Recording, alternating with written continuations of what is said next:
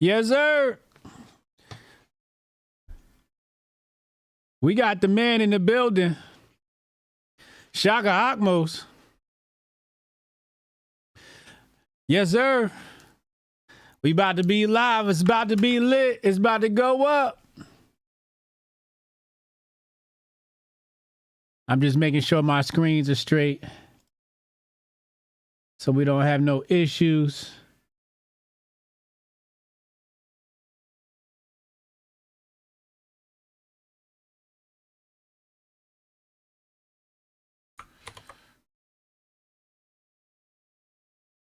You know?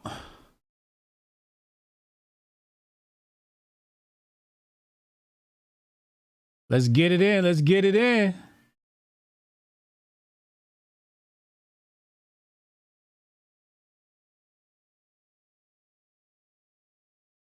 I see y'all. I see y'all.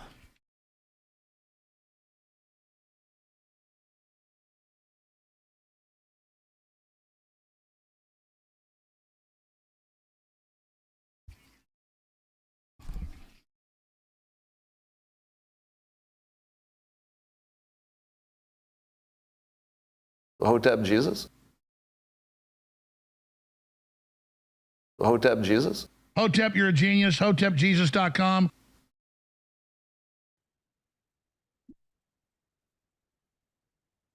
Ladies and gentlemen, the moment you've been waiting for has finally arrived. We got Shakka Ahmose in the building.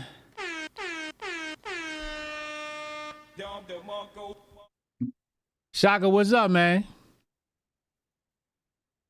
Hey, it was good. You took the do-rag off. I didn't recognize you. Like somebody's son. Somebody's father. You look like Moesha if you're in. He got jokes, y'all. Don't listen to this old man right here. Like Ice Cube from one of the Menace to Society movies. Shout out True Hype. Appreciate you. Appreciate you. Shakka, what's going on, man? How you feeling, man? Yo, these days, I honestly don't know. You don't know? I don't know how I'm feeling these days. Why not? I just don't know. You never been at a place in your life where you just like don't know? Well, I mean, maybe you'll get there. You know, if God willing, you live long enough, and you have every reason to. I have every reason to feel that you believe you will and should.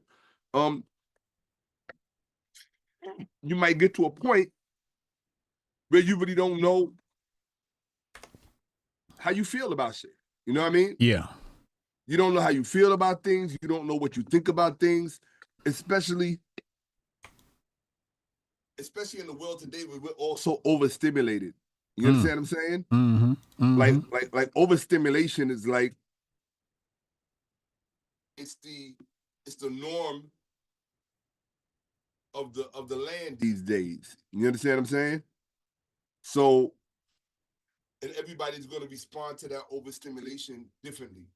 Some people are going to take to it like a fish to water for a little while. Why your audio switch up like that?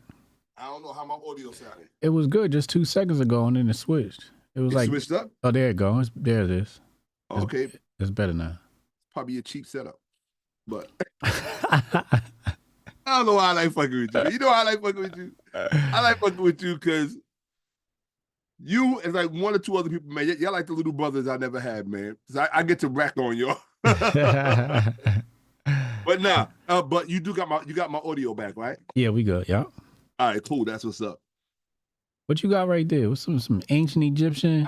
That's what took me. That's what I needed 5 minutes for. I was like, there's no way I'm going to sit down and have an exchange with my brother or engage my brother and his platform, and I'm not lit. So I was like, let me get lit.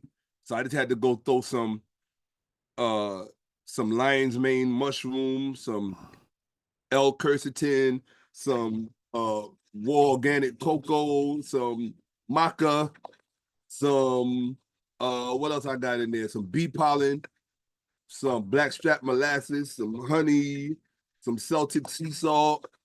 You know what I mean? All that good stuff. Had to throw it in here. I was like, let me get right, man. So that way I can have one of them special moments somewhere. But what I am trying to do is I'm trying to take the pressure off of myself. I'm like, Shakka, you don't have to come from on high in every conversation. Like, it's not necessary, bro. Right. Like, you don't have to always have this one, even though I do have a bunch of things that I could let off on any platform, and it will probably, maybe go viral or it would change lives or whatever. But I'm learning to pick and choose those moments more carefully. You understand what I'm saying? Yep. Particularly so that the profitability of what it is that I may have to impart, we could all partake of, including myself. Because when you're just giving stuff away as far as your thoughts, I mean, your thoughts are your intellectual property. Your thoughts are your intellectual property, whether you put them in some kind of stable form, like writing, or some type of format, some type of fixed format. It's intellectual property before it's when it's in your head, it's intellectual property. You understand what I'm saying? So you have to be more judicious about how you just let stuff fall from here. You got to put a filter in place. You understand what I'm saying? Mm-hmm. So I kind of got that filter in place, and I'm just like, I could be Mr. Mundane. I could be that dude on the side that has very minimal, interesting things to say, but still make it count. You know what I'm saying? Absolutely. So, I'm just trying to take a different approach. But as far as like, because you asked me how I'm feeling, I'm like, how you feeling? How I'm feeling? How you feeling? You do the heavy lifting, motherfucker. How you feeling? I don't feel.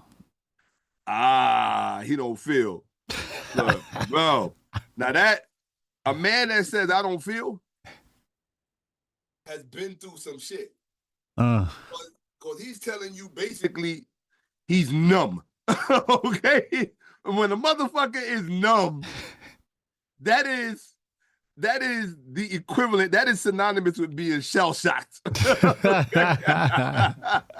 That's facts. This motherfucker is shell-shocked. He's like, feel? The fuck? Feel? People still feel? Like yeah. Yeah. But that's, you know what though? Watch this. Maybe that's what's ubiquitous. When I said, I don't know how I feel, maybe that's what's going on. Maybe I'm not feeling nothing. Just like, maybe that's what's going on with myself. And I just was unaware of it. Because when you move through life on feeling so much, that when you reach a plateau where moving through life on feeling is no longer profitable or an equitable thing for you to do, then you're kind of in a strange place. Like what am I moving forward on? Strictly, purely just intellect? And I was thinking about that yesterday. Let me give you a little nugget, a little Shakka Ahmose nugget. I was thinking to myself, I was asking myself, well, Shakka, what are you an expert on? And the answer that I came back with was, basically, first I said nothing. I said, I ain't an expert on nothing. And then I was like, then I thought about all of the things that I know in comparison to the things that other people do not know about relevant subject matters. And then I was like, okay, that's not true. I am an expert. But if you had to ask me what am I an expert on, the only conclusive answer I can give you is I'm an expert on what I know. Everything else, I am not an expert on. Okay? Facts. So whatever I know, that's what I'm an expert on. Okay? Whatever I know. I feel the same way. Absolutely. Everything else is perspective and opinion. Correct. Oh, and actually, the conclusion that I actually came to, and here's the nugget. The conclusion that I came to was that, because I was thinking about the whole intellectual thing. And then I realized that with me, my claim to fame is less intellectual, more insight. Right? Insight and intellect aren't necessarily the same thing. They're not necessarily synonyms. And so I realized that that's what my real value is. My real value is with respect to my insight. You understand what I'm saying? And it's almost like the distinction between principles and rules. Like I always tell people, rules change, principles don't. Facts. After I said it, was the fact. Shout out Strong Dad. Appreciate you. Shout out to the fam. Somebody said, come back to Islam, Shakka. Somebody said, get an education. Get an education. You get an education, I'll come back to Islam. But by the time you get the education, you won't see any reason for me to come back to Islam. Uh-oh. I don't do Babylonian religions. Oh shit, here we go. He done started up already. You coming after the religious people, man? I'm sorry? You can't respect people's religion? Not if they asking me to come back to it. I can respect your religion in and of its own right, and your right to practice it and to believe in it. But when you start extolling to me the virtues of coming back to something that I know is some bullshit, then now you could have just left. Look, you could have just left well enough alone. Could have been like, well, what's up, Shakka? How you doing, Shakka? What's going on? But you going automatically just like pull out a sword in the gladiator arena. You already know what I do there. That's the only reason you even know me. How you gonna say it's a garbage religion? Islam is official. Who said garbage? What'd you say? I said I don't do Babylonian religions. I don't do Babylonian religions. I'm not. Do I look Babylonian to you? I don't think so. Okay. Look, you got motherfuckers practice, with all due respect. And they don't even know what a Babylonian looks like themselves. Think about that. Think about that, right? Well, I guess to them it doesn't matter because Islam is for everybody. You know. Shout out Wizard Jones, man. Appreciate you, man, on the gifted. What is invalid about Islam that, you know, would make it not pertinent to your life? Is there anything invalid about it, inaccurate, or is it? I've got about 3 lectures on YouTube on somebody else's channel where I pontificate and go in deeply for about 16 hours on the true origins of Islam. I would recommend for people to go watch that. It's called Shakka Ahmose, I think, Exposing the Pillars of Islam or something like that. Mm-hmm. I would strongly recommend they go watch that. Or R.I.P. the Moorish Science Temple of America. I also go in on Islam with that. But yeah, all religions are false, right? And that includes Islam, right? All religions are false. All religions, all of today's religions are false. Okay? Check real quick. Check the wire on your mic to make sure it's not going in and out. Bro, my mic is perfect. The chat saying is the audio is acting up. The chat saying the audio is acting up. Yeah, there we go. Now it's going in and out. How is it now? That's strange. I have no idea why. It's plugged in. Yeah, it's good now. It just goes in and out. It doesn't have anything to do with me. I can assure you that.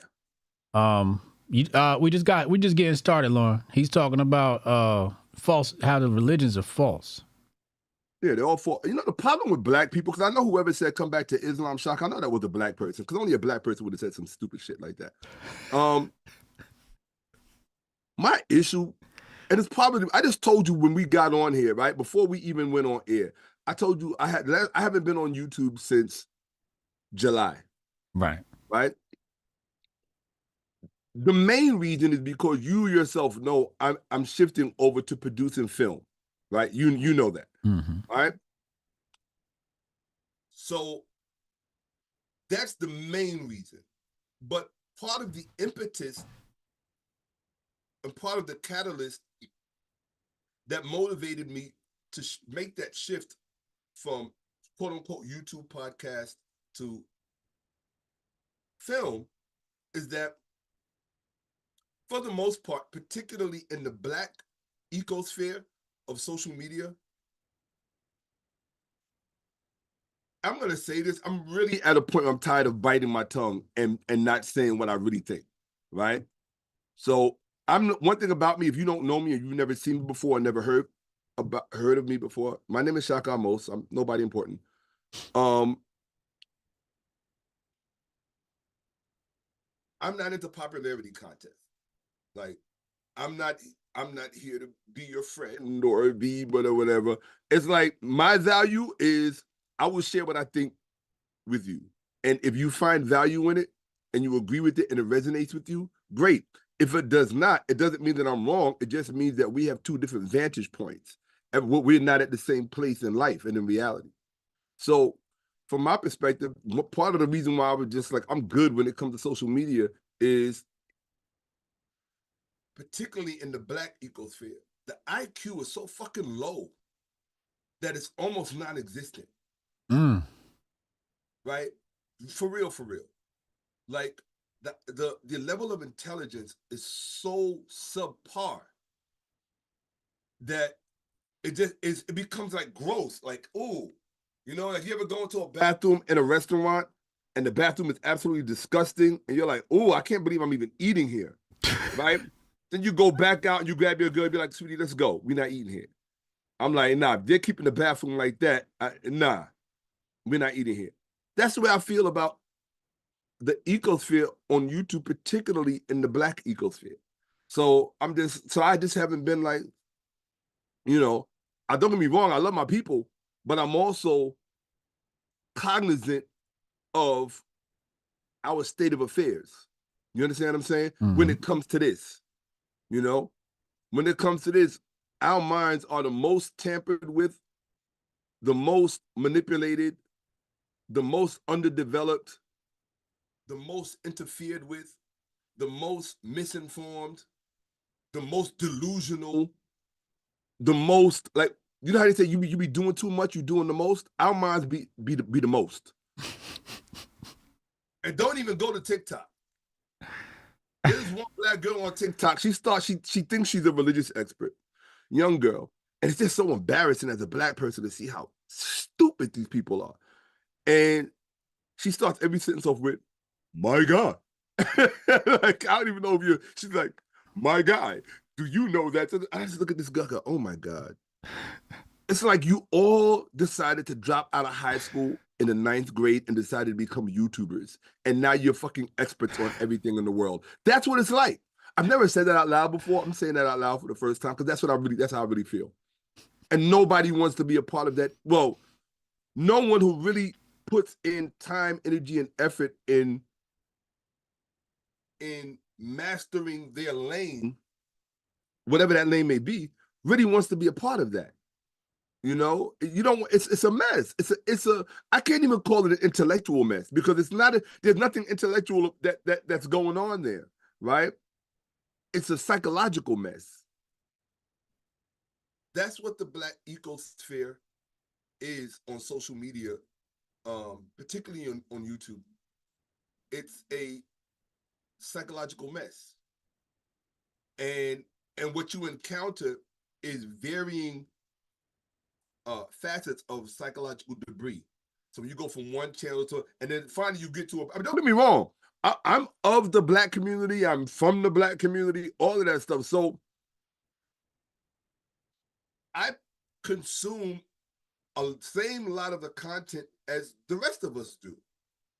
But I think that the difference between myself and others who are watching, right? It's like driving a car. Everybody driving is not driving legally and responsibly. And it's the same thing with social media. Everybody watching social media. Like Rico, you and me, like me and another Black person from, say, Detroit in the projects or someplace, I don't know.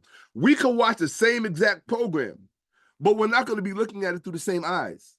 Not because they're from the projects. I'm originally from the projects in Brooklyn, 1960s and 70s, right? But simply because of what I said before, insight, right? The level of insight that I have at my age and with my experience, particularly with my unique experience, being who I am, it would be impossible for us to look at the same thing and not come away with two different, very, very divergent perspectives. You understand what I'm saying? Mm-hmm. So when I watch a lot, let me give you an example of what I'm talking about. There's this one guy. He's Middle Eastern, and he lives in London, and he had this show. Right, it's like one of these hip hop shows. It's like everybody has a hip hop news show now. Everybody, right, where they report on the latest Diddy news. Everybody and their mama, bro. When the whole Diddy thing dropped, you had people who never had YouTube channels before now have YouTube channels just to be able to report on it. Mm. It's like that. Most of them. I can't even say. I want to say, look. Typically, most of them would be females. But you and I know about the feminization of the Black community, so it only makes sense that there are as many males that are doing the same thing as there are females in the Black ecosphere. When you see Black males doing the exact same shit that Black females are doing, you know there's a problem. Okay? Let's get real out of this bitch. Okay? How the fuck, with all due respect, how you think you different from her, and you doing the exact same shit she doing? She got a Diddy channel, and nigga, you got a Diddy channel. So how y'all different? She feminine and you masculine. Like, make that make sense. You doing the same shit. Oh, fuck. I gotta be careful coming on here today because I hold a lot of shit back that I don't say because I also realize something I've learned too, bro. I want to do. All right, this is going to be family time for you and me up here today. So I'm not responsible for anything that I say. I'm not coming on here as Shakka the Scholar. I'm coming on here as Cousin Shakka. That's it. I'm his older cousin Shakka, and this is a family barbecue we at, so y'all are invited to today's barbecue. So nothing that I say is official.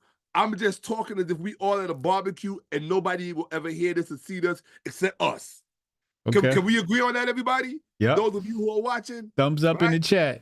Right. I don't want you to later on be like, oh, he's this, he's that. No, we talking today. Just like I tell everybody, take people on a case-by-case, on a person-by-person case basis, but you also got to take the days like that, especially in these days and times. Everything is a day-by-day thing. So if somebody says one thing on Monday and they say something else on Tuesday, it's not that they're hypocritical. It's a different day. You ever heard the saying, today's price is not yesterday's price? Why? Because it's a different day. See, I got to talk common sense to people who may still have some left to understand what the fuck I'm saying. You understand what I'm saying? My brother. So, but you think about that. You got females that we expect females to erupt with a shitload of channels. Why? Because traditionally gossip falls to, and that's the other thing.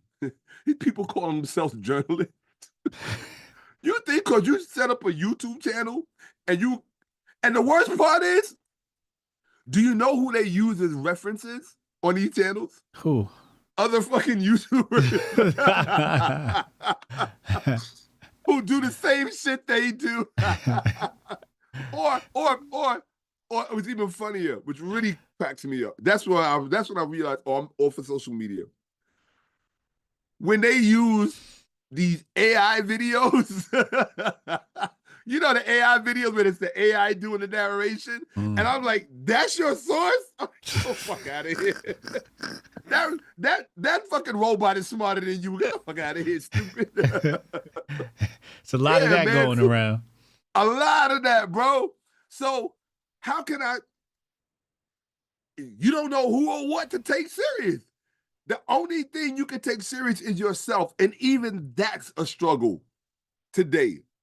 It is. If you're human and you're living on planet Earth, taking yourself seriously is a struggle. Period. You know? And I get it. I absolutely get it. I struggle with the same shit, taking myself seriously. I'd be like, Shakka, are you serious? Like, did you really, Shak? Like, whatever, man.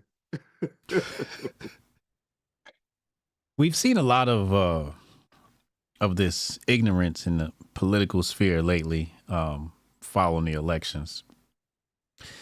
And hey, can you still see me? Yeah. All right, cool. Yeah. I'm just tired of that light in my face. Trust me, I understand.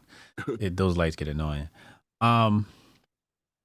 And I'd like some clarity from you because you're older, you're wiser, you've been around the earth more than I have. And for example, I'll tell you a quick story. Me and my family have a group chat. Every morning in the group chat, everybody says good morning. Wow. Right? Tuesday was the election, November 5th. This is funny already. Everybody, this is funny already. Everybody said good morning, right? Right. The election results came out Wednesday. I open up my phone, and there's no good morning text. We done went 364 days, but there's one day it's missing. I see people online crying. I see people talking about they got to take off work. I see, and I bet you they black. And they black. Of course, dummies. I need you to provide some clarity as to what the hell is going on out here. You want me to provide some clarity on why people didn't say good morning in your family? Yep. You want me to provide clarity on your family? Yep. Okay, well, you know what? Since I'm cousin Shakka, it's my family too. So it's my distant family. So distant relatives. I'm going to do my best to explain. Okay? How can I put this?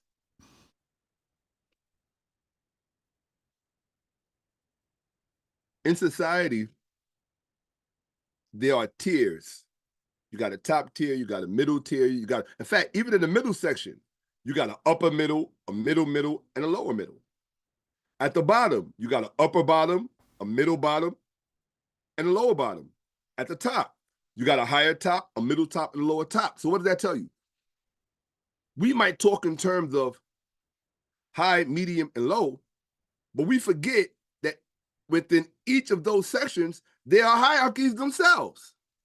Some people, so another way of saying that is societies within societies within societies, each one at varying degrees of strength and or weakness, right? So this is life.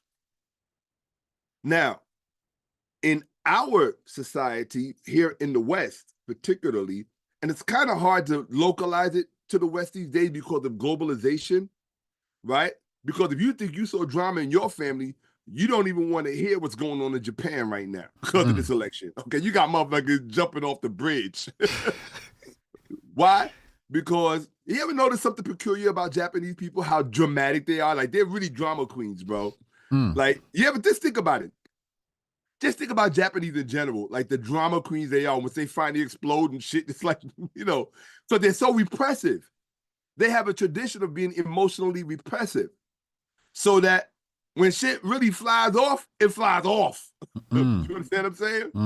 So one of my students who lives in Japan, we talk regularly, and he was just telling me, he was like, yo, man, over here in Japan, they're really scared that Trump might win.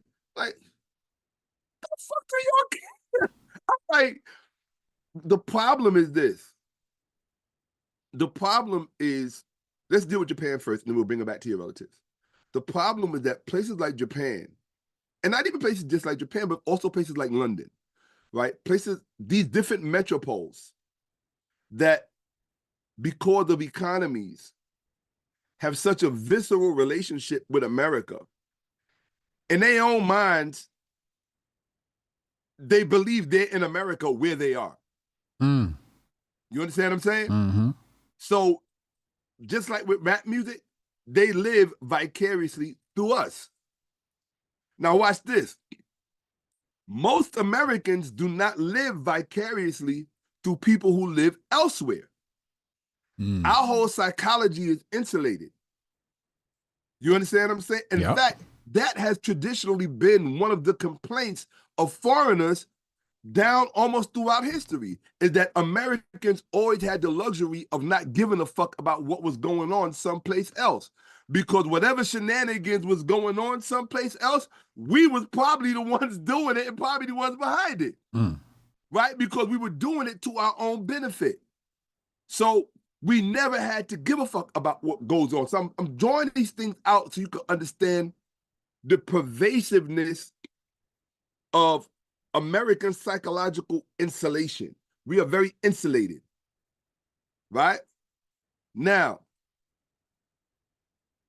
if you got people living in London who are freaking out over American elections, you got people in the UK freaking out over this Diddy shit.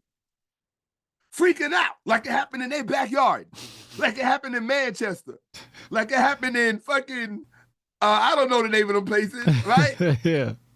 You understand what I'm saying? So it's crazy to watch. It's like, seriously, it's crazy to watch.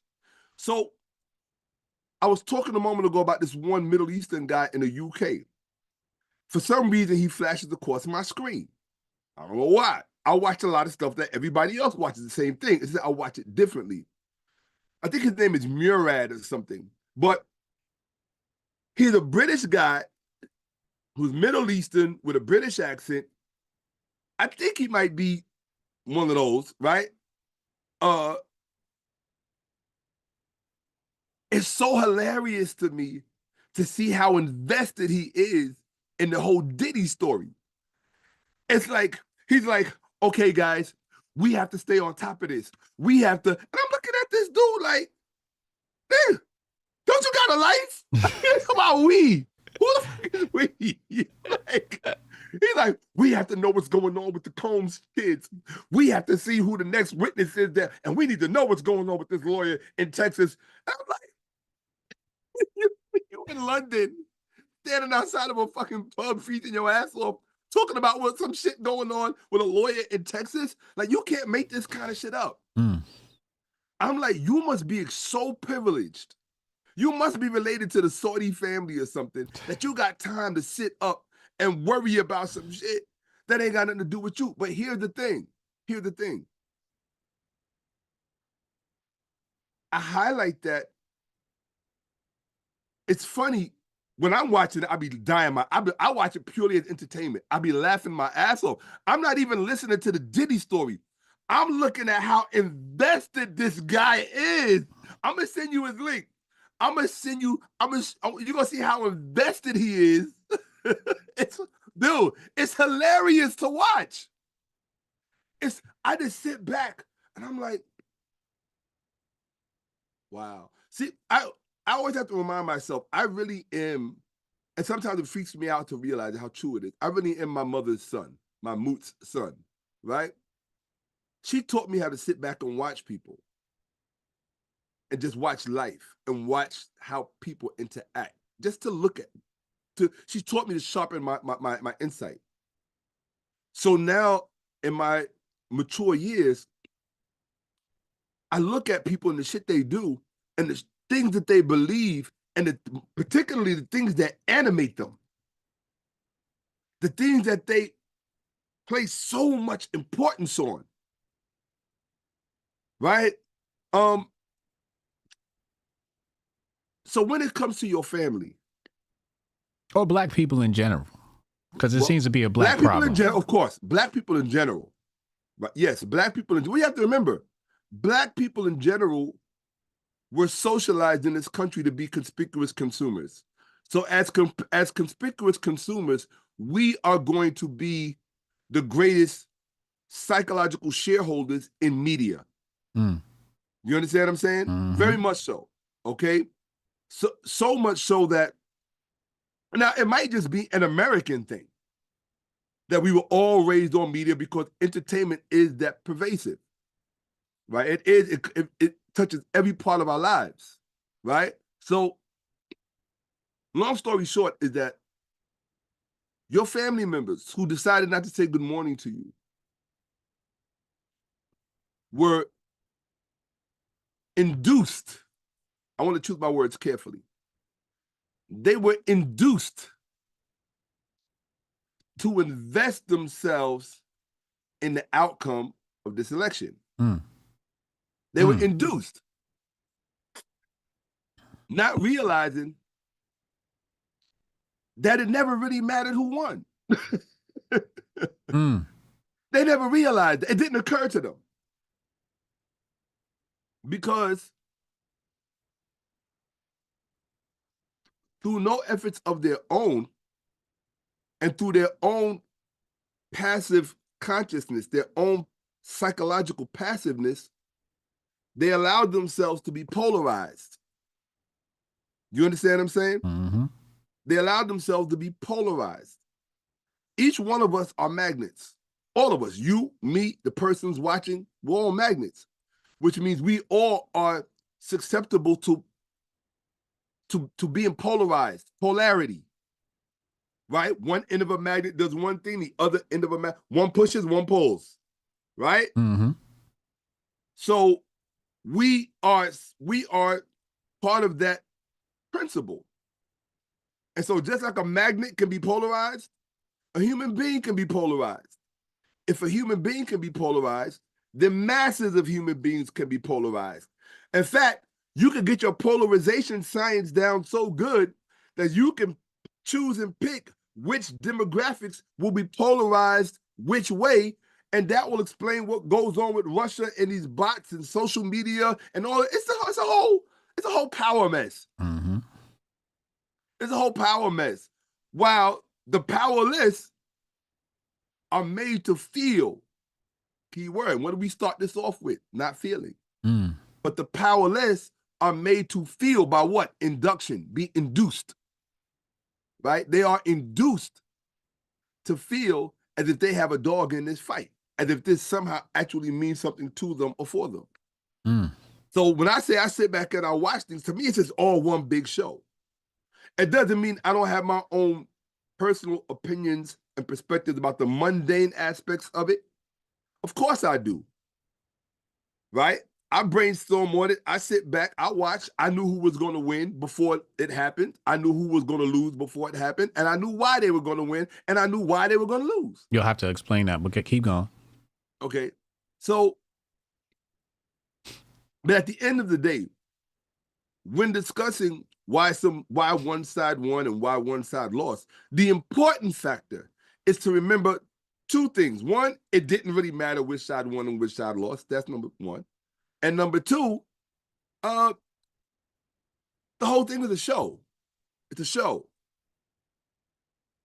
It got to be a show. Because I don't know about you. Did you hear any of the candidates talking about fixing issues with BlackRock or Vanguard and monopolies and all? Did you hear? None of them.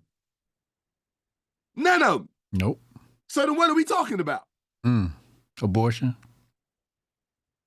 Again, like I said, what are we talking about? And that is not to diminish human life. That is that's a dog whistle and a talking point. Not that those things don't happen, not that those things are real. So I don't want to diminish the consequences of such an action. But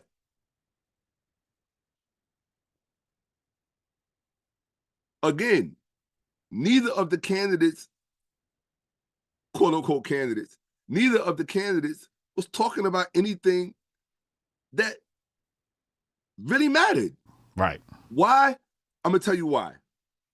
Because the people who are being lined up and polarized to pull this whole show off so that we can have the appearance of elections and all this other stuff and democracy, right? Appearance, right? The reason, let me just maintain my train of thought. The reason is because, the reason why it doesn't matter is because all of these masses of people, the shit that actually matters to them is nowhere in the mouths of the candidates. Facts. It's nowhere in the mouths of the candidates. I think the person who was most honest, and I respected him for it, because I was shocked he said it on national air on CNN, was Van Jones. I think that's his name. Van Jones, CNN commentator, right? Dark-skinned brother with the glasses. And wife, right?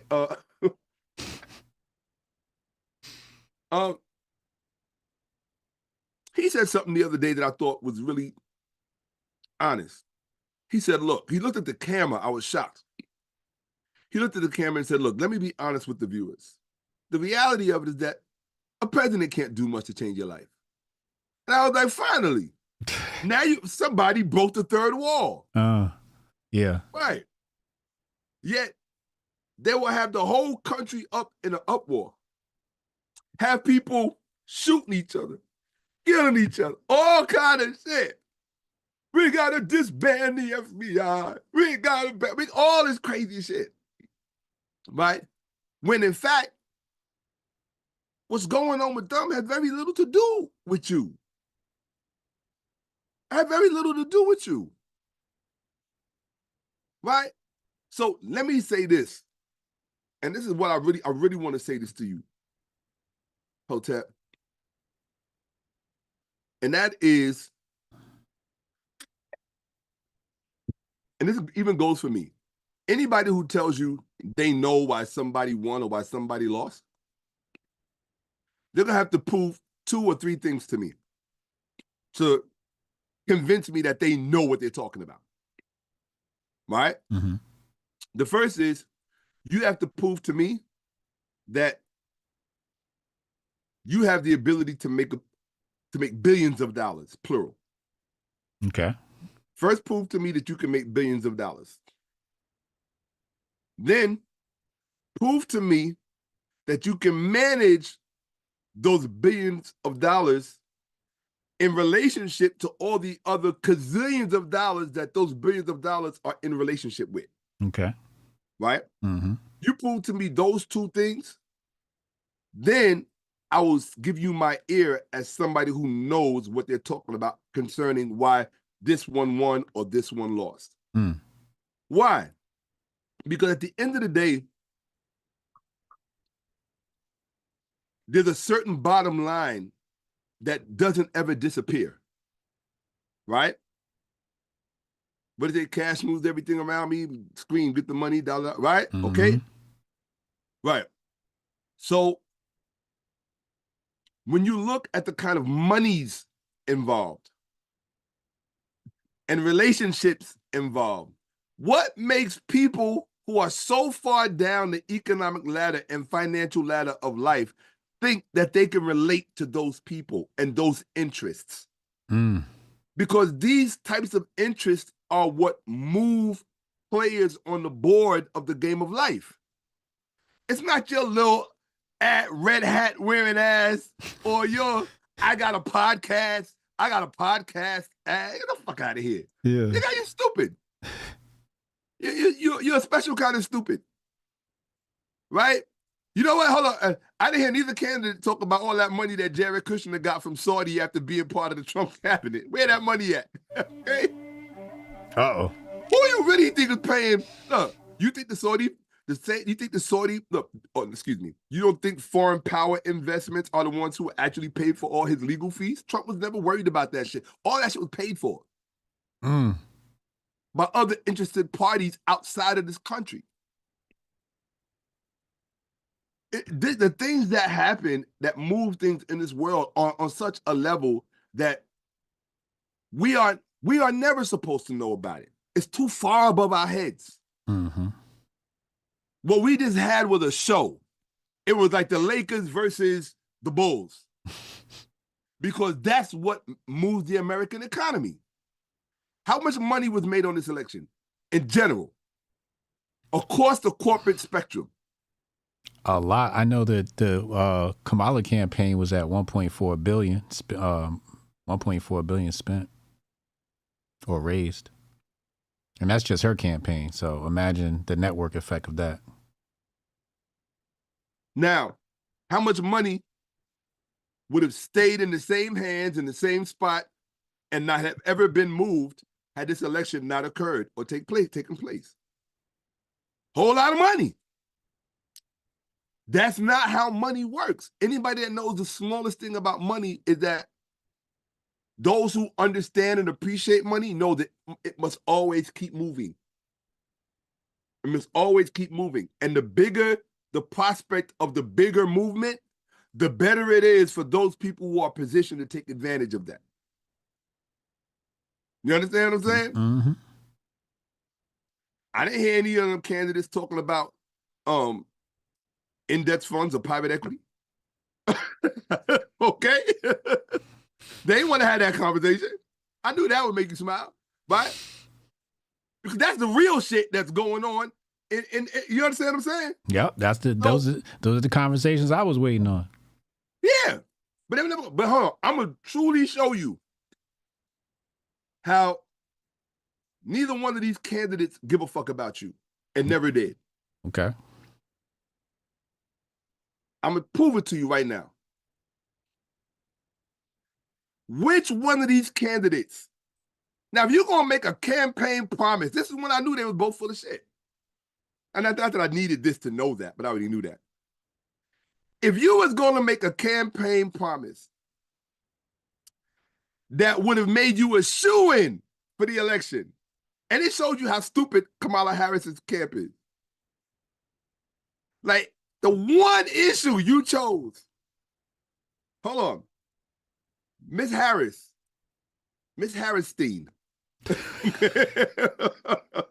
Chat, Miss shut it down. Chat, shut it down. Okay? Miss Harris-Stein. I can't believe I said that. But it's true. Yeah, it's true. Is it true or is it not? It's factual. Okay. It's not an insult towards anybody. No. But why pretend? Because his name ain't Harris.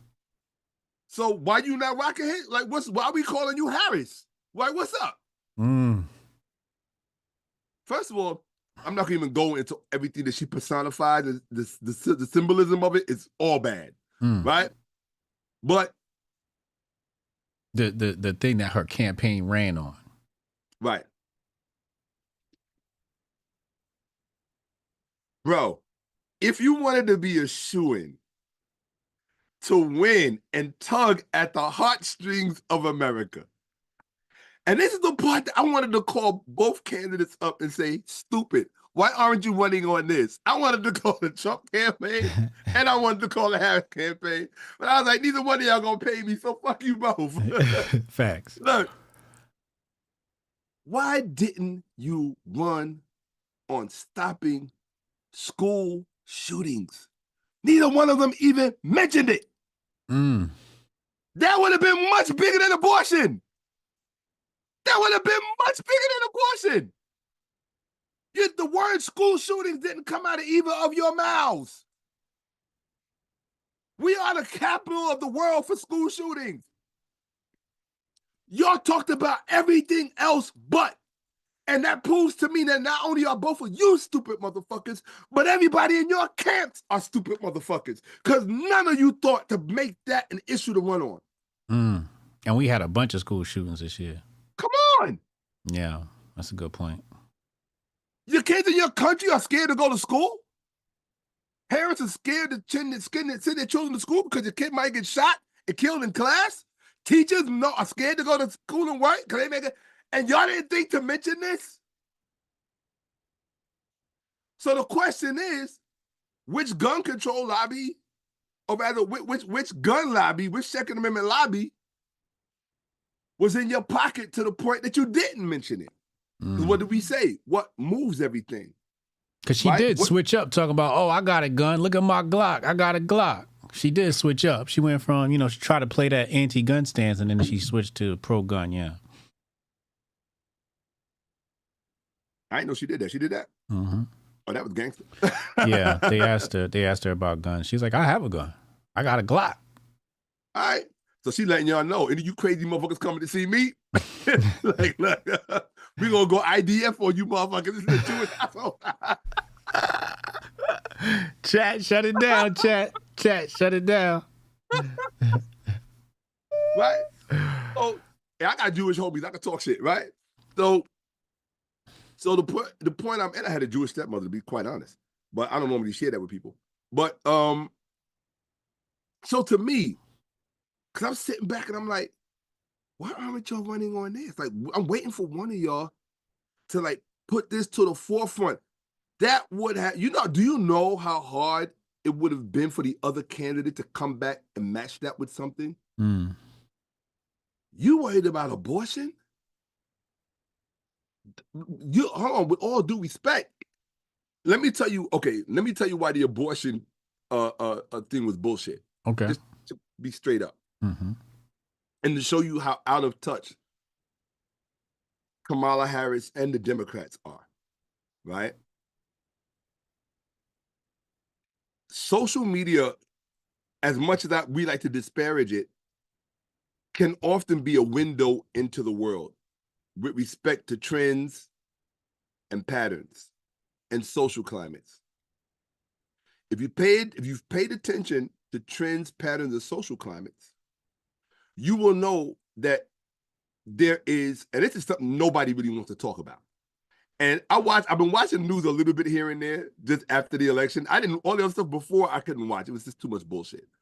But I wanted to see people shitting on themselves after it. Right. I wanted to see that. I wanted to see the looks on their faces because they talk so much shit before the election. It's like somebody talking shit before a fight. Then when you get knocked the fuck out, right? Let's have that conversation, okay? You was talking all that shit. They was talking heavy. You was talking all that shit. Now you laying on your back looking up. Now, let's talk about why you laying on your back looking up.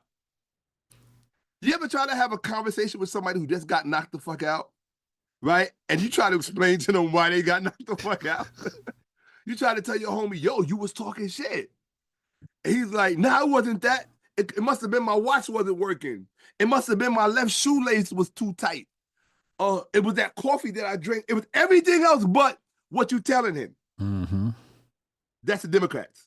That's facts. It's going to be everything else but what it actually was. They blaming everybody else. Bro, if you watch the news on every channel right now, it was Biden.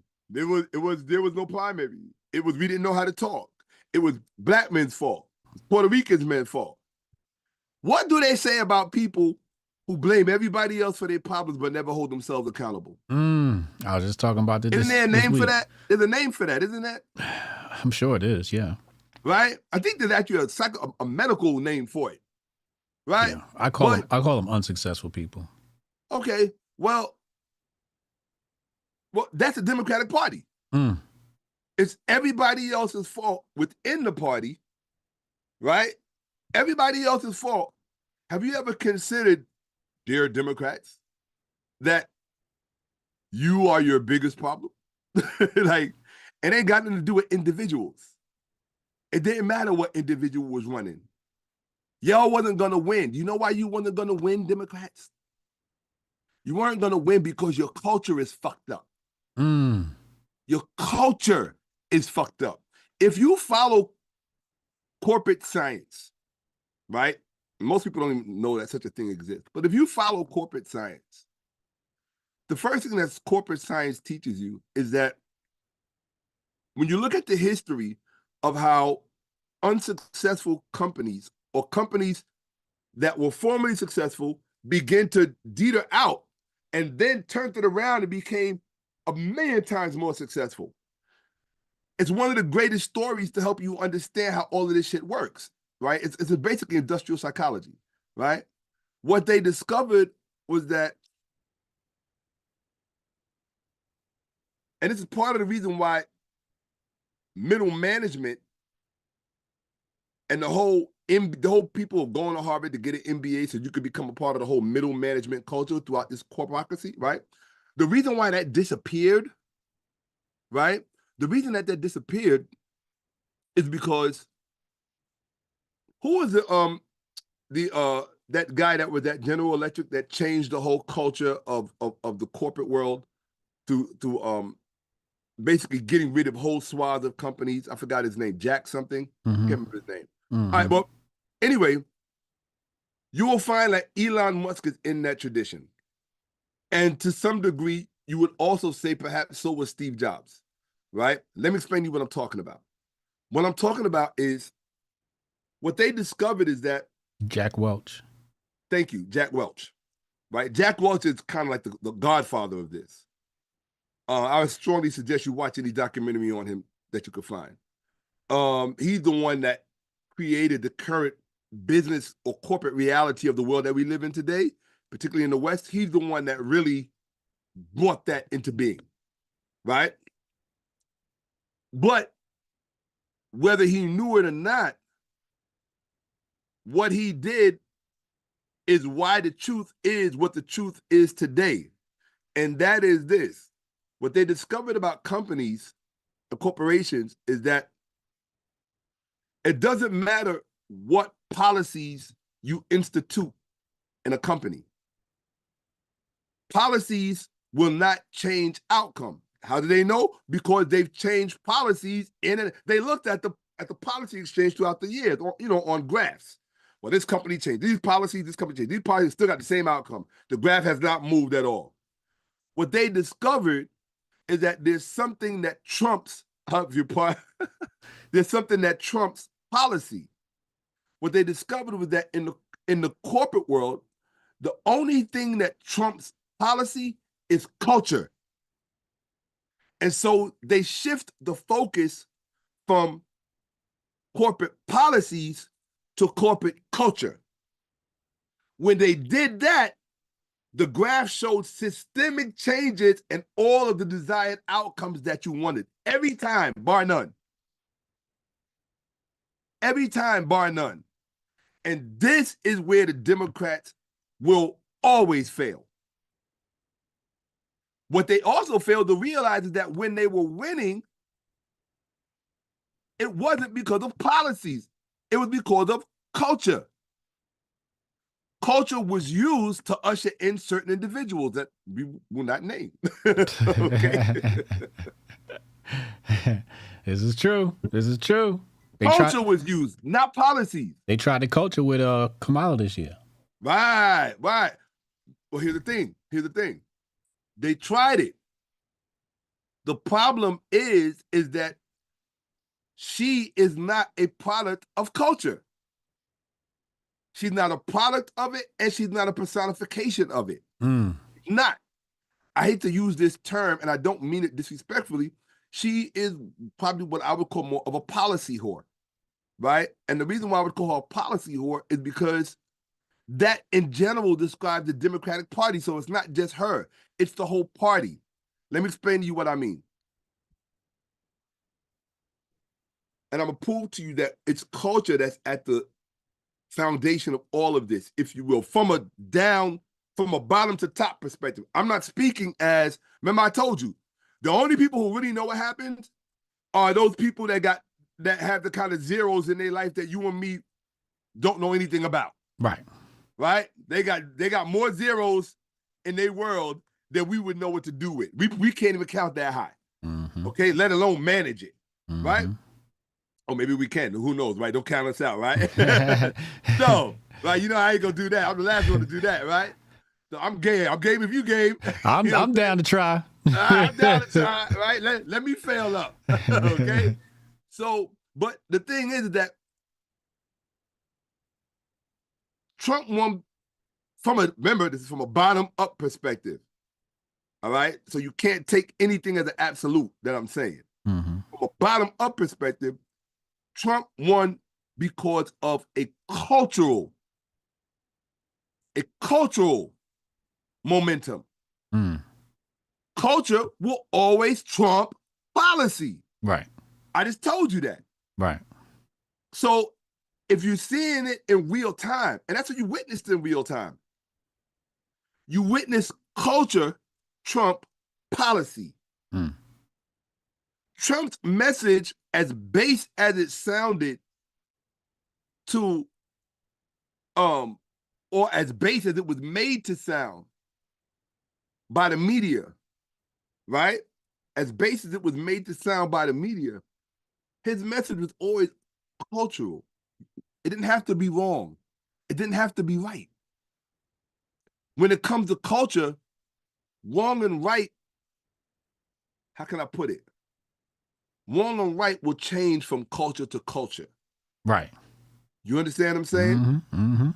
But as long as you are culturally sound, in any environment you in, you could be in prison, you could be in the military, you could be in a gang, you could be in a corporate world, wherever the fuck you are. As long as you are culturally sound, you can win. Right. You can win. Why? Because you got numbers behind you. Why? Because you're representing the what? The culture. Right? I'll give you an example, perfect example. I laugh when I hear these rappers, they sit on these platforms and be like, oh, he representing the culture, and we got to do this for the culture. I look like, what is the culture of hip hop, of rap music? Like, what is this culture? What is this culture of which you speak? Because I want to know, right? But even they understand the gravity of the term, right? Right? They understand that that's where the power lies, right? What did Nas say? Hold on a second. I was thinking about this earlier. It was something Nas said. Oh, here it is. Yeah. Made you look. Remember that? Mm-hmm. Made you look. You a slave to a page in my rhyme book. Right. Made you look. And with all due respect, that was always Trump's card in the deck. Made you look. Mm. That's all he needed to do was continue to keep all eyes on him. He pulled a Tupac. All Correct. eyes on me. Correct. Publicity. He pulled a Tupac. All eyes on me. Yeah. Look, watch this. In and out of office. And what people fail to realize is that Trump mastered the media game from way back when, before most of y'all watching this was born. Before most of y'all that are watching this was born, Trump was sitting in his office in New York mastering the media game and learning how to manipulate it to work for him. Yep. So with that kind of experience and with the kind of relationships that he invested in throughout the years, the reality of his life, most of us will never really know about. We will never really know about it, right? The real relationships that he entertains, the real shit that goes on, we will never know about that stuff. Right. So all we could do is look from a bottom-up perspective and look at our fellow men and our fellow women, and then define define how the election unfolded through that prism. Why? Because it's one we can all relate to. It's where we're at. So we can only discuss it from where we're at. Right? So from where we are, what I can tell you, because the Democrats refused to say it, Trump understood it, knew it, and spoke like it. So I'm going to say it for you. Being I've been keeping this to myself, I'm going to say it for you. Okay. All right? Let's just say, I was thinking about this earlier. Let's just say we are in the theater. Let's call life and politics, or whatever you want to call it, society, call it a theater. Society, call it a theater. Right? And on this theater, in this theater, on the stage, you got three actors. Right? Okay. You got money, sex, and food. Money, sex, and food. Now, one of the things, and that show you how stupid Democrats are. Now remember, it doesn't really matter left or right because they're all the same. They're all in cahoots. That's how you run the game. You make people think there's a difference where there actually is, and that way you keep winning. That's the real game. But we're going to talk about it like there's actually a left and a right. Okay? So the left, the Democrats, they're now saying that their commentators are now saying, one of the things about the Trump appeal is he really knows how to use his instincts. And they're using words now like instinct and visceral. And in my mind, I'm saying, you're getting there. Keep going. You're almost there. Right? And I'm listening to these other black, particularly the worst ones, who really just are the worst are these black female commentators on the news, on like CNN, and these black female Democrats. Bro, the worst of the worst, and I'll say it, the worst of, they are the single mother problem on steroids. That's what the fuck they are. That is what they are. They are the single mother variable on steroids. Mm. And that is not to disparage single mothers. I have respect for single mothers. I do. Because not all of them are single by choice. Right. You understand what I'm saying? So to lump them all into one basket and say that as a demographic, single mothers are therefore bad, that's bullshit. Right? There are many single mothers who to this day are my hero and will remain as such. But there's also an undercurrent to that phenomenon. And when you have the undercurrent of a phenomenon basically overtaking the phenomenon itself, then you have a problem. Right? And to stick your head in the sand and not talk about it doesn't make the problem go away. It only exacerbates it. Right. And then you got dumb victims like these women are sitting on the fucking news with looking stupid. Right? Look, bro. Listen, if you think Kamala Harris ended up in that position by accident, running for the president, you gotta be a special kind of stupid. Mm. You gotta be a very special kind of stupid. You really do. You really do.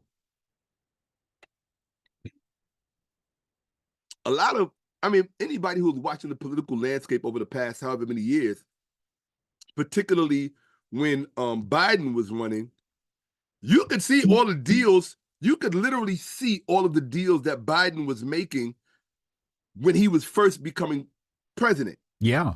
It was all with black women, all black political players, black female players. Okay. Right? Stacey Abrams, his campaign managers, the ones that were mostly visible, which were mostly black women. You could see it. It was like a coalition. Press secretary. All these, right, of all of these black females who were positioning themselves, right, for positions of power. Okay. I ain't mad. You do your thing.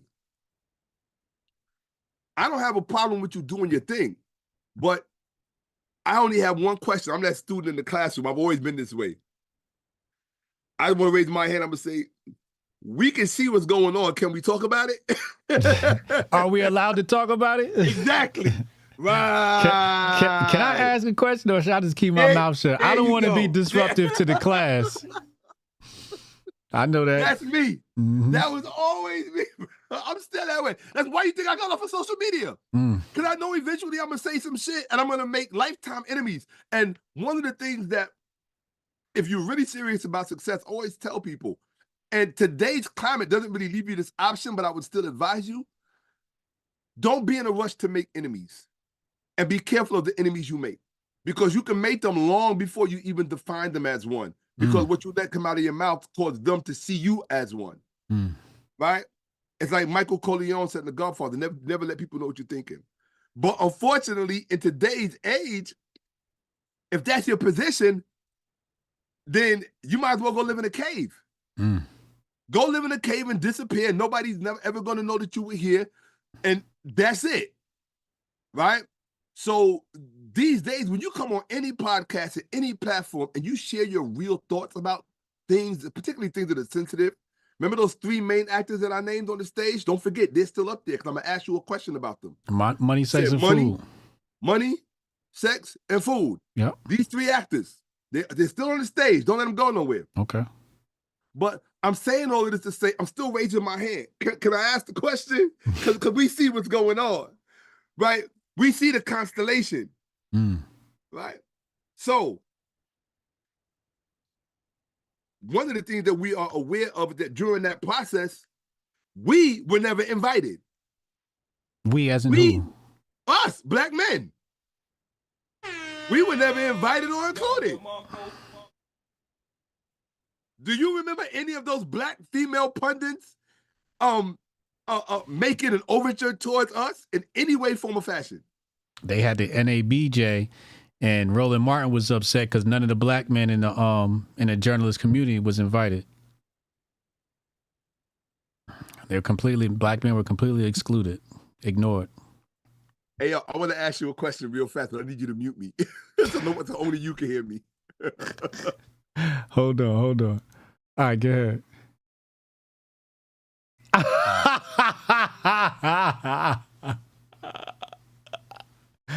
Yeah. So they just didn't hear the question. Yeah. Yeah, yeah. You said yeah. I think so. I think Okay, so. all right. Okay, cool. All right. Yeah. I just wanted to make sure I wasn't crazy. Because every time I watch it, I'm like, now, here's the thing. I don't want to do a Candace Owens. Right? Because Candace Owens did something recently that really kind of like, I was like, oh, Candace, don't go there because now you're going to make me come for you. And I really have always tried to avoid doing that. Right? 'Cause I know where things can go when I get involved. So What'd she do? She tried to mute me again. Okay, hold on. All right, go ahead.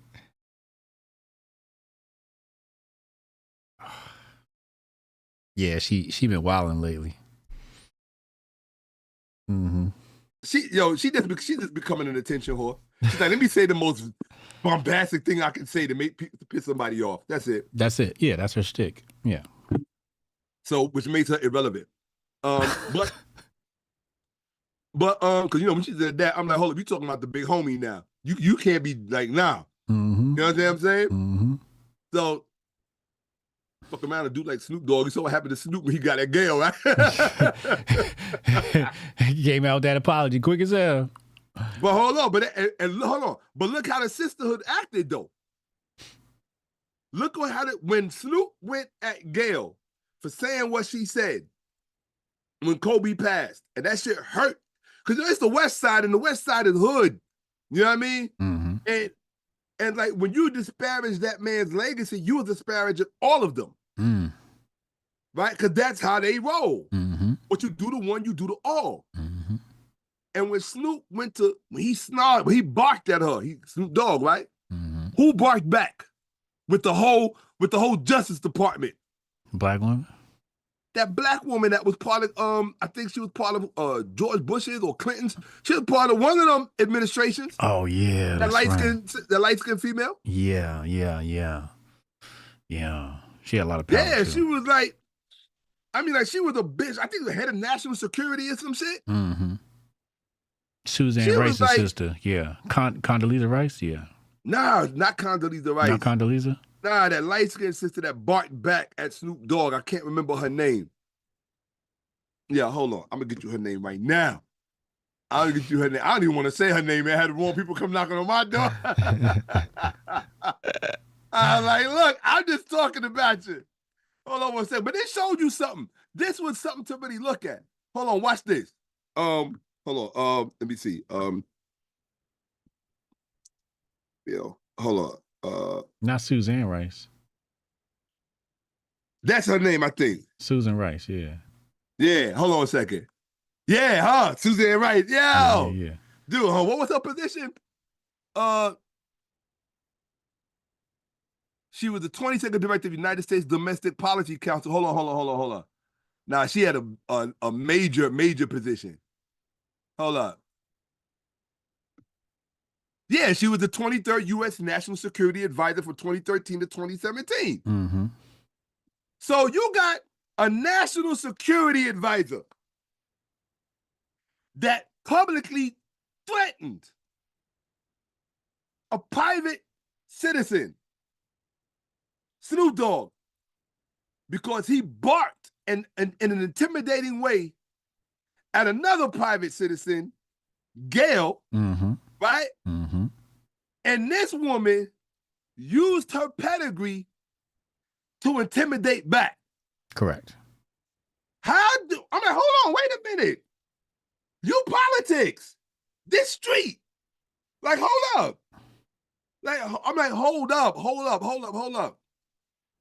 Now, politics and street often, look, you know what they say. Politics and streets are right across the street from each other. They live on the same block. Okay, so we shouldn't be surprised. But at least from an appearances perspective, you would think, can you imagine Condoleezza beefing with fucking some rapper with Drake? Yeah, Condoleezza Rice beefing with Drake? Yeah, because Drake said some shit about one of her friends. Can you imagine that? Right. Can you imagine Colin Powell beefing with fucking Eazy-E or Ice Cube because of some shit they said. Right. Now, it is true that Walter Mondale did mention Tupac, and he was, for those of you who don't remember who Walter Mondale was it Walter Mondale? Who was George Bush's vice president? Dan Quayle. Dan Quayle. Yeah. So Dan Quayle did mention Tupac. That's when Dan Quayle and that other black woman, Dolores C. Tucker, shitting on Tupac's music, right? Mm-hmm. So, like I said, politics and street, they do intersect. Sometimes good, sometimes bad. But that thing with Susan Rice should have shown you the sexism. It should have shown you the sexism that is afoot in this country with respect to the whole intersectionality crew. Okay? Mm-hmm. I did a whole expose on the whole, I think I even did it on here, maybe perhaps, where I spoke about intersectionality. We went into a little bit. The whole deep dive, critical. Yeah, I was just about to say critical race theory. Yeah, right, all of that. Right. Who's the lady that ran the critical race theory? What's her name again? Kimberly. Kimberly Michelle Alexander, something like that. Yeah. Right. That's her name, Kimberly Michelle Alexander. Yeah. So these right now, hold on. Let me see. Just want to make sure I got it right. I know I got it saved somewhere too.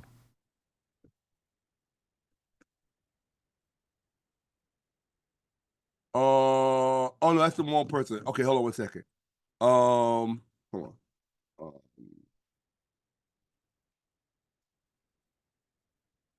Here you go. Let me see what her name is. Here she goes right here.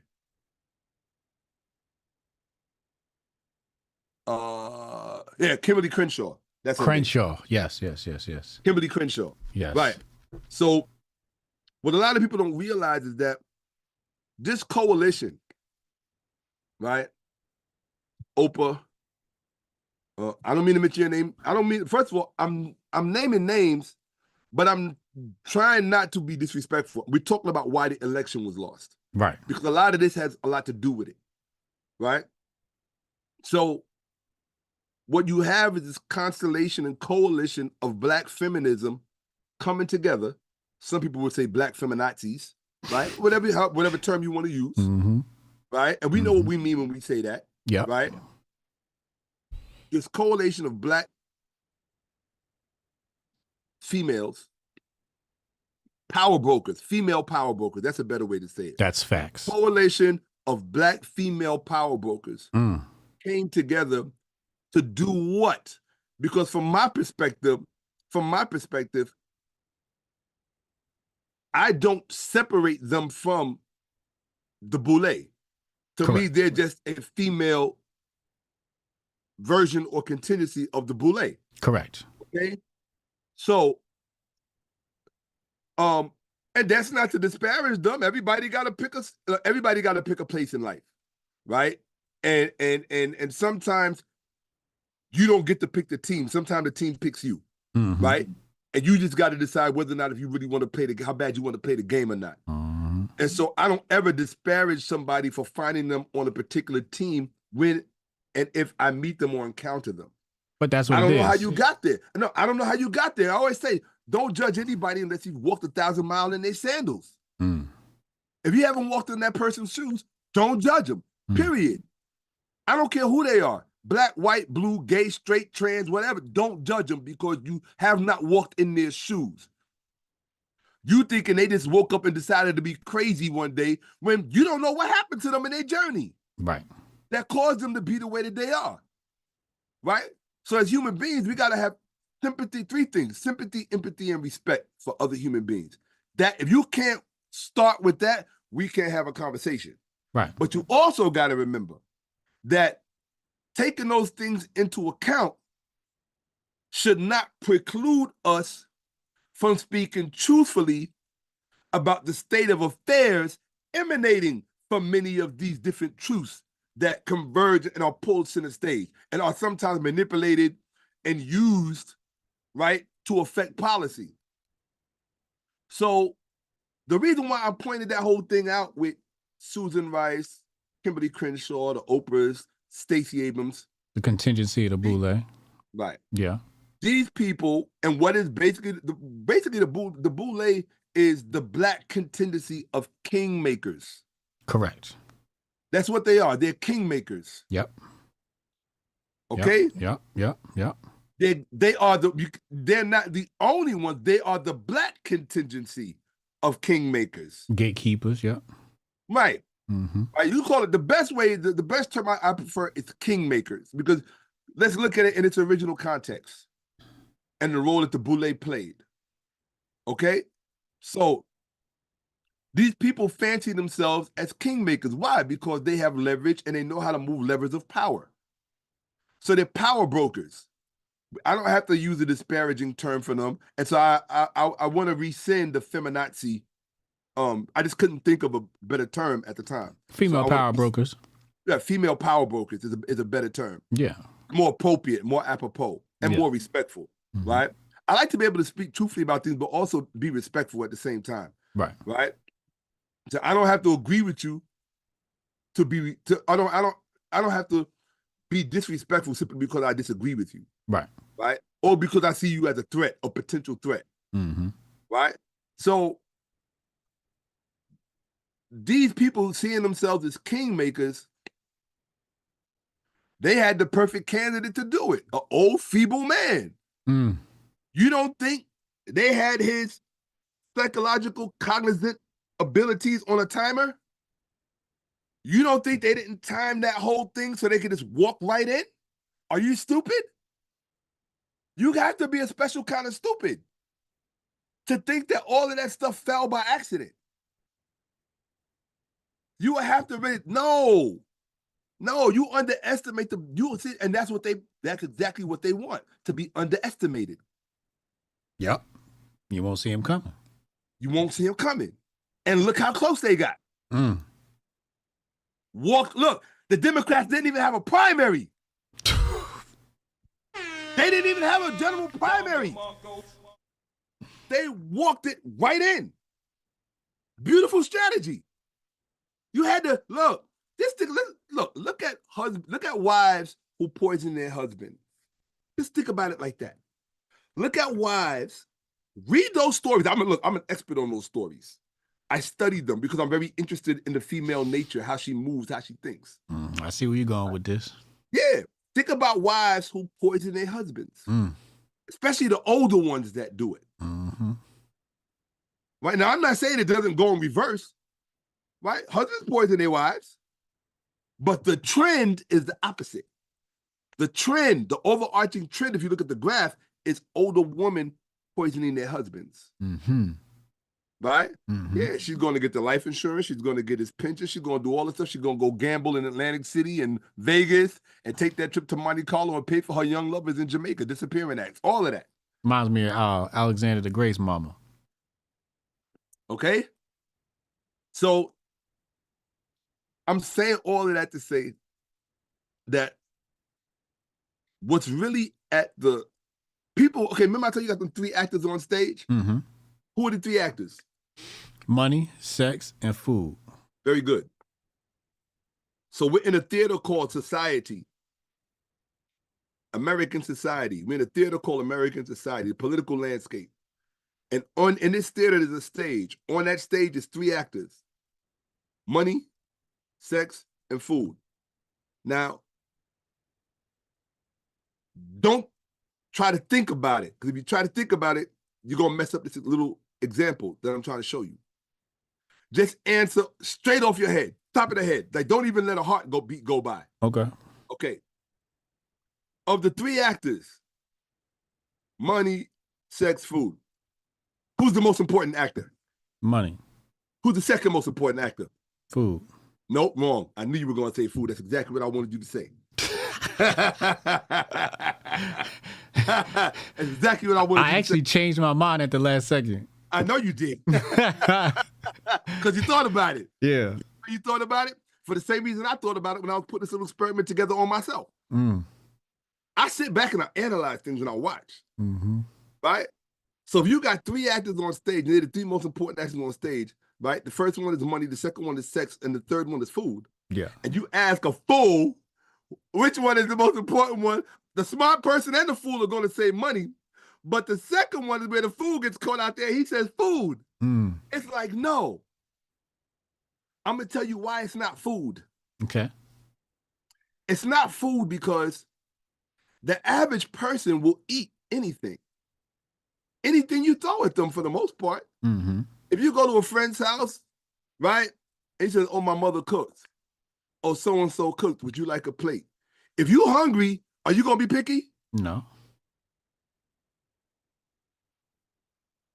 If you're hungry, you're not going to be picky. But watch this. Even a horny man is picky. Do you understand? Mm-hmm. Mm-hmm. Even a horny man is picky. He ain't gonna hit anything, right? He ain't gonna just hit anything. Mm-hmm. Right? You can take the ugliest dude on the block, balding, broke, whatever, fat, all of that. He gets in his car and he goes looking for a hooker. He's not looking for the ugliest hooker. You understand what I'm telling you? Yeah. This is why people don't understand everything that's unfolded in front of their face. They understand it, but they only understand it on a very primal level. But society tries to trick you into thinking that you're no longer primal. They want you to think you're this highly evolved, modern, progressive, you know, the whole Democratic bullshit, right? With the Democrats. They want you to think what the Democrats want you to think you are. Which is the bullshit definition of what human society should look like, right? And this is where Trump got them beat. So these idiots in these commentaries, when they're saying Trump is using his instincts and he's good at it, that's just cover language for saying what you really should say. What you really should say is that Trump is speaking to the primal concerns of human beings. The primal concerns of human beings. And when people consider their primal concerns, they look at who is best positioned to defend those primal concerns. Survival, talking about war, right? Here you are, defining sex roles. And that's what the abortion thing is really about. It's really about the male imposition of power over females, not because they give a fuck about abortion, but because there's been an attempt to make the power dynamic topsy-turvy with respect to the battle of the sexes, which is what this whole thing is really all fucking about. It's all about sex. The 2 most personal things about a person is their money and their sex. Those are the 2 most important things to every human being walking out the door: their money and their sex. And you can't tell me that it's not food. As you would think that is food because we need food to live. But supermarkets will never have the same audience as a porn site. Okay? If supermarkets could I got another one for you. If you ask a man, would he rather have a plate or some coochie?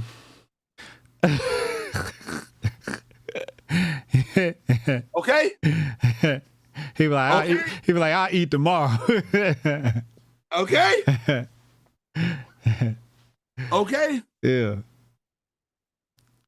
Right. Right. Maybe, you know what? Give me a doggy bag. I'll put that in the fridge and heat that in the morning. We're going to go up in here. Okay? Why? Because that is a primal impulse. It's a primal impulse. There's some things on this planet that hold weight and hold sway over everything else. And if you don't know what they are, everything else coming out of your mouth is not going to make sense. It's going to be a little slither of a little, what do you call it? A little slither of a little facet of a, what do you call the different little parts of a diamond, the different little surfaces? Oh, yeah. I know you're talking about, but I can't remember right now. I'm not an expert in that, but I know you're talking about. It's going to be one of those. right? It's Qubits. not gonna be, what'd you say? Qubits or facets or something like that. Nah, there's another term for it. But so the point I'm making though is that you're not gonna see the big picture, right? There is a battle of the sexes going on in the world today. That's facts. Okay, and it's not just America is where it's localized, right? And it's emanating from there. Just in America, right? The problem with America is that if America sneezes, the rest of the world gets a cold. That's why Japan and London act the way they do when people are talking about what's going on in America. Yeah. Right? Globalization, and here's the main thing you have to understand. The main thing that is at the center of the battle of the sexes, the main thing, and trust me, the battle of the sexes was at the center of this election. I'll prove it to you. I'm going to prove it to you right now. Okay. People don't understand shit, especially you have never met anybody more dumb than a Democrat. And I don't even pay attention to politics. I don't have time. I'm too busy studying history and other shit and working on films. But when I do take the time to watch CNN or MSNBC, for me, it's political theater. It's literally entertainment.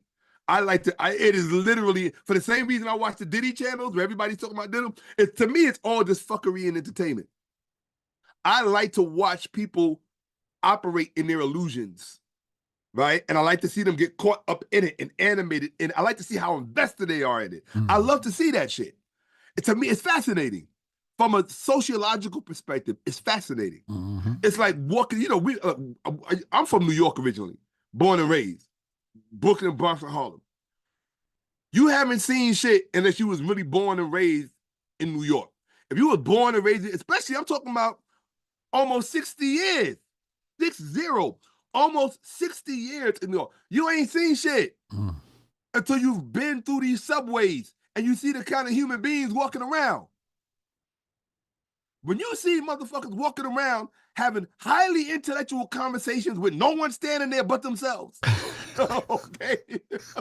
Okay. I'm talking about, and making all the sense in the world. You want to take out a notebook and take notes.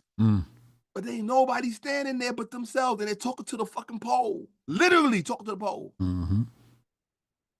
Right? So when you see that kind of psychosis at work, you realize it's the same shit you see when you look at the news. It's the exact same shit.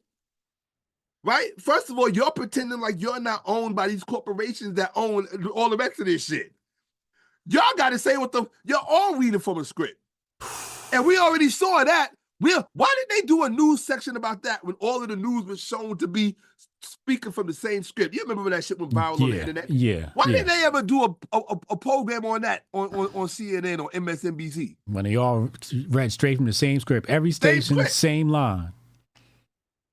Yeah. Everybody saw that clip. Yeah. Now, I didn't ever want to say this. My first instinct to tell people when they ask me about the election was, rather than tell them what I think, I said, what did Malcolm X say? Okay, let me ask you this. Before you determine what Malcolm X said, who has the media shown to be the villain throughout this whole process?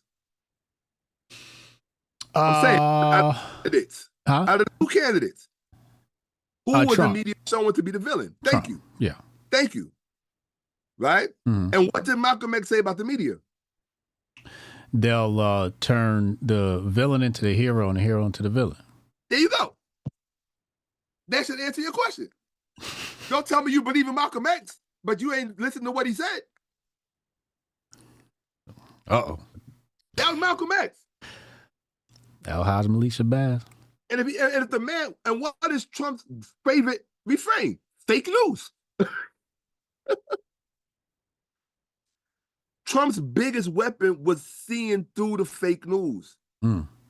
Once he was able to actually see it for what it was, he could stand there and say it with full conviction. And once you understood that it's all imaginary, that gives you full license to write your own script. And that's exactly what he did.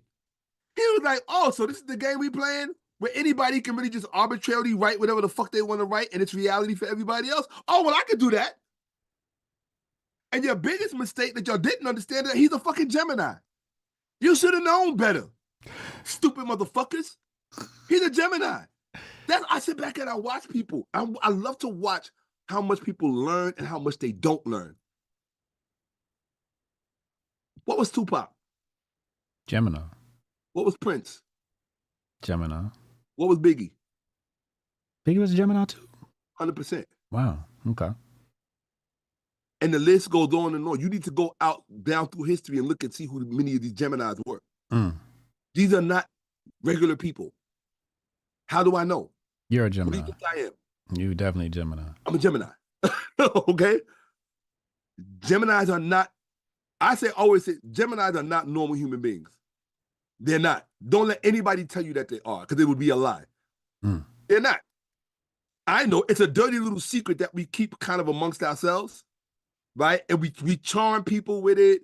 We use it for sexual attraction, all kind of shit we do.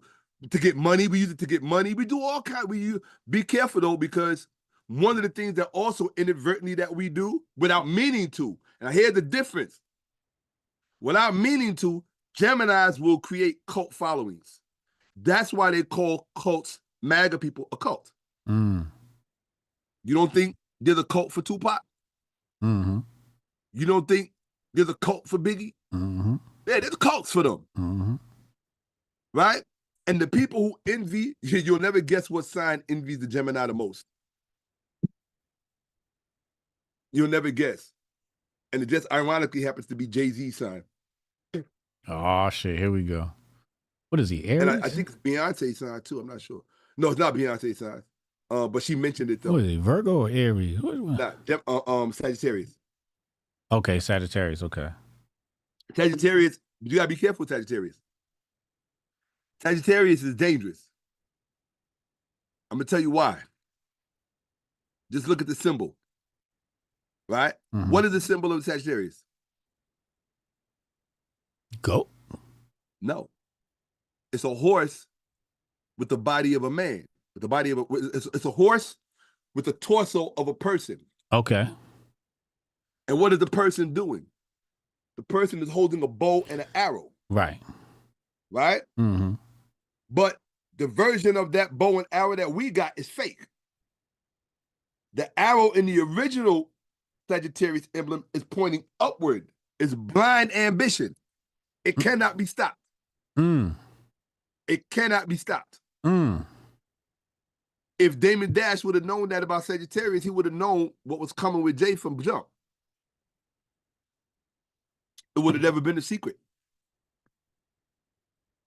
If you sit back and watch the patterns in life, it'll repeat themselves over and over and over and over again, especially if you pay close attention to your relationships.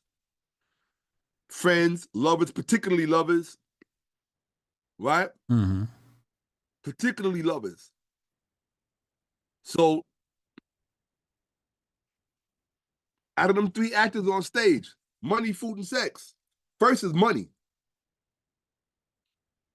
What did Elon Musk do to get that vote? For Trump. What was he doing? He was cutting them checks.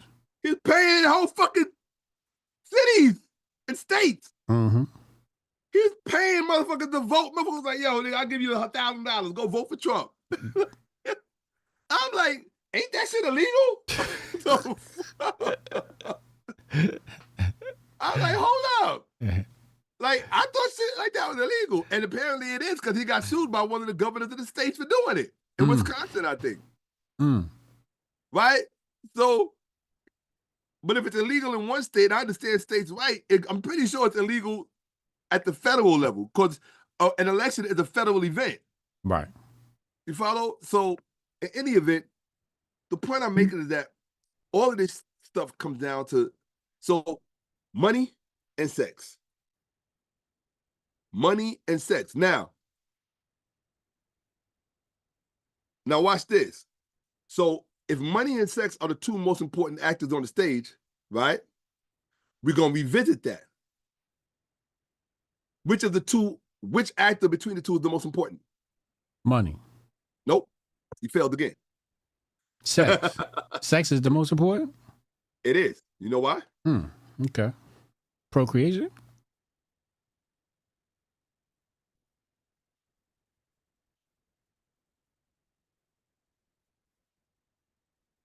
Sex is, Tupac said it's best. Tupac said it best.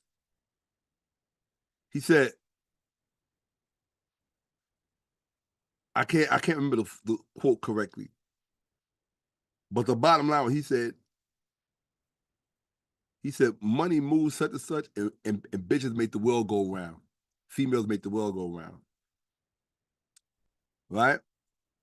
There are so many things that exist in society that are strictly for the purpose of females. People don't understand how deep perception is and how closed off the minds of most men are.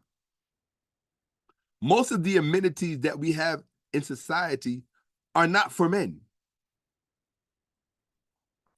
Most of it is there for females. That's true. Most of the amenities that we see in society that we take for granted, the luxury, the ease of things, they're not there for men.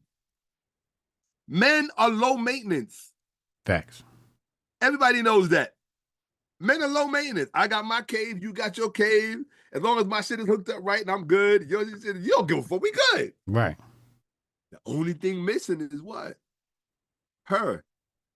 Right? The only thing missing is her. But in order to get her, we got to make sure she all right, right? Yeah. Now we start putting AC in the cave. We start putting drapes up to make the shit look good. Now that creates a curtain industry. Oh, we need windows so she can see a nice view. Just need some candles. Gotta brag to her about the view. Mm-hmm. Dude, the whole thing is for her. All of it. All of it. All of it is for her.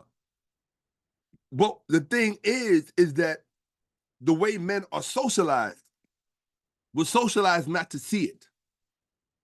We're socialized not to see it so that we always maintain our place in it and within the structure. You understand what I'm saying? Once you actually see it, it might scare you a little bit because you might, anytime somebody is freshly awoken to a manipulation that they've been subject to. Did you freeze? Oh, okay. Then I ain't never seen nobody stay that long without blinking. The fuck? I was like, this nigga must have froze. Yo, like you hitting on something right there, cause these some of the points I be making about women and some people call it a rude awakening, but it's only a rude awakening if you've been enjoying a dream. But then you also got to remember that part in the Matrix, who was the most fascinating person in the Matrix? Who? All the characters in it. Most fascinating? The most standout character in the Matrix. Trinity? No. Morpheus? No. Who the sellout nigga? The lady in the red dress? But you almost nailed it though. Hold on. All right, so we got Morpheus, we got Neo. We got say Neo before. Now you saying Neo. No, I'm naming the characters. You got Neo, you got Neo. Morpheus. It's not Neo, it's not Morpheus, it's not Trinity. And it's not the lady in the red dress. The most outstanding character. Oh, it's the agent. Nope. Nah. I'm gonna tell you who it was. Who? The most outstanding character in that film. And talking about the original Matrix. The Oracle. Nah. It was the guy who you said it the first time. You got the answer right. You said that sellout nigga. Yeah. The dude that wanted to be plugged back in even after he knew what it was. Right. That is a statement. That's a hell of a statement. Yeah. Yeah. For you to wake up, discover the truth about reality, and then say, oh, nah, this is too much. Plug me the fuck back in.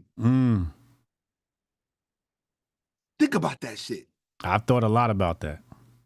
Dude said, plug me back in. And sold them out to do it. Okay? So you got to use that as a metaphor for life. Right? A lot of people prefer the dream. They prefer the illusion because the truth is too ugly. You understand what I'm saying? Yep. It's too savage. It's too brutal. And I respect that. But if we're going to have a discussion, I think that is worthwhile and has value at the very least, especially if people are going to spend their time with us and engage us. We should at the very least speak truthfully. Right. You understand what I'm saying? Because they can get the bullshit any other place. Correct. Right? Ain't no reason for me to come on and what we're going to do is give them the same bullshit. Right. Not that I would even know how. Correct. I don't know how to do that shit either. I wouldn't even know how. Right. Right? So, I really couldn't. So you would think standing on that stage, we're always going to go back to that stage. So we said money, sex, and food. They're the three actors on stage. Mm-hmm. Originally we said money's the most important one. And I said, okay, which one is the second most important one? Mm-hmm. Mistakenly, you said food, and then you caught yourself and said, now, wait a minute, sex. Mm-hmm. Like, okay, yeah, you got that right. Sex. Mm-hmm. Sex is the most important one. It's not food. Right? Mm-hmm. Now, then we went back to revisit it. Mm-hmm. And we said, now that we got him standing on stage, because I know what conventional wisdom says. Yeah. Conventional wisdom says money's the most important. Right. Right? Money's the most important. What is the percentage of people that have most of the money in American society? Like 1%? Then that should tell you that money is the most important only to 1%. Think about it. Numbers don't lie. Mm-hmm. Money is the most important thing only to 1%. How do we know? Because they got it. Mm-hmm. Because they got it. And their grandfathers did everything possible to get it. They got it. Mm-hmm. Fuck how they got it. They got it. Right. Right? The masses. Now, when you look at the masses of people,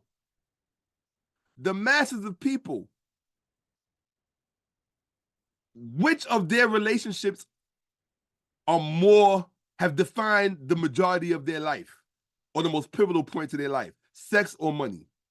Sex. Everybody knows that. Mm-hmm.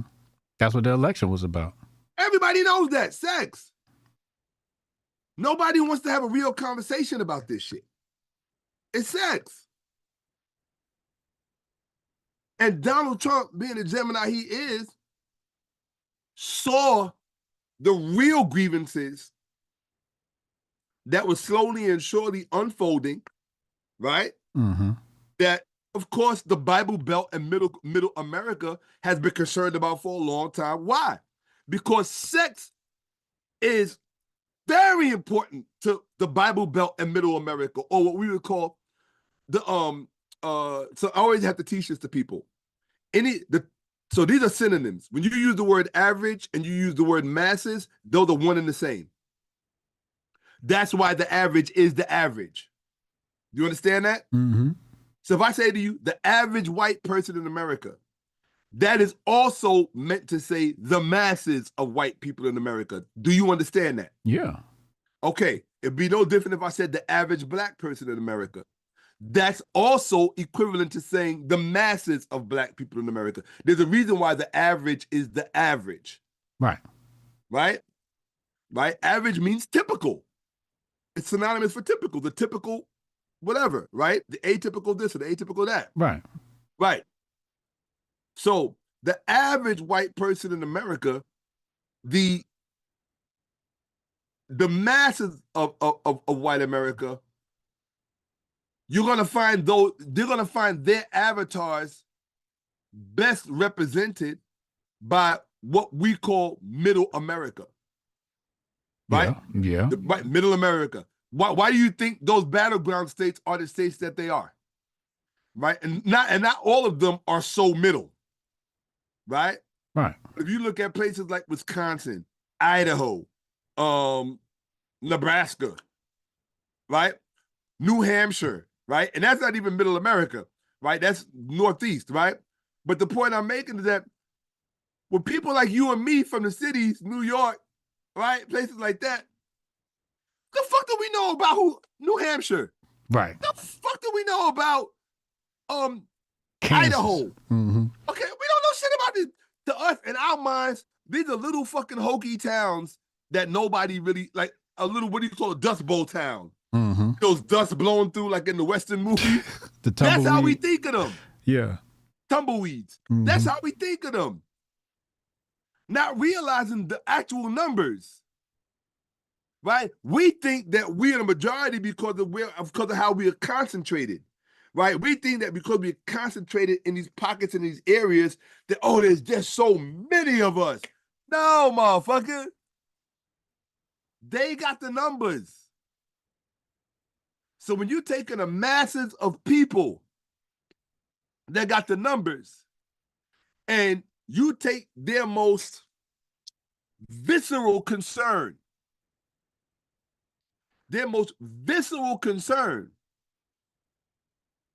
what did I tell you was the most important thing on that stage? Sex. It wasn't food, and it wasn't money. Mm-hmm. It can't be. Not to the masses of America. I'm talking about to the masses of people. To the masses of people. Those three actors on the stage, food is not the most important one. You would think money is. If money was the most important one, more people would have more money. But they don't. But I can guarantee you that up until recently, more people, the one thing everybody could partake in and did partake in was sex. And they still, and hold on, and watch this. It's not that people have stopped partaking of sex. It's just that sex has now been shifted over, if you will, to what should be called autosexuality. Autosexuality, meaning basically sex with yourself. You and porn. That's it.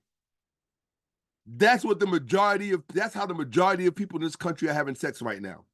The majority of people in this country are having sex autosexually by themselves. Period. End of discussion. Now, this shows you, that alone should show you why Kamala was full of shit. If the majority of us are not having sex, then why should any demographic, including women, be overly concerned with abortion? Who the fuck is getting pregnant? Who's having babies?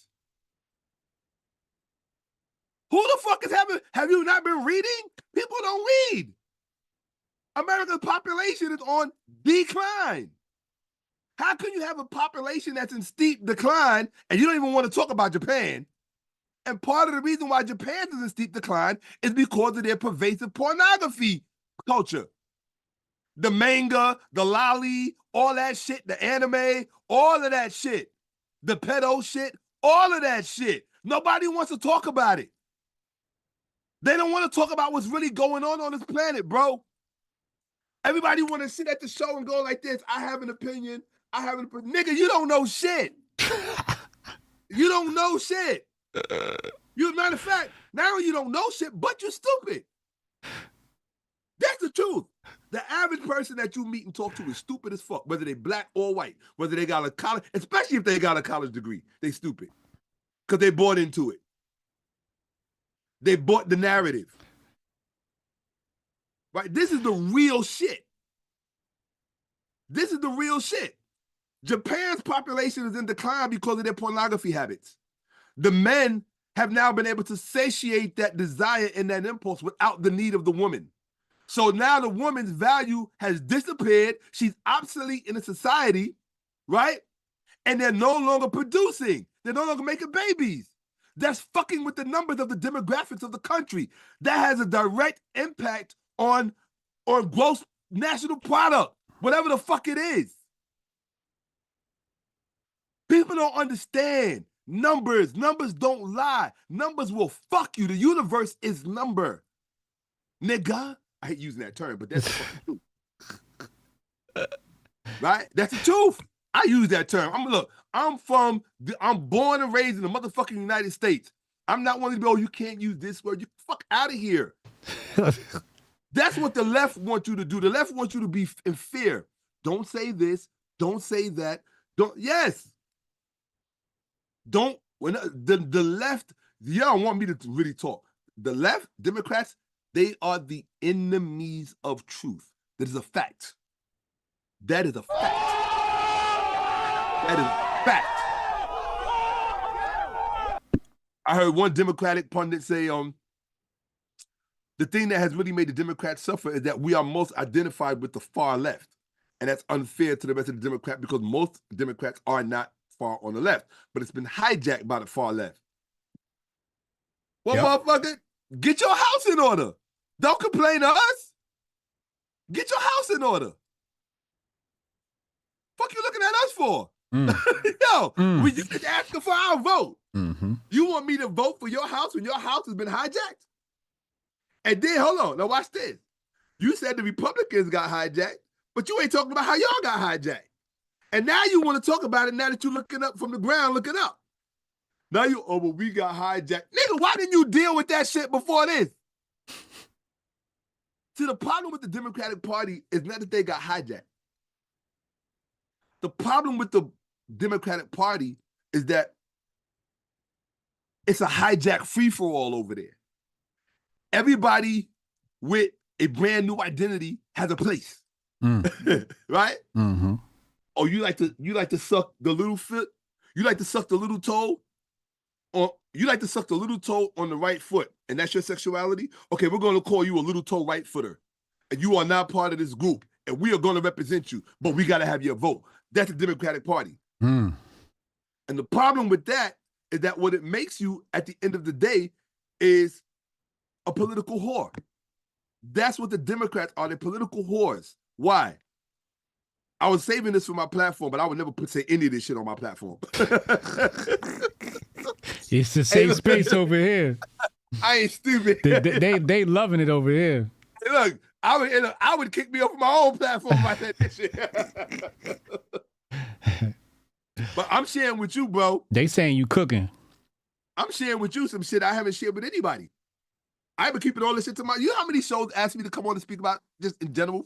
I've had at least in the past 2 months, I've had at least about 4 or 5 different requests to come people to show and talk about. First, they want me to talk about the Diddy situation, but I knew what they really wanted to talk about was the election. I was like, I'm not going to do it. Not going to do it. But once this shit popped off and it went the way it went, because I already knew it was going to go that way, I was like, look, how did you know Trump was going to win? It was very easy, right? They kept telling you it's neck and neck. It's neck and neck. It was never neck and neck, stupid motherfuckers. Fact. You stupid. Y'all believe that shit. It was never neck and neck. They needed you to believe it was neck and neck just in case Kamala fucked around and almost actually won. So if Kamala would have fucked around and mistakenly have won, because they couldn't let that shit happen. That wasn't going to happen, right? If Kamala would have mistakenly have won, they had to make you think it was neck and neck so that the Electoral College could give it to Trump. Either way, Trump was going to get it. Right.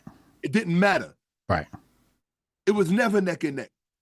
How the fuck is it neck and neck when the numbers are what they are throughout this country? What the fuck is wrong? People just think you're stupid. They swore it was gonna be a race. It was never neck and neck. And here's the key word that I want people to remember when they're watching all of this shit. All this political shit. It's all optics. Yeah. It's all optics. The very first time that I knew Trump was going to be president, the first time, when he first became president, do you know when I knew he was going to become president? When? He was at a rally indoors, and it was the very first time that they thought somebody was trying to kill him, and the Secret Service rushed to him on stage, and they were all in these positions of protection. That was the first time you ever saw Trump looking presidential.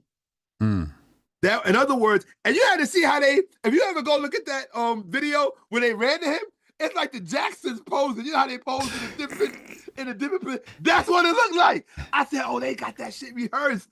I said, oh, that's good. I wonder how many times they did that. Now somebody will say, I'm gonna tell you what they would say. They would say, oh, well, it looks rehearsed because we have these formulas that we use. You know, it's formatted the way we protect. So these positions are people playing. Get the fuck out of here. That shit like it came off of what's that show that used to have the Olsen twins on it? Full House? But that shit like it was produced by a Full House producer. That's what that shit looked like. And when I saw that, I said, oh, he's gonna be president. The moment I saw that, I said, if you're willing to put on a show like that, you know what it was? It was, and didn't your boy Trump think about it? You got a president in the House who used to be a pro wrestler on Saturday Night Wrestling. Did you forget Trump was part of the WWF? Yeah. Yeah. Yep. Shout out to Big J TV. Appreciate you. Think about that. Think about that for 1 second. You got a former wrestler that is now a 2-time president. And do you know why he went into wrestling? Why? He went into wrestling because his casino was closed. They took the plane. His money was bad. The banks wouldn't give him no money. He was broke. He had to make money. He had to do 2 things. He had to make money and stay in the limelight. And that's what wrestling did for him. But wrestling also did something else for him. It helped him to master the art of appearance. It helped him to master the art of appearances. Right. Need that. It graduated him to a certain level with that. It's one thing to be doing it in your mind. He was really good at doing it in his mind before that. You know, when he used to call the press and say, oh, my name is John Barron, and I'm gonna. So he was good then. But to do it in real time, physically, in front of the camera, wrestling gave him that. They said Vince McMahon's wife was part of his campaign team. There you go. Damn. There you go. They understood it. They peeped game. It's all optics. It's all optics. And part of the optics is part of the reason why Kamala was never going to win. You want me to talk about that? Let's talk about that. Let's talk about it. Right. Now I'm going to show you power can make people blind. Power is very good at blinding people. And when you're blind, you can't see. They didn't bother to look at why black people came out the way they did for Obama. They thought they could do it again because she was black. Right? Or, well, kind of black. She kind of black. I give her that. She kind of black. I give her that. She kind of black. I ain't gonna take that for she kind of sort of black. Right? She's multiracial. That's what she is. She's multiracial. Right? Yeah. So he's funny. Kind of black is hilarious. Kind of black. Right? But here's the thing, and I'm not saying anything against her. Have you heard me say anything against her or one bad thing about her? No. I want that to be stand for the record. Okay. I haven't said one unkind thing about anybody, I don't think. I'm just speaking truthfully about what I witnessed from a bottom-up perspective. Because I'm on the bottom, like with everybody else. All I can do is look. I'm telling you what I see. So you're getting the benefit of my insight, right? And the benefit of my insight showed me that whoever did the math equation don't know math, right? What you do to one side of the equation, you're supposed to do what? You got to do it to the other side. The other side of the equation. You got to balance it out.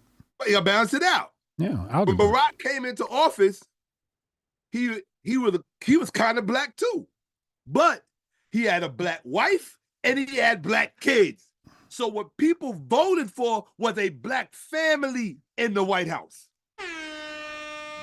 That's what brought out the black community. They, and at least in their minds, they were sending because I guarantee you, do you think Barack would have got that if he would have had a white wife and kids? No. He would have never even been selected, let alone voted in. Why? I'm going to tell you why. Now I'm going to share some shit with you that I really shouldn't share. Yo, I'm charging you for this shit too. You're going to send me some money after this shit, bro. I ain't even shitting you. You gonna send me something nice after this. You gonna be shocked that you killed it. I know I did. You know why? Because I've been holding all of this shit in, and I didn't give it to nobody else. I'm giving it to. I said you hit me up last night, and lady, I've been missing you anyway. I've been like, I said that motherfucker man. I said I ain't seen my dude in a minute. That's all right, man. Because you gotta remember, I'm sitting here editing all of this film, so I see you almost every day. You know what I mean? Hotep Jesus.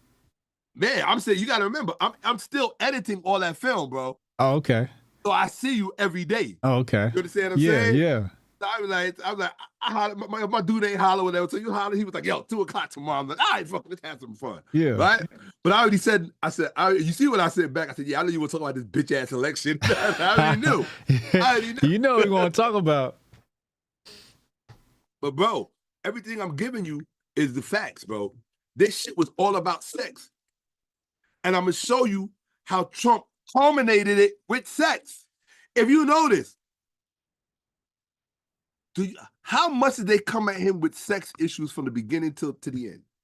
I mean, you had the sexual assault allegations. You got abortion. Yeah, the Stormy Daniels shit. Yeah. Abortion, women's rights. Women's rights, right. Sex. Roe v. Wade, yeah. Sex. Mm-hmm. Right? Now watch this. Now I'm not saying Trump is the perfect person. I'm just saying I watch people. I don't really listen to what people say. I watch what they do. And then what they say has to be in tandem with what they do. Right. Right? Now watch this. I'm gonna prove to you that Trump understood that all of this shit has always been about sex. Right? He's a Gemini. We know shit. We see shit. We don't ask other people to figure it out for us. We figure it out because it's there. We see it. Right? And we also know that we see it before everybody else does. We know that about ourselves. Look, bro, look me in my eyes. I'm telling you, I'm sharing secrets with you I ain't even supposed to be telling you.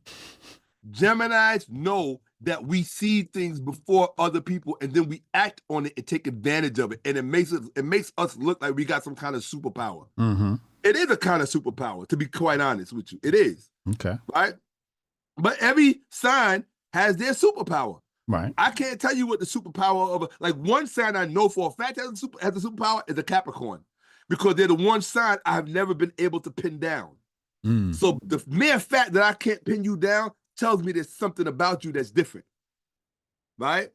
Aquarius, I can pin an Aquarius down like that. Right? Leos, hate them with a passion.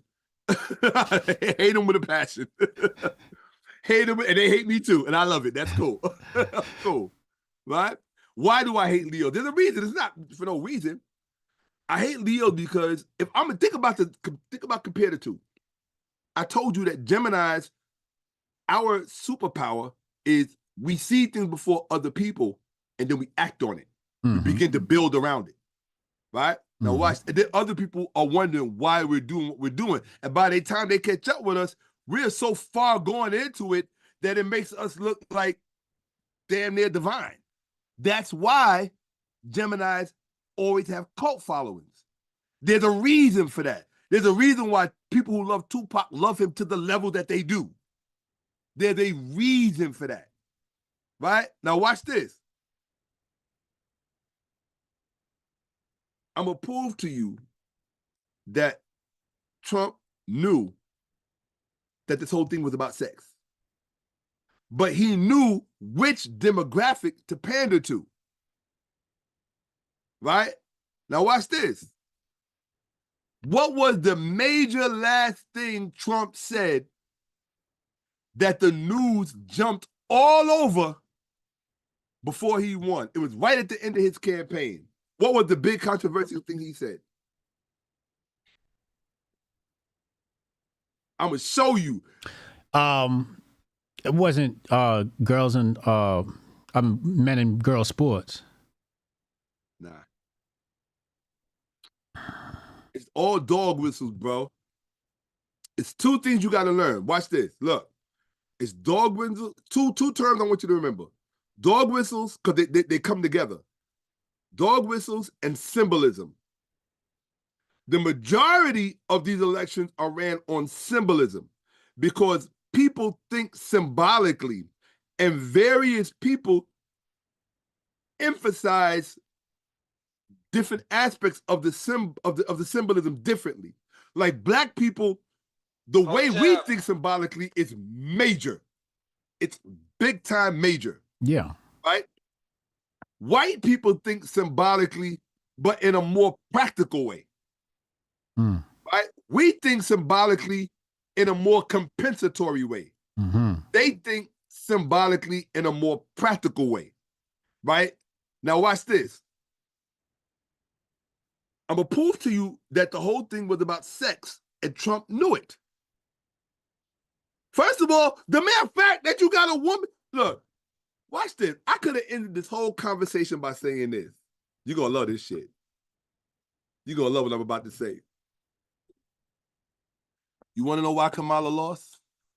Because she a woman? Because they sent a woman to do a man's job.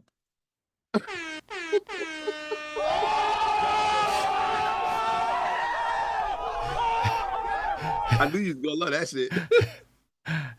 That's why. They sent the woman to do a man's job. That's right. That's right. And the right was smart enough to know that those strong-ass black women on that side, they were smart enough to choose a feeble old white man that they knew that they had on a ticker, on the clock. They knew he was declining. That's why he was their candidate. They picked Joe Biden.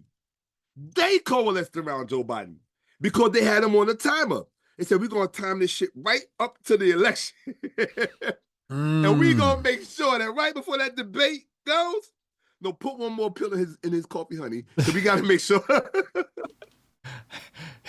Yo, Kamala walked in like she had the fucking, like, yes, I'm here for my shopping spree. Like, yeah. Yeah, bro. Let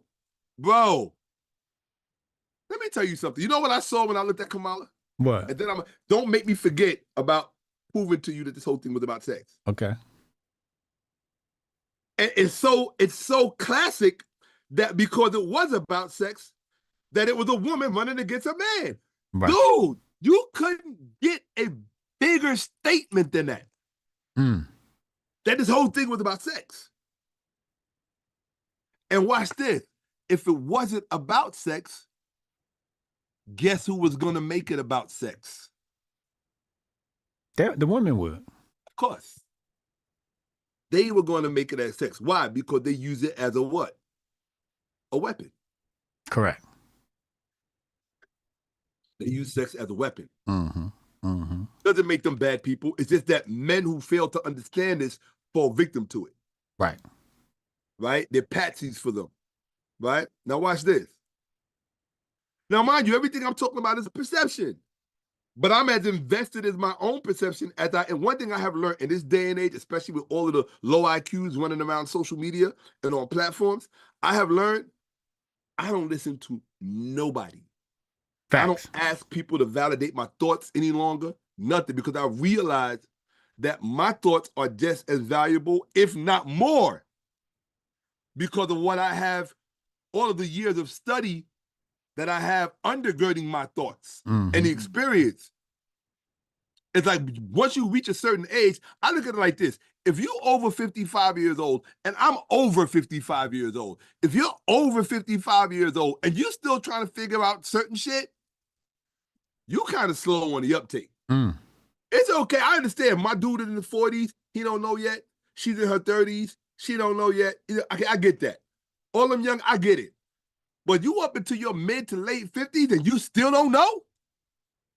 The fuck are you doing? No hope. Yo. So children, Uncle Shakka here is going to tell y'all what the fuck has been going on.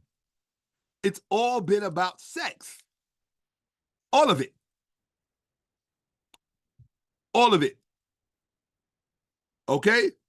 What Trump had on his side is that his sex was tied to the money.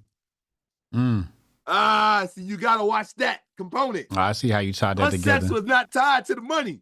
You wasn't going to win this. Okay? You wasn't going to win this.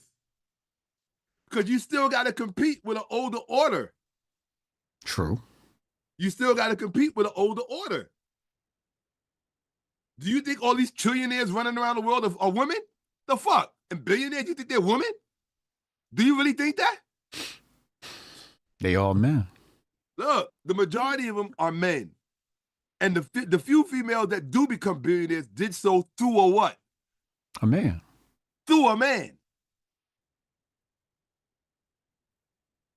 Either divorce or... Exactly. Yeah. Dowry. Exactly. Inheritance, insurance, yeah. Exactly. So when I see Kamala, you know who I see, honestly? And she's like the atypical expression of it. And I always said this, and I always wanted to say it out loud, and I never did. I see Cleopatra.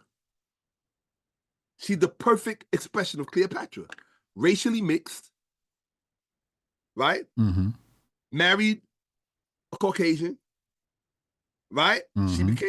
She became the mother of the Caucasian man's family, right? Mm-hmm. Mm-hmm. Didn't Cleopatra do that? Yeah. Everything Cleopatra did, she did. She was literally, to me, she was the reincarnation of Cleopatra. For me. Because I understand that part of history. And when I saw Kamala move, I was like, damn, this is Cleopatra all over again. And ain't nobody even saying nothing about it. I look at people, I'm like, how the fuck y'all not saying this? That should have been the headlines. The return of Cleopatra. Y'all could have sensationalized the shit out of this. This is what I mean when I say you got stupid people sitting at these fucking keyboards all over the place in every lane. Do you know what those headlines would have been like? No, if they really wanted to win that election for her, that's what they should have did. Because they could have romanticized the shit out of her and her husband. They could have brought back a version of Camelot that the other part of America would have went for full throttle. All this interracial shit they pushing, all of that, what? And the miscegenation and all that shit. They could have used that shit and ran it down. It really would have made Trump look like a stale thing from the past. They didn't do that. They didn't do that because they're stupid. In some ways, I feel like they threw the election. They didn't want to win the election. It feels like they wanted. That's not true. That's not true. That's not true. They didn't throw it. They didn't throw it. The reality of it is that, remember I told you before it came down to sex? Yeah. Let me tell you something about sex. Sex can make you do one of two things. Sex can make you love somebody or it can make you hate somebody. And usually it will be both for the same person. Am I wrong or right? It could be, yeah, absolutely, yeah. Okay? That's how powerful sex is. The only other thing that can do that is money. Are you paying attention? Mm-hmm. Now you see why I drink this stuff. I ain't even joking to you. Dude, I will not ever do an interview unless I drink this first, because this thing does, when I'm by myself and I'm producing stuff and I come up with ideas and people will see something that I've produced and like, how the fuck did you do that? I don't tell them. So I'm drinking this shit. That's that Superman juice. It's mostly the cocoa. Cocoa has an alkaline in it that does something to your brain almost like magnesium does. And it causes things to flow even more so. Trust me, you feel the difference when it goes away. Speaking of flow, make sure y'all go out and get y'all flow, menoforder.com. 30% off coupon code on the screen, coupon code Griff Report. That's what's up.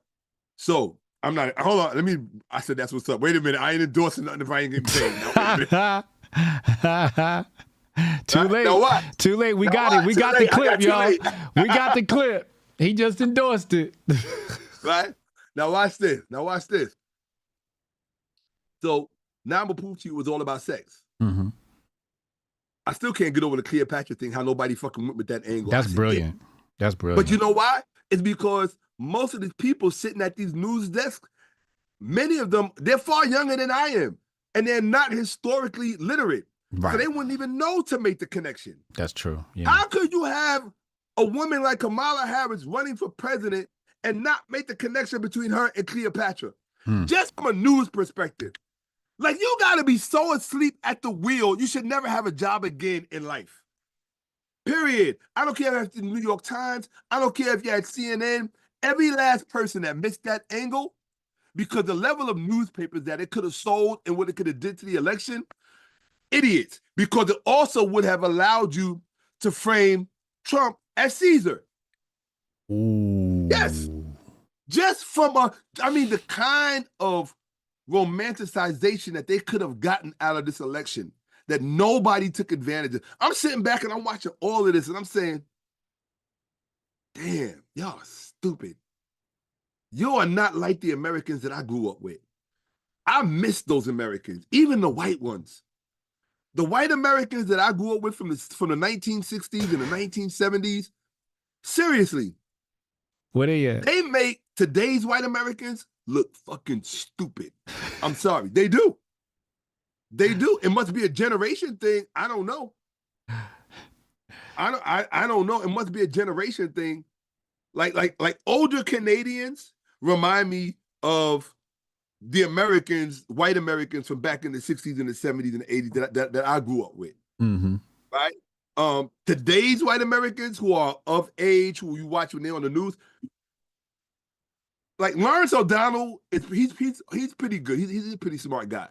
And there are a few others. But the majority, and you gotta remember something too. White folks don't age like black people. So a lot of these white folks that you be watching on TV who you think are older white, they not. They in their 20s and shit. They be in their 20s and 30s looking like they in their 50s. Oh, crack, no. So you saying the Shout white man? Out to Bill Burr. You saying the white man? You saying the white man fell off?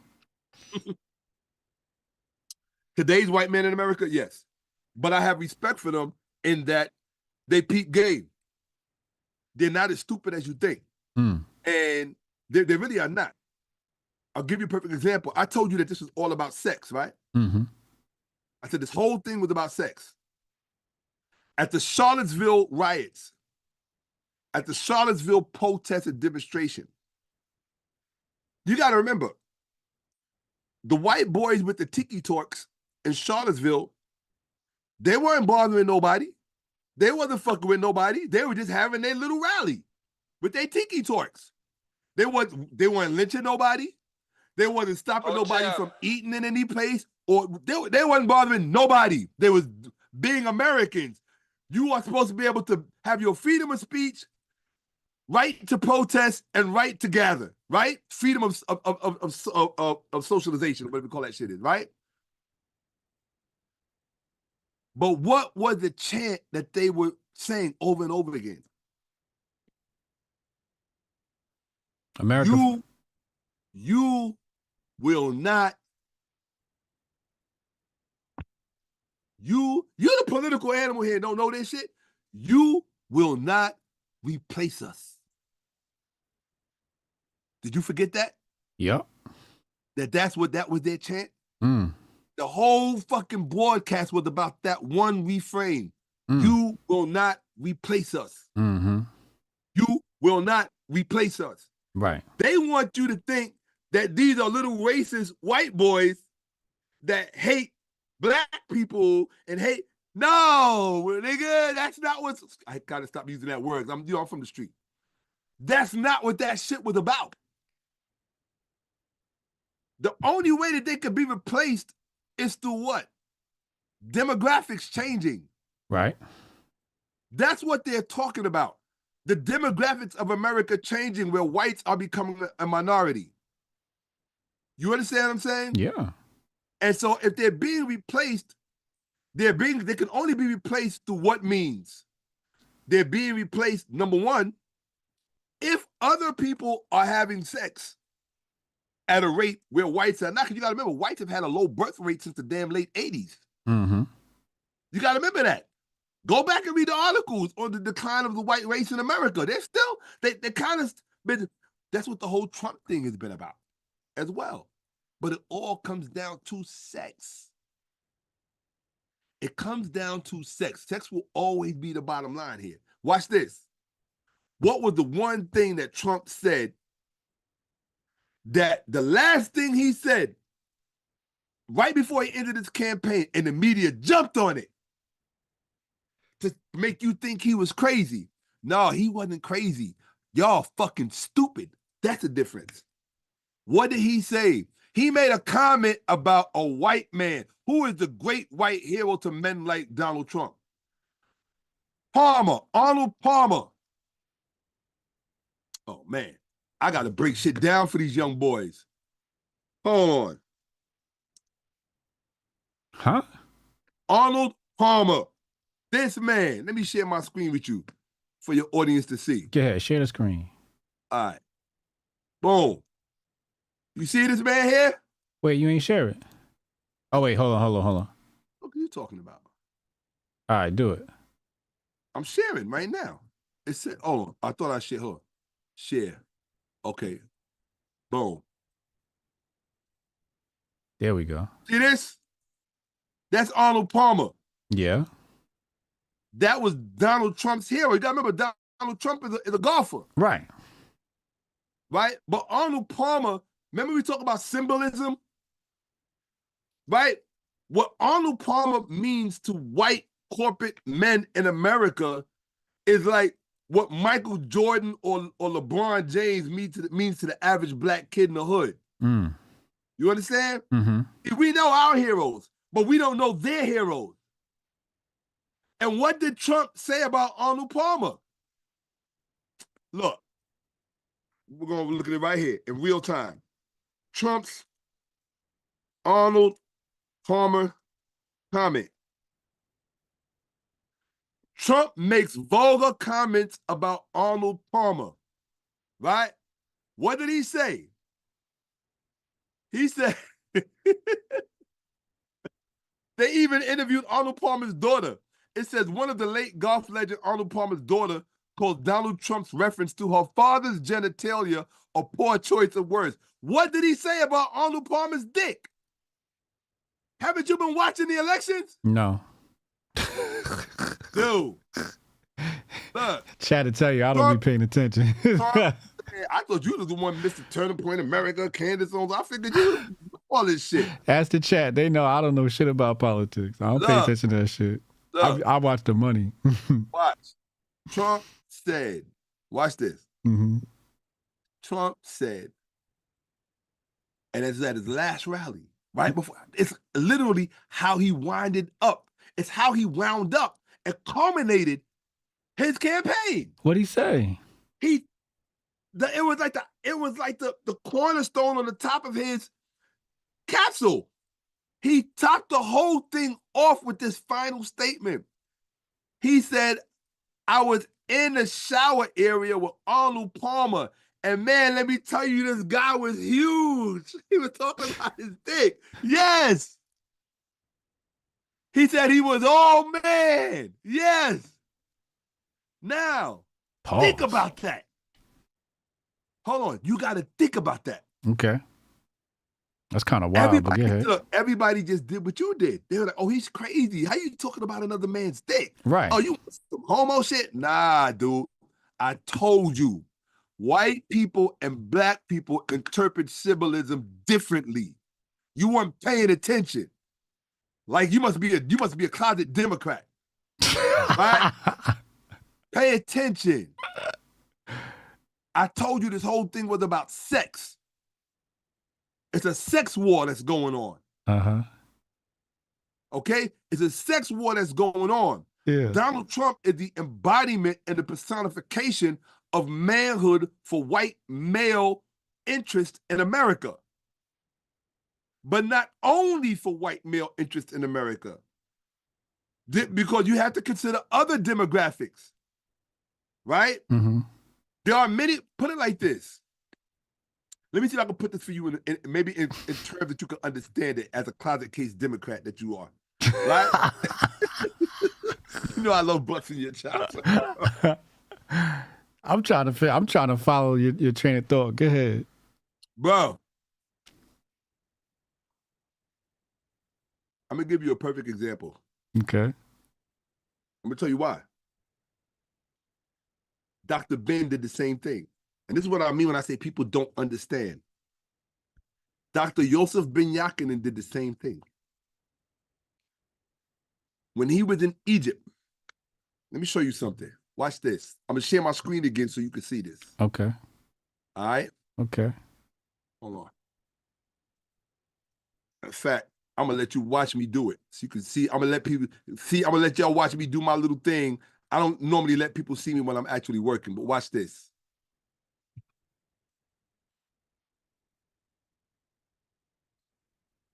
What does itaphallic mean? You know what itaphallic means? Phallic got something to do with the male genitalia. I don't know what interphallic means. Sounds like inside the Ictophallic. Here we go. Boom. Okay, hold on one second.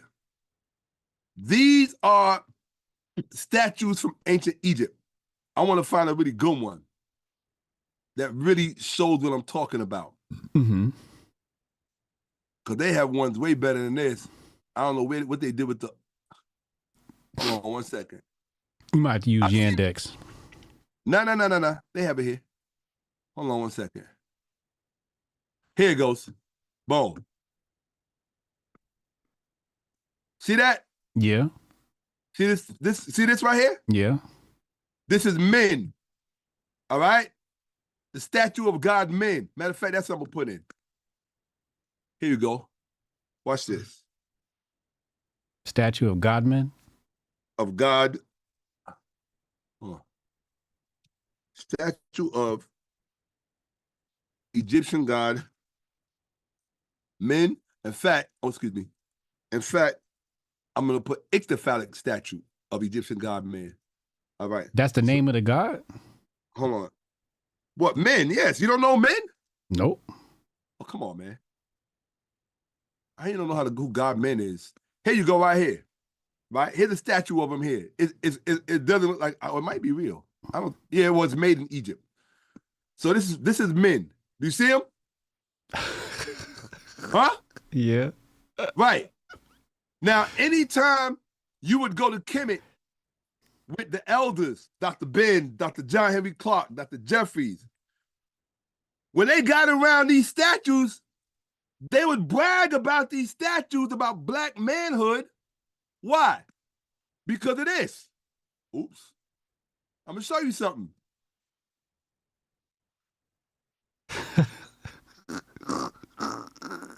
Why? Because, hold on. Uh-oh. Uh-oh. Yeah. Uh-oh. Right? Because look at them. Look at that little thing. That's dumb. That's dumb. Bro. Look. That's dumb. All right? That was us. All right? Now, occasionally, one of them white boys will get lucky. So, according to Donald Trump, that was Arnold Palmer.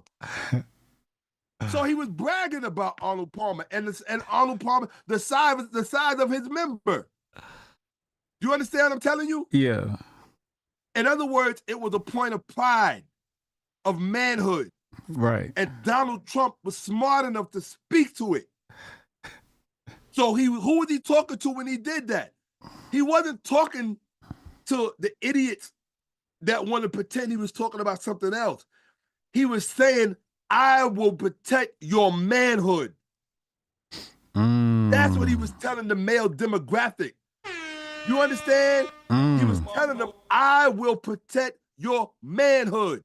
Obama would have never did no shit like that. Never. Never. Never. Never. Y'all see? Obama was never about black manhood. Y'all see why this nigga my teacher? This nigga cooking. This nigga cooking. Obama would have never did no shit like that. Ever.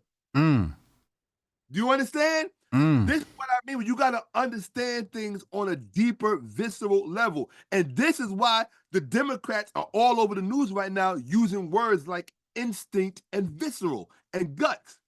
They don't want to cut to the real word, which is sex. They want to stop 10 miles out and use all these other ambiguous words that could be related to almost anything. They don't really say what you're getting at. You don't want me on front of your camera because, bitch, I'm going to make you say penis. I'm going to make you say vagina. I'm going to make you say all them words. Or you will use terms like womb and phallus and things of that nature. Yeah. Right? Yeah. But I'm going to make you confront the truth. When Donald Trump was bragging about the size of their white American, you got to remember, Arnold Palmer was their Tiger Woods before Tiger Woods' daddy was born. Do you understand? I mean, figuratively speaking. Yeah, I know what you mean. Yeah. Okay? Yeah. He was a god in golf. Understand. So you have to understand that when Donald Trump highlighted the size of Arnold Palmer's phallus, and he made a point to let you know that that's what he was talking about. He gestured with his hands and everything. And I saw it in real time. I wasn't even checking for it. I just happened to be flipping through YouTube, and I was like, oh, Donald Trump's doing a live rally. I left the channel there, couldn't have been no more than 60 seconds. I wasn't trying to watch that shit. And he turned around and said what he said about Arnold Palmer. And my jaw dropped. I said, oh, shit.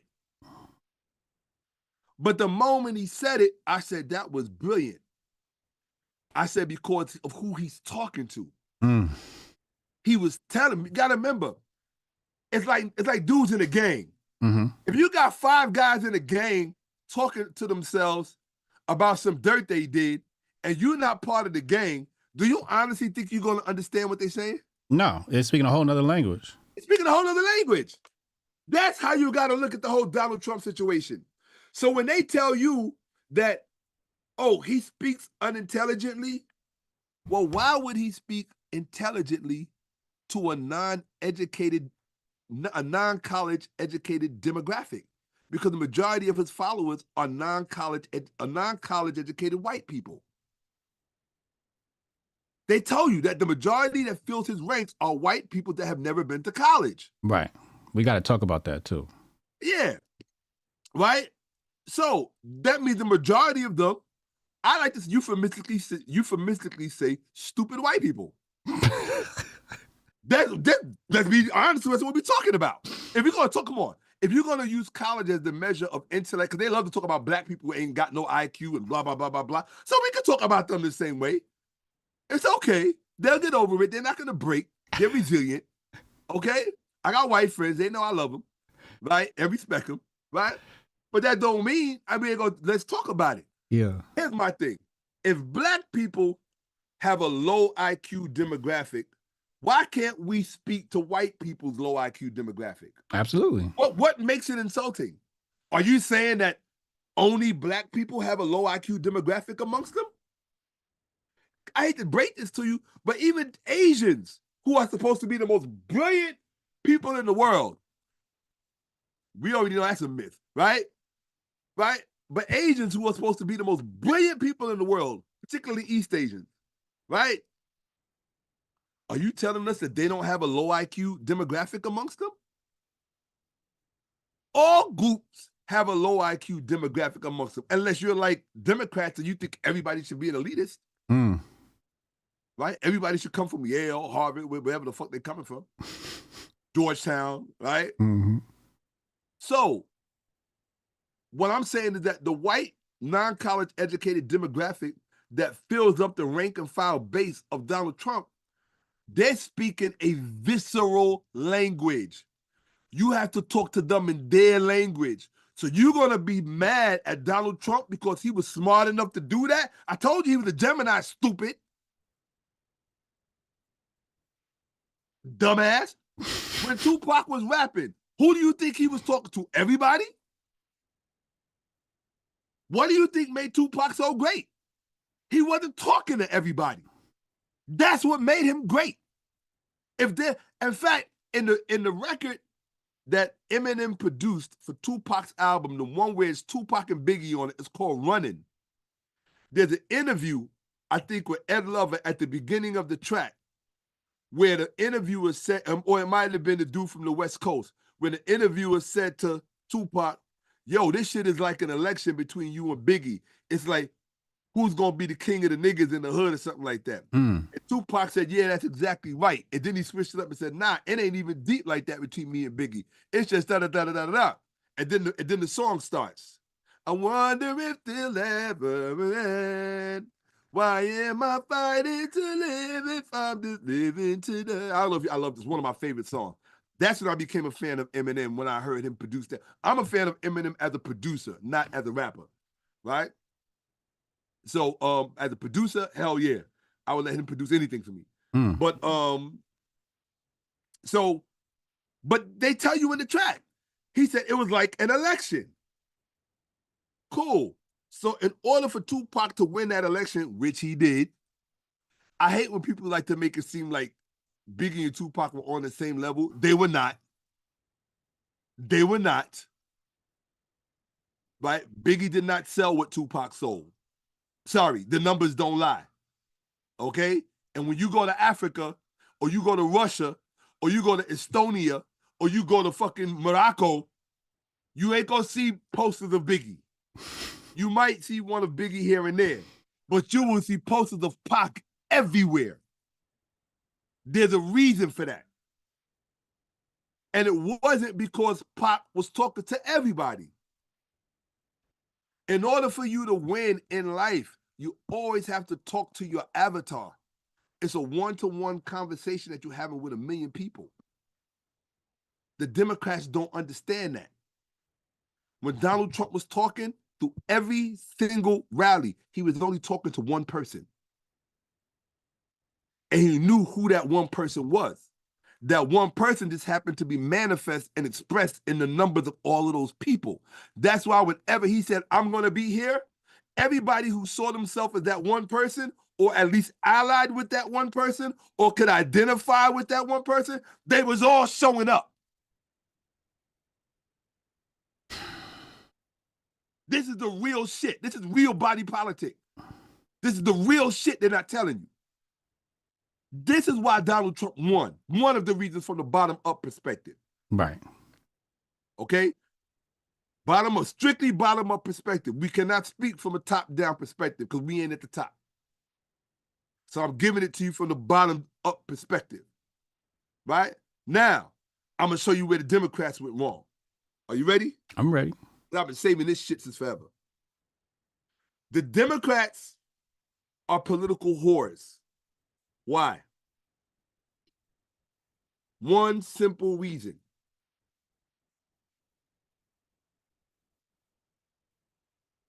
Who was Donald Trump for during his election? Who was he for?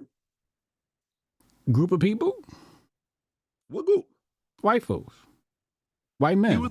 He was for a specific group of people. White men. Exactly. Okay? Check it out. He never veered from that. Not only was he for white men, but the woman who kept company with him was proud to be there. True. Think about that. True. Proud to be there. Something black women better look at when they look at themselves in the mirror. Think about that.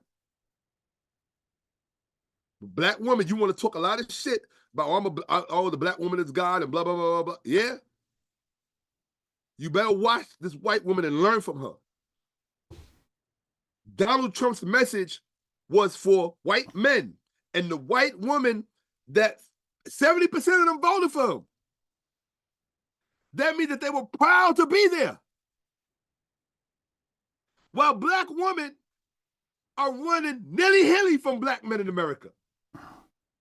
Look at black men like they shouldn't even exist. And they don't even know who did that mindfuckery on them. They don't know what community architected that. Remember them black female boulets we was talking about?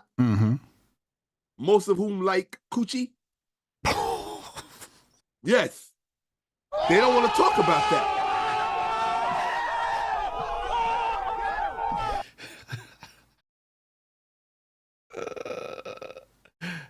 You something. Let me give you a new term. And I want you to really turn down the lights in the house for this term. And I want you to, dude, the shit that I'm giving you right now is priceless, bro. You couldn't pay for this kind of shit. You will not get this on CNN or none of these other clown ass podcasts. Will not give you this shit. Because they don't have it to give. They don't have it to give. Are you ready for this term? And I want you and your, how many people you got watching right now? Let's see, 200 plus another 75, 275, and then how many are on Twitter? Probably like another 100 on Twitter. I am not going to give you this term unless everybody goes to my Cash App and says thank you. Nope, I'm not doing it. I'm not doing it. I need you to do like white people did to Donald Trump and donate. Motherfucker. Cash App. What's your Cash App? I'm going to give it to you right now. $ Shakka Ahmose. That's it. $ Shakka Ahmose. Hold on. There you go. I need everybody. I'm going to earn this bitch right now.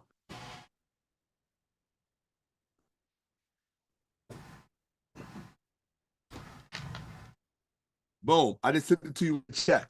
See the chat? Yeah, I put it in the chat. Okay. Okay, but do you see what I sent?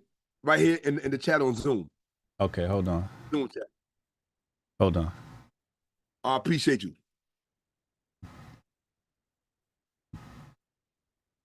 Thank you, Lauren. I know it ain't my Lauren. I better not be my Lauren. Because if that's my Lauren, we're going to have a problem. Wait, why is it?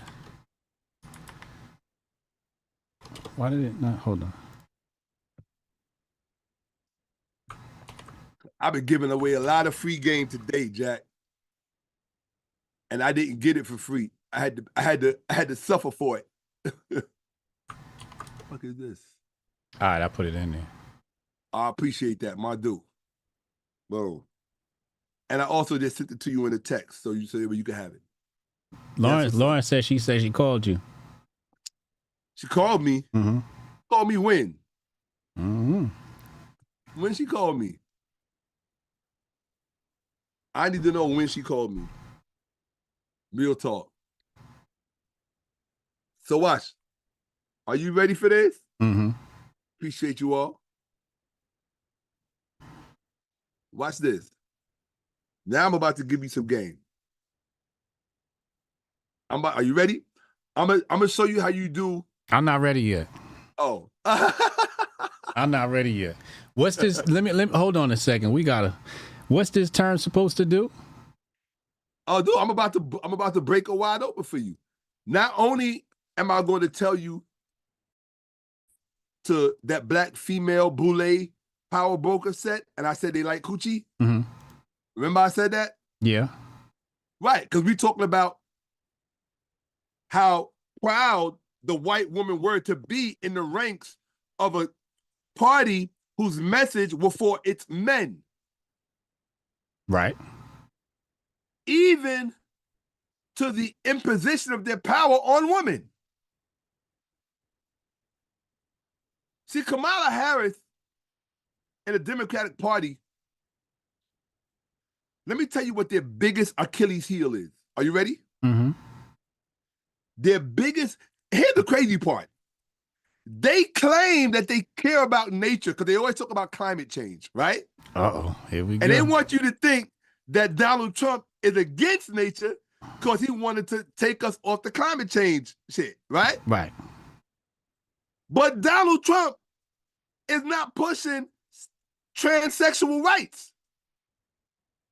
Donald Trump is not pushing gay marriage. Donald Trump is not pushing things that go against nature. Uh-oh. Uh-oh. There's a lot of things you can beat in life. The one thing you can't beat is nature. And that's what the Democrats don't understand. The Democrats want to be champions for every unnatural grievance and every unnatural proclivity that presents itself as a vulnerable demographic. We're vulnerable, we're under attack, we need your protection. So the Democrats feel as long as we make you a special project and we give you a protected status, that means everybody else in your rank and file, we got your votes. Why? Because once we classify you, we can measure you. That's where you get all of these terms from, like LGBTQ or this, that, and the third. All of these different terms are classifications that allow people to be measured. Once you are able to be measured, you can be used. It's not about somebody, oh, I agree with you that you're a human being. I know you're a human being. I don't need you to fucking tell me I don't need legislation for you to tell me you're a human being. I also don't need legislation for somebody to tell me that a man putting his penis in the anus of another man can't be healthy. The fuck? Let alone coming in it. So that's two different things. You ain't even want to think about that.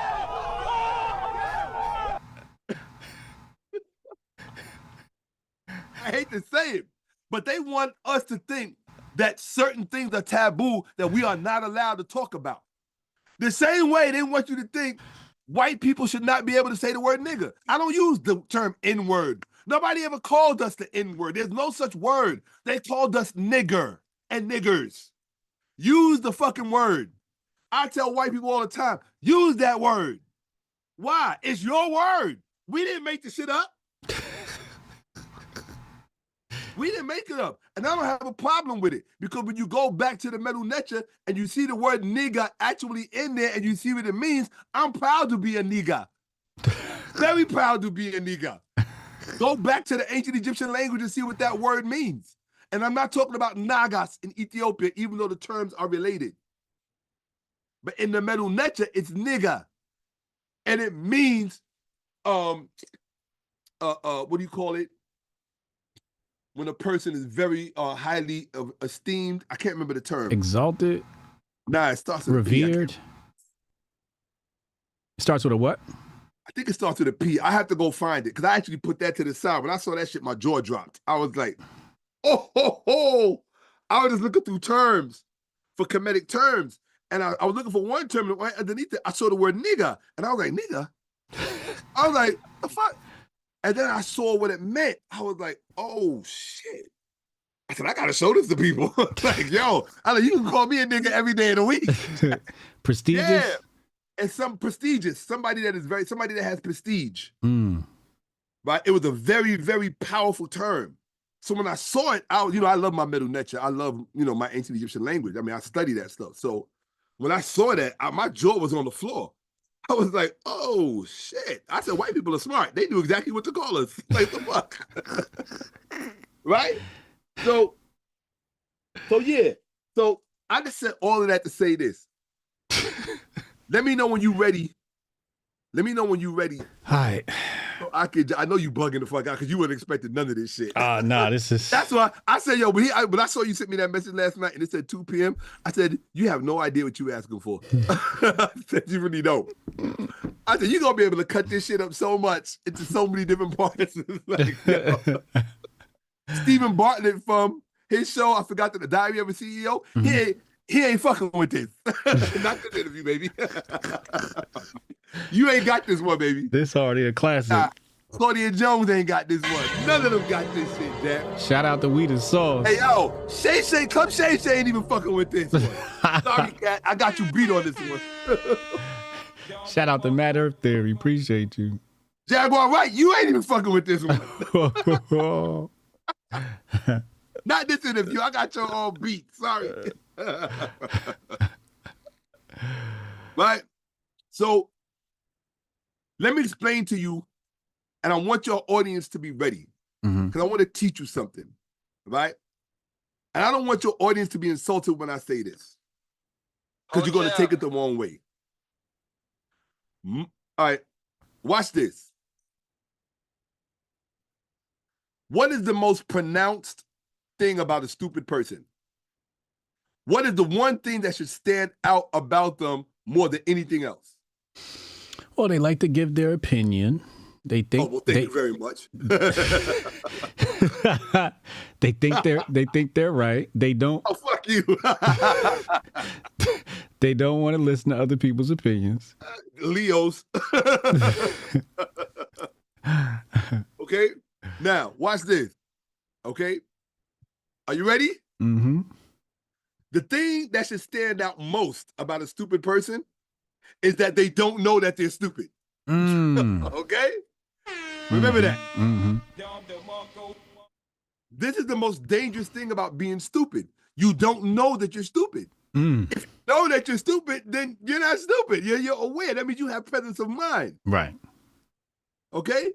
The definition of a person that's stupid is somebody who does not have presence of mind. Mm. Another synonym for it is dumb. He or she has been made dumb. Right? No presence of mind. So the number one thing that should stand out about a stupid person is that they don't know it, that they're stupid. So when I'm telling your audience, and I know they're going to be angry when I tell them this, but y'all are stupid. Mm. The reason why you angry at me is because you don't know it. So when I inform you of it and I confront you with it, you're insulted. It's like when I have conversations with people and I try to teach them about money. With my broke ass, right? And me teaching people about money. I just love to learn. So there's a lot that I know. So I try to get people to think. And the question that I ask them, and I love when I catch the ones who really think they're smart and I catch them out there. I ask them, what's more important, you or money? So I'm asking you that question. Hotep Jesus, what's more important, you or money? Me. They always go wrong. You went left when you should have went right. I love catching people out there. How can you be more important than money? It's impossible. I'm going to show you why. Money was here in 1956, 1946, 1936, 1926, 1916. No matter how far back you keep going, money was here. No matter how far you go forward, money will still be here. You won't even fucking be remembered. Okay? Now, how the fuck do you come to a planet that has a star of a show like money and delude yourself into thinking that you are more important? You have to be fucking insane. Somebody didn't raise you right. Somebody didn't teach you the truth about life. Money is more important than any of us. Facts. All the movies that we see, all the bank heists, all of the fucking, come on, bro, Ocean's 11, you fucking name it, Lord of War, it's all about money. Money is the star of the show. Yeah. You don't believe me? Ask all them hoes in Vegas if they're there because some guy is cute. The fuck out of here. No, you gotta be stupid. Money is the star of the show on this planet. None of us are more important than money. None of us. None of us. What prevents us from knowing that is our ego. And it's that same ego that prevents you from accepting the fact that you're fucking stupid. If you want to not be stupid, the first thing you got to say to yourself is, I am stupid as fuck. Just accept it. I don't know shit about shit. Start from there and you will begin to learn. But as long as you think you know some shit, you stuck on stupid. Oh, this is a real Hotep brother. You stupid. Now, why am I saying this? I'm not telling your audience that they're stupid because I want to speak down to them. Right. I'm not a Democrat. I'm telling you this because I want you to understand the power of what I'm about to say next. Okay. And if I didn't preface my statement with that, you won't understand what you haven't been seeing. Right? Okay. Once I show it to you, in that context, you will no longer be stupid because you know. That's why we mean so much to each other. It's in ancient Kemet, they had a saying, one truly lives when one is taken by the hand. That's what this represents. Ampul, right? Anubis. What is he? He's a guide. A guide. Everybody has to be guided. Everybody. In ancient Kemet, they said one who was incapable of being guided was called the living dead. Think about that. One who was incapable of being guided was called the living dead. Damn. That's deep. Sound like a Democrat. Keep going. Now watch. Let me show you something. Everybody tells you, because I'm taking it back. Remember I told you, this is all about those white women being proud to be in the rank and file of a party, the MAGA party, whose narrative and message is primarily and centrally on white males. Okay? Mm-hmm. But the women, watch this, are proud to be there. Right. When you look at the black side, right? If you look at the trends on social media, YouTube, this, that, and the third, black women hate black men. They hate passport brothers. In other words, they hate the brothers that leave and they hate the brothers that stay. Right? Look, they hate the brothers that leave and they hate the brothers that stay. Think about it. Hold on, think about this insanity. They hate the brothers that leave and go abroad and call them all kind of names. Oh, we didn't want you anyway. Okay. And they hate the ones that stay. Well, we don't want you because you're not. Look, I'm 6'3.5", 225 pounds, no body fat at all, right? I own my own place 3 blocks from Central Park, right? I gotta walk half a block just to get to my kitchen, right? Dude, do you think I can even get a date? I couldn't even get a fucking date, okay? Now watch this. And that's when somebody, look, prior to 2018, dude,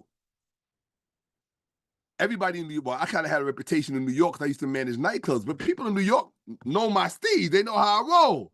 So for somebody like me to not be able to get a date, I think you know something's wrong. But then again, I have to be fair. I haven't really been trying because I haven't been caring about that. You know what I care about. Right. You know what I care about. That's why you part of it. You know what I'm saying? That's what I do. So my thing is that anybody that's not affiliated with that, I don't give a fuck about them. Period. I'm like, nope, you don't exist. Sorry, it's just how it is. Right? Yeah, you focus on something right now. Yeah. Exactly. Once that gets to where it has to go, then I can start to focus on other people, like relationships and all that other shit. But right now, sweetie, if you ain't down with this, you don't exist. Oh, I like that. If you ain't down with this, you don't exist. Right? But watch this. But you got to keep in mind what I'm about to tell you. White women are proud to be in the ranks of their party where the message is centrally focused primarily on men. Right? Now, look how the Democrats fucked up. When they did try to focus on men, look what Obama did. How he fucked that up. Right? Went to those black men who were part of a Kamala campaign to talk down about black men not showing up because of our egos and accused us of being misogynistic.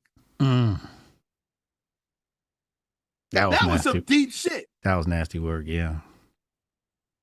Everything Tavis Smiley ever said about him is correct. I hate to say it. I didn't know that until I was watching Tavis. This morning I was watching Tavis. Normally I don't watch him. I always consider him a homogenized Negro. But I was watching him this morning and I was like, I think I had this brother pegged wrong. I was listening because they did flashbacks to things that he was saying and had grievances about Obama talking down to black people. So did Jesse Jackson. And I realized, wow, they were right. They were 100% right. Right? But here's the thing, though. And this is in Obama's defense. What you call, everything is about perspective. And it's hard for me because I know more than most. And I have to explain things to people so they can see it correctly. Right? Or I know more than many. I won't say most. I know more than a lot. Right? What you call Obama speaking down to people, I think it's inappropriate to define it like that. And I'm not an Obama fan. But I'd have to call, like Willie D says, you got to call a spade a spade. Call a ball and a spade. Shout out to Willie D from the Good Old Boys, right? Willie D podcast, right? Oh, shout out to Scott Gallagher, one of my favorite human beings on the planet. I love his fucking podcast, bro. Yeah, there's certain podcasts that I watch, man, that I fucking love. Scott Gallagher. My 2 favorites, probably Scott Gallagher, Alex Hormozy. Yeah, absolutely. Right? Yeah, absolutely. Oh, and Hotep Jesus, Hotep Nation, and all that other shit, right? Yeah, you know what's up. Right? And of course, Facts Over Feelings with Shakka Ahmose. Don't forget to check out my podcast, Facts Over Feelings with Shakka Ahmose. I will be back probably this week, right? With some dope shit for y'all that's gonna blow your minds. right? Everybody been wondering where I've been. People, I've been busy. I'm producing something. So, and I'm just now finishing one leg of it. Actually, today, I wasn't going to do this interview because I'm supposed to wrap up post-production on a certain leg of this today. So I'm like, you know what? I said, let me just do this interview and then I'm going to shut out the rest of my day where I'm not taking no calls, no nothing, and just finish this thing so I could be done with it and get back to my platform. Because I know my channel, my platform, everybody's like, this dude just said, fuck us. He ain't seen him since July. I'm like, look, ain't nobody making what I'm making for y'all. So I got to do what I got to do. I got to sacrifice. That means I ain't been getting no money. I ain't been getting no sales. I ain't been doing, bro, I've been living on the wing of the prayer. That's another reason why I can't get a date. Right? But that's even better for me, right? More money, let that shit pile up. Whatever little bit I got, right? So, hey, look, as long as they keep paying me rent, I'm good. All right? So watch. Keep this in mind. I need you to hold up your left hand. Hold up your left hand like a fist, Okay, those are the white women who are proud to be in the ranks of MAGA, even though the narrative for MAGA is centered around the white males and the white family. Okay? All right? Now, watch this. Hold up your right hand. Same way. Right. That hand, no, don't even make a fist with that hand. That hand don't deserve to be a fist. Those are, now remember, your left hand are the white females who are proud to be in the ranks of their white males in MAGA. Mm-hmm. Your left hand are the black females on the left in the Democratic Party who hate black men, have a million reasons to hate black men. They want to be part of this 4B shit now that's coming in from South Korea, right? Where every excuse under the sun to vilify black men, right? Yeah. They accuse black men of voting for Trump. No, keep them up. I'm going to show you something. But the main persons and models defining the narrative on that right hand of yours, the open one, the one to the black woman, right? Right. That is the one faction that nobody wants to talk about. And I'm going to say it. That is I'm not going to even use that term. Remember I said earlier that those black female power brokers who happen to love coochie, right? Mm-hmm. They are the ones who are issuing out the narrative from on high, right? Yeah. Because when you look at the black females in that power structure, what other black females you know got power like that in America? That's it. None. That's just them. They are it. Right. They are it. They got their own institutions in Washington, D.C. Right. Okay? Media, entertainment, yeah. They are part of the power structure in a very real sense. When you got a former national security advisor, right? Susan Rice, running with Oprah, running with Kimberly Crenshaw, right? Mm-hmm. These are thought designers. These are not your average people. Get them hands back up there. I'm going to show you something right now. Hold on, I got to block somebody. Oh. For what? He talking shit. Probably some dumb shit. Yeah, it's just dumb shit. I would love to know what he says. Anything important about what we're talking about? No. Oh, okay, cool. All right, now watch this. You see that left hand? Mm-hmm. The black one's over there? I'm sorry, the right one. Mm-hmm. Right, those are the black females. Mm-hmm. The ones that hate the passport brothers. They hate black men for everything under the sun. You know it and I know it. All you got to do is watch what's going on social media. There's a reason why nobody is dating. There's a reason why black people are not getting married and they're not making babies. There's a reason for it. And you want to know why the Democrats want to get all of these illegal immigrants in here? How you think the population is going to be replaced, stupid? Now watch this. Those people on your right hand that represent the black woman, power broker, boule, that love coochie, right? You have to keep them in mind when you think about Diddy. Sean Combs, Diddy. Now put your hands down. Black America is full of shit. And this is why, and look, bro, who do I fuck with? Do I fuck with anybody at all? No. Literally. I don't fuck with nobody. Facts. I don't care if you black, white, blue. If you're not part of my inner circle, I don't fuck with you, period. Period. Period. I don't fuck with you. Because I know that most people are stupid. By choice. Because it's easier to be stupid. Now, you need to learn a new term so that you can understand what's really going on out here. And I'm going to give it to you. I was going to save it for my platform, but I ain't got to worry about getting in trouble. I'll let you take the heat. Okay? Watch this. I want all of you to take out a pen and paper and write this term down so that you don't forget it. Okay? Remember this. Those black female power brokers who I was talking about, who love coochie and support black women who love coochie and who they advocate for a coochie world. It's the truth. Angela Davis, all of them, they advocate for a coochie world. Right? Now watch this. And have you noticed, I'm going to give you one more example. Because of what I'm working on, I had to do some research on black female producers in Hollywood. I need for you to explain to me why 90% or 9 out of 10 black female producers in Hollywood, if there are even that many. Explain to me why 9 out of 10. Do you know what 9 out of 10 is? 90%. Why is it that 4 out of 5? How's that? Is that the same thing as 90%? 4 out of 5? No. Well, what is that? What is 4 out of 5? 80%. 80%. Okay. All right, 80%. Okay, 4 out of 5. Yeah. Why is it that 4 out of 5 black female Hollywood producers all have white wives?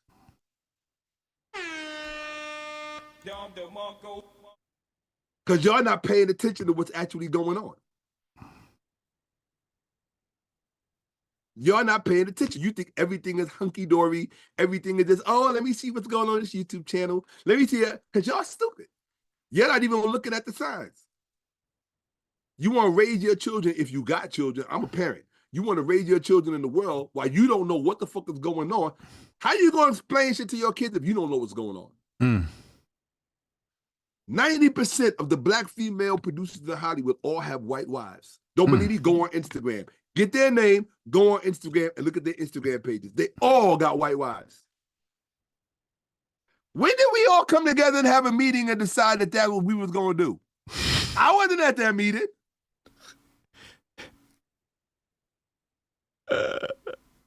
Now hold on. Could I dump on the black men that in Hollywood that all got white wives? Sure, but there are levels to everything. So what are we talking about here? Essentially, we're talking about transgressions. We don't want to admit it, but that's what we're talking about. Transgressions. Transgressions that have been normalized. Right? But let me explain to y'all what the real name of the game is so that you can understand the black female power broker boule system that consists of all of those people that I named, right? And I have nothing against them. But that's not true. I do have some things against them. But what I have against them is that I know that for a fact, essentially, they are against us as black men. So how can I not have something against you? Right. The thing that I have against you is that you are against me. You're against my son. You're against my brother. You're against my father. Your ideal world is a world that exists of only black women, and that black woman must be the ideal partner for every other creature crawling around the planet in her mind. Why? Because what's really going on, and the same is true even for a Diddy. What's going on is not that Diddy is gay. You're using the wrong word. people want to talk about, oh, well, Diddy is gay because he has sex with men. Yeah, Diddy does have sex with men. Hold on, listen to what I'm telling you.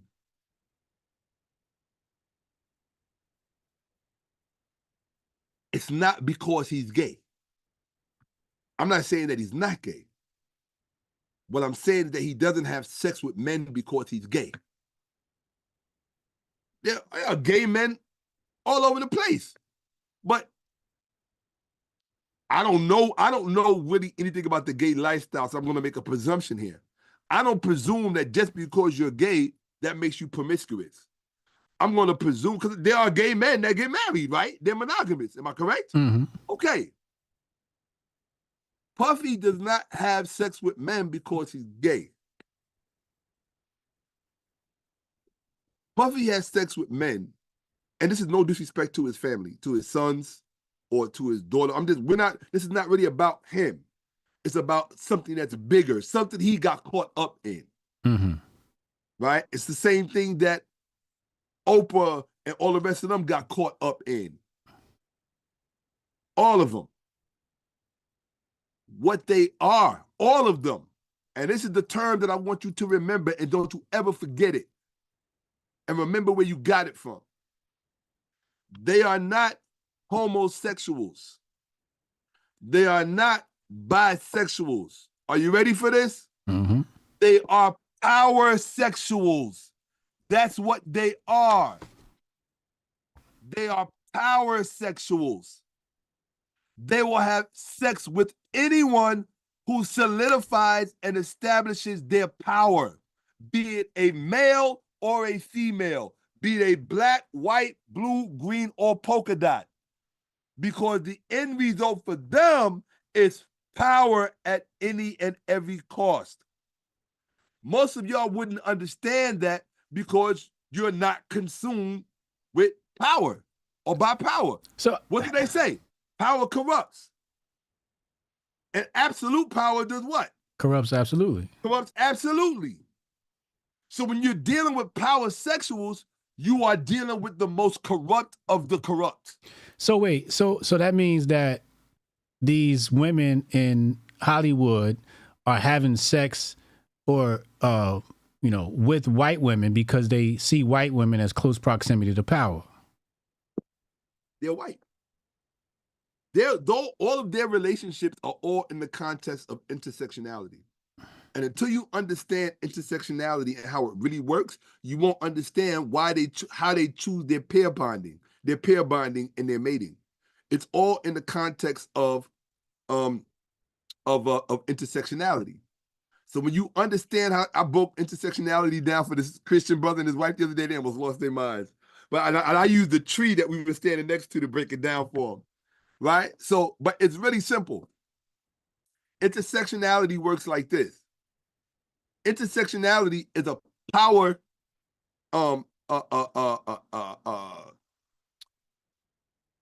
it's a power dynamic. Okay? And it doesn't take place in the abstract. It doesn't take place in some arbitrary construct. It takes place in a very linear, vertical, hierarchical construct. That means there's a top and there's a bottom. Who's on the top and who's on the bottom in any given particular system? This is from critical race theory, right? This is from intersectionality, which is a part of critical race theory. Right. The author of the intersectionality part is Kimberly Crenshaw. The one that she is, I guess you would call she's a thought superhero in the context of power dynamic and identity behind all of this black female power broker thing that we've been talking about.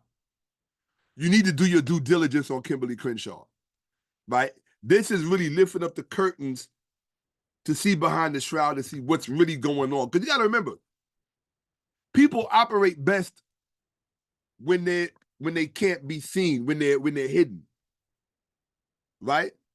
And I'm not saying that these are bad people. the reason why I'm saying that they're not bad people is because every group has a right to vie for power. You understand? Yeah. It's just that you have some groups. Here's the problem though. You have some groups that pay no attention to the level of sacrifice. You see, white people in America will sacrifice for power, but there's some things that don't have a price with them. See, with niggas, everything got a price. See, with white folks will tell you in a minute. White folks will say something out of their mouth that a black person in America will never say. A white person will use these words. Are you ready? Mm-hmm. Your money is no good here. A black person will never say that. Why? Because to them, money is God. It's everything. Money is everything. Money is everything to a black person. Why? Because you ain't never had none. So to the person who's been starved of it the most, their threshold is going to be much lower. Your threshold starts with money. White people, their threshold starts with power. But here's the thing. It's power in the context of what I call conservatism. There's a reason why a certain sexual community out there try to equate the Kemetic community. Remember they called us the Ankh, right? Yeah. Right? They were trying to say that we are the new white racists. That's what they were saying. Right. We are the new white racists. Why? Because Kemetic culture or ancient Egyptian culture was very anti-homosexual, right? And because sexuality is one of the weapons that these black female power brokers use to manipulate people, right? And to fuck people up. R. Kelly, the list goes on, right? You have to remember, women use sex as a weapon. Men don't use sex as a weapon in that way, right? Not on average. Correct. You ain't never heard of a man sending a woman away to prison for 40 years for a rape she never committed. You ever heard of that shit? Nope. No. But have you ever heard of the opposite? Absolutely. Every day. Every day, especially a black man. This should really show you something.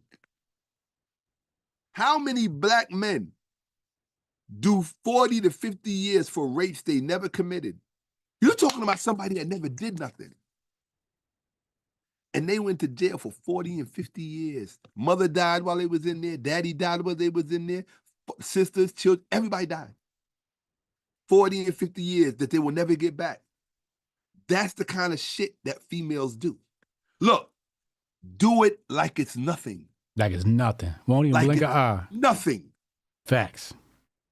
Like it's nothing. When I tell you that black men don't really understand what they're up against. They don't. They don't really understand what they're up against. So when you look at white females close ranks with their men, you follow what I'm saying? Yeah. When you look at white females close ranks with their men, it's because what's being protected there is a natural order of things. Do you understand? It's a natural order of things between men and women, the nuclear family, mommy, daddy, baby. In other words, what kind of person would want Americans to feel ashamed that we protect the institution of mommy, daddy, and baby? Only Satan. I'm not even a Christian. I don't even believe in the devil. Only a satanic person. Dude, something got only a satanic evil person. You got to say it for what it is. Only a sick, satanic, evil person would think that it's acceptable to undermine the sacred institution of family, which is mother, father, and child.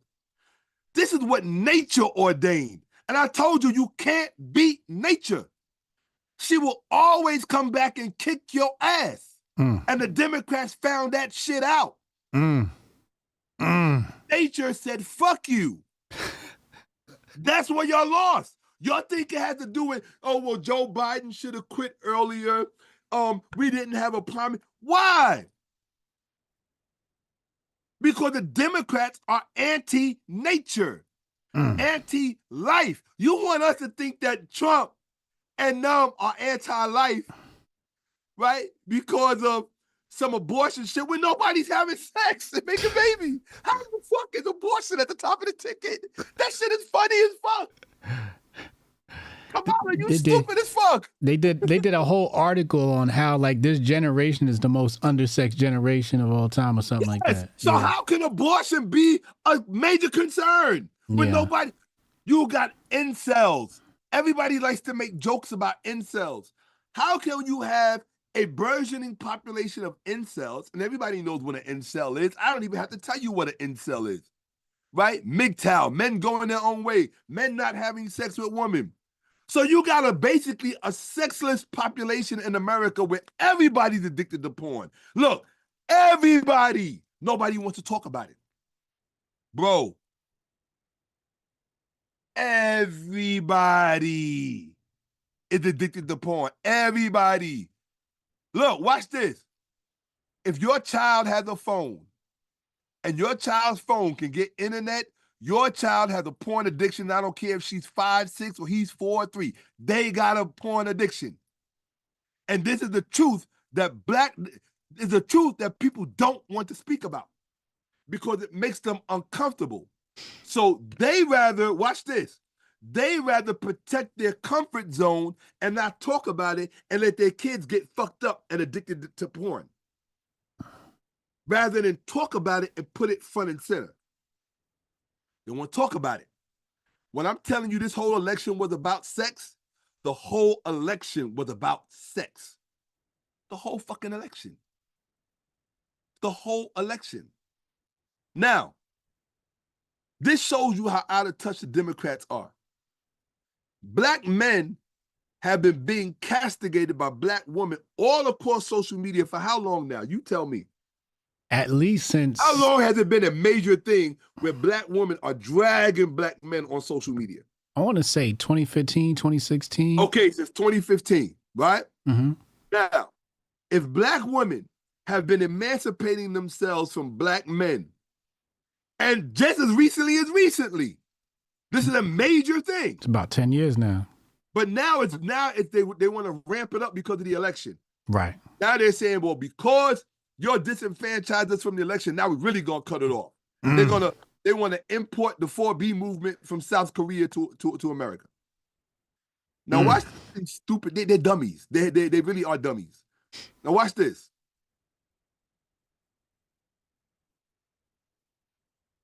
What the hell made you think? I told you black people think symbolically. What kind of symbolism would a victory of a Kamala Harris mean to black men who have been wholeheartedly emasculated by the females of their race now for the past 20 years? 15, 20 years. Mm-hmm.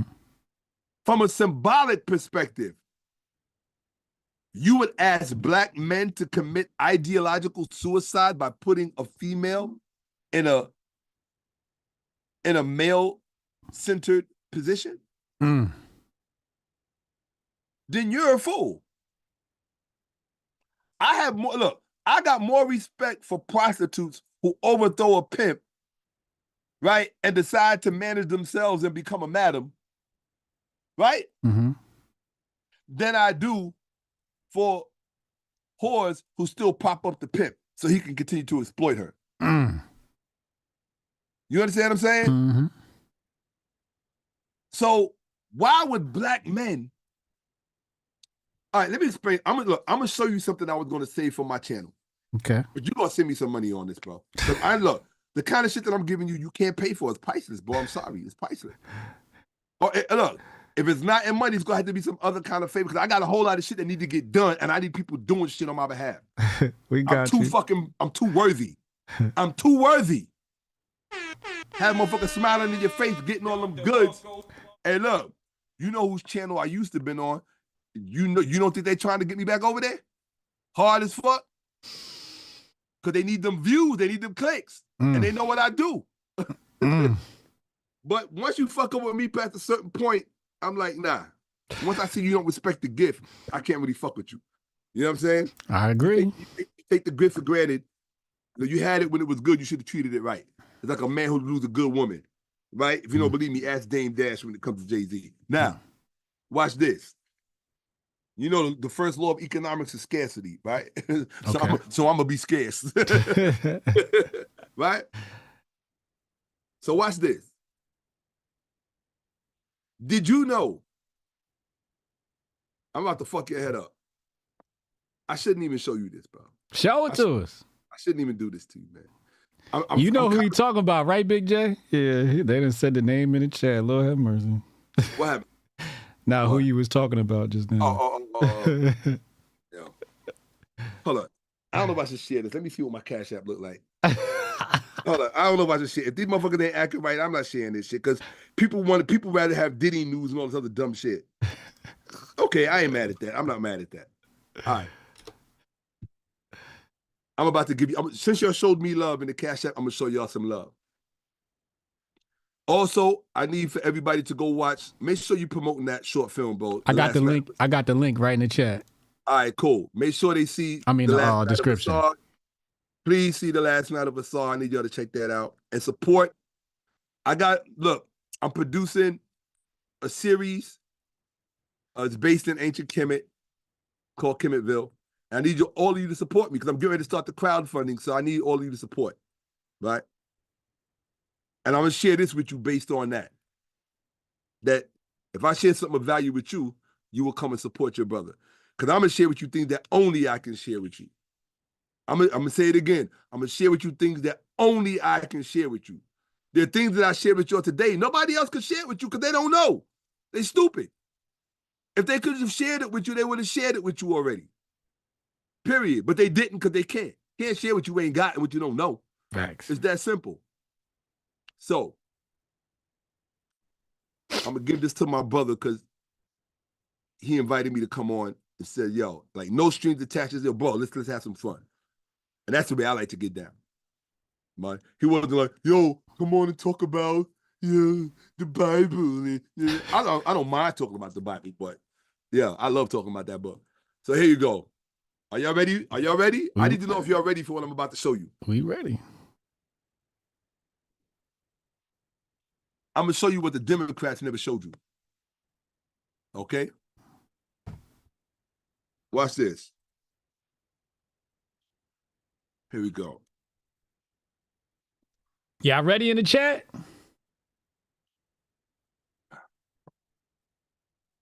Woo! Okay. All right. Now watch this. It goes back to what I was saying about Barack Obama talking down, in quotes, talking down to black people. I'm going to tell you why they had no right to define it like that. What is another euphemism for the president of the United States? Commander-in-Chief. What's another euphemism? Chief of Staff. No. Commander-in-Chief and leader of the world. What do you call your mother's husband? My mother's husband? Yeah. Father? Exactly. Another euphemism for the president is father of the country. Okay. Okay, that's another. We haven't used it in a long time. Many years, that was a euphemism. Like when my parents was growing up, my mother was born in the 40s. My mother and my father, they was born in the 1940s, right? So being born in the 1940s, that's the kind of terminology they grew up with when it came to talking about the president of the United States. Okay. He was known as the father of the country. Okay. Okay?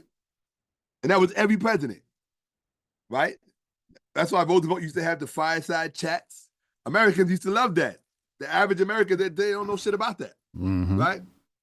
Now, Obama as the president of the country, that's the position he played.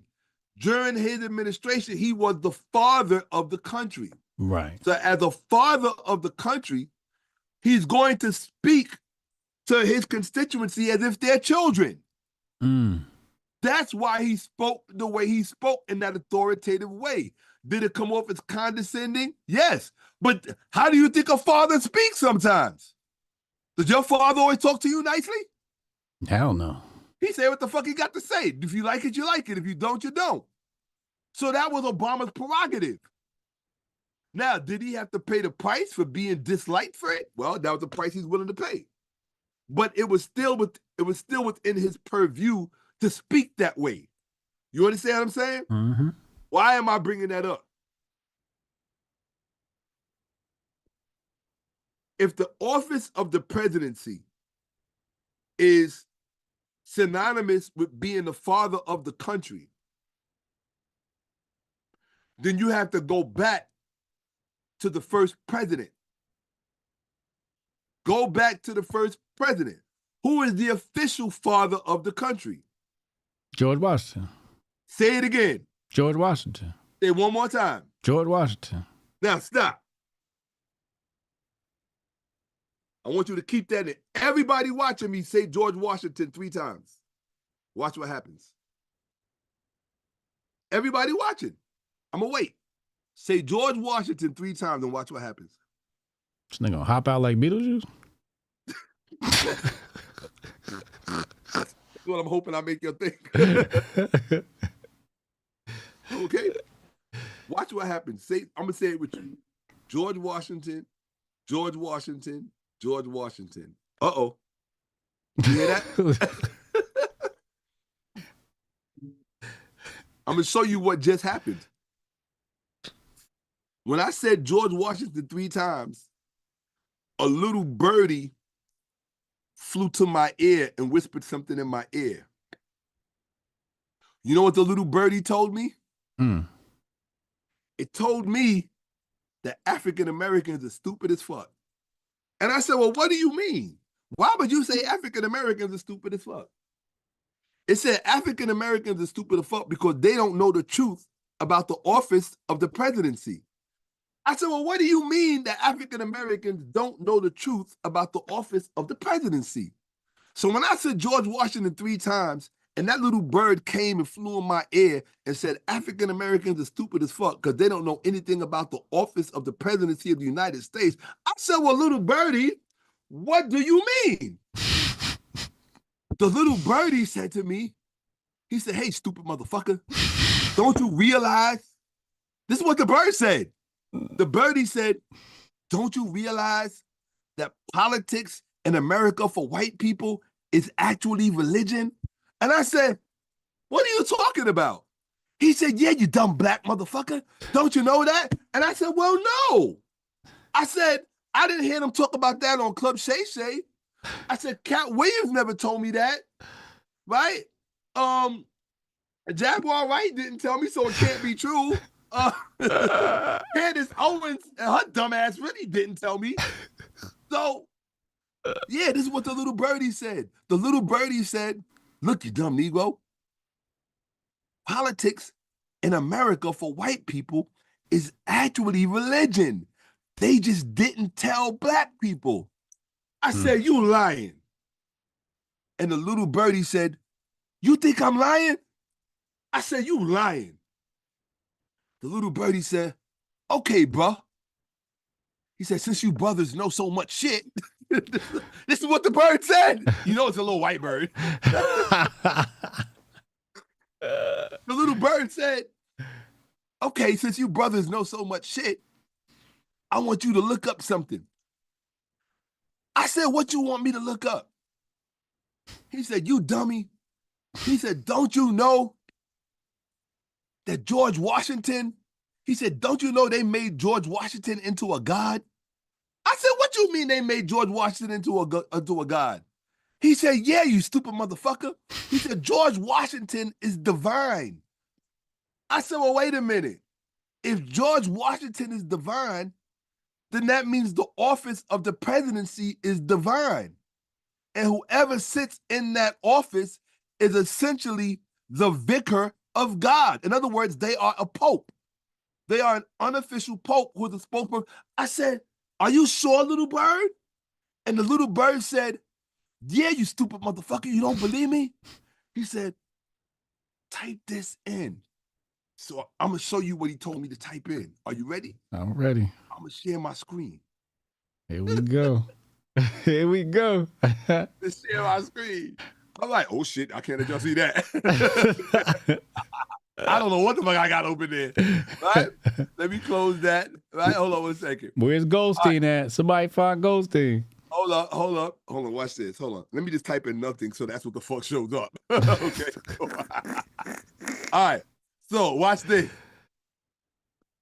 So y'all can see my screen, right? Mm-hmm. So the first thing the little birdie told me to do was, the little birdie said, open your dictionary, stupid. I said, okay. I'm telling you, this is what the birdie told me.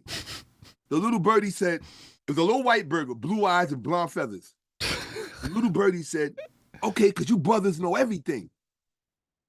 The little birdie said, type in the word apotheosize. I said, apotheosize? I said, well, what the fuck is that? Let's see. Hold on 1 second. Apotheosize. I said, well, what the fuck is that? Apotheosize. Elevate to, or as if to, the rank of a what? A god. A god. You see that? Mm-hmm. A god. Idolize. Elevate to, or as if to, the rank of a god. Mm. That means when you apotheosize someone, you make them into a god. Mm. Do you understand that? Yeah. Isn't that what Martin Luther King said about Jesus? He said the Greeks apotheosized him, and that's why the church made him God. Didn't Martin Luther King say that? Yeah, I'm sorry. Oh, no, wait a minute. We're going to prove it. Hold on 1 second. We don't play around here. Hold on 1 second. We're going to go to, you know me, I don't fuck around. I was going to have this open, but I'm like, here we go. In fact, I might even have it on my, Now, I can't let y'all see that. Well, actually, you know what? If I open no, I can't let y'all see that. See, that's why I can't be moving around my motherfucking screen. Right? Okay. Oh, God, somebody gonna go back and freeze that. Yo, somebody gonna freeze that shit and be like, I got all of the information. That's all right, motherfucker, because everything gonna be changed as soon as I get off of this bitch. All right? Changing all my passwords as soon as I get off. All right? So watch this. So, all right. So is this thing open yet? Hold on 1 second. Where did that? Come on, I know I opened you. Here you go. So I got to show y'all what the little birdie showed me. Okay? Here we go. Hold on a second. Open more. Here we go. Here we go. So all we're going to do is we're going to find, oh, come on, we ain't got time for all of this. MLK, where you at? MLK. Hey, boom. All right, so we're going to open up MLK. Come on, MLK.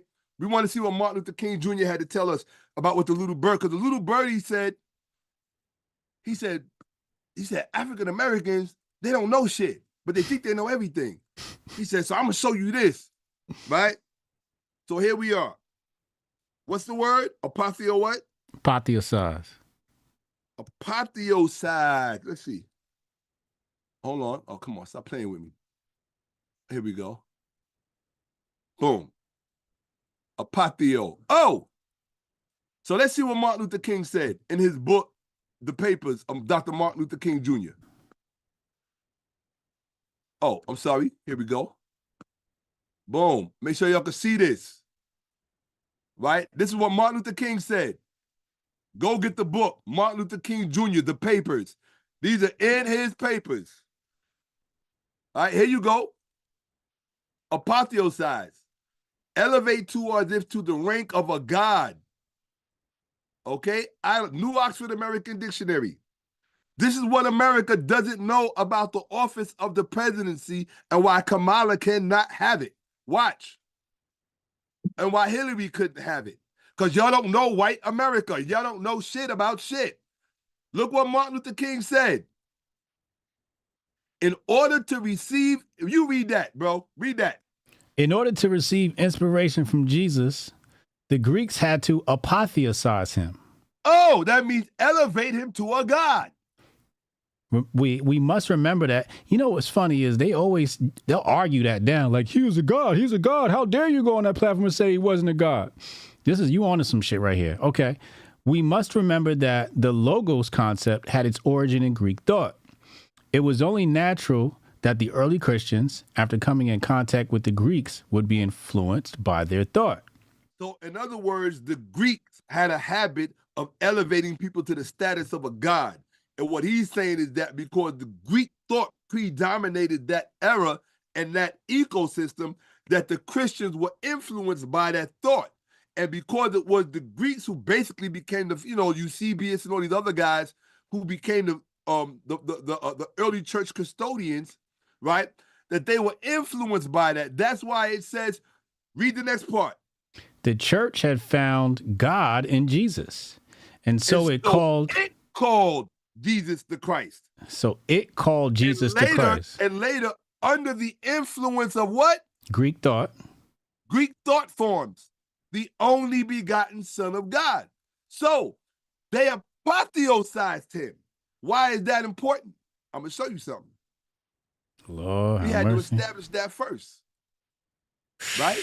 So we established that the Greeks apotheosized Jesus because Martin Luther King said it. The man had a PhD in theology from Boston University. He did. He should know. Now, watch this. Are you ready? Mm-hmm. I've never shared this with nobody. Because I never talked to the little bird before.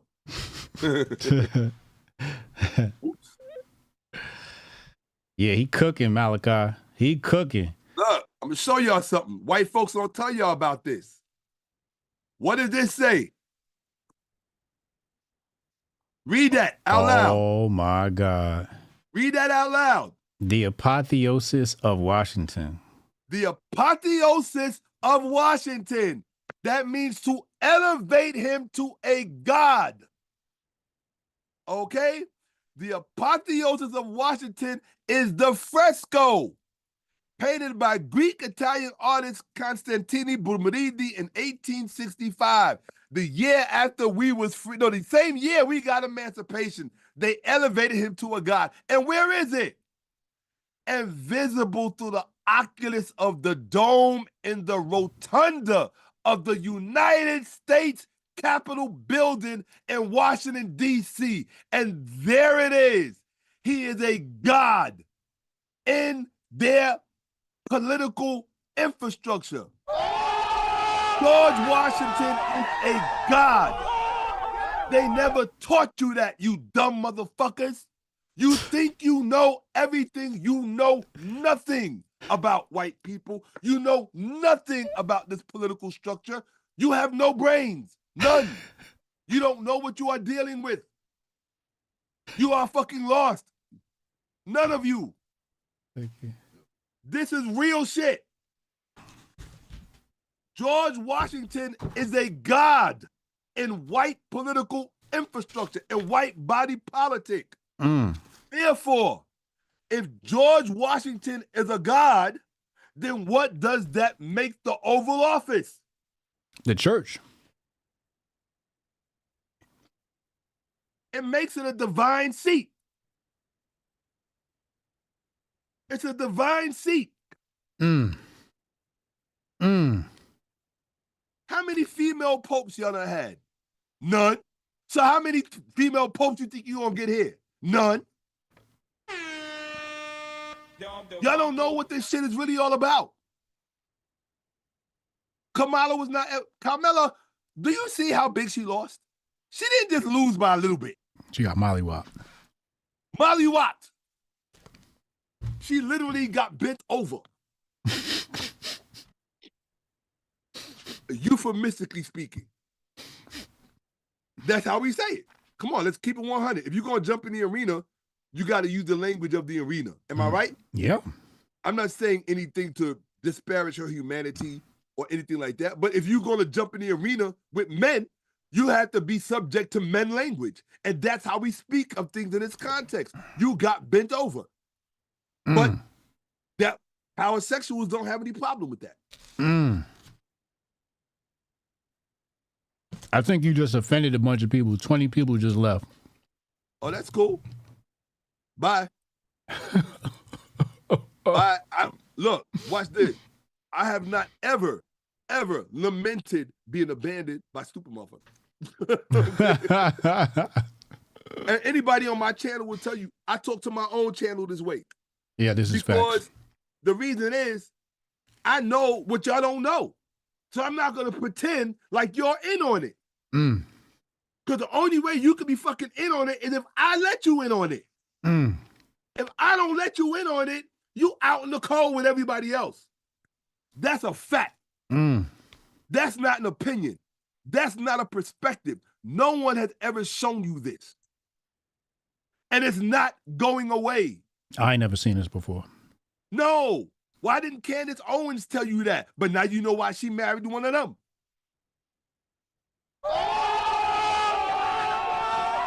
Y'all think you understand white supremacy and you don't. You don't.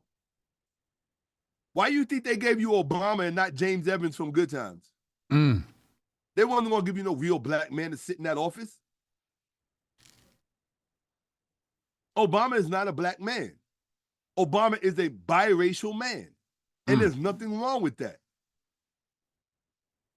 What I'm offended of is his willingness to use us. Right? And people's abuse of the term African-American. Obama is not an African-American. And neither is Elon Musk. So they need to stop with that dumb shit. Oh, they love calling Elon Musk an African-American because he's from South Africa and he's an American now, so he's an African-American. This is the kind of dumb shit this generation comes up with. We can't use the N-word. Nobody can use the N-word, and you can't say words like faggot or anything else, and you can't say shit about nobody or nothing, but people can say whatever the fuck they want about black people. They can say whatever they want. You think because you're not using the N-word that you're not disparaging us? When you have these long intellectual discussions about our IQ and supposedly lack thereof, I'm in on those discussions. I know what they say about us. And unfortunately, a lot of it is true. Uh-oh. Remember I told you before? I said the thing that stands out the most about a stupid person is that they don't know that they're stupid. And the really stupid ones are the ones who get offended when you confront them with it. The ones who are grateful say, you know what? He might have a point. Let me go back and recheck my psychological Rolodex and see where I have gaps. We all have gaps. I'm stupid when it comes to certain things. That's why I try to learn as much as I can. Right? Where am I stupid? I'm stupid when it comes to the financial sector. So what do? I educate myself about the financial sector. That's why I brought up index funds and private equity. Right? You better know about those two things. Shit. Okay? So I don't walk around like I'm perfect, like I know everything. No, I just know more than most people. And what I try to do when I'm speaking and when I'm teaching, I try to give the things that I know the gravity that they deserve so that when I finally do share it with you, you won't take it for granted and be in your own mind, oh, I knew that already. No, the fuck you didn't. And that's why your ass is in the position that you're in, because you don't respect the gravity of knowledge and information. They do. You know how you know they do, them white folks? They have intelligence services. Do you? Uh-oh. Chad, remember I was telling y'all about them intelligence agencies, how important they are? Talk about it. Hold on. Look. Watch this. I'm going to show you how far behind black people are. Stop sharing your screen. Oh. I want y'all to see that shit. The apotheosis of Washington. You better believe it. He is a god in America. Why didn't your teacher ever show you this? They showed you, and look, don't you remember when we was all young and we all went to DC for a field trip? Mm-hmm. All the schools did that. Mm-hmm. Why they never showed us this?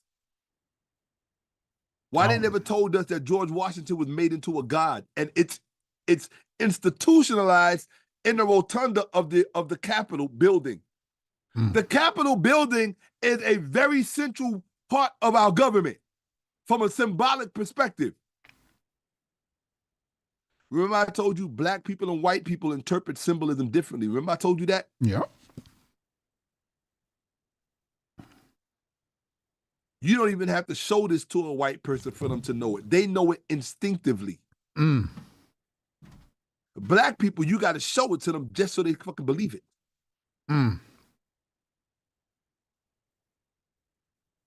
How come they didn't show you this before the election? Why didn't they tell you that why didn't they tell you that the Oval Office, white people consider it divine?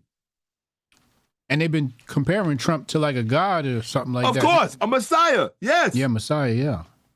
They already apotheosized him. They already he came out with his own Bible.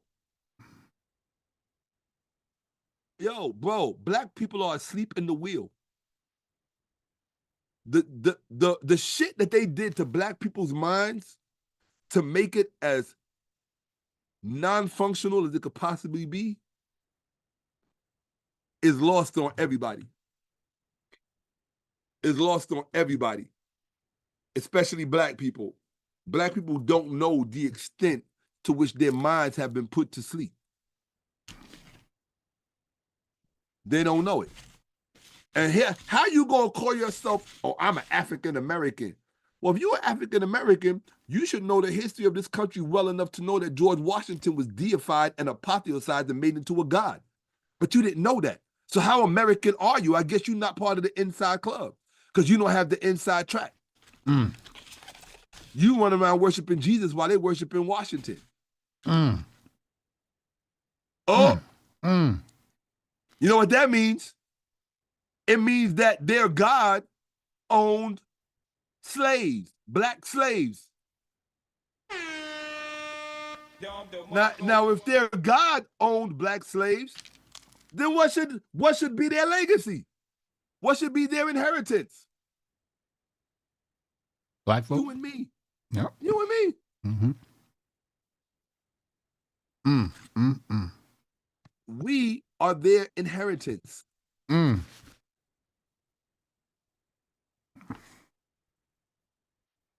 See, they don't want to have a real conversation about what this whole election was about. I loved watching it.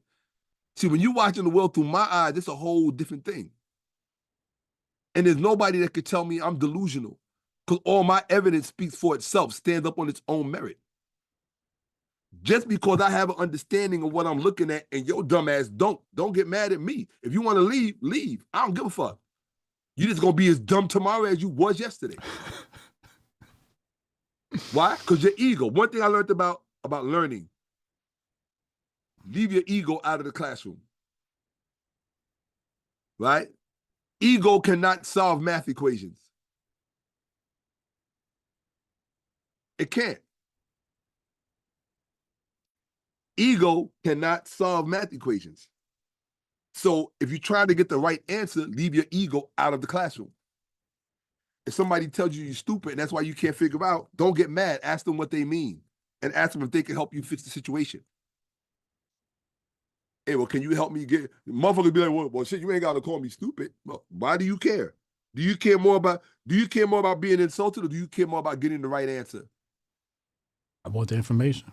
Ah, there you go. I want the information. I don't care what you call me. Just give me the information. There you go. You done cursed me out 30,000 times during this damn presentation. Look, that's what Dr. John Henry Clark taught us that. Yeah, he used to do the same thing. It don't matter what they call you. It don't matter what they call you. They shitted on Japan. Japan sent over all their students to get all the technology, and they dropped that technology off at Pearl Harbor in 1942. Yeah. Facts. And then even after that, they rebuilt and what became part of the Trilateral Commission, right?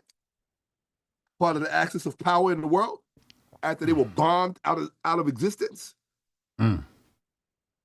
Black folks in America can't even get past Black Wall Street. It's a joke. And no, the whole thing to me is a joke. I sit back watching all of this shit just like this, like, damn. Stop sharing while you talking so they can see you. I just wanted to keep this on screen so people could understand how deep this shit is. Yeah. It's deep. George Washington, they made George Washington into a god. So this whole political process is sacred to them. To us, we think it's just politics. Right. We think it's just about voting. No, my dude. They be sick when I say I don't vote. They be so mad at me. Hey, look, do you understand now what I just showed you? Yeah, everything. What this whole thing means now? All this shit makes sense now. It's a whole different, it's not what people think it is. None of them. And do you think these dumbass black women out here who are trying to become politically powerful, do you think they understand this? No. But here's the thing though. They understand it instinctively. Instinctively. So if what I just showed you was true, then what would you call Kamala Harris becoming president? That's like Satan overthrowing heaven. Yeah, I was about to say it's like heresy. Heresy. Yes. She's an apostate now. Forever and always. Yes. Why do you think you didn't hear from Hillary Clinton after she lost? Hillary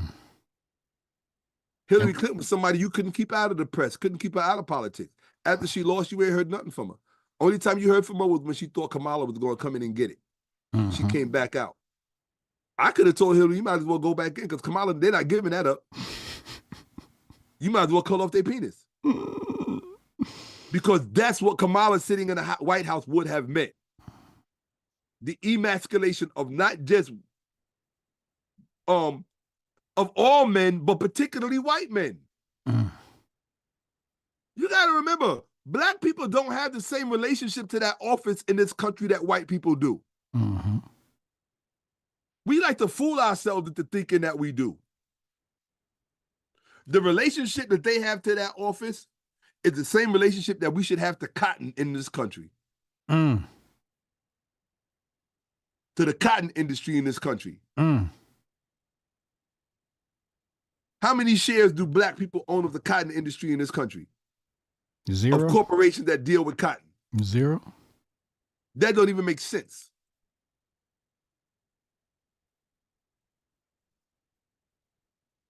That don't even make sense.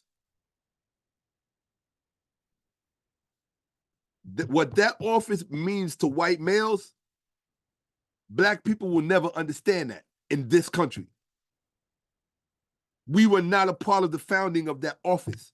Oh, well, we built the white, you dumbass. We built it. Oh, so apparently you did it by choice.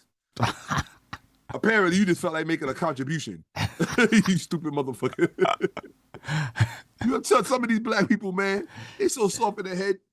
I just be like, you know what? I love black people, but I got to be honest about my people. And I realize that when I listen to them talk and I look at the things that they argue about and the things that they think are important, I just say, you know what? I'll just keep my mouth shut and not say nothing. I'm going to let you keep believing what you, I'm like, yes, Santa Claus is real. Yes. The Easter Bunny is real. Yes. Yes, there are such things as Democrats and Republicans. Yes. Absolutely.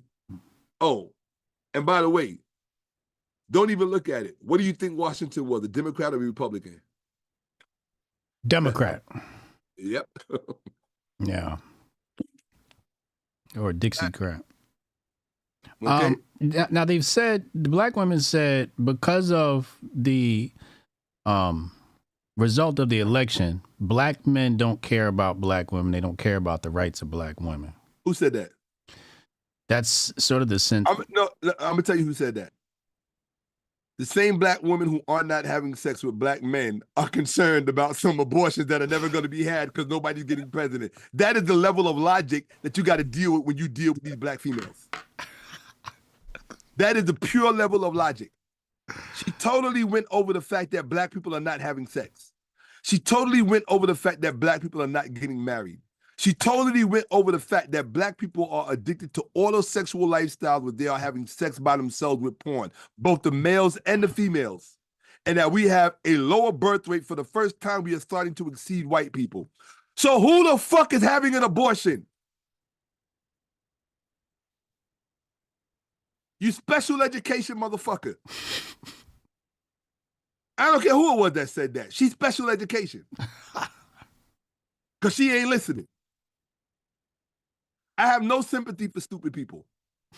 Because, again, it's their ego. They are more in love with their ego than they are with facts. I have no tolerance or patience for stupid people.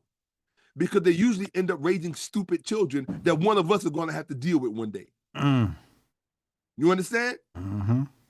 So I'm all about that Planned Parenthood shit.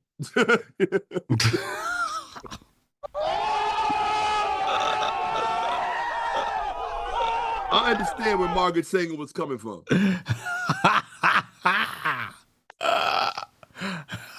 Look, bro, think about how many Pookies them killed one of us in the hood because his parents should have never had kids to begin with.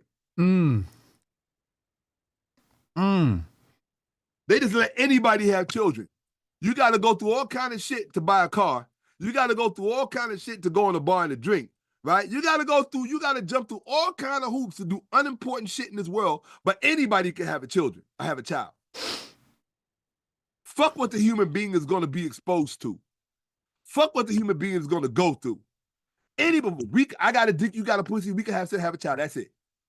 No, people should have to apply for a license and a permit to have a child to prove that you are ready to raise one. Do you understand? Sound like there will be a lot less suffering in this world, and the value of family would be at a much greater, higher level, and we would be living in a very different society. Sounds like. But that's another part. That's another part of the thing that people don't want to talk about, and that's capitalism, unbridled capitalism. They don't want to have that discussion either, because their real feelings are going to be hurt. All the entrepreneurs are going to get their feelings hurt. Okay, we start talking the truth, right? Capitalism makes this whole shit wicked, homie. It's wicked like a motherfucker, Jack. When the apex of the axiology is the acquisition of the object, and that becomes before everything else, that means all bets are off. That means I can get it and you can get it. Your mama can get it. Your kids can get it. Look, do you see the gun lobby trying to stop mass shooting? Do you see the gun lobby trying to stop motherfuckers from walking into stores in Buffalo with AR-15s and killing everybody? No. You don't see them trying to stop that shit. They need more gun sales. They need more bullets. You got to remember, one of the greatest weapons was a gun. One of the greatest capitalistic inventions was a gun. Why? Because every bullet shot got to be replaced. That's never-ending money. You think about a bullet like sperm and a gun like a phallus. The person who makes the bullets gets to be you create sperm. Think about that. You create the sperm. You're God. You're God on this planet. If you create bullets, yes, every last one of those bullets got to be replaced. For every shot fired, that's new stock that you got to replace. If you got 1 million bullets coming out of a machine gun, guess what has to be replaced? How many bullets got to be replaced? 1 million. So war is a product. It's a product. Just like a sneaker, just like a microphone, it's a product to be bought and sold. There's a lot of crazy shit on this planet, bro, that people don't want to talk about. They want to live in their own little fantasies. Remember we talked about Matrix? The guy said, "Yo, plug me back in because this is easier for me to navigate and deal with. I understand this. Mm-hmm. All that other shit is too much."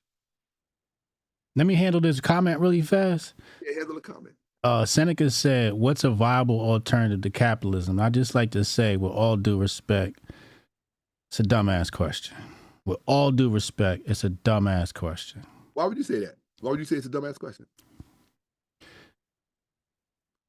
Because it removes nuance. This is not a black and white. It's not a black and white conversation. It's not. That was going to be my response. My response was, it's like Christianity, right? I'm not. A lot of people think I'm against Christianity, right? I'm more against Islam than I am against Christianity, right? Only because I think Christianity is much closer to its roots, right? To its African roots. Whereas Islam retains too much of its Babylonian origins. All of that stuff coming out of Babylon and Akkad and Sumer. And so for me, that stuff is alien stuff. You understand what I'm saying? I don't really fuck with all of that like that, right? For me, I keep it Kemet, right? Or as the people incorrectly say, ancient Egypt, right? I keep it Kemet. So when you're dealing with Christianity, you're dealing with Kemet, right? Christianity is just Kemet facelifted. That's all they did. They took all this shit from Kemet and they wove their own narrative, and you get Christianity, right? That's pretty essentially it. In fact, if you see the next presentation I'm doing on Christianity, your lock's gonna fall out your head. You're gonna bug out. I showed one of my students some shit. Like, I gave a class to him and his wife. When I tell you he lost his mind, I showed him some shit. I love showing people things they've never seen before. Just in case y'all not aware, Shaka's got a book out called Codex Game Over. And there's a lot of myths that are dispelled in there. You guys got to check that out. That's available on Amazon. It's being updated as well. I need to get with somebody to help me get my books done because my business manager be fucking around. But shout out to Jabari. He said, well, Shaka just confirmed that Governor Newsom is going to win 2028. No way JD Vance, who's married to an Indian, get that spot before the white Newsom family. About to bet my life savings once it goes on betting sites in 2026. Damn. All I know is George Washington is the God in this country. And that white people instinctively know that. Right? And that Trump's narrative was purely sex-based. That's why what made Trump Teflon, every time you threw an accusation at Trump for doing something immoral with a woman, all you did was confirm his machismo, his maleness, his man. Facts. That's all you did. It was like throwing gasoline on a fire that was keeping them warm. And the more you threw on it, the more they loved him for it. Why? Because manhood is under attack. And Trump represents all of the machismo and quote-unquote grossness of manhood. Grossness is traditionally affiliated with being a man, right? Don't they always try to caricature us as being gross? Dirty t-shirt, dirty drawers, or messy house and all of that. When in fact, the reality is actually the opposite. Most people who are landlords, like I've been for many years, and other people, we know who the real nasty ones are. It's females. Everybody, especially if you're a man that gets a lot of women, and you've had a lot of women in your life. I've had a lot of women beautiful women in my life. I've had the kind of woman that most men dream of that usually you see only rappers get today. Back when I was coming up, you didn't have to have a rap record to get them kind of women, right? Pre-internet, right? And if you want to know what really came between us, it was technology, it was the internet. Facts. The internet created all of this shit. Yep. What it did was it exacerbated it. It's like money, right? Money doesn't change you. It just shows people who you already are, but amplified. That's what technology did to our grievances and to our disparities. It just amplified it. And the thing that really amplified it was it relegating us to an autosexual lifestyle. Once we all got relegated to autosexual lifestyles where we only have sex with ourselves via porn, what that did was it removed any allyship between us, right? Anything that we would have normally naturally have brought us together, affection, wanting to be touched, wanting to be held, wanting to lay in bed, watch movies. Do you know that the average male in America, black or white, does not know what it's like to lay in the bed with a female and watch a movie? They have no idea. To them, that's an idea from the past. You know that? Yes. The average American male in his 30s does not know what it's like to lay in the bed with a female and watch a movie. They have no idea. People don't know what's going on in this country. They have no idea. None. And it's all been exacerbated by the internet. You know, all the hypergamy and the top 8% of men or 5% of men and all, you know, the high value man, all that other shit. Yeah. And all the women saying they would rather be in rotation with a high value man than be with an average man. Yep. All this thick shit. And watch this. While technology is at the center of it, the principal agent in all of this is the female. You understand? Female. Why? Because the landscape has made it prime for her to now achieve the one thing she wants more than anything else. I told you. Power sexual. Power. Power. She's choosing power over you. You understand that? This is what's going on out here. Females are choosing power over men. That's not natural. And the family unit suffers from it. If the family unit suffers from it, then society suffers from it. If society suffers from it, guess what happens next? The world suffers from it. And the way that we are behaving today, because of what's going on, we are not going to be the ones to pay the ultimate price for it. It's going to be, well, I would say it would be our children, but nobody's having children. So who's going to pay the price for it? The AI bots. You do realize that that's coming, right? What? Oh, you don't know what's coming? What? Oh, bro. There are going to be whole warehouses that people can go in to buy their sexual partner. It's going to be an AI robot. You can pick the look she has. You can pick the look he has. How long do you want his penis to be? How big do you want her breast to be? All of it. The same way you go shopping for a scooter, the same way you go shopping to buy a tent, you're going to be able to walk. Oh, yes, bro. That's where all of the major fortunes in the future are coming from. Oh, you didn't know that? Yes, bro. That's what's coming. You're going to be able to go home and have Beyonce serve you dinner. You're going to be able to go home and basically have sex with Tony Braxton if that's what you feel like. And wait until they come up with the new models that can switch. The same robot, this is for people with the real money. They can have the same robot that can go from, they can have the same AI that can go from Beyonce to Rihanna with just the press of a button. You don't understand what's coming down the pipeline. I already know how these people think.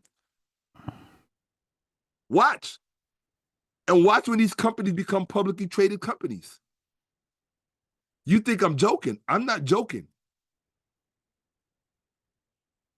We're being socially engineered, bro. It's some real shit. Yeah. Like, it's real easy to see. Like, it's not even hard to see.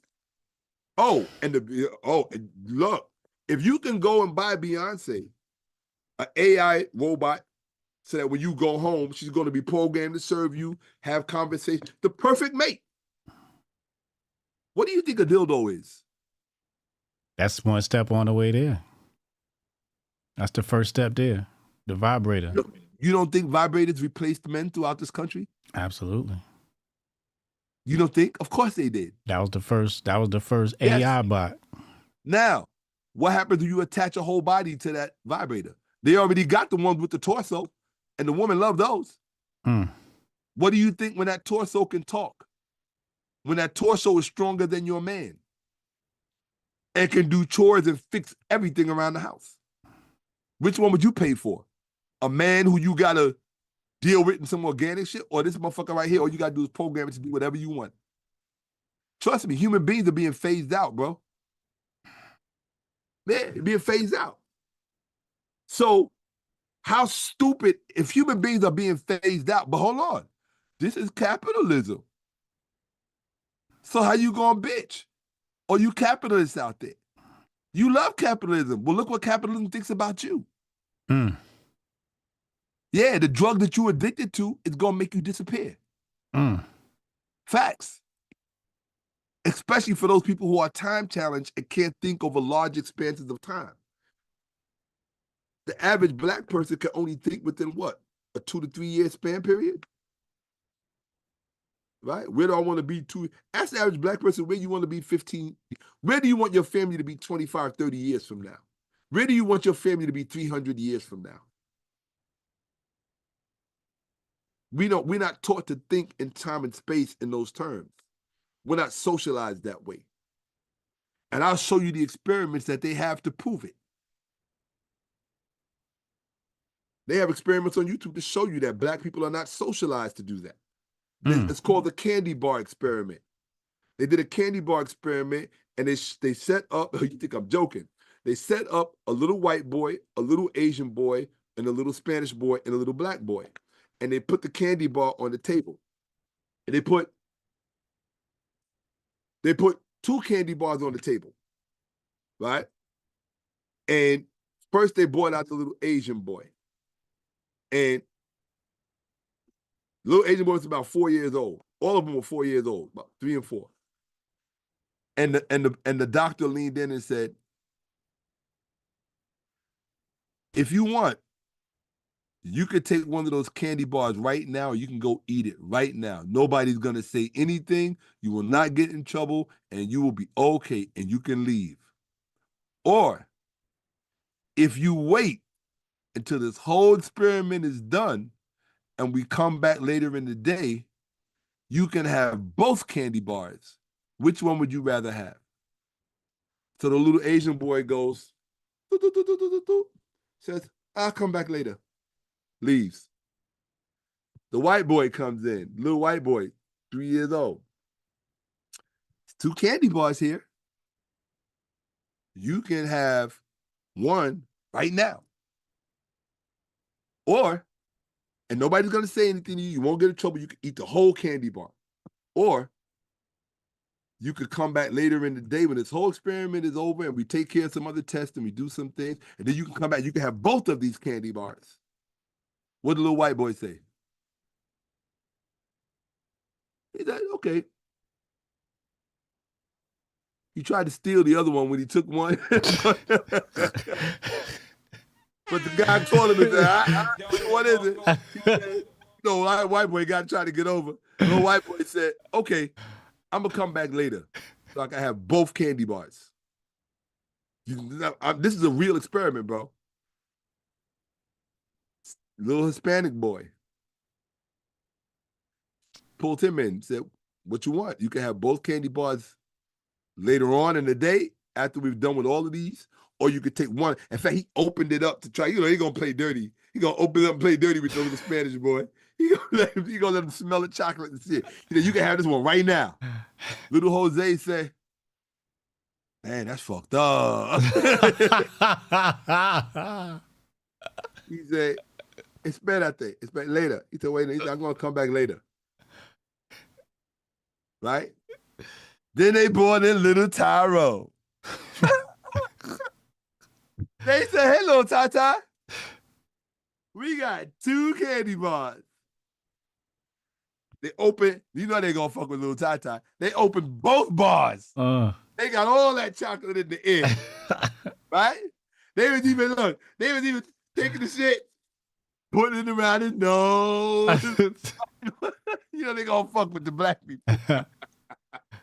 They say, hey, little Tata, we got 2 candy bars here. You can have one right now. Here you go. They're shoving it in his mouth. He ain't even wait for the question. They said you can. They said you can have one right now, or after this test is over, after the test is over, and later on in the day, you could come back and you could have not only look what they did. They said not only can you have both of these candy bars if you wait till later, they put another candy bar that said you can have 3 of these candy bars. What do you think little Tyrone did? He said, I'm gonna eat this shit right now. He couldn't wait.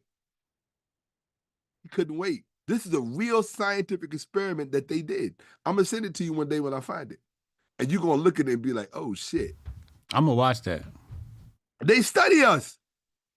And what they determined was that Black people don't understand, on average, the concept of delayed gratification, because it's that concept of delayed gratification that gives value to college, university, compound interest. Investing, y'all was about to say. Investing. Do you understand? Mm-hmm. So it takes a particular mindset to succeed in an economy, one such as ours, right?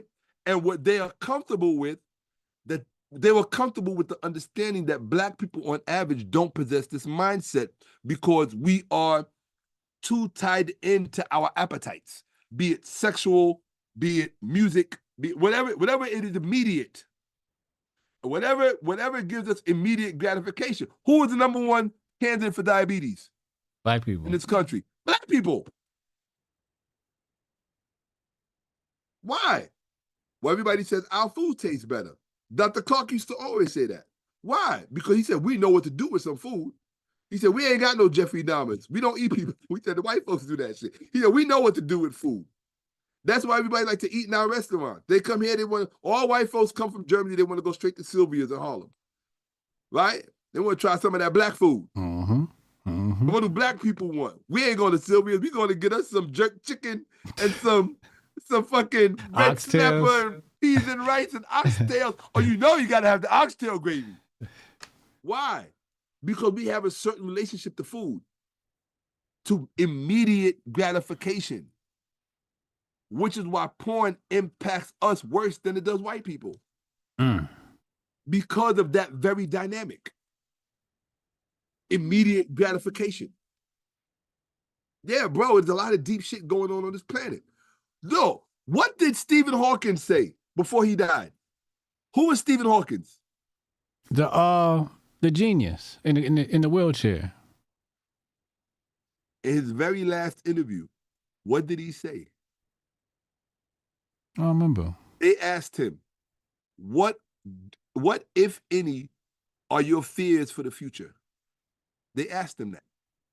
They said, of all of the things that had you worried about the future, because he was talking, you got to remember, he wrote the book, A Brief History of Time. I grew up with that book, right? Where he gives you, in physics terminology, the history, how time unfolded, right? For those of you who don't know who Stephen Hawking is, go look him up.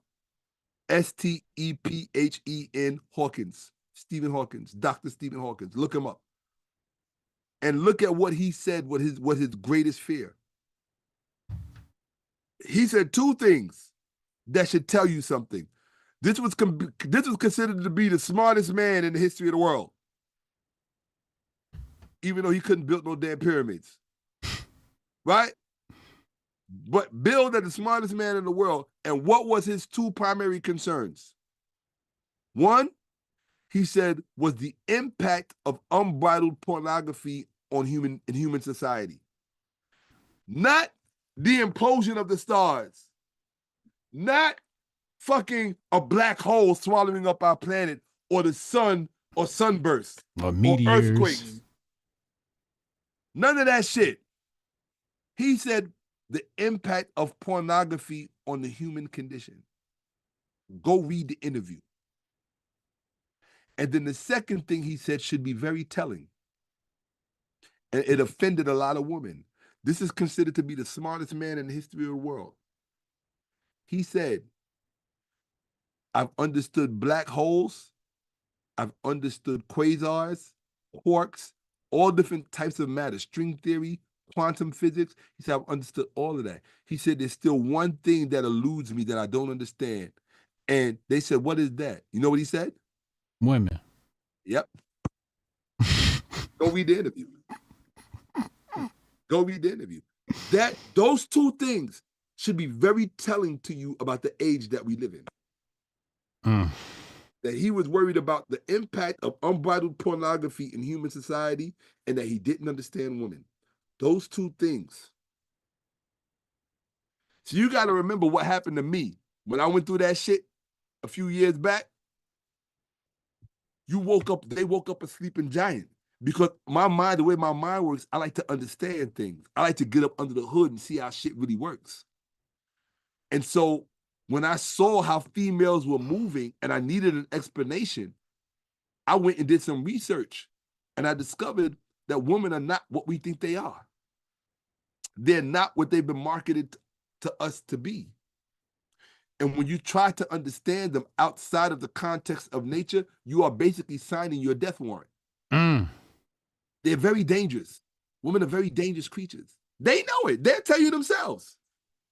There's a chapter in my book, Unbreakable Rules of Masculinity, where I say women are the apex predator. Oh, no question. A lot of the guys in the manosphere don't like that, though. They don't like that I say that. Well, but here's the thing that they don't understand. What makes her, first you should ask yourself, what makes her the apex predator? Do you know what makes her the apex predator? I'm gonna tell you what makes her the apex predator. What makes her the apex predator is her MO. Right? It's how she exacts violence. Women do not exact violence or violent penalties on their victims the same way that men do. Right? Women use what's called indirect aggression. Indirect aggression is not the same thing as direct aggression. Direct aggression, you can defend against. Why? Because you can see it coming. You cannot defend against indirect aggression. Because why? It's indirect. It's like a fucking skiff coming at your neck that you can't see. You ever see that movie with Sherlock Holmes with Robert Downey Jr. when they caught the villain in the beginning of the film, and the villain said to Watson, he said, "Okay, come cuff me," and he had his hands like this. He said, "Cuff me," and Watson went to cuff him, and Robert Downey Jr., who was playing Sherlock Holmes, he grabbed him and said, "No," and then he pointed out what the villain had facing Watson. There was an almost invisible long icicle that was sharp as a needle. If he would have stepped into it, it would have went right through his throat. So in other words, you cannot protect against what you can't see. Right. And that is how that's how females exact violence. Dude, there's whole studies on this on PubMed, on the NIH, the National Institute of Health, published studies on this shit. You understand what I'm telling you, bro? This is real shit. This is what I tell men. You don't understand the creature that you're coexisting with. You think that you do.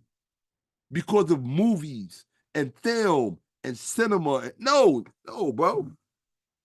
Nah, she ain't that. She ain't that. You know, I think it's beautiful if she's given the opportunity, when she's given the opportunity to be that. But the internet deluded her into thinking it was okay to take off the mask. Right? You don't do that. You don't do that because essentially what you're doing is you're biting the hand that feeds you. You're biting the hand that feeds you. What is the one thing that has always shown me personally? It's what tells me about an intelligent person.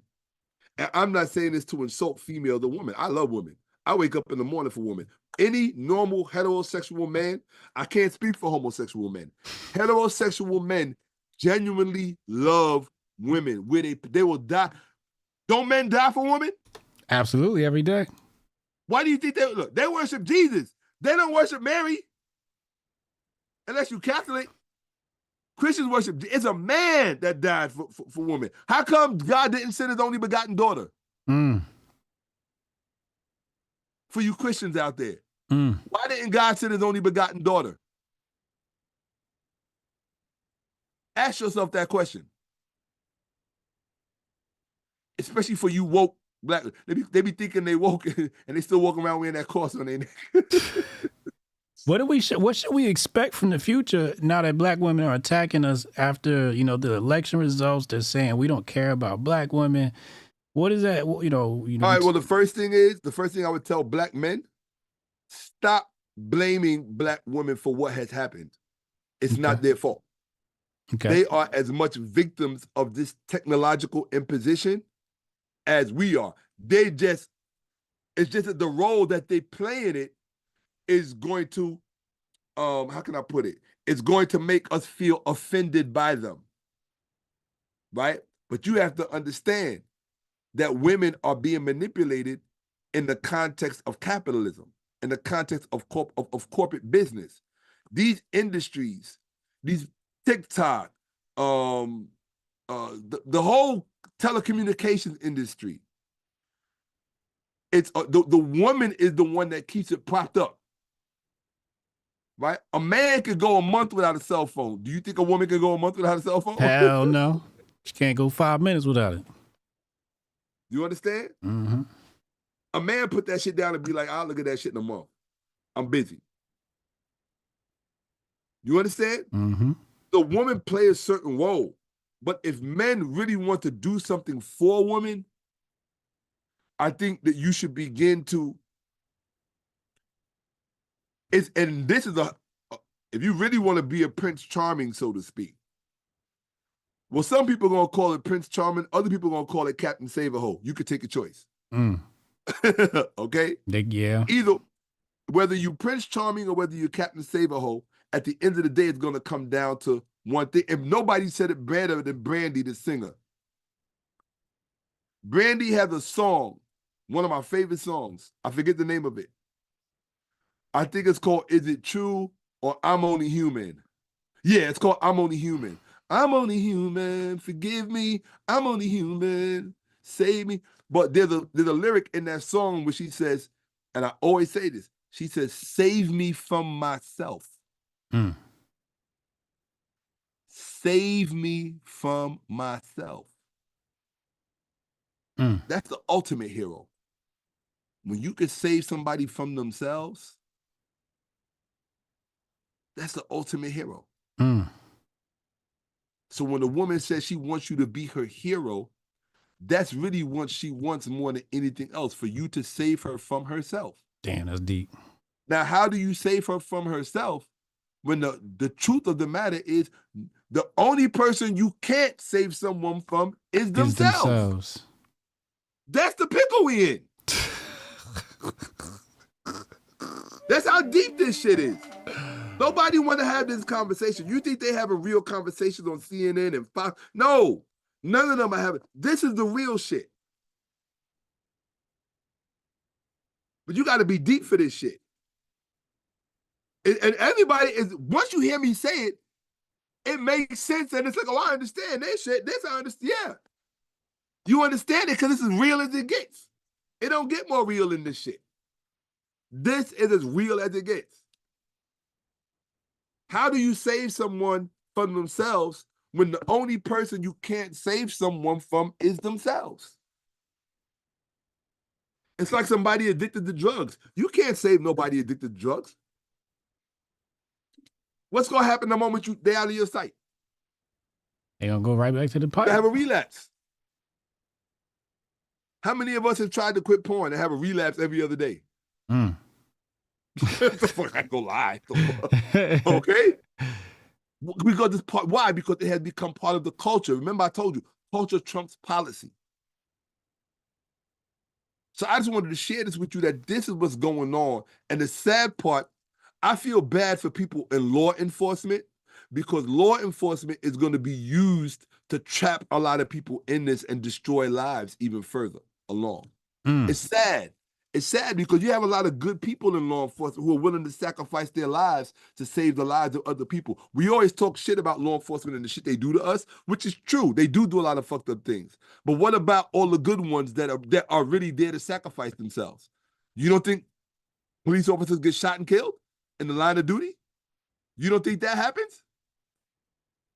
I don't know many people that sign up going to the store and say, hey, I'm going to go sign up for that shit. It's one thing for you to get shot by accident by a stray bullet or you get caught up in some gang shit or some beef shit. That's one thing. But when you sign up and fill out an application to go stand between somebody and a bullet, do you know what a bullet is? Do you remember in that school shooting when all them cops didn't run in there? They was like, fuck that. In Texas, they was like, yo, that's not my job. Not my job. Right? Uvalde, yeah. Okay? Because it's one thing to talk shit when ain't nothing going on. Right? When ain't nobody popping shit off, you can feel like you the man because you with your homies, you got the sirens, you got the radio, you got the guns, you got the tactile gear in the back. But what happened when that AR-15 started popping off? All of a sudden, you was a Sunday school boy. You wanted to go run and hide and pray behind the police car and wait for the cops to come and you the cops. Yo! Right? So when you get people that actually sign up for that, I have a certain respect for them. And when you see that they are going to be manipulated to pop a lot of this bullshit up, it's really fucked up because you're hating great people. These are great people. You know how many motherfuckers I've seen tough as shit? Something happened to them, and when the EMT show up and the cops show up to save their asses, all of a sudden they worshiping them. Oh, now they're your fucking heroes. Before they was shit, it was ban the police, was all this shit. And it isn't amazing. That's why I don't fall for none of that shit when black women start protesting for George Floyd and all that shit. I'm like, wait a minute. With all due respect, George Floyd was in a relationship with a white woman because the black woman probably wouldn't date him. So what the fuck are you talking about? Here we go. Black women don't want to be forced to look at themselves. My thing is, if I love you, I'm gonna force you to look at. It's like one of those fairy tale stories where the person finally sees themselves in the mirror and all of a sudden the spell is broken. Right? Mm-hmm. So we gotta be willing, because we love you so much and we want you back so much, we gotta be willing to go to war with you to get you to look in that mirror so the spell can be broken and then you can get on with the rest of your life. Have a husband, have children, be taken care of, or participate in building a situation where you can all take care of each other. That's what life is supposed to be. It's not supposed to be all this bullshit you being sold. Oh, I'm in Dubai. Who gives a fuck? When you see you know what it's like to see a black woman bragging about going to Dubai? I'm like, wait a minute. What kind of women rights do the women of Dubai have? Uh-oh, here we go. I'm asking you. Women rights in Dubai. Do women in Dubai have the same rights as women in America? Nope. Do the black women who go to Dubai give a fuck about that? Nope. They over there on some me shit, look at me shit. Am I right? Yep. But what happened to the sisterhood? Out the window. Out the window. See, it's too much hypocrisy out here. It's too much liars out here. It's too much bullshit out here. I'm so grateful that I was born in the 1960s. You know why? Because I'm an organic motherfucker. Organic. There's nothing GMO about me. And when I meet other people from my era, I love them because I know that they are organic. You motherfuckers, Gen Z, millennials kind of got a little bit lucky because they grew up under us. You know what my generation is? And I had to freak out TC the other day because we was talking. She's a millennial. You know, my you know what I'm saying? Mm-hmm. We're not together, no. But my business manager, we were formerly together. Mm-hmm. we still very, very close, very like close, right? But we was talking, and I was trying to explain something to her about Gen Z and millennials versus my generation. And I asked her a question. And I said, if you can't answer the question, I'm gonna give you the answer, and then I'm just gonna hang up for dramatic purposes. I give people a heads up before I do it. So I said, people in your generation, I said, people born after your generation, what are they called? She said, Gen Z. I said, people in your generation, what are they called? She said, millennials. I said, people in my generation, what do we call? What do we call? She said, Gen X, Generation X. I said, why do you think they call us Generation X? And she was like, I said, Wolverine, Nightcrawler, I'll let you figure out the rest. And I hung up. Gen X stand up, baby. Gen X stand up, baby. Let's go. I'll let you figure it out. Think about it. I don't know what the fuck you just said, though. I don't get it. You don't get it? I still don't get it, no. Gen X, Yeah. Wolverine, Nightcrawler, the Beast. Yeah. Storm. Who am I talking about? The mutants. What's the name of the group? X-Men. All right, motherfucker, goddamn. Oh, we the mutants? Bro. Oh, shit. Gen X was subject to things that millennials don't know anything about. Gen X was subject to things and experiments that Gen Z knows nothing about.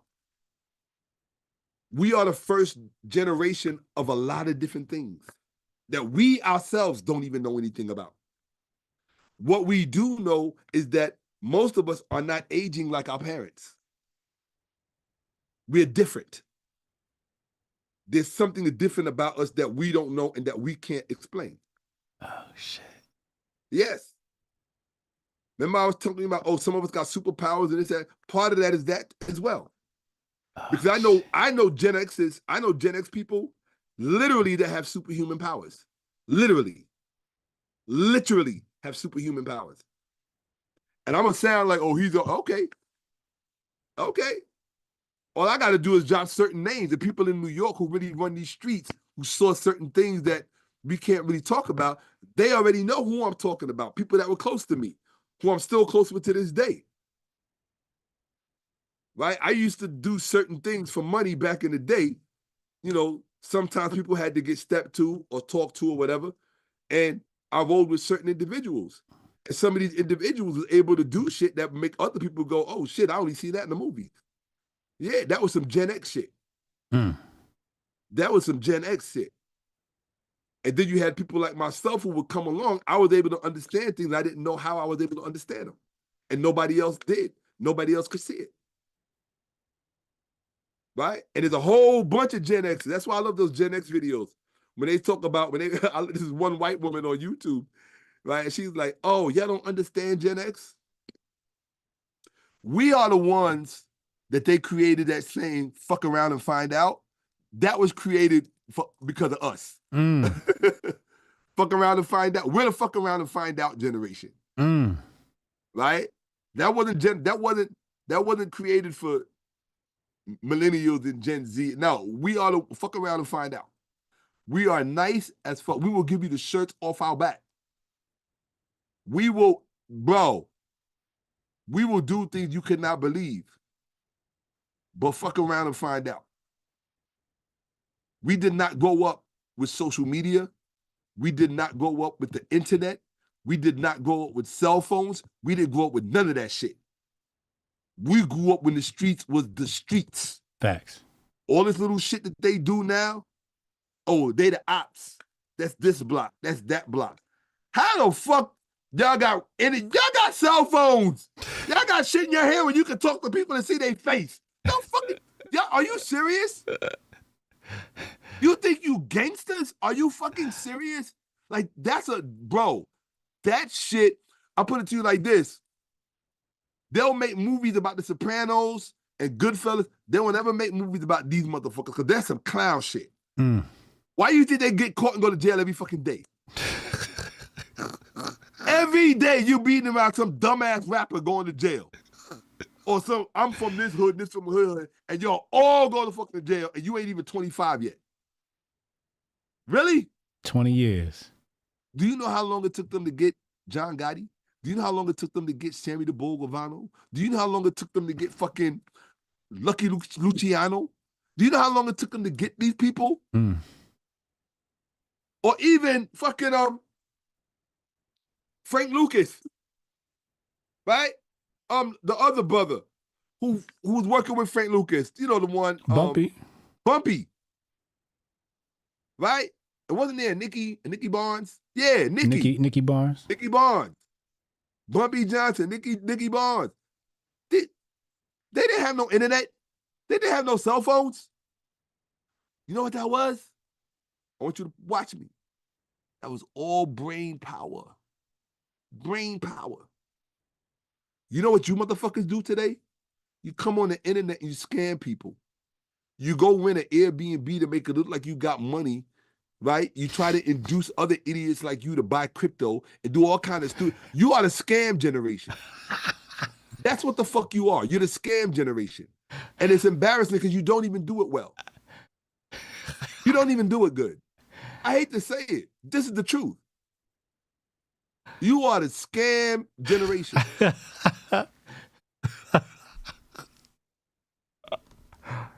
Even rappers today, what do they do today? They get the fake jewelry from the jeweler, right? Or they get the record label to buy it, right?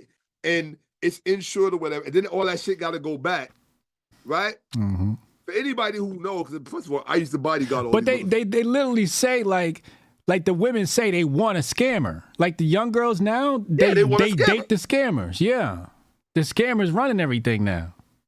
There you go. And they're proud of it. They're proud of it. They're proud of it. That shows you the quality of females we producing. The average female would rather be with a scam artist and says so proudly. You're not the first person to tell me that. Somebody else told me that, and they said it exactly the way you did. What's coming? I need you to be Negro Damas for a second here. What's coming with this black female relationship? Oh, you just made me think of Paul Mooney. I was like, Negro Damas, we need you. Negro, I forgot all about that shit. Negro Damas, yeah. What should we expect, looking at today's climate? The only thing that you should expect looking at today's climate is robots with big titties standing in your kitchen serving you food. I'm telling you now. Look, dude, and here's why. Certain things are used to usher in other things. Right. Here's the thing. If I have an AI robot that is a female who looks like Rihanna on Tuesday and Beyonce on Wednesday, right? I could even have Thelma from Good Times. I'm like, give me Thelma from Good Times. All of a sudden, I got Thelma from Good Times sitting on my bed. And I'm about to fuck her all night long. But it's an AI bot. Now watch this. They're going to create laws around these bots. Trust me. Oh, yes. Once you've seen human nature in motion and you've seen it enough, it's obvious what's coming. Unless you're stupid, right? What kind of laws? I'm going to tell you why they're going to have to create laws around these bots. Because different people have different sexual fetishes. So what happens when they start selling the child bots, the child AI bots for people who like children? That's what it's coming to. Bro, that's what it's coming to. Nobody's talking about this. Yes. Do you know why they went? I'm going to tell you why they went after Kanye when that shit popped off. That whole thing with Kanye, when all that shit popped off with Adidas and this, that, and the third, it had nothing to do with him talking about Jews. He said one thing, and after he was giving an interview with somebody. After this interview, every agency and their mother wanted to destroy Kanye. And look who was the one they sent at him. Diddy. Do you know why? Kanye said something in an interview. I already know that I'm gonna be fucked when I say it, but I don't care. We all fucked, right? Trust me, we're all fucked. All right. You got to understand something. When you deal with agencies who was dealing with stuff like MK Ultra and mind control and how the human brain works, they have us so mapped out. Dude, a fucking algorithm can come along and make you its bitch. Mm. An algorithm has more power and say so in this world today than you or me. Mm. Has more authority in this world than you and me. An algorithm. That's facts. It's a fact. Mental midgets don't understand the world in which they live today. And therefore, how you gonna understand where it's going when you don't understand where you at right now? Mm. Make that shit make some sense. And you damn sure don't know where you came from. Mm. Which means all of you are what? Essentially lost. And you're too embarrassed to admit it. You all are lost. All capital letters. You don't know if you're coming or going. You don't know what to expect. You don't know what to expect because you don't know what you're in right now. You don't know what you're in right now because you don't know where you came from.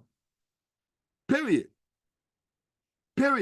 But I tell you one thing, you better keep a close eye on white folks and watch them because they know what to fight for. They know what to preserve. Yes. Why? Because their stake and their interest in this is not like yours. They have a different stake and a different interest in this. For most of them, their whole identity is wrapped up in this shit. They're not confused. I told you. All right. If the father of their country was elevated to a God status and they are his children, what does that make them? God kids. They're the gods of this country. How many black people on dollar bill? None. On any bill? None. How many black people? They wouldn't even put your ass on a coin. Mm. I said, God damn, all right, you got all the white folks on the bills. You couldn't put one black face on a coin? But we got the penny.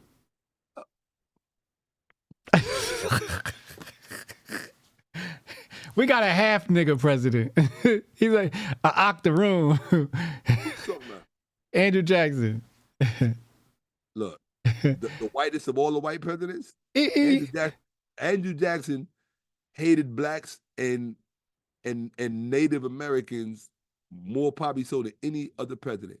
But he was also a big fan of ancient Egypt. Big time. He's a big time Mason. Yeah. Big time. Yeah. Big time Mason. That's why Memphis, Tennessee is called Memphis, Tennessee. And there's the reason why it's near that river. Yeah, he's the one that named it Memphis. There's a reason for it. People don't know. If you don't know where Memphis is a place in Africa, in Egypt. Right. For you dummies out there. Okay? It's the real shit. I'm sorry, the penny was Lincoln. My bad. I take that back. Of course, yeah, the penny was Lincoln. Right? That's how far removed you are from loose change.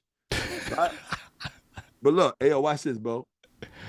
All I'm telling you is, and I'm glad I was able to let all of this shit out because I think about all this stuff all the time because I know I've been around. Look, I don't know how many memories you have from 1970. I have a lot of memories from 1970. Yeah, he was supposed to tell us what Kanye said. Yeah. I got memories from 1969. Right? Yeah. So if I'm talking to a motherfucker who ain't got no memories that go back to 1969, what the fuck can you tell me about shit? I done seen shit come and gone that you haven't even seen come yet. Think about that. I want people to really think about that. Because there's not enough of us that really, really understand time and how it works.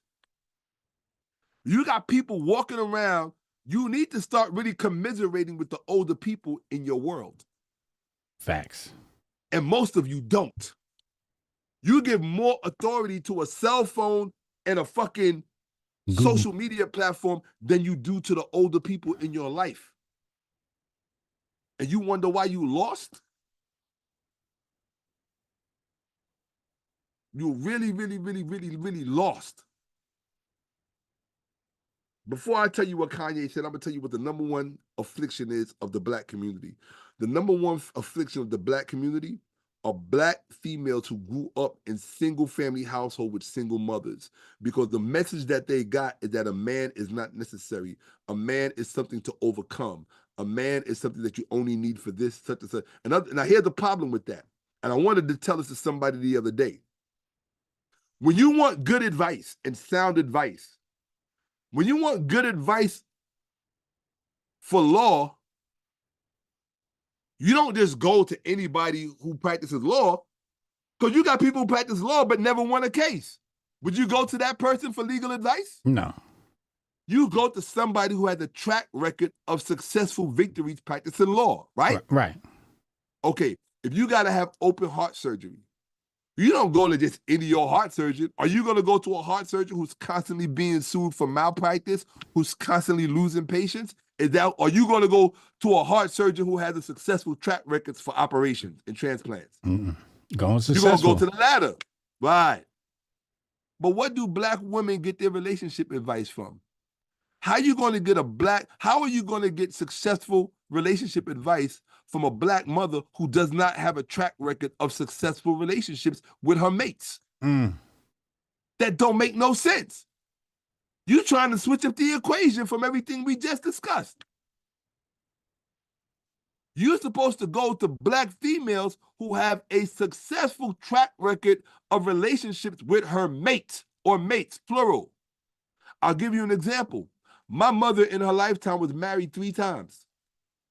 First to my father. They ended up having 4 children. Me and my 3 siblings, we have the same mother and the same father. This is back in the 1960s. They were together for 25 years. That is a quarter of a century. That's a long time. How many relationships you know last today for 25 years? None. They don't even get off the ground. 25 years. Her second relationship lasted from the time I was 8 until I was in my shit. Her second relationship lasted, let's just say, another 25 years. To her second husband. Her second husband, my mother's second husband, took her to every country in Africa. Africa has 53 countries, or 50 countries. It all depends. Sometimes the cool borders change or whatever. Anywhere between 50 and 52 countries. My mother went to every last one of them because her second husband took her. Egypt, Ethiopia, Kenya, South. Every summer when we grew up, we couldn't wait for August to come because we knew my mother would be gone and we could run and act a fool for 2 weeks. And we lived in a duplex, upstairs and the downstairs. So we would have kids running all through the house for 2 weeks, losing our minds. And you know we was doing all kind of shit we ain't had no business doing. You know that. And all the kids in the neighborhood couldn't wait until my mother went to Africa every summer. Right? But this is what I'm saying. My mother, and then my mother's third husband. My mother stayed with her second husband until he was 80 years old. And then she moved to Africa and got married again to a man who ran a hotel, right, in Africa, did well for himself, and he loved my mother. He doted on my mother. They had 2 homes, or 3 homes, and 2 farms, and a house full of children that they raised. He passed away from a heart attack. But here's a woman who has been married straight from 1960 all the way to 2000. He passed away, I think, in 2010 or 2012. Yeah, 2012 he passed. No, in fact, he passed away about 2013, 2012, 2013. So my mother has literally been married from 1961, when my father was in the military, headed to Vietnam, all the way to 2014. That's somebody that has a successful track record of successful relationships.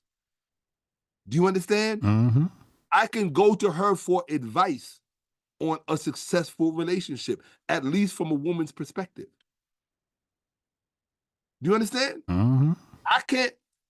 You can't go to somebody who can't keep the baby's father around for a year or 2 or long enough to raise you.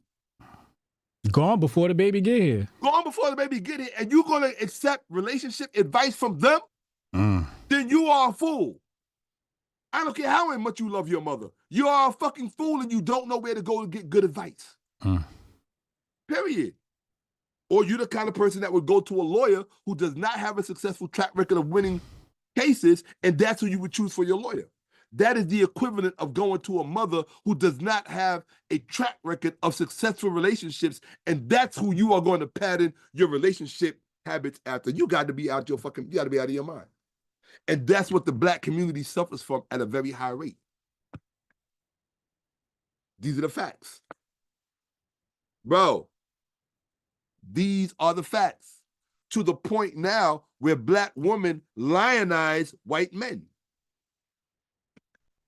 They lionize them.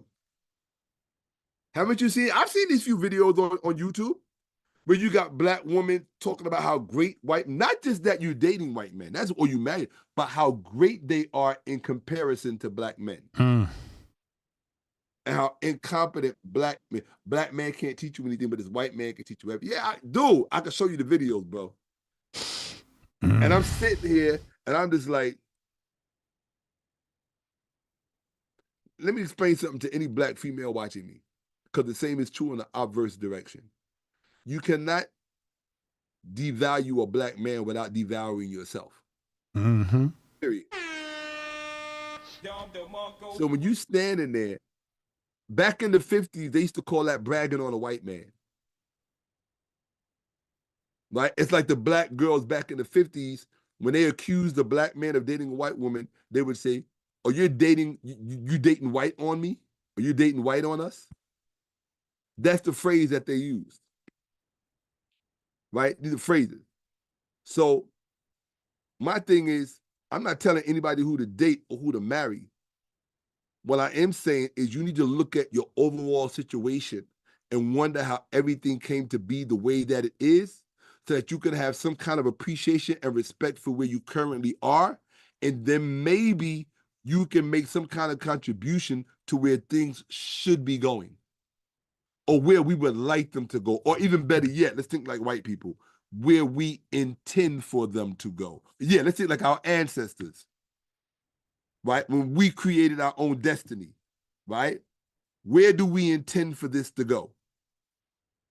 You think that an office that is consecrated to white divinity, slave-holding divinity, is going to be your salvation? Because that's what the White House office is.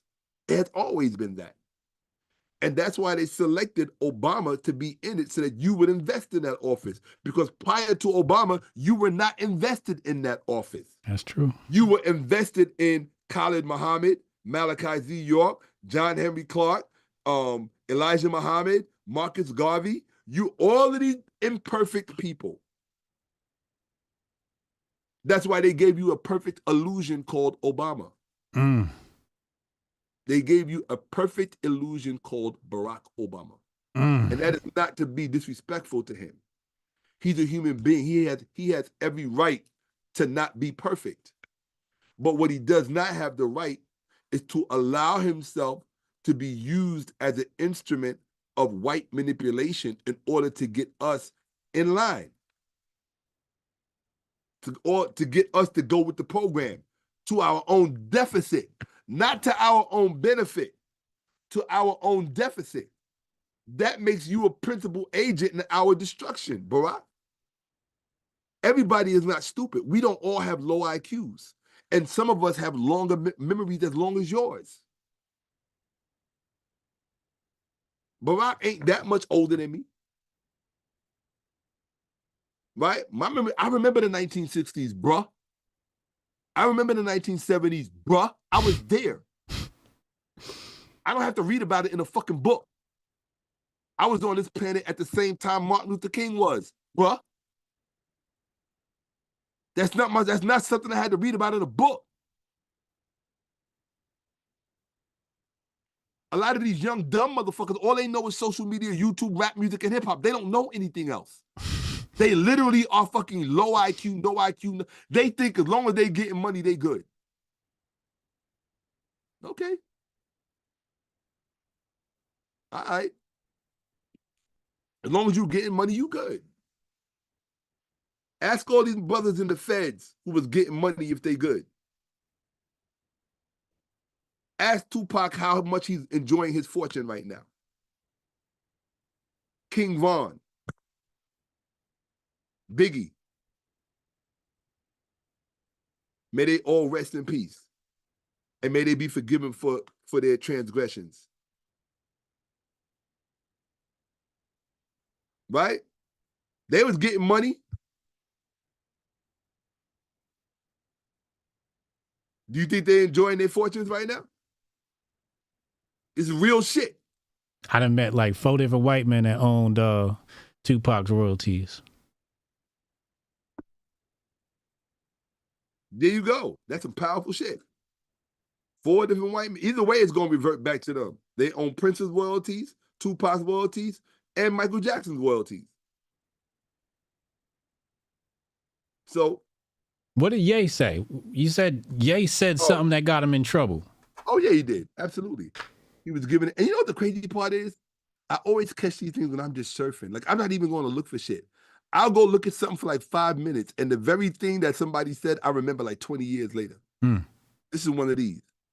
A few years ago, right before the whole Kanye thing popped off, he was giving an interview. He was sitting at a table, and he said something. And I said, the moment that he said that, I said, they're going to come for you, bro. He was talking in a passive way about how pornography is getting out of hand and about how we all know that we be looking at things that we ain't supposed to be looking at. Right? Mm-hmm. Now, I know what he was talking about. I know why people look at those things, and it's not for the reason that they would have you think. They want you to think that everybody that's looking at these things in porn, they want you to think that something is wrong with them. It's not. If you understand the human brain and how it's layered, right? Let me give you an example of what I mean. Do you remember your childhood? Just go back to your childhood in your mind right now. Do you remember it? Mm-hmm. You remember how happy you were? Mm-hmm. Remember how careless and free you were? Mm-hmm. It was just fun to be running around and ripping and getting new toys for Christmas. Do you remember that? Mm-hmm. Right? You remember having a crush on a girl? Mm-hmm.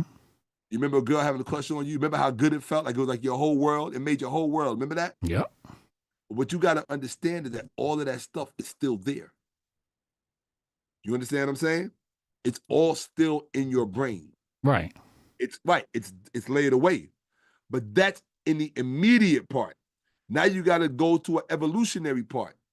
The same way you remember those moments from your childhood, the way your brain developed on an evolutionary level, in an evolutionary context, there are things that we went through as stages to becoming human that are also still part of our psyche and part of our brain. Some people call it the limbic. Some people call it the C complex. Some people call it the reptilian part of the brain. But it's different parts of your brain that came about as a part of evolution, whether you're talking about the infundibular stalk, whether you're talking about the adrenal hypophysis, whether you're talking about the hypothalamus, whether you're talking about the cerebral cortex was the last part, right? But what you got to understand is that there are things that we went through as humans, right? Today, we would consider it indecent, but it was still part of our human experience. Those things still lie dormant in us, but we're not supposed to talk about it. We're supposed to pretend that it doesn't, right? And the fucked up part about it is that the way capitalism works is that capitalism will exploit these different parts of your brain, right? To make money legally. And then when you engage in it and you, because you're human, they end up, it's like Malcolm said, they'll put you in jail for the alcohol they sold you. Yep. And it's the same thing with this pornography. Do you honestly think that they're trying to stop child pornography? They are pushing child porn so hard through this AI shit, it's not even funny. You go on the internet and you type in something that has nothing to do with young people or porn, none of that shit. it's all gonna pop up right in front of your face, and ain't nobody talking about it because it's unpopular to talk about it. Or people feel like somebody from their past is gonna say, oh, but you did it. And fuck all that. Speak truthfully about it anyway. Anyway. Because what's going down is fucked up. But it's there. You got to remember, they're very powerful people that have they're very powerful people at certain levels that don't follow the same rules that you and me follow. Or that we're supposed to follow. Right. Right? It's supposed to be a social contract that we all follow. Now, dude, along with money comes power. Along with power comes privilege. Why do you think they describe Diddy's parties the way they describe them? And look at what features at the center of it. And I have nothing to say about Diddy's situation. I don't wish anything bad on that man. I don't know that man. I do have personal feelings because I loved and respect Pac. And so, yeah, I have my own feelings about that, but those are my feelings. And I'll keep those to myself. And so I just wish the best for his family. When it comes to Diddy, that's what I have to say about Diddy. I wish the best for his family. That's it. For his children. You know? That's it. But what about what they said about, you said the way they described his parties and all that? What do you mean? I guess you ain't been paying attention. I'm not speaking on that. They called it freak offs and all this other shit. Bro, I guess you don't really follow this stuff. I tend to watch a lot of media because I'm busy all the time. So just to keep my mind awoke sometimes, I just end up watching stuff while I'm cooking or while I'm waiting for it. When you produce, like I produce a Final Cut, you got to wait for scenes to render. Right. Sometimes it'll take a few minutes and I'll just watch something. That's how I end up watching so much stuff. But with the Diddy thing, I'm not going to speak on that, like I said, but it has to do with what I was just talking about. Okay? So, and I'm not saying, what he's guilty or innocent. Like I said, I ain't wishing. One thing I've learned, look, if it's good enough for Tupac, it's good enough for the rest of us. He said only God can judge me, right? Didn't Tupac say that? Yeah. All right, well, if it's true for Pac, it got to be true for Puff too. What you do to one side of the equation, you have to do to the other side of the equation. That's math. Right. Right? So I'm not judging Diddy, period. Whatever he did, that's between him, any potential victims, and any potential remedy makers. That's it. All I can do, all any of us can do is be held accountable for what we do. And what I care about every day, which is important to me, is not intentionally hurting anyone. The only people who I like to hurt ideologies. I like to kill and murder and go into the arena with ideologies and bam them down. That's what I love to do, right? I don't ever want to have to do physical harm. I mean, I've had enough of that in my past, right? In my past, I was a certain kind of creature. Everybody knew that, right? Because a lot of times shit would just pop off in the middle of the street. But, that's nothing to be proud about. I envy, people who were able to grow up in communities, but they never had a fist fight in their life. I think that's dope. Imagine going through life never having had a fist fight in your life. Right?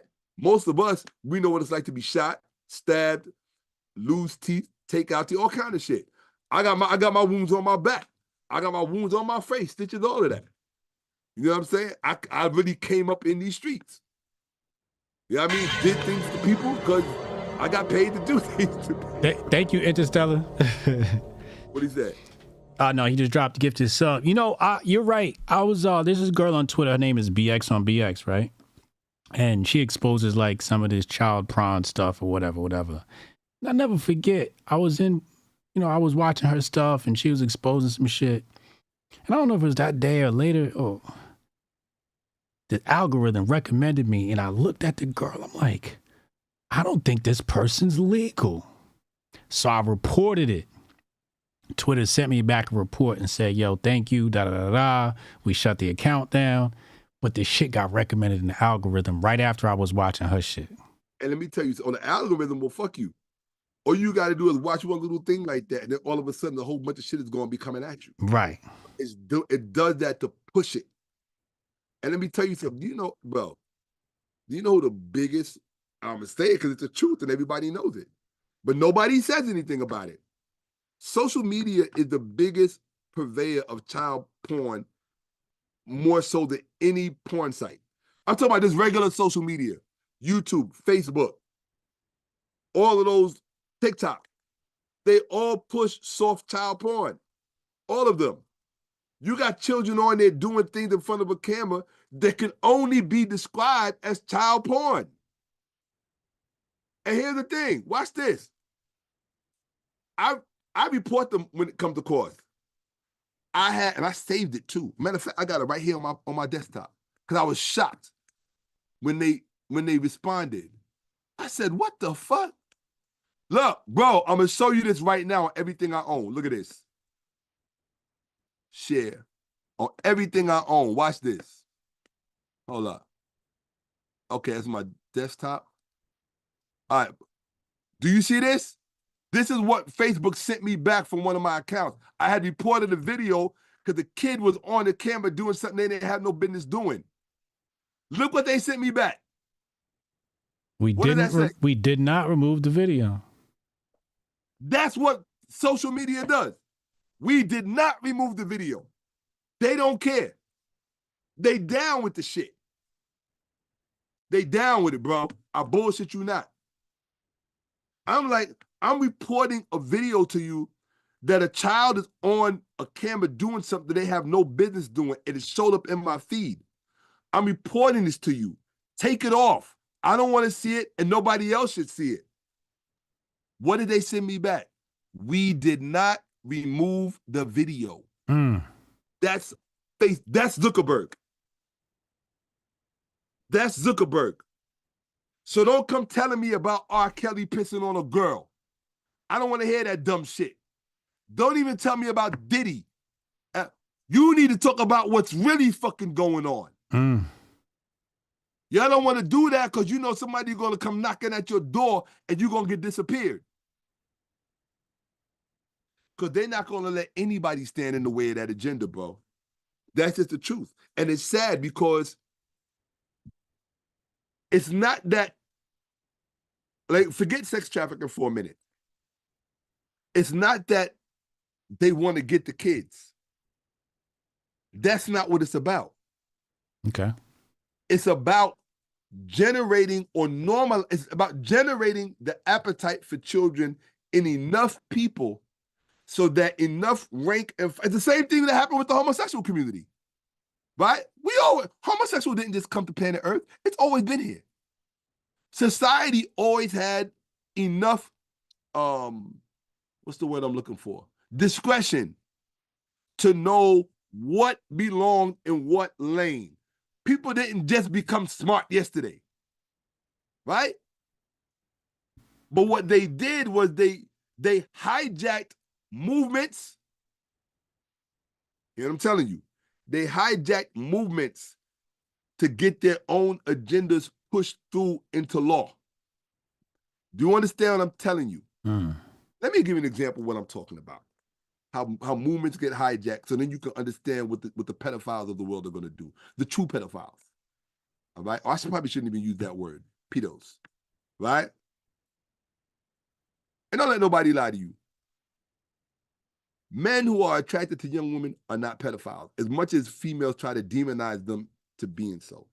Most of them don't know what a pedophile is, and they abuse that word, and I hate when they do that. Because when you run into real pedophilia, people are going to be desensitized to it. Because it's your rallying cry for everything.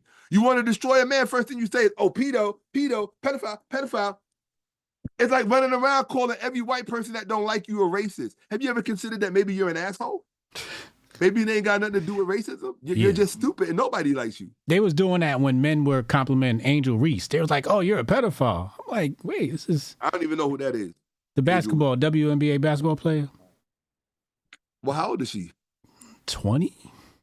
That means, how are you a pedophile if the person is grown? That's what I'm saying. It's the shit that they be doing. But this is because they're mentally ill. Not only are they socially illiterate, most black women are socially illiterate. That's just the truth of the matter. So are most white women, but I don't really focus as much on white women because they're not really my demographic of concern. My demographic of concern is black women because I feel like as a black man, whether you like it or not, even if we feel we are not responsible for them, which is a lie because we are responsible for them, it's something that needs to be reinstituted in our culture. Black men are responsible for black women. End of story. Hold on. Did you find the end of story part that I said? End of fucking story. Black men are responsible for black women. Period. You don't have to like it, but those are the facts, right? Now, black women are responsible for black men. You don't have to like it, but in a responsible society, this is what would be true.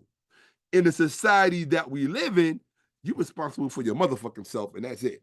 Right. Period. Right. Fuck you. Go somewhere and die. I'm sorry I heard about it. That's your problem, not mine. This is what we live in. We live in the Wild West, where you basically out here on your own, right? So I don't confuse the two. There's what should be. There's the ideal, where as a black man, I'm responsible for black females. As a black female, you're responsible for black men. Now, my thing is this. Even if you want to bitch out and say, well, I'm not responsible for you and you're not responsible for me, at the very least, a modicum of respect dictates that if we're not responsible for each other, we are certainly responsive to one another. That's just a basic social etiquette. We don't even have that anymore. So we are truly an impoverished people. The slaves on the plantation were better off than we are, because at least they knew where they belonged and who's, as they used to say back in the old day, they knew whose they was, and they wasn't masses. They knew whose they was, and they wasn't masses. They knew that. Instinctively, they knew that. Of course, there was always a certain few. Oh, bro, I hate to tell you this. You're gonna be the first person I tell this to.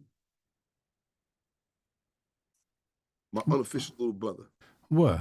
You're gonna be the first person I tell this to. Do you know why I stopped doing social media in July? I never told this to anybody. No. Nobody has really seen, anybody watching this now that follows me on my channel will tell you they have not seen me since July. Yeah. I always tell people it's because I've been producing stuff, which is partly true. That is part of the reason. But the main reason was I was doing research for a presentation I was about to give on my channel, Facts Over Feelings. And I discovered something about Black people and slavery in America. And when I tell you I was fucked up by this documentation, I said, I can't present this on my channel. I can't. It's too deep. I was like, it's no big mystery. I had always heard that, especially when you get into an argument with white people about racism and slavery, and they love to throw in your face, oh, well, Black people own slaves too.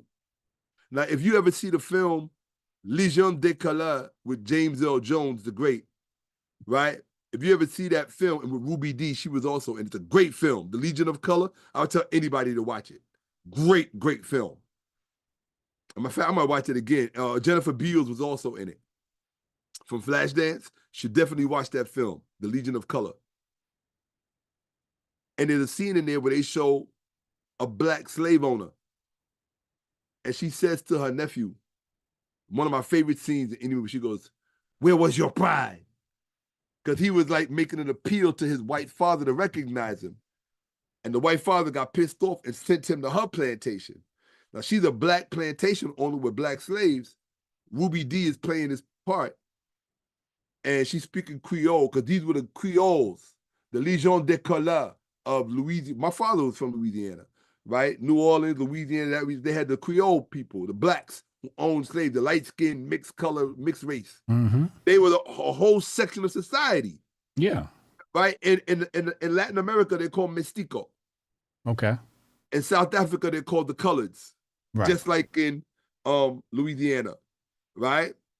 So, and in Egypt, they have other names for them. In Egypt, they are mesticos as well, but they just don't use that term, right? So, what do they call them? The honey-colored people. That's what they call themselves, the honey-colored people. But they're miscegenated, Right. right? So in slavery, these groups of people had their own class. Now, They was black. They just happened to be, a lot of them was mixed because they was, you know, the master's children or whatever, but they was black. Particularly by American standards, the whole one-drop rule. And many of them was out in the fields with us, picking cotton, just like us. But what they didn't tell you, and what I didn't know, was that the Legion des Couleurs were not the only blacks that owned slaves. Let me put it to you like this. I saw through very reputable documentation, and this kind of fucked me up because I had never known it. The pervasiveness of blacks who owned slaves in America during slavery was far more pervasive than you have been led to believe. That's all I'm going to tell you. It was far more numerous than you would imagine. It wasn't pocket, isolated incidents that just, no. Don't let nobody tell you that because it's a fucking lie. Blacks was owning some slaves up in this motherfucker. Like that. So when I saw it, and what blew my mind was the source that I got it from. The source that I got it from was too reliable. So I was just like, oh, shit. But I tell you, it took the wind. It was like somebody took a God-sized fist and punched me in my chest and knocked me on my back. I was like, I already know how my audience is. Because you remember when I did the whole thing about blacks owning slaves in Egypt, and a lot of people lost their minds? Yeah. I said, they really going to lose their minds when they see this shit. Because the first thing they're thinking about is, if you keep talking about that, we're not going to get reparations. I'm like, well, hold up. That ain't true. I don't mind black people owing me reparations too. It's just more money, more money. What the fuck are you talking about? The fuck are you talking about? I want to know how many of those blacks who own slaves are still living off that wealth today and what keeps them up as part of the boule class. Motherfucker, you own reparations too. Now, boule must pay. Now listen. Oh, that's a good slogan. You better make that t-shirt. All right. Yo, dude, I want half. Yo, we gonna do this? Boule must pay t-shirts? Boule must pay. Let's go. We gonna do it? We gonna put them up on your site. Let's do it. Renee, right, we gotta get Renee to. Right? So when I found that, and I'm gonna tell you who the source was, bro. Okay. The source was the second black man to graduate with a PhD from Harvard University. You know who that was? You should know who that was. He created a holiday called George Washington. I mean, a book. No, Booker didn't go to Harvard. He created a holiday called Black History Week, which became Black History Month. Carver. Yep. Is it Carter? Carter G. Yep. Carter G. Woodson. Yep. Carter G. Woodson. Yeah, there you go. Yep. Yeah. Yep. He was the source. And got a whole book on it that's been hidden. But I say hidden, why? Because when you hear Carter G. Woodson, what's the two books that come to mind? Or the one book? What's the one book that comes to mind when you say Carter G. Woodson? The Miseducation of the Negro. Of the Negro, right. Yeah, he did right there. That everybody knows. They don't know the other ones. They don't know the other ones, and I'm going to tell you why. He wrote a book called The Black Church. I had to debate a pastor, and I was pointing out, you need to go check it out. It's probably one of the last debates I did on Sanetta's channel. It's a dope debate, but Sanetta did something fucked up. He ended the debate in a way to make it look like I lost, right? When I actually won. So that everybody else who stayed for the live saw me tear the pastor a new asshole. But when Sanetta cut it, because we got into an argument on air, because he was basically giving deference to the pastor. And I'm like, why are you always trying to get me to come on your channel to stick it to these pastors, and then you're going to protect them when I come? Nah, I can't do that. But anyway, one when I was getting at the pastor and showing the documentation of what Carter G. Woodson said about black pastors, he was shitting on them. Mm. And then he was like, the pastor was like, I don't know why you would bring up Carter G. Woodson when he wrote a whole book extolling the virtues of the black church. So I said, well, let me see if that's right. After I destroyed him and showed him in other parts of the book, along with Jabari's help, where we showed him what Carter G. Woodson actually said about black pastors, then I said, let me do my due diligence and go look for this book about the black church. Bro, when I read that, I was blown away. I was blown away by the book that he wrote about the black church. But it was the research that he did in writing the book, The Black Church, that led him to write the book, The Miseducated Negro. He was essentially talking about the black church. Oh. And people who are products of the black church. But here's the thing. Then he wrote another book prior. It is 3 books. It's the book that he wrote prior to the black church. And that book was about blacks in slavery in America. Bro, when I read that shit and the documentation, that's what fucked me up with the documentation. He was a thorough scholar.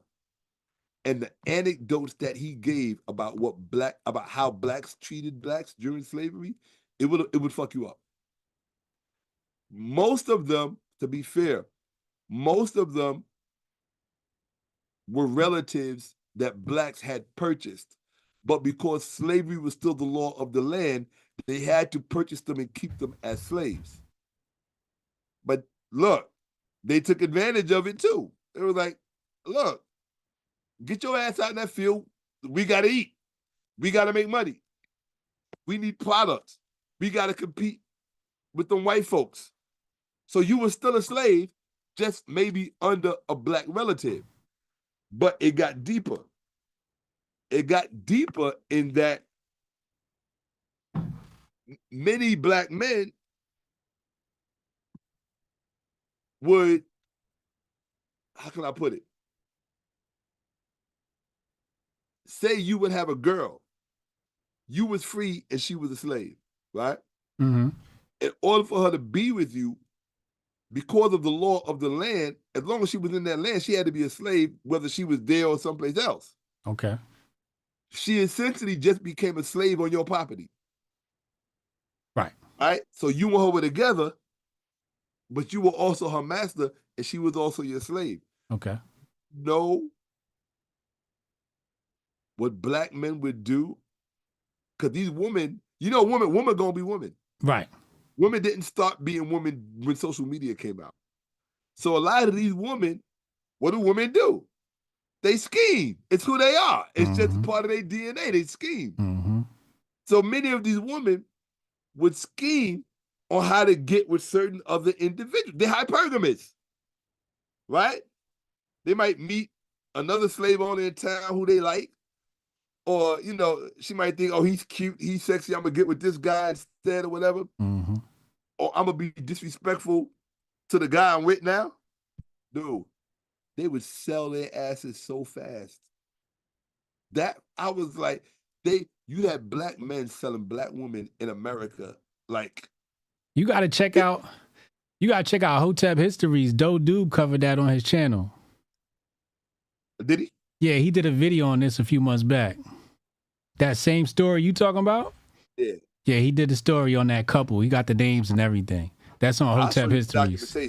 Free Negro owners of slaves in the United States in 1830. Is that the name of the book? Is it by Carter G. Woodson? I think that's what they're saying. It's in the history of the Negro Church or the one he just titled. I forget. Yeah, Doe Doobs did an article on it. He did a video too. Yeah, that documentation. That's the one that I was like, oh, I need to take a break from social media. I was like, I'm good. I'm good. Now my thing is, I never had an issue with slavery because, like I said, Africans have been practicing slavery since the beginning of time. Right. We are, and I hate the lie that people tell where they say, oh, but us it was more indentured servitude. White folks practiced chattel slavery. And it's like, nah, homie, we was practicing chattel slavery too back in Africa. You was property. You was just like a bowl or a spoon. Yeah, a horse, cattle.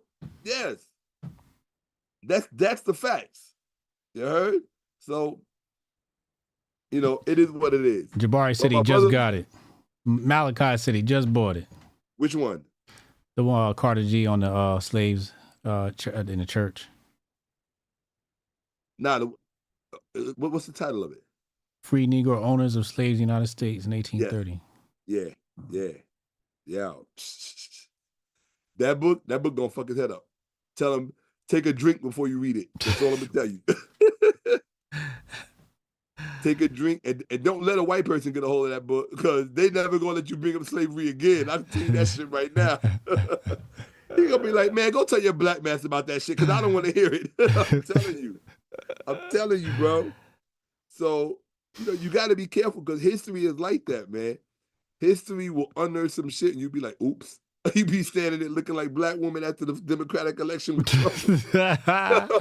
You don't want to do that. And I always talk about all black women, because a lot of black women voted for Trump, But you got to remember, a lot of these black women black people, period, male or female, a lot of them who voted for Trump, it wasn't that they were sellout Negroes. Because I initially was thinking like that in terms of race. Until I started looking at the bigger picture, where essentially for many people, and a lot of people won't say this, a vote for Trump was a vote for a return to normalcy, certain norms, right? A man is a man, a woman is a woman. We're not going to pretend to make little Johnny and little Janika feel better about their fucking psychological maladies, right? No, you're not. In other words, the bulk of society is not going to be held hostage by the psychoses of these little pockets of manufactured identities that the Democrats exploit. And this is a fact. This is a fact. Obama, you said that you're not the president of blacks, but you sure turned out to be the president of gay marriage. Okay, so look, it is what it is. Right? It is what it is. And now you got, I don't even know what to call them anymore, because you get in trouble. When we were growing up, we called them bulldaggers and dykes. So I guess, I don't know what you call them masculine now. I don't know what the proper name is. I'm from another era. Lesbians? Okay, yeah, but the lesbian doesn't determine which one is the masculine and which one is the femme. Oh, stud. Okay, stud. Right. So now you got studs who want to be in heterosexual relationships with men. Right? Because they got tired of females and their bullshit. Yeah. I pay attention to all this stuff. I always like to know what is the latest psychological malady trend going on in the black community. So now what it is you got studs who want to be, and here is the danger of these identities.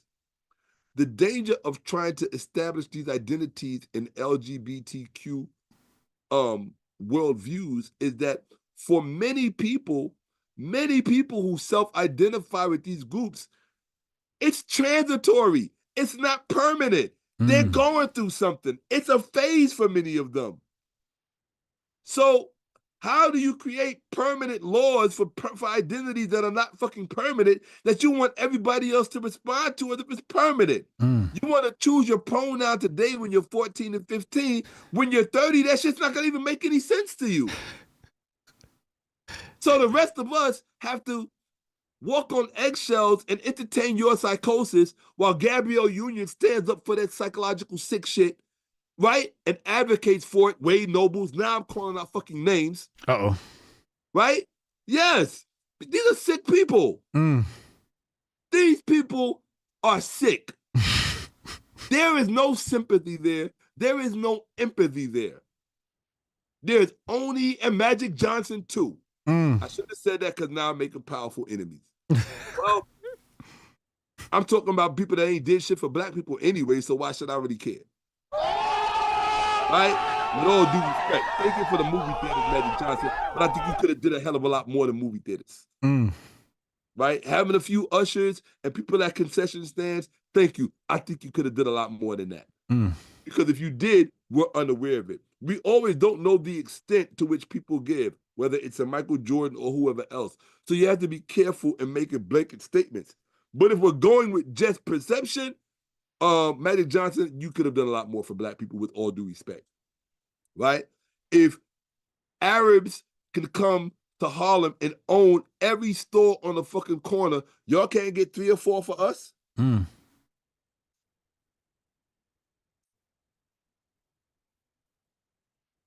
You want me to buy Ciroc or whatever the fuck your thing is, you can't come over here and buy some corner stores for these black communities so we can own our own economics? Because it starts with the basics. The basic shit that you get in these corner stores. There's a reason why these Arabs don't own those stores for no reason. Those stores are getting your money every day in every way, and it piles up. And they got each corner sold up. In one intersection, all 4 corners. Arabs in this store, Arabs in this store, Arabs in this store. Could we do that in their neighborhood?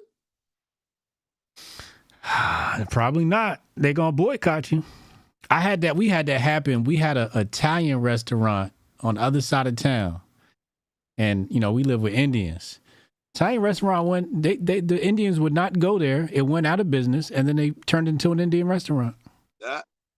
It's gone. And I was a chain. It wasn't even like it was just some regular restaurant. It was a chain. Like, this is a franchise. They got the franchise up out of here.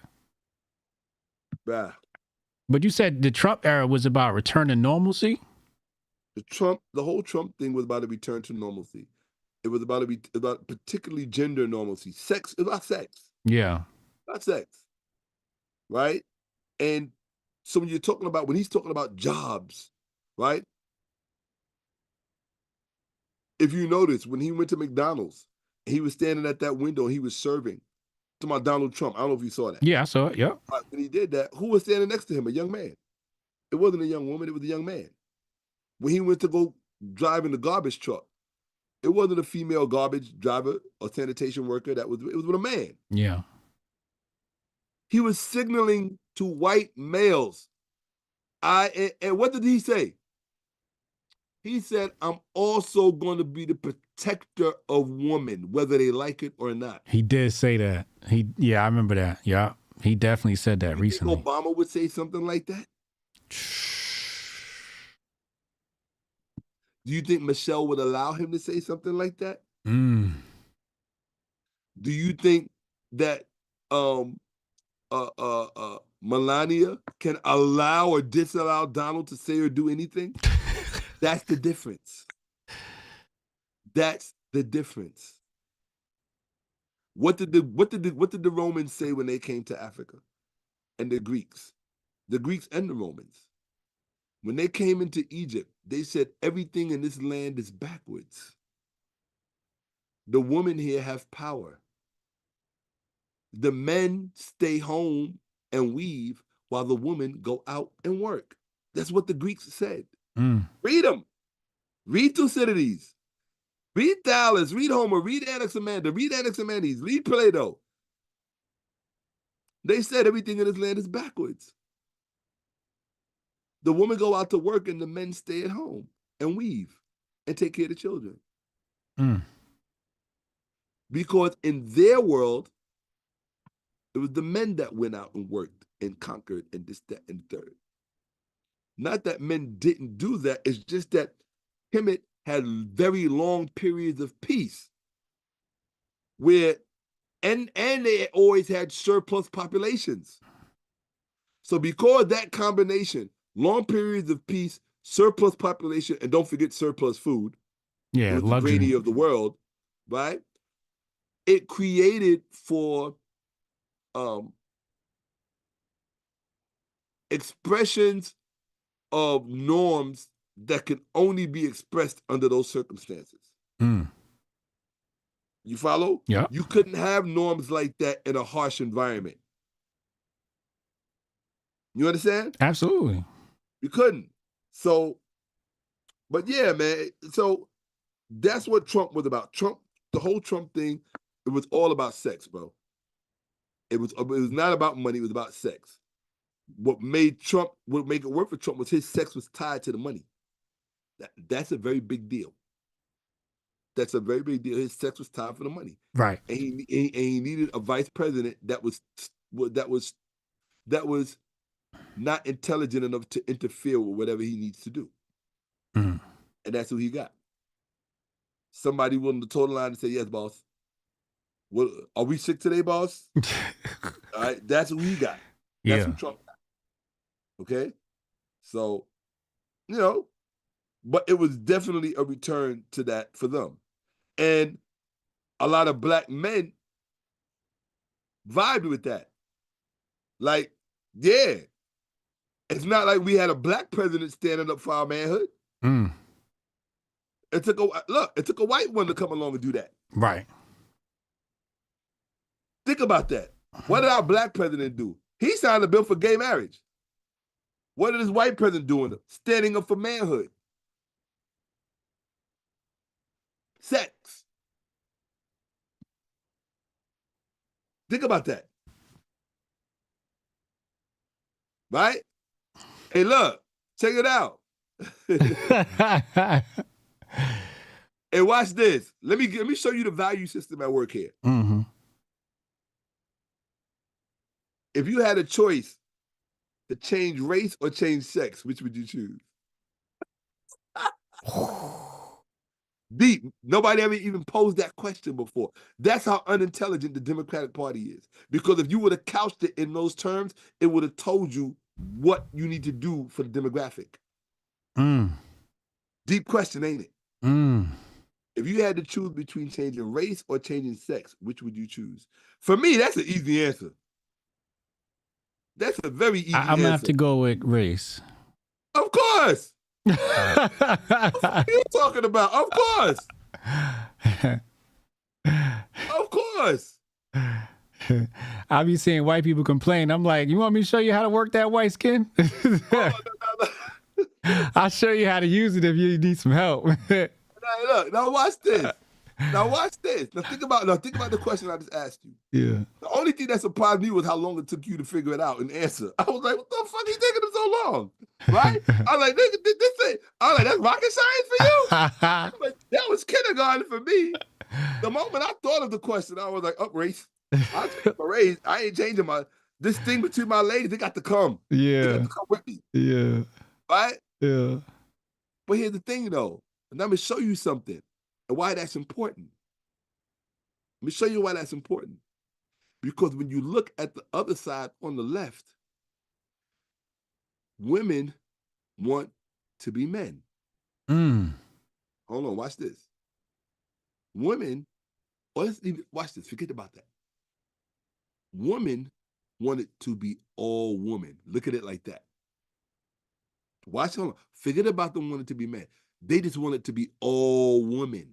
Mm. You're talking about this whole CB4 thing that they're importing from South Korea, where the women have said, no sex for men, we're leaving men behind. You don't even making sense. What the fuck do you mean you're leaving men behind? Oh, so you just said fuck the human race? Dumbass? We are not self-contained. It's not just about us. There are people who come before us and people who are supposed to come after us. We're responsible for that, dumbass. Right. So all this talk about I'm done with, no, you're just done with thinking because you're fucking stupid, right? And you think that you could beat nature. I will repeat it again. You cannot beat nature. Mm. And I stay away from people who think they can. Now, if you look at it as, remember we were talking about the black female power brokers? Yeah. Who happen to love coochie, right? Mm-hmm. That is they call it the sisterhood, right? Angela Davis, there are many of those black female directors in Hollywood with the white wives, Mm-hmm. right? So this is a woman-centered world. Can I send you a video and play this and then you I I'm want bringing this up for a minute. Hold on. no, I mean finish what you're saying, but after you're done, I want to show you something. I'm just trying to remember why I was bringing this up. I was bringing it up because, so watch this. If you have a woman world, right, that wants to be all woman, because that's the narrative that many of these women are talking about out here. Right. Right? An all-woman world. They think that that's their ideology, that this is what is good. Because in this psychosis, men are by default are bad, evil, predators, as if being called a predator is an insult, right? What you want me to be? Prey? The fuck out of here. Yo, there is no in between. You're either predator or prey. What the fuck is wrong with? Oh, I forgot. You somebody that grew up without a father, so you don't know that. Right? You are what you call inwardly convoluted. Right? Yeah. You're like a Christian trying to explain Christianity. They get caught in these circular arguments. Right? Yeah. So here you have this woman's world, right? Which means what? All the women just want women, right? Right. And then in that same world, many of the men want to be what? Women. Right? Yeah. So everybody want to be a woman. Remember that song? Everybody's gay. That song. Right? Yeah. All of that stuff is about the feminine expression mutating. Right? It's mutating. It's a mutation. It's not an evolution of feminine energy. It's a mutation. Or even worse, it's a contamination. Right? In other words, feminine energy is beautiful when and where it belongs. Right. Feminine energy in the wrong receptacle is chaos. It's isfet. Correct. As they say in ancient Egypt, in ancient Kemet, isfet. It's a misplaced spirit. So when you see a little boy, right, acting like a little girl, right? When you see a little boy behaving like a little girl, what you're looking at is a misplaced spirit. Do you understand what I'm saying to you? Yeah. Right. It's a spirit that is at odds with the container or with the vessel that it inhabits. Correct. Okay? It's at odds. The two do not align. Right. It's in a foreign, it's in a foreign environment. Right, which means something is wrong. Mm-hmm. Right? That's not it's not how can I put it? Something is wrong. It's unnatural. Right. Something is wrong. It's unnatural. Why? Because the two things that should be aligned, which is the sex and the gender, they're not aligned. They're misaligned. Right? So basically, you got everybody wanting to be women. The women want to be women, and the men want to be women. Even the little boys want to be women. Do you know what this is like? Let me give you the perfect scenario because it's gonna fuck your head up. And this is gonna show you the dark side of feminism. There's a great book called The Dark Side of Feminism by it. In fact, there's a few great books called The Dark Side of Feminism. What I just described to you on the left of the Democrats, where all the women just want women. They want everything to be woman, woman, woman, woman. And then all of the men, they want to be women. They want to be women swimmers. They want to be women runners. They just want to be women. Caitlyn Jenner and all the rest of them, right? And not only that, heterosexual men are demonized, vilified, and castigated for not accepting transsexuals as organic women. They try to advocate and say, these are women. And then you get weirdo males trying to pacify females and pander to females saying, yeah, man, they're women. Like, oh, I already know about you then, bro. Right? I already know what you about. If you think that an operation, that a woman is just her genitalia, then no, dude, nah, bro. A woman is more than her genitalia. But she is also her genitalia. You understand what I'm saying? Absolutely. She's also her genitalia. How the fuck is how is a transsexual a woman and a female? When I'm gonna prove it to you right now.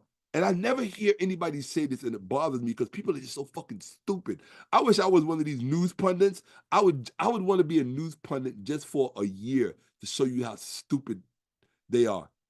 They really are. I should do commentaries. I guess like everybody does commentaries on YouTube, but that shit is too time consuming for me. I got other shit to do. You notice I've been talking nonstop before the night, but watch this. Seriously, watch this. How can a transsexual male be a female or a woman? Because they have really pushed this. Yeah. When he still had the brain of a male. His brain is still that of a male. The male brain and the female brain are not the same. They're not the same. But you would only know that if you studied the brain. Mm. If you've never studied the brain, you would think that, oh, we're just the same. No, we're not. You're just insane. Got that all fucking rhyme.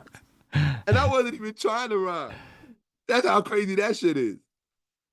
They're not the same. We're not the same. Our brains are not the same. Mm. If you don't believe me, the most cutting edge article on the brain is my favorite one. I've been promising my platform for 2 or 3 years that I was going to do this, and I just never got around to it.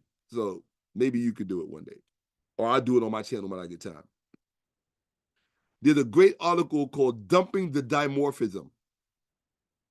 Bring it up. Dumping the Dimorphism.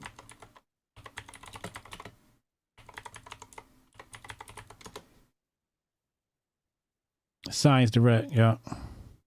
Could you put it on the screen for everybody to see it? Mm-hmm. Wait, hold on. Y'all can't pay for this kind of information. Y'all really can't. I'm just like, y'all lucky I've been busy because I haven't been talking. So I'm like, look, I'm gonna give it up. Give my people, give them what and they need. I want you to play that video I just sent you too, and give me your diagnosis on it. Oh, sure thing, sure thing. So we have it here. Dump the dimorphism. Comprehensive synthesis of human brain studies reveals few male-female differences beyond size. Now, watch this. It said few. It didn't say that there were none. It said few. Right. Just because something is few doesn't mean it's not important. Correct. Right? So if there are differences between the male brain and the female brain, nigga, don't tell me he's a woman until you put a woman's brain in his fucking body. So if you haven't done that, you have not sent me a woman. You sent me a fucked up, insane man. You sent me a man who's psychologically fucked up, misplaced. And just because you can make money off of it with the surgeries and the medication and the cultural infrastructure around it, and then the laws and the legislation, that's all money. Lawyers are behind all of this shit, bro. Oh, you got to learn. I'll tell you about that later. It's lawyers that are behind all of this shit. Many of them are homosexuals. Yes. Yeah, bro. Sounds about right. Yeah. Sound about right. Yes. But lawyers are behind this shit. Lawyers run the country, yep. Yes, absolutely. You know, so, and this is not to castigate homosexuals. I mean, you are who you are. Your choices are your choices. That's between you and God. But we are not going to pretend and stay, as men, we are not going to pretend to entertain your psychological fallacies and psychosis. Right. Why? Because number one, it's unfair to us and it's unfair to our children. Right? Period. End of story. I'm not going to be unfair to myself and to my family and to my children to make you feel comfortable. Right. I'm not going to do that. There's no law and legislation under these stars that can make me do that. Go to that video. Go, trust me. Go look at that video in your chat. Did you put the brain study on screen like I asked you to? Ben did that. Yeah. Oh, okay. I got to be on your YouTube channel to see that. Ben did that. Go look at the video. I'm gonna go look at it. I just want his audience. I want your audience to see that study. They saw it. That study. The reason why is because that study is the most cutting edge study on the human brain, and it's a direct a comparison between the male brain and the female brain. And what I would tell anybody, any guy, do not date a female that cannot read that article from top to bottom. It is long. It uses very technical language, and you do not want to be with a female that is not intelligent enough to understand that article. Period. Because everything else is going to be manipulation. And you got to remember, people develop strategies based on other people's ignorance and vulnerabilities. So the kind of male that most females want are an unsuspecting male. A male who's just not smart enough to figure it out. Correct. Period. Correct. You know. All right, let me go to this video that you're harassing me with. And then I'm going on about my life. Hit the video, share it on your screen. Okay. So we can watch it together. I'm hitting the video, and you want me to share it on my screen. Hold on one second. I got to figure out how to share it on my screen at the same time. All right. I see you got the Asian sensation here. Hold on one second. Okay, there's my camera. So, all right. Let me put this here. Hold on a second. Close that. All right, I'll put this here. Okay. So, hold on one second. Yeah, just share your screen and share with sound. Share my screen. And then share with sound. Okay. Yeah, that's the share one. with sound. You Just might press play? Yeah. Or do I have to do something special for the sound? In Zoom, you might have to enable sound when you hit share. Oh. So stop sharing and then go back. Stop share. And then hit share, and then it should say in the bottom left, it should say like enable sound. Oh, share sound. Yeah. Okay, cool. Share sound. All right. Oh, that's cool. All right. And then share. All right. Oh, come on, give me a fucking break. Yeah. Now rewind the video and enable sound on Twitter. I feel like I know what it's like to be a man. Hold on. I feel like I know what it's like to be a man now. I'm contacting women. I'm contacting femmes, masked lesbians, and they are just not contacting me back. Like we match, and I'm messaging them, and I'm like, okay, so what's your number? Because I'm really, when it comes to women, I like to be more dominant. Like I'll take you on a date. I'll take you to a restaurant. Oh, but like, really? Yeah, but as a man, you take me out on a date and you take me to a restaurant. There's a masked lesbian shortage right now. Yeah. Wait, why? Why is there a shortage? You know, because they're all getting booed up. Oh, I see. Yeah. I feel like I know what it's like to be a man now. I'm contacting women. All right. I'm contacting femmes, masked lesbians. That's what you talking about. I can't do that. Yeah, I am. But what she neglected to say was who they getting booed up to. They getting booed up to dudes. They're not getting booed up to other women. They getting booed up to dudes. And watch this. That's how a lot of heterosexual women got played out of pocket. A lot of them got played to fall into this homosexual lifestyle. I don't use that term lesbian. Homosexual or homosexual, whether you male or female, right? They got entreated to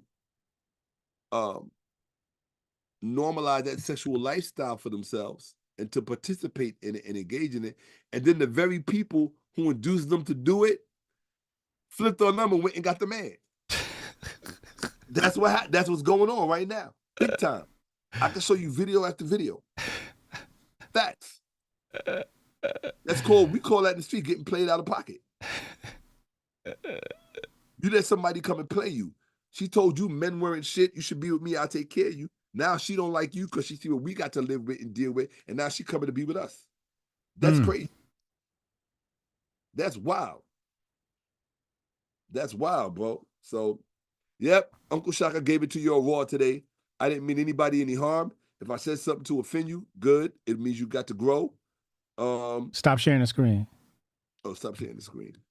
And so, but you see how she think that shit is funny? Oh, when I take women out, I'm dominant. But when I date men, they take me. I'm like, the fuck? Yeah, there's something psychologically wrong with them. Right? Like they think that's cute and that's funny. It's like, ain't that cute, that's funny? Right? The fuck? You know who should pay for the date? Whoever got it. Period. Whoever got it, right? Whoever got it. That's it. Right. If I got it, I pay. I ain't thinking about it. I ain't thinking twice about it. Right. If I ain't got it because of whatever, you got it. All right. I'm not gonna feel bad because you got it. I'm glad that we got something. The fuck. But the interesting thing she said was, I know what it's like to be a man. No. But I'm gonna tell you what do you think about that she said that? She has no idea what it's like to be a man. Exactly. She thinks because she went on a dating app, she knows what it's like to be a man. You have no idea. That's a small microcosm of what it's like to be a man. Absolutely. Absolutely. So, my thing is, here's the part. Sometimes you look at women and you say, damn, I want to give you all the benefit of the doubt. And I want to say, yes, you guys are intelligent. You're this, that, and the third. But how intelligent do you got to be to figure this out? When all of you women decide, oh, I'm no longer going to give men pussy. Who, y'all decided to give an early Christmas gift to whores? Who you think is going to be? Where you think they're going to go for the coochie? To the hoes. You just made hoes the number one woman in the land. Mm-hmm. You just made it so that the hoes can get her man's money, her man's money, and her man's money. And you think you doing something to him. And this is intelligence? This is a high IQ?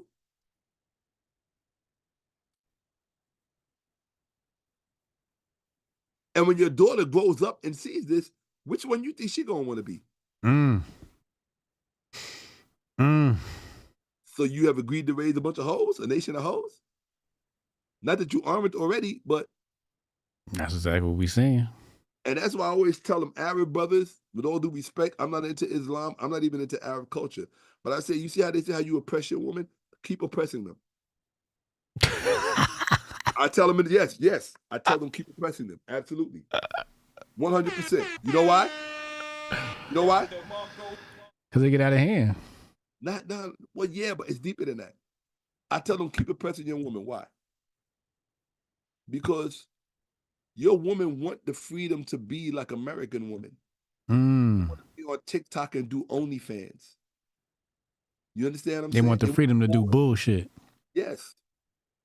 Mm-hmm. They call that liberation and sexual freedom. They use all these connotations and terms to mean, oh, you basically just want to devalue yourself as a human being because it's your freedom and right to do so.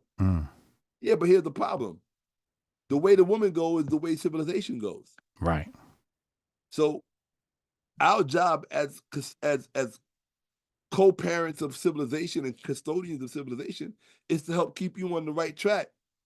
So you ain't got to ask me to come save you from yourself later on. I'm saving you from yourself now. Bitch, put that burqa on. Put that veil on. I'm saving you from, hey look, I'm saving you from yourself now. Hijabs in Hotepistan. Hijabs in Hotepistan. Big facts. Hijabs in Hotepistan. Everybody know it's hijabs in Hotepistan. Facts only. That is so funny. But yeah, I love when I see girls in hijabs. Man, I want to be a girl with a hijab. It's so sexy. Oh God, living in Harlem too. Oh man, bro, them African girls are everywhere. Dude, bro, they everywhere. You will fall in love 80,000 times walking down the street. You just be like, no, this is insane. I couldn't move to Africa. I would lose my mind. With what I've seen already, I would lose my mind. I'd be like, nope. Yeah, they built different. We talked about that. We talked about that on the show a couple months back. I said, man, them African girls on. Bro. Bruh. It's a different type of fine. Yeah. Facts.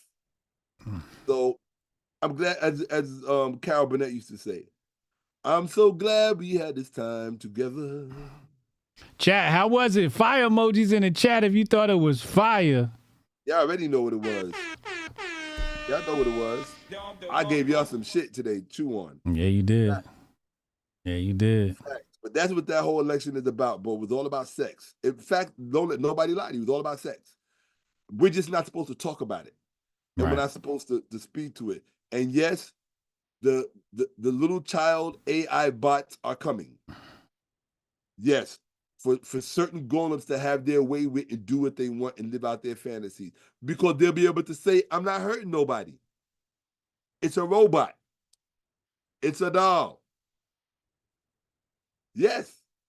Real talk, bro. Who's going to stop them?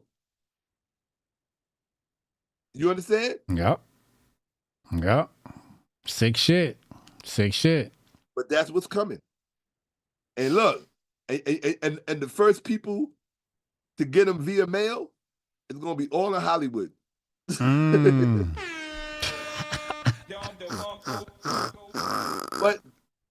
But that's not to say that that same sentiment is not pervasive throughout the country or even throughout the world. It's pervasive throughout the world because of our evolutionary psyche, and we're not supposed to talk about it.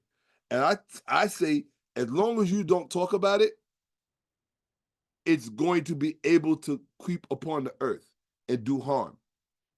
Right? Right. If we start talking about it so that people can have a real understanding of what's going on with themselves and also what aspect of themselves is being attacked or being induced. Right?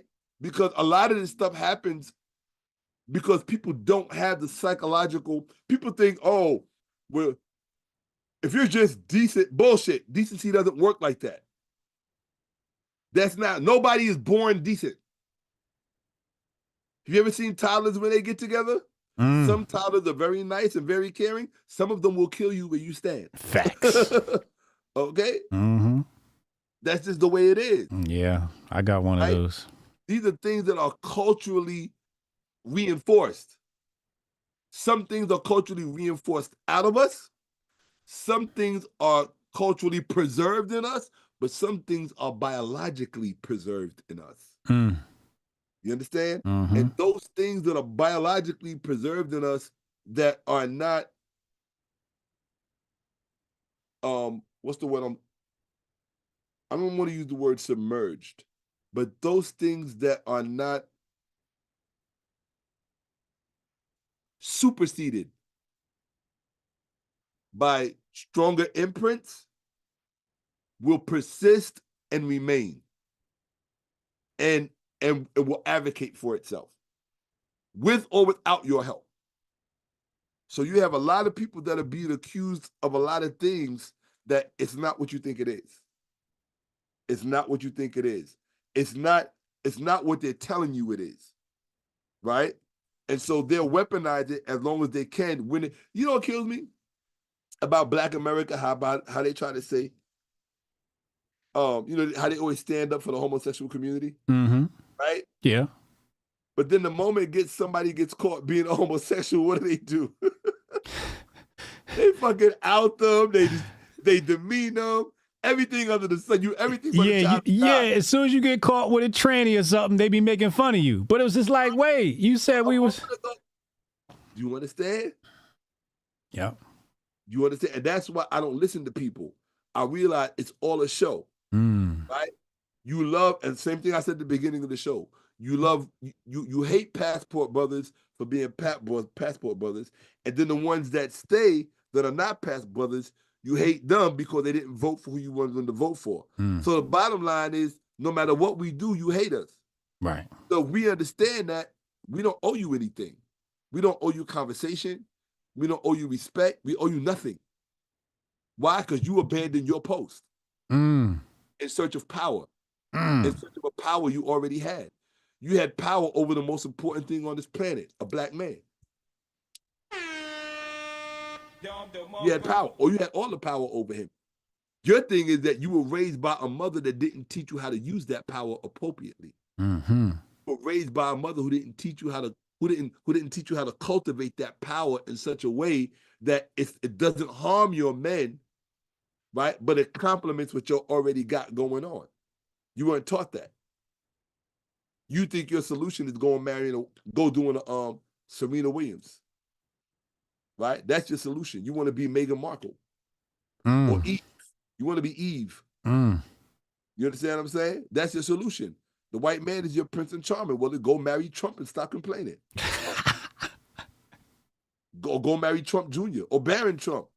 I'm sure he'll be eligible. I guarantee you Barron Trump gonna get a black wife. Probably Omarosa's one of Omarosa's relatives. Barron Trump gonna be with a sister? It's definitely possible. If Bill Gates' daughter was with a brother. All right? So I don't have any problem with people mating interracially. I have no problem with that. Right. I just don't advocate for it when it comes to marriage and children. Because I believe that those are institutions. And I believe that Black people have a lot of unfinished work to do when it comes to institution building amongst ourselves, to be out here institution building with other people before we have our act together. Because if we don't have our act together when it comes to building our own institutions, the first of which is family, then we can only go to these other people's institutions as beggars, as stepchildren. So while you think, oh, I G'd off because I'm living in a lap of luxury because I'm an honorary member of the white world, your awakening is going to come. Your awakening is going to come. But I can tell you right now, don't nobody talk about Tina Turner to this day. Who talked about Tina Turner to this day? You know why nobody talks about Tina Turner? Because that's where she went. Look, they still talk about Ike. When he's bad. I don't approve of what Ike did. Right. Right? But Tina found her salvation with them European men. You know? So my thing is, look, I have no qualms about, like, you know, one couple who I was never mad at because I really loved both people. I was a big David Bowie fan. So the fact that David Bowie was with Iman, I thought that was a pretty cool couple. Because if you really just watched them, they were just cool people. Right. You understand what I'm saying? Yeah. He was talented. David Bowie is one of the most talented men to ever come across this planet. And brilliant. He was a brilliant man. You understand what I'm saying? I love his music. To this day, I love his music. Rod Stewart, love his music too, right? Very talented people. Whatever they, you know, the other side of that thing, that European thing and how they get down, I don't comment on that because I'm not European. I understand that kind of lifestyle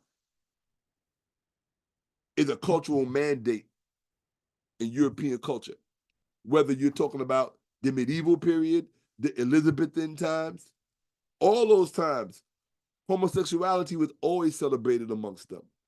That's their thing. That's their cultural mandate. I don't begrudge them of that. Oh, it is. Absolutely. No question about it. If we use classical civilization as the model to say, well, this is the highest, look at the value systems. In ancient Egypt, they were very anti-homosexual, very. And that's no secret, right? In Greece, they were very pro, especially in Athens and Sparta.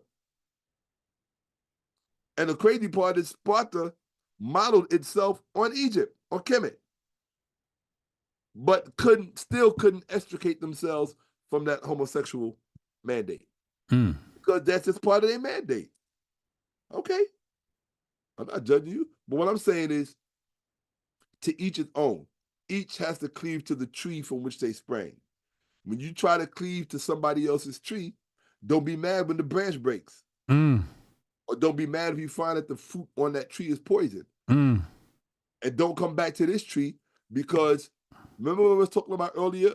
I talked about, I said the woman over here, all the women on the left and Democrats, they want it to be an all-woman situation. Then they want to have men who want to be women in their ranks because they thought it was a celebration and an endorsement of womanhood. Yeah. What that really is, do you remember the movie Matrix? Yeah. Remember the agent? In part 2, what was his main goal? Oh, he wanted to bring Neo back into the into the machine. His main, but how was he doing it? He plugged him back in. Nah, his main goal to take over Neo. What did they do? They kept trying to assimilate him. Remember when he was fighting the agent in the park and a million versions of the agent came running in? Yeah. It was all the same agents. Right. Right? Particularly Agent Smith. Right. He was trying to what? Replicate himself. Right. That's the same kind of contamination that women are doing. It's toxic. Mm. They try to replicate themselves. I see what you say. Power will induce you to want to expand your presence. And you are trying to expand your presence by nullifying and negating another coexisting reality, another program, which is the male program. That's what's at the crux of the war. Women are power hungry. Power makes you blind. Power makes you blind. You end up doing shit that's harmful to the whole ecosystem. So women got to get their shit together. It's that simple. We got to love them enough to do a few things. One, we have to love them in spite of all of this bullshit, right? You got to remember that they are being as manipulated just as much as, if not more than anybody else.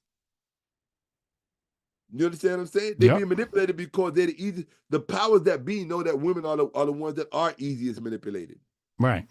Women don't. How many women you ever notice? Every time you meet a girl, she got a degree in psychology. You know why? I always tell people, and I've dated many girls with degrees in psychology, including TC, and I tell TC all the time, I try to avoid women with degrees in psychology because I have found that people that go get degrees in psychology are usually trying to fix something that's fucked up in their own head. Yeah. There's something going on with them, and they figure by learning psychology, I can master this shit. No, it don't work like that. That's not how it works. Right? But this is some real shit. But that's what's going on. They're trying to replicate themselves. That's what the whole trans thing is about. It's about women increasing their presence and their numbers through a GMO, a genetically modified way. It's not organic. It's genetically modified. Right? And they thought it was cute in the beginning. Now they don't think it's so cute anymore. You got a 350-pound, 6'7" man who thinks he's a woman, and because he says he's a woman and his pronoun is her, you good with him being in the bathroom with your daughter? You good with that? What if he have a relapse back into his man brain? Stupid. This is why they lost the election. Facts. This is why they lost the election. White America is not as stupid as you would think. Look, even if white America, I'm talking about the college dropouts, the non-college white America, even if they are not intellectual elites, what makes you think nature did not endow them with certain instincts? When their instincts are telling them that this is wrong, when their instincts are saying this is not right, when their instincts are telling them to say, you will not replace us, they're talking about sex. How else do people get replaced? And the only way to replace people outside of sex is through what? Immigration. What do you think this whole immigration thing is about? Why do you think Trump ran on immigration? Immigration is just surrogate sex. That's all it is. It's increasing your population without having to make children. You just transplant another population. That's it. Why do they do it? Because when you read the stats, within a certain amount of generations, Latinos self-identify as white anyway. So all you're really doing is increasing the white population, but using Latinos as the Trojan horse to do it. They don't talk about that. This a real Hotep brother. They don't talk about that. They don't talk about that. You feel me? They don't talk about none of that shit, bro. All that shit they talk about is some bullshit. All that shit they talk about is some bullshit. But that's what they do. They transplant another population into the country. They make it seem like the population is doing it on its own. That way they keep their numbers up. But the Anglo-Saxons are like, wait a minute. These Latinos that you bringing over here, these are future honorary white people. I'm white right now. Mm. That's the argument. I'm white right now. You will not replace us.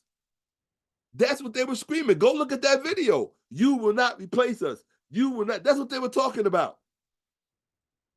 And them white boys knew exactly what they were talking about, and they were right. They wanted you to think, oh, these are racist. They're so what they're racist? When did racist become synonymous with being wrong? Oh, so you're telling me a racist person can't do 2 + 2 = 4? Because they're racist? Or you want to use his racism to make me align with you and your bullshit? If that was really going on. Don't use his racism to make me align with you and your bullshit. Because what makes the Democratic Party evil, and I'm going to end it on this, and it is evil. What makes the Democratic Party evil? Are you ready? I'm ready. I was saving this from the top of the show. I always like to say my best to last. The problem is they want to be everything to everybody. You can't do that. You can't serve two masters. You'll hate one and despise the other. The Democratic Party wants to be everything to all people. That's the same thing. You can't do that. That's why Trump won. He wasn't trying to be everything to everybody. He said, this is my lane. You get in it or you get ran over. Now, if you want to rock with, if you align yourself with my lane, no matter who you are, there's something in it for you. What did he say to us? What you got to lose? What you got to lose? I could have answered that question. Well, if you stay with the Democrats, your daughters are going to want to go up to be men. Your men are going to go up to be daughters. What else they got? What other kind of trans they got? Oh, I think the new thing is trans race. I saw a meme, right? I identify as white, so now you have to refer to me as white. Why not? If a man can they say got trans species too. They be identifying as dogs and all types of shit. Yeah, yeah. So this is the level of white insanity. See, that's what the Democrat has become. The Democrat has become the stronghold of white insanity. The Republicans are actually now the stronghold, I hate to say it, of just saying this. Not even white. Just saying this. Just sanity. How crazy is that? We live in a world where the Republican Party is now the party of sanity. That's deep. That's deep, bro. I'm from the 60s. I didn't ever think I would see that shit. The Republican Party is now the party of sanity. The Democratic Party is the party of psychosis. As long as you got a psychosis and we can diagnose it and get some funding for it, we got a place for you here within the context of a coalition, and we want your vote. That's the Democratic Party. We don't care if you was born in America. We don't care if you don't belong in America. In fact, we prefer you to be a trans immigrant, non-white. That way we got 3 teams we could put you on. Democrats are insane. They're insane. You got little Van Jones up there crying. Tomorrow the people who serve your bread, they're gonna have to leave. And the people who clean your teeth, I ain't never seen a Sambo, more of a Sambo in my life. Van Jones. What is it about these black people with white spouses, man? I don't get them. I don't know. I don't get them. That doesn't mean that I think that every interracial couple I think is fake or is an abomination. I don't believe that. I believe some couples they just get along. Right. Some people you meet and it's just natural and ain't nobody even thinking about, are you black or are you white? It's just, it might be something that, like, bro, let me tell you, bro, do you know who is really responsible? There was a big spurt of interracial dating in the late 90s that popped off in New York in a major way. Do you know what was behind it? Mm-mm. And it was one of the first things that made me not like Diddy. You can forget about all that other freak offs, and I don't give a shit about that. It was something that Diddy did that made me not like him. You know, I used to manage Club Cheetah, so I saw a lot of things. I was a part of a lot of things. And I was a supervisor there. And for years. And Club Cheetah back in the 90s, 96, 97, it was a real hubbub of celebrities. Like Absolutely. Club Cheetahs, Club Amnesia. Yeah. And that song, hold on, that song is what fucked up Club Cheetah. That's why I left after all those years. Jay-Z put that in the song. From Club Cheetah to Club Amnesia, it brought out all of the hood rats. It's kind of like how social media was back in the day when I was on that other channel versus how it is now with all of the garbage. Yeah. Like social media today, like YouTube today, it's like I said, it's like the back staircase in the projects. Yeah. Pissy, all up and down. Yeah. Right? Somebody defecating here, or like the back staircase used to be in Port Authority in the 1980s. You don't want to know those stories. You do not want to know those stories, bro. I slept on them staircases when I didn't have a place to live. They heard? At 18, running wild in them streets. Real talk. But what did he do? What Diddy did was he changed the landscape of the music, right? So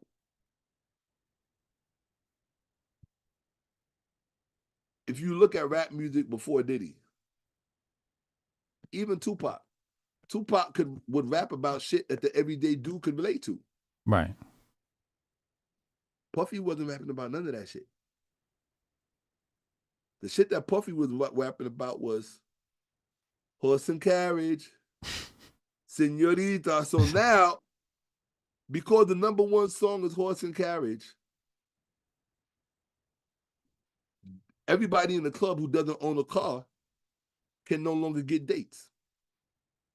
This was some real shit that was happening. I see what you're saying. Same way how it's happening right now because of all of this shit that's going on. Yeah. All of this started back then. And Diddy was the poster boy for it. He started it by introducing classism through the music. If you don't own this kind of bottle, if you don't fly on the Lear jet, if you don't got all kind of diamonds, then you ain't shit. Diddy's the one that started that. He's the one that brought that to New York. Wasn't nobody in New York talking about that shit. That's true.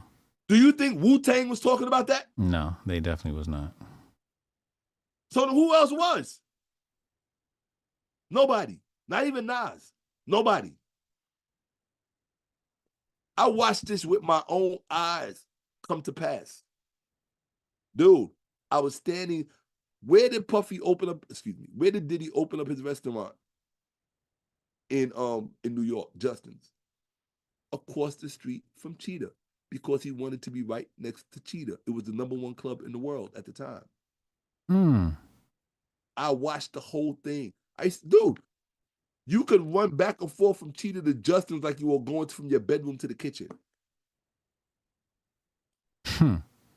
That's what people would do. They would go to Justin's, eat, and they would all rush over to Cheetah's. They'd leave Cheetah's to go back to Justin's to have breakfast. Yeah, that's if he was keeping it open that late, which he would sometimes do. Or he would send employees over to get shit. Maybe he needed plastic cups and ran out of something, so we would get whatever it was. Right? But he had a relationship with the owners of Cheetah, so it was a constant back and forth.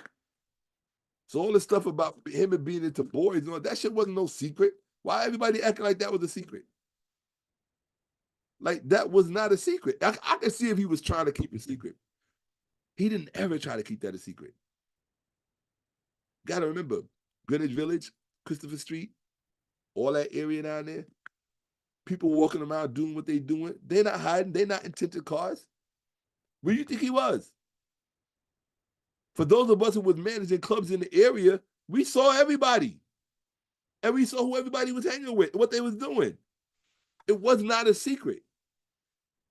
So You know, the man had the courage to live his life out in the open and live it honestly. I got no beef with that man. Period. I got no beef with that man. All that other shit y'all alleging and talking about, that shit don't mean nothing to me because I already know. We talked about earlier about how women use sex as a weapon, right? My issue with all of these females who was there is, why do y'all feel like you're on the innocent train? Y'all was there to do no good to begin with. That's why you went.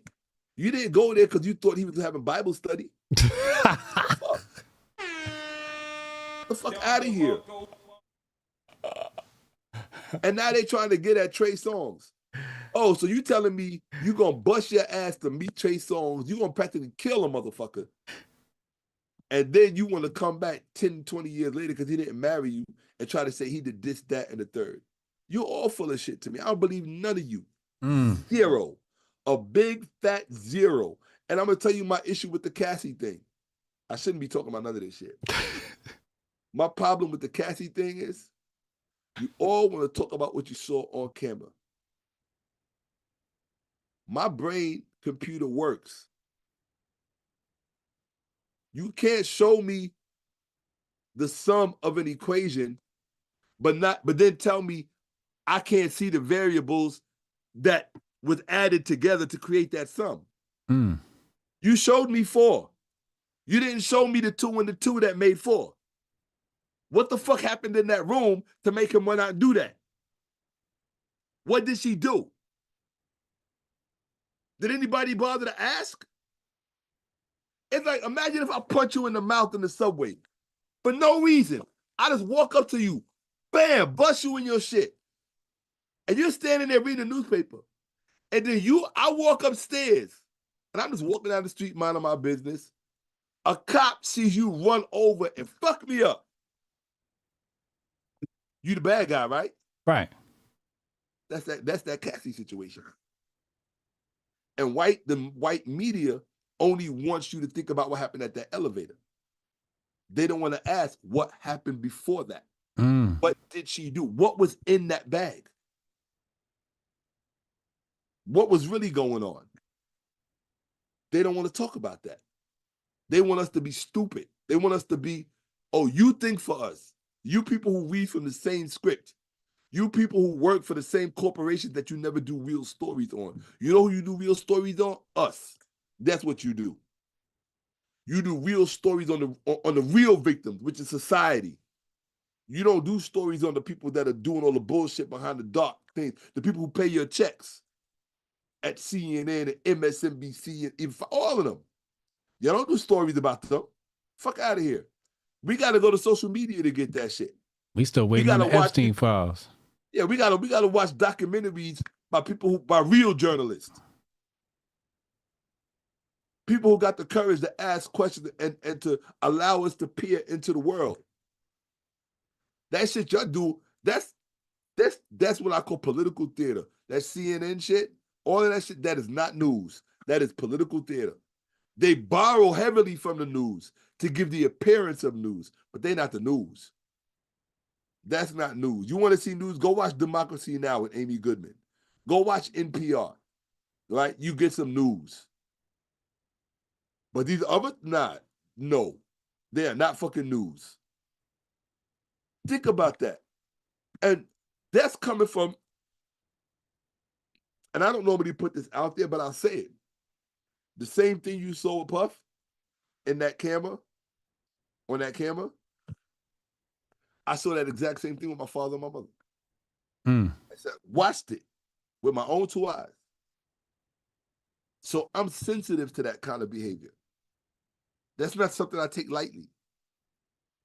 But because my 55 plus years have taught me about women, let me tell you how devious women are. I want you to just pay attention to this for a minute.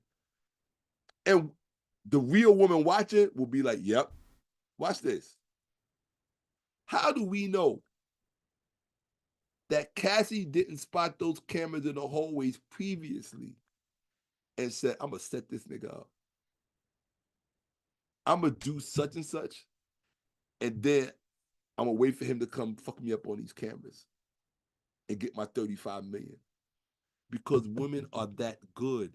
See, men don't think like that.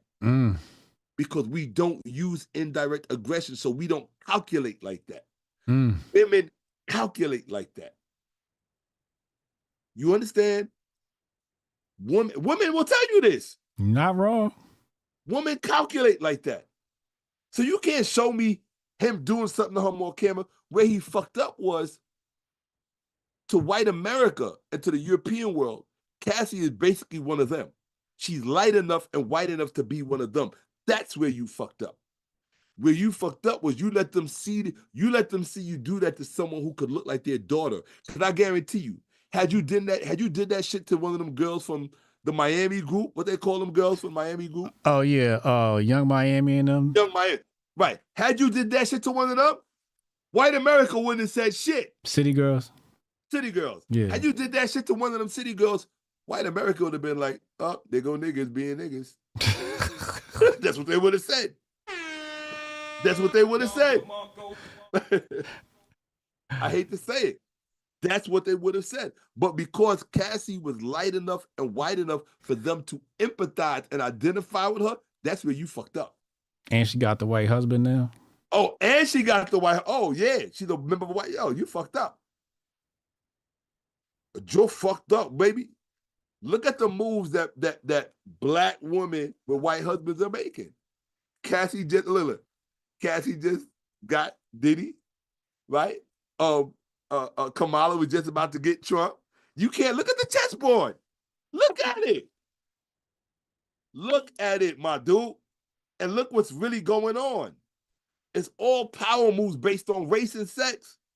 And the only one looking on the sidelines with a stupid look on their face is us. We wondering what the hell happened. Andrew Tate, please help us. Yo, why you think they killed Kevin Samuels? You think that motherfucker died naturally? You got to be out your mind. Kevin, you think Red Bull killed him and it just so happened to be that the girl he was with was a nurse? Get the fuck out of here. How the fuck? Bet you a nurse. That means he was supposed to live and make it. What the fuck? Yo, you can't make this kind of shit up. Damn. Kevin Samuels broke a huge barrier. Yes, he did. To culture. Because what did I tell you was the strongest thing? Culture trumps policy. And when you get change makers that cause the culture to go in a direction that the powers that be don't want it to go in, your time is limited. Do you understand? Mm-hmm. Your time is limited. Bro, that's why I'm glad I'm not famous. I don't want to be famous. I have learned. Make your little lane, do your little niche. If I have 20 fans, then those are going to be the 20 fans that I serve. If I had your 100 fans, those are going to be the 100 fans that I serve. The rest of y'all, with all due respect, can kiss my ass up, all that shit. All that shit. Kiss my ass up, my neighbor, all that shit. Yes, that's how I honestly feel. Honestly. Everything that I do from this point forward is strictly for my fan base. Those people that fuck with y'all. I'm not even trying to get new fans. I don't care about new fans. I don't want new fans.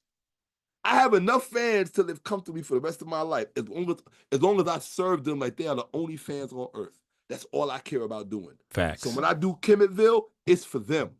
That's it. Period. And that, because I understand, I've been really looking at business and really seeing how it works. And a lot of this shit is counterintuitive. That's where people get fucked up. You think that you have to be logical in business. You can't always be logical in business because the way it's structured, appearances can be deceiving. You'll think that things are going one way.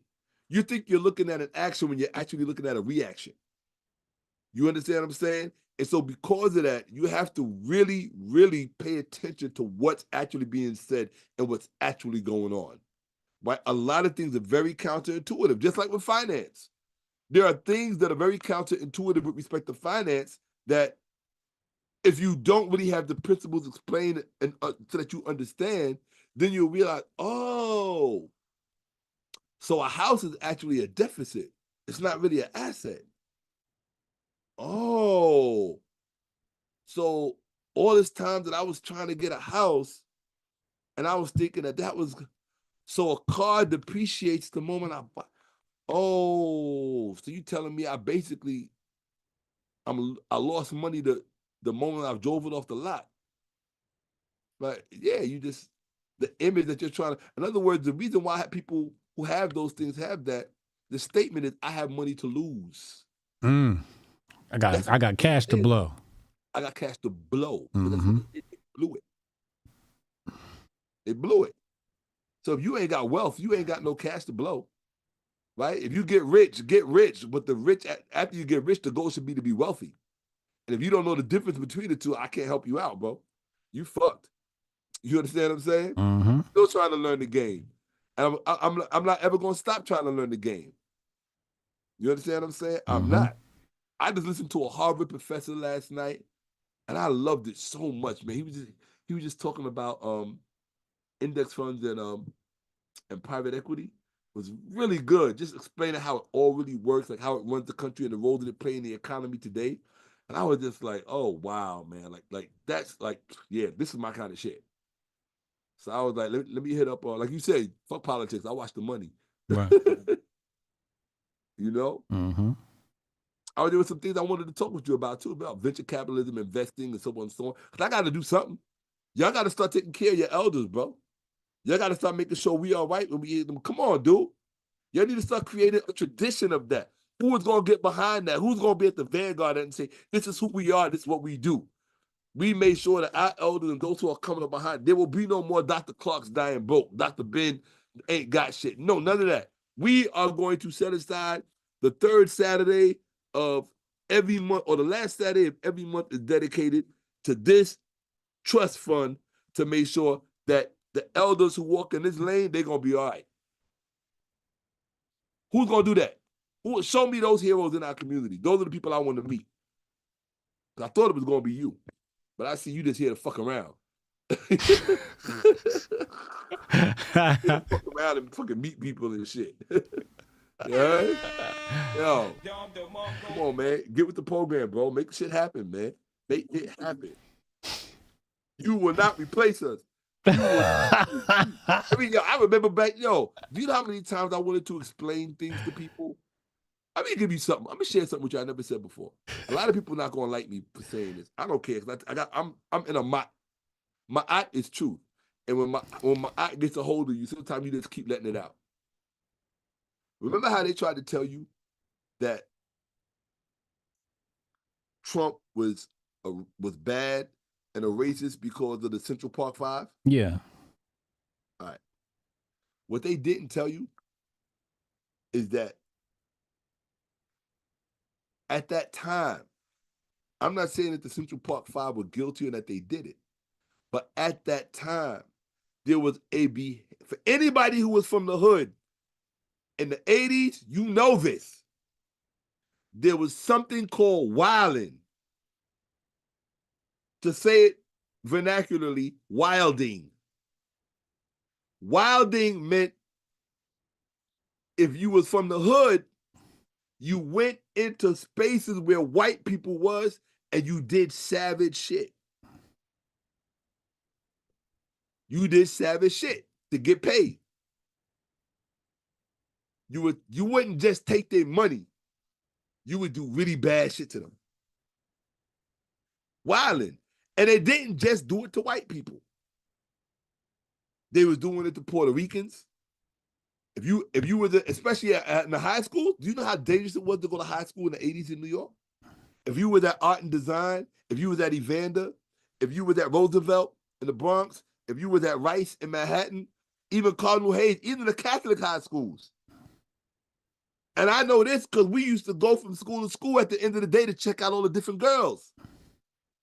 And all the dudes that we would see get fucked up, oh my God, because dudes was wilding. These was dudes that decided school was not the place for them except to get girls and get money. Whatever. And regular dudes who was going to school the kind of shit that would happen to them after school, especially if they had beef with a girl who was in school and maybe her brother was one of them dudes. Yo, the kind of shit that these young dudes was doing, running the streets in the 80s, that shit that happened in Central Park was nothing.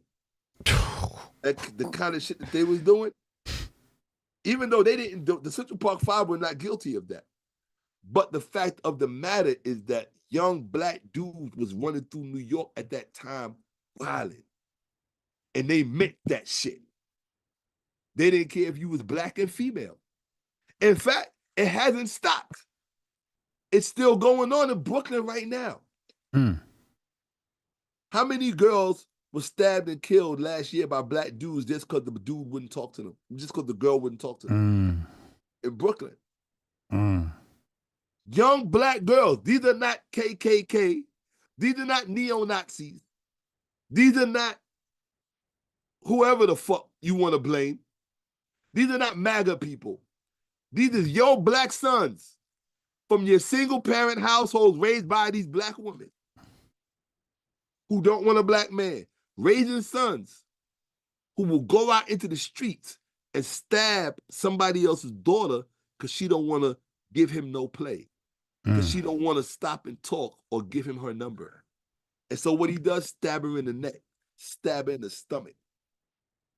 These little satanic motherfuckers that you raise while you worshiping your white Jesus, because they all come out of households where the mama got a white Jesus on the wall.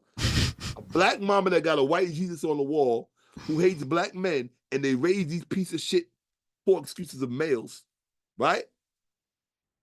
Look, it is what it is.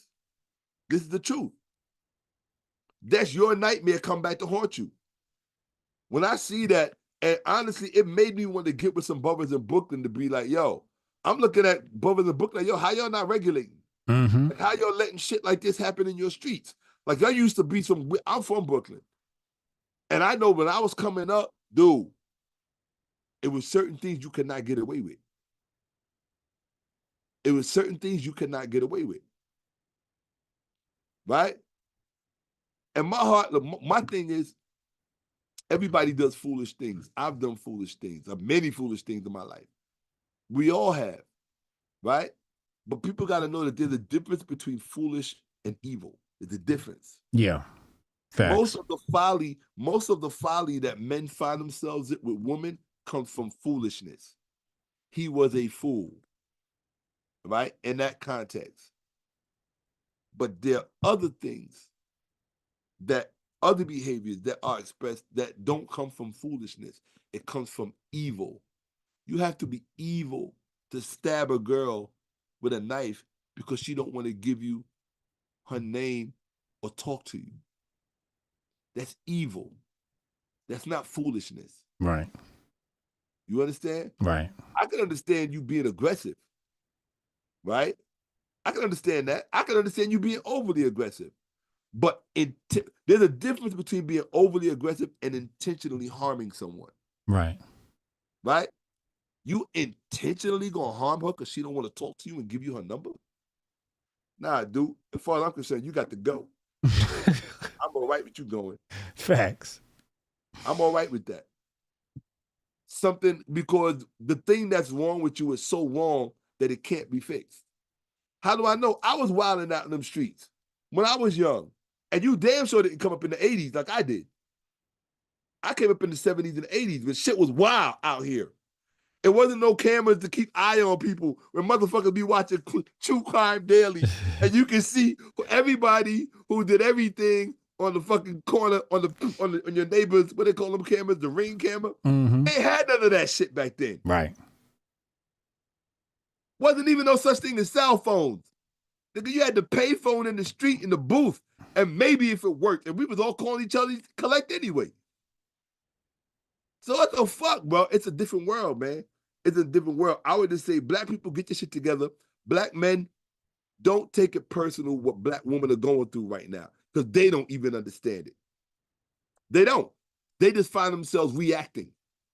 You understand what I'm saying? They got to deal with their own nature, and this technology is wreaking havoc on their nature. As a woman, you're thinking, oh, wow, I can now really maybe marry the man that I actually want, right? I can actually get that high value man, or all the things that they talk about. Not realizing that when you got a million women all thinking the same way, you're all heading in the same direction. How many people you think you're gonna find there waiting for you when you get? Very few. So all the other men that you've left out here, you no longer see value where God put value. All these men out here are valuable. Not some of them, all of them. Just because you don't know how to extract the value from them, that's on you. That's on you. Just because you don't see their value does. I once saw an idiot walk by a diamond on the ground and he kicked it. He thought it was just a rock. It didn't. Did it stop the diamond from being a diamond? Nope. Did it stop somebody who recognizes value for seeing what it is? No. That's what's going on out here. And it's sad because the real victims in that situation are the women. Do you know how many women are alone right now? Too many. And here's the scary part about it.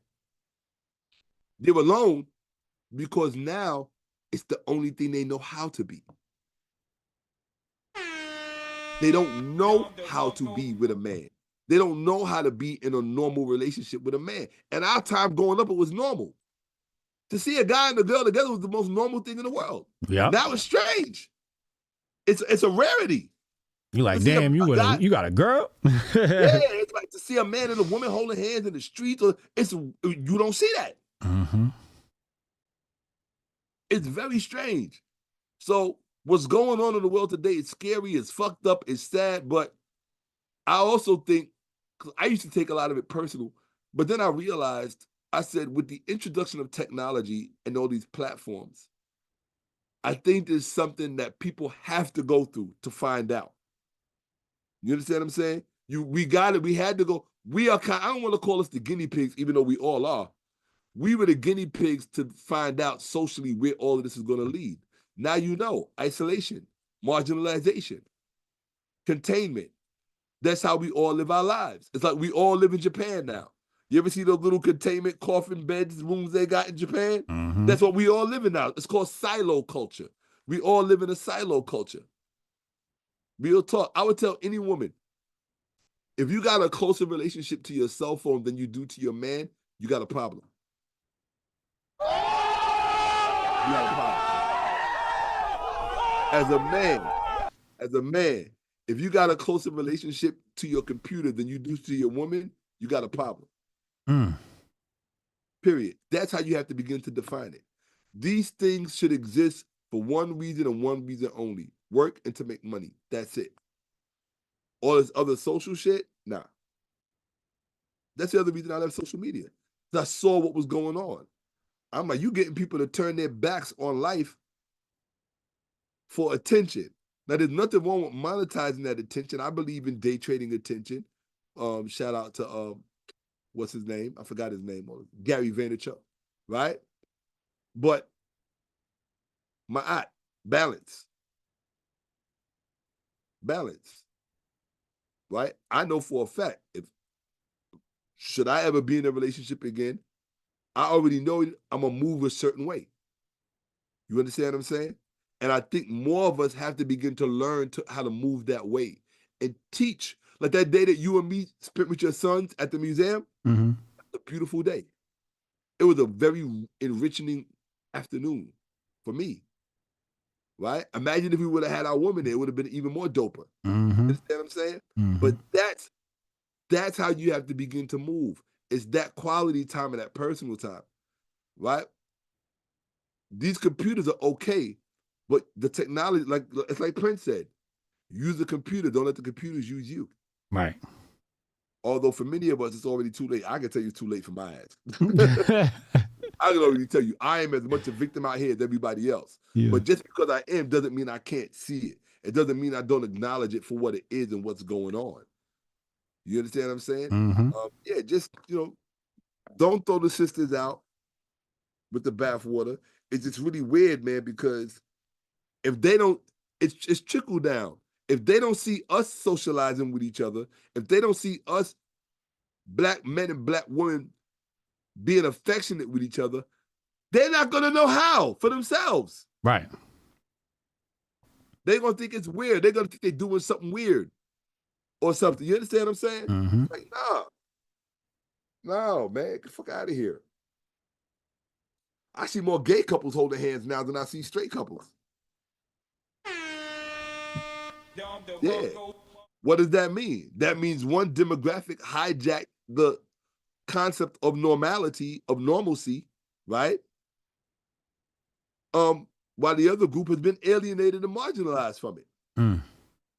So heterosexuals are now, there's something wrong with you because you're heterosexual. Get the fuck out of here. It's like we all didn't drink the Kool-Aid. We all didn't drink the Kool-Aid. All of us not going to drink the Kool-Aid. It's just that simple. You know, like I said, them other people, they've always been here. You know, I grew up in Greenwich Village as much as I did the Harlem, the Bronx, and Brooklyn. So that is nothing new. It's always been there. It's like, okay, back in the day, it used to be an oddity. You see it, whatever. You make your little comment, you laugh or whatever, because sometimes it's funny as fuck. They be hilarious as fuck sometimes. When they be loud with the shit, it's like you can't help but laugh. It's like, I'm going to laugh at any clown, straight on otherwise. Right. Right? So, you know, there are some who take it very serious. That's who they are. That's how they identify, like Pete Buttigieg, right? Can you imagine Buttigieg being fucking president? They trying.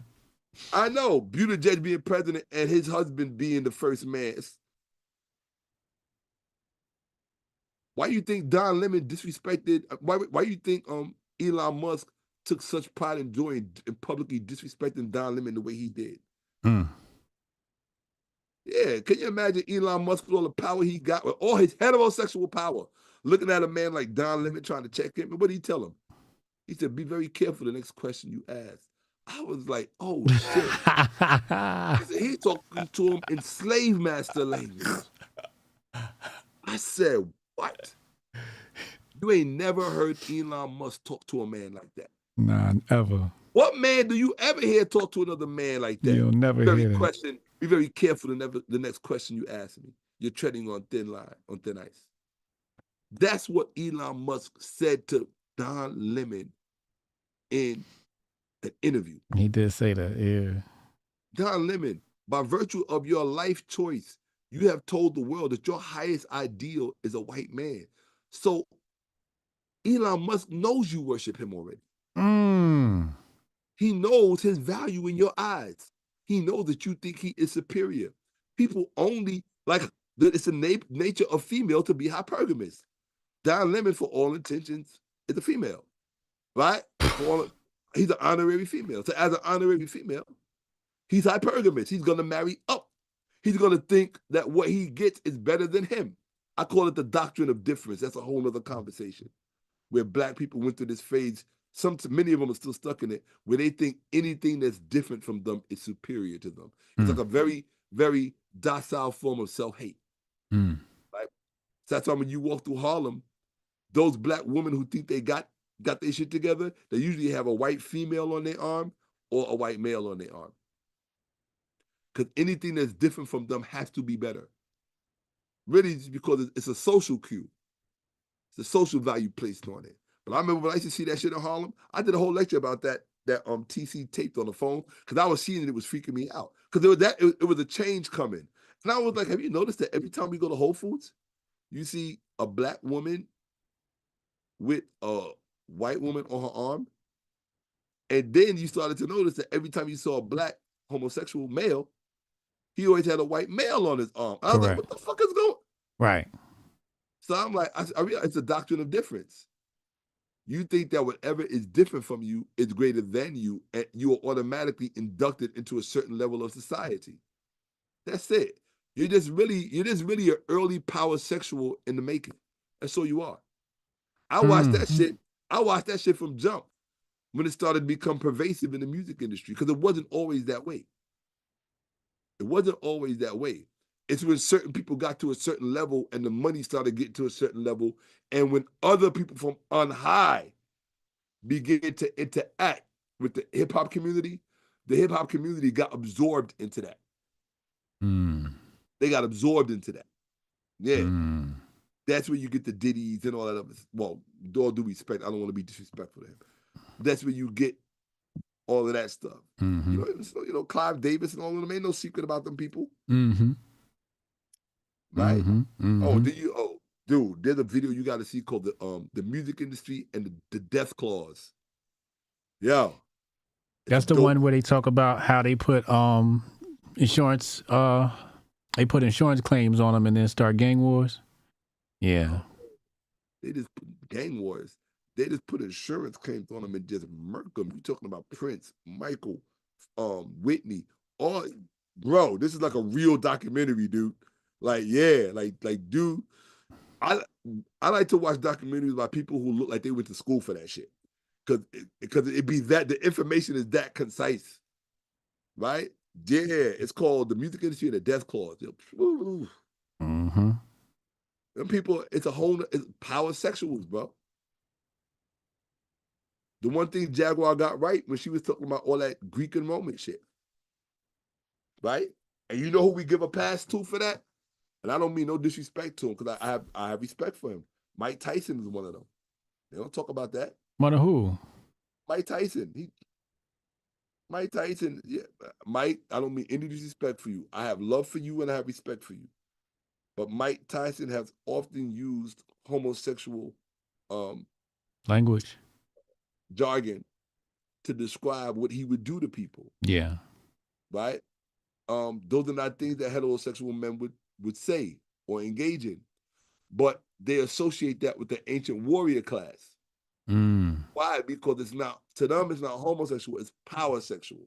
Mm. I dominate you, right? It's a form of dominating.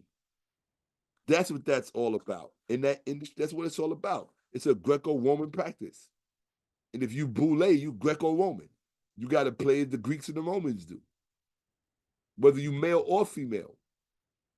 That's why essentially these people are enemies to the Black community, because they're operating with a foreign ideology in your midst.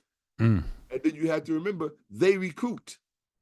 And they use money, power, influence, privilege, and opportunity to do it. This is just the truth. None of this shit is a secret. It's just the way of the world. You know? I look at it like this. The Black community really needs to go back, and they need to look at Dr. Ben, Dr. Clark, Asa Hilliard, Francis Cress Wilson, right? Even that, and I'll call them, I don't want to use the F word. I don't want to drop the F-bomb. But that, what's his name? Baldwin? Lamont. Mark Lamont Hill? That motherfucker. Yo.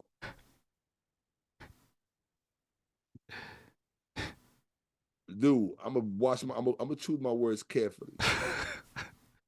But when he sat on CNN and called Dr. Francis Cress Wilson a racist on the day she died, I looked my head up and I was like, who is this Negro?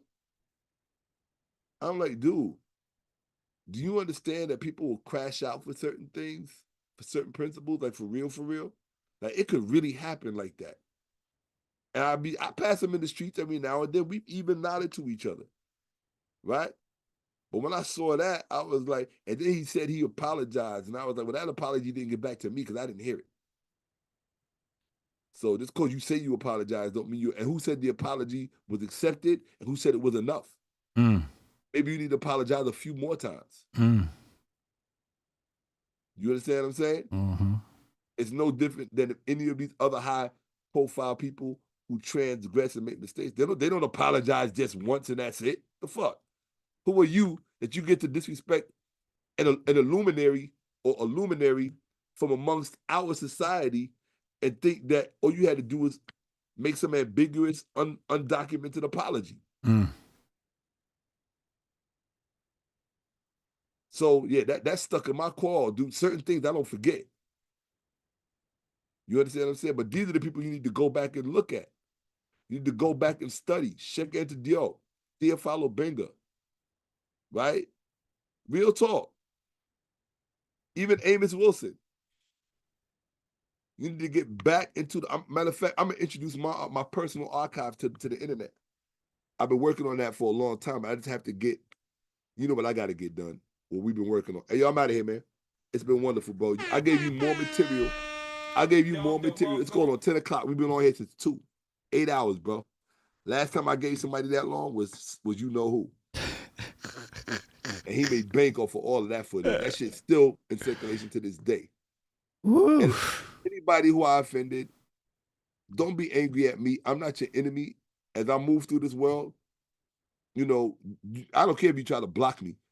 I look at it like this, you know, when God got you, if God got you, I don't know if God got me, but if my plans are in alignment with his plans and he sees to that it comes to, it is what it is. Wait, say that last piece. You said what? If my plans are in alignment with God's plans, because you never know what God's plans are. Right. You can know what yours are, but you don't know what God's plans are. Right. All you can do is hope and pray that your plans are in alignment with his plans so that they come to fruition with his blessing. Right. You understand what I'm saying? With God's blessing. So that's all I can, you know, I don't worry about people blocking me.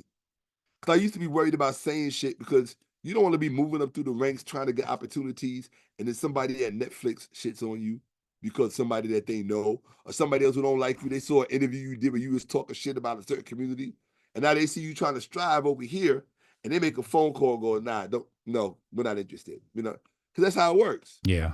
Right? People blackballing or whiteballing you, ostracizing you, all that shit. But, you know, and that I look at it like this. Things have become so decentralized because of the internet and YouTube and all this other shit. There's so many ways to get your shit out there today. Fuck them. Make them need you. You don't need them. Build your shit in a way where you don't need them. Whether it's the record industry or the music industry, because most of them are filled with parasites. All of the contracts are there to fuck you. None of them are there to help you. So every dollar you earn on your own by yourself, make it count. If you earn $5, put $3 away. Or put $2 away and put the other $3 to work for you. You understand what I'm saying? Put $2 away, spend $2, invest $1. Right? Or work out the numbers so that it works for you. That's it. Because nothing is the same. Nothing is as it was. Hollywood is essentially over. I watch all the videos about people talking about that, all the insiders, right? People who actually work in industry talking about how Hollywood is over, it's finished, it's done, yada, yada, yada. They're trying to rely on AI for everything. Look at Tyler Perry, when he was gonna build this big $100 million studio, was about to spend crazy money on it, like $800 million, some shit. Somebody showed him some AI technology where he didn't need none of that shit. The man just saved himself $800 million, however much he was going to spend on this new studio construct, this new studio ecosystem. And now all he needed is Yeah, the AI draw the backgrounds and all that for you. Yeah, superheroes, all of that. Yeah, special effects. Yep. You don't need none of that studio equipment no more. You don't need no green screens, no nothing, no strings. Yeah, I need to learn that shit, bro. I'm still in the organic phase, man. I'm using people and real sets. We gonna keep on using real people and real sets until we can afford to use the AI. When we can afford to use the AI, we'll go AI. Until then, we gotta get the shit done, baby. Real talk. I'm sure I pissed somebody off in this statement, or I offended somebody, but I didn't mean any disrespect to anyone. Anybody who was offended already left. Everybody else in here was like, "Yo, this shit, bro." Like my audience, they prime for shit like this, cause I'm an asshole and they ready for this. Well, this is right up their alley. Well, they got it. I gave it to them straight and center. Yeah. When you see all this shit on the news, you got to hear it like back in Charlie Brown. Want. This thing to your mind, sex. the two prime directives, money and sex on this planet. And sex beats out money every time. Bro, take my word for it. If you think I'm lying, all you gotta do is go on YouTube right now, type out billionaire loses money because of some girl he was with. Mm. Do you know how many men lose billions because of one female? Mm-hmm. Ask Puff, with all due respect, ask Mr. Combs how much money he had to part with because of Cassie. Mm. One little girl. Mm. All over sex. Somebody who used to kiss his ass or wash his feet at the snap of a finger. Now, all that money. You can't tell me she was with him that long and didn't plan that shit. I'm sorry. It don't work like that. Mm. Like I said, I know how they roll. That whole hotel shit on the camera, that was a setup. That was done to get you to act out. You never see girls try to get you to act out in an argument in the middle of the street to make you look like a nut? Yes. You look crazy? Yes. Has happened. Yeah. That was a version of that. Mm. That's what that was. Mm. They get extra loud and shit. That's what that was, bro. Mm-hmm. I mean, hit me. It's like, right. It's like, I've never hit you before. Why are you saying that? Yeah. And it's like, if I do hit you, what's it gonna make me look like to everybody else? Right. Oh, that's what you want. Mm. So that shit on the camera, that was a Christmas gift. Mm. I just want to know, because like I said, I've been around a long time. I really want to know my heart. Only she will ever know. That's what fascinates me about human minds. Only human minds know the truth. You understand what I'm saying? That's what makes cameras so important. Only Cassie know, was she really good enough? And I think if you were somebody for 10 years, because after a while they become programmable. You were somebody for how long? You see them in every situation? How many? After a while, it's just got to do the numbers. Okay, if I do this, he's going to do this. Mm. Now, if you plan 3, 4, 5 steps ahead, setting that shit up was nothing. Yeah, that's easy. That was child's play. Especially if a motherfucker's half asleep and you already know they half out their mind when they first wake up. They don't know up from down. and they hung over from the night before, got drugs in their system and alcohol. Yes. Yeah. Yes. Bro, that whole shit was a setup, partner. Mm. Damn. Now, maybe the first 2 wasn't. But it was like, oh no, I got to get that shit on camera to show motherfuckers who he really is. Somebody said they got to introduce you to Dane Calloway. If somebody tell me that shit one more time, bro, I think I'm a just fucking, I don't know, I might go join MAGA or something, bro. I'm done with these people. Stop introducing me to niggas, to motherfuckers that don't know what the fuck they're talking about. Just because you are impressed by dummies don't mean I'm impressed by dummies. Okay? Y'all motherfuckers here, motherfuckers with these weirdo theories and all this other shit, and they show you shit that you yourself don't even fucking understand. Get some real history under your belt first, and then tell me who you want to introduce me to. I'm a real fucking historian. I pay dues. I put time in, homie. If you ain't been studying this shit for 40, 30 some odd years, don't talk to me about who you want to introduce me to, because you don't know history. And you don't know a motherfucker who actually knows what he's talking about when you hear it. Y'all a bunch of YouTubers. You heard some motherfucker on YouTube said some shit that impressed you because you never heard it before, and now you want me to be like, oh, fuck out of here. No, dude. Dane Calloway. What next? You gonna want to introduce me to this other dude, the other grifter, the one who talks about the Anunnaki all the time? Billy Carson? Yeah. Carson. That man. Billy Carson. The fuck out of it, man. The Anunnaki this and the galaxy and planet Ritsk, and you motherfuckers are out of your cotton picking minds, man. In 2024, you're still believing stupid shit with all this information at your fingertips, where you can actually study and look at real documentation. Y'all believe dumb motherfuckers that come along with a sexy sounding story that's entertaining, and then you want to introduce somebody to them. You should be smacked. With love, but you should still be smacked. Maybe with something soft like this. You know, like, no, we're not doing that today.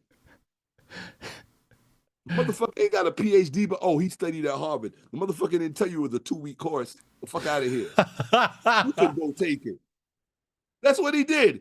He went and took these a few weeks course here, a 2-month course here. I went to Harvard. Okay, well, show me your PhD from Harvard, motherfucker. You ain't got that? Then don't tell me you went to Harvard. That's like a motherfucker going to the Harvard cafeteria and say, I went to Harvard. Or these pastors out here that got degrees in divinity degrees. Yeah, theology and shit. No, not no. Divinity degree? They got divinity. I'm a doctor of divinity. What the fuck is that? You know what a doctor of divinity is? It's an honorary doctorate. Do you know what an honorary doctorate is? It's like somebody just gives it to you. An honorary doctorate means that you can only be called Dr. So-and-so when you were in that building. Other than that, you are not a doctor. Oh, shit. They are, in other words, they are inviting you into their prestige either because you gave money, you made contributions, or whatever. So you get an honorary doctorate. That don't make you a doctor. You're not a PhD. You don't have a habitation. You probably don't even know what a fuck a habitation is. You stuck at the PhD level, barely knowing what that is. But you want to get a doctorate of divinity and tell all these pastors and fake ass people in these, I want to call them nigger churches. That's what they are. They're not even Negro churches. They're nigger churches. They're straight off the slave plantation. That's what they are. And you want to run around and call people, I'm Dr. This, so you can wear a suit and feel important and don't know shit about Christianity or the Bible. And you respect. I saw these black Jehovah's Witnesses. Now, granted, you're in your 60s, but I'm not giving you a pass. I'm not giving you a pass. You a dumb fuck. If you still following Jehovah's Witness and Seventh-day Adventist at 24 with all this information out here, you're a dumb fuck and you get whatever you deserve. No sympathy, no empathy. None. Blasted. And if you're a Muslim, with all this information out here, and you still following that dumb shit, you're a dumb fuck and you get what you deserve. Period. I don't care. I'm going to tell you the truth. Sorry. There's too much knowledge out here for people to still be fucking with this bullshit. I'm sorry. If you don't know and you want to know the truth, book a session with me and I will teach you. It doesn't matter what your religion is. I will show you where it came from. I will show you why it's full of shit. And now hold on. I'm not an atheist. Don't get it twisted. I am not. And people think because you don't believe in a fairy tale that automatically makes you an atheist. No, I'm not an atheist. I'm willing to be wrong. I'm not an atheist. I don't believe that atheism is African culture. It's not our legacy. Right? No, fuck out of here with that. You ain't impressing me because you chose atheism. The fuck? You just too fucking lazy to think it out. You're too lazy to think about what God actually is. Bars. Right? Bars. You just use the term nature. Well, what do you think God is, stupid? Nature is just another name for God. That's it. The fuck? What do we call it in Kemet? Medu nature. Where do you think the word nature comes from? It's just an ancient African word for God. That's it. So if you ain't talking about nature, you ain't talking about God. You talking about some made up shit somebody gave you that you have been reflex conditioned to believe in. And you also intellectually lazy, too lazy to pick up a fucking book. You don't even read your own book, stupid motherfuckers. They don't. They don't. Ask a Muslim who published his Quran. What publishing house published it? Where was it published at? Right? Melissa, who published your Quran? Who published it? Who was on the publishing committee? Who was on the publishing committee, Melissa? Yeah. And then also, what vortage did it use? Right? Because there's different translations of the Quran. You have certain standardized translations, and then you have other translations. You have many different translations of it. They want to tell you, oh, it's all Arabic. Motherfucker, if it's all Arabic, why you got so many versions of it in Arabic? If it's all the same book, it should be one version, one book, that's it. But you ain't got that. You ain't got it. To get that, you got to go to Kemet. You got to see the pyramid text, coffin text, Petit Imheru. And all we got to do for that is to go back to the earliest copies of each. That's it. You ain't got no earliest copies of any of those books. Mm. But that's not how they were formed. Not the Quran, not the Bible, none of them. You don't have no autographs because they're all products, they're all derivative products. The fuck? Yo. They're derivatives. They're derivatives. They're derivatives of derivatives. The fuck out of here. In other words, there never were any originals. Stupid motherfuckers, you can't think. You can't think because you're historically illiterate. Bunch of fucking dummies. What teach, man? Look, take my class and then try to teach me something. Okay? And first, know who you're talking to. Real talk. Know who you're talking to. If you've never watched a lecture of mine, if you've never heard me discuss religion or manuscripts or theological premises, if you've never heard me really get down, then don't think you got something to teach me. I find it offensive. I'm highly offended by it. You know? Put in your work first. Then I'll respect you.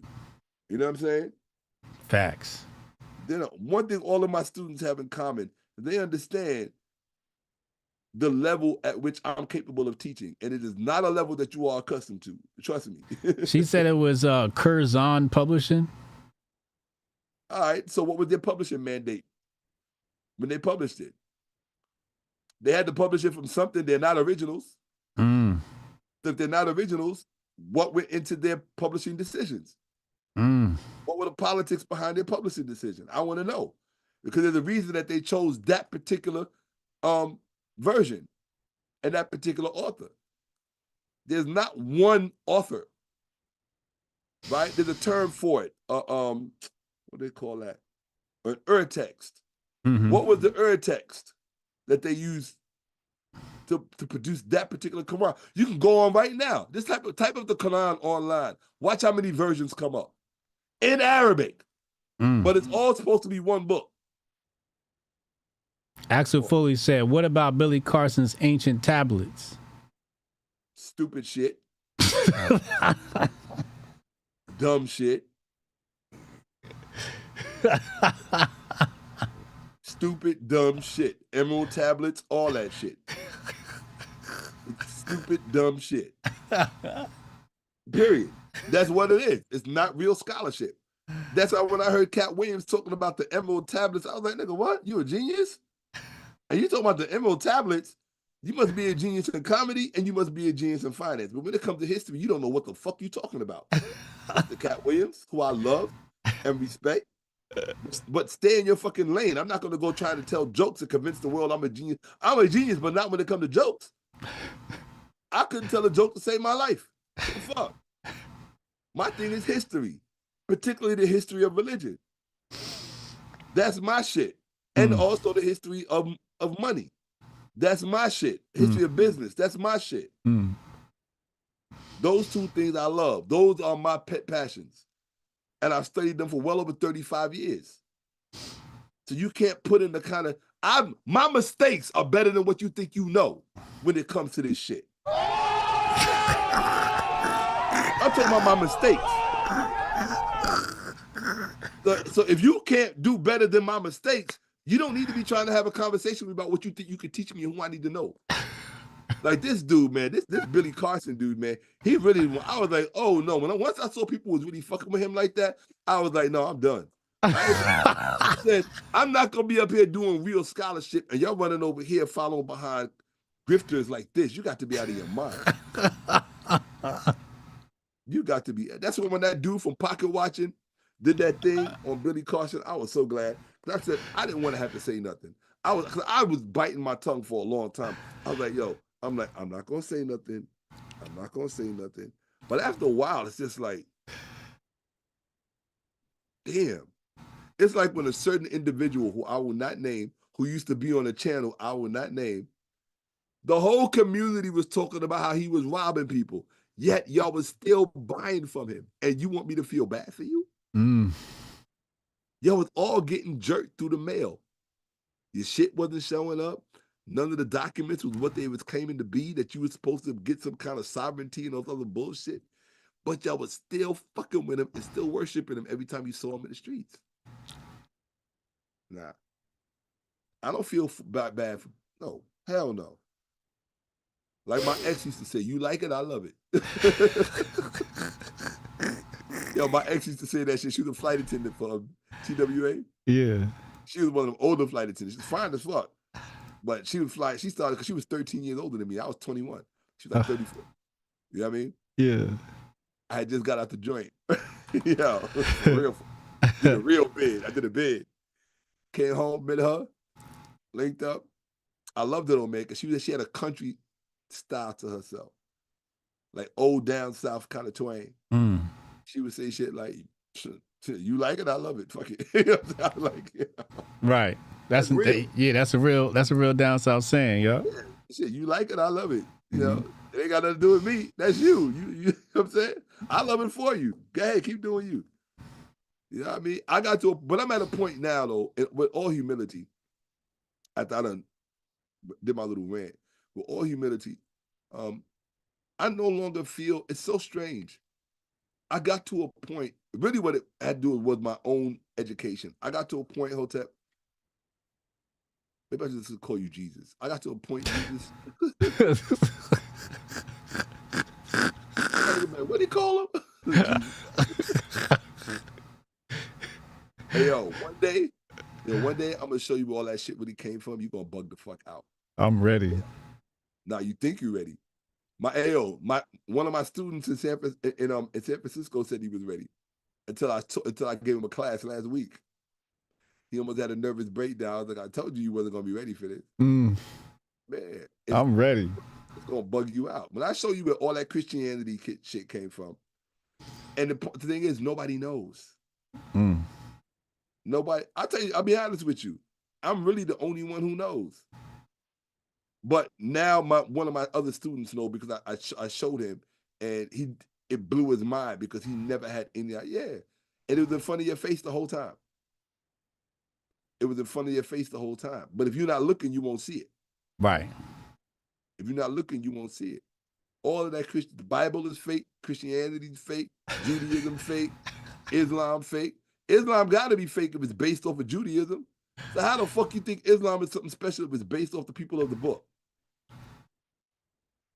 Right? What does Qur'an mean? Qura. Right? Qura. It's even in your word Quran.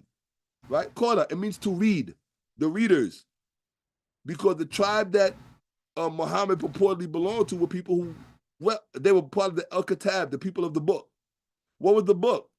The Septuagint. The Torah.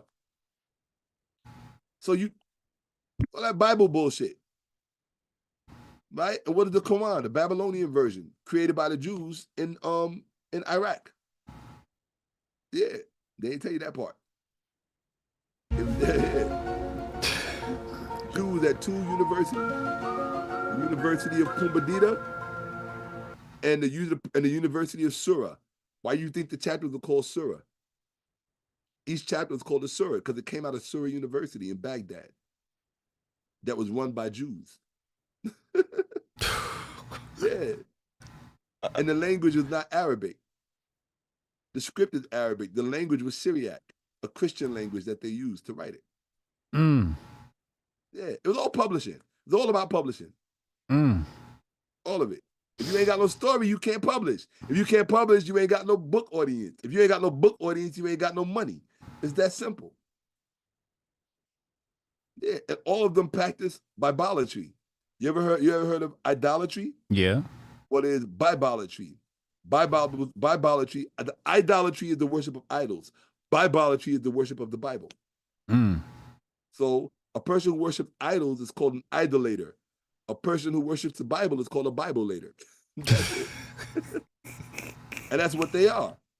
They're Bibolaters. If you really want to get the correct pronunciation, they're Bibolaters. That means they worship the Bible. They think they worship God. No, you worship the Bible. You have confounded the two. That's all. And if you worship the Quran, you worship the Bible as well.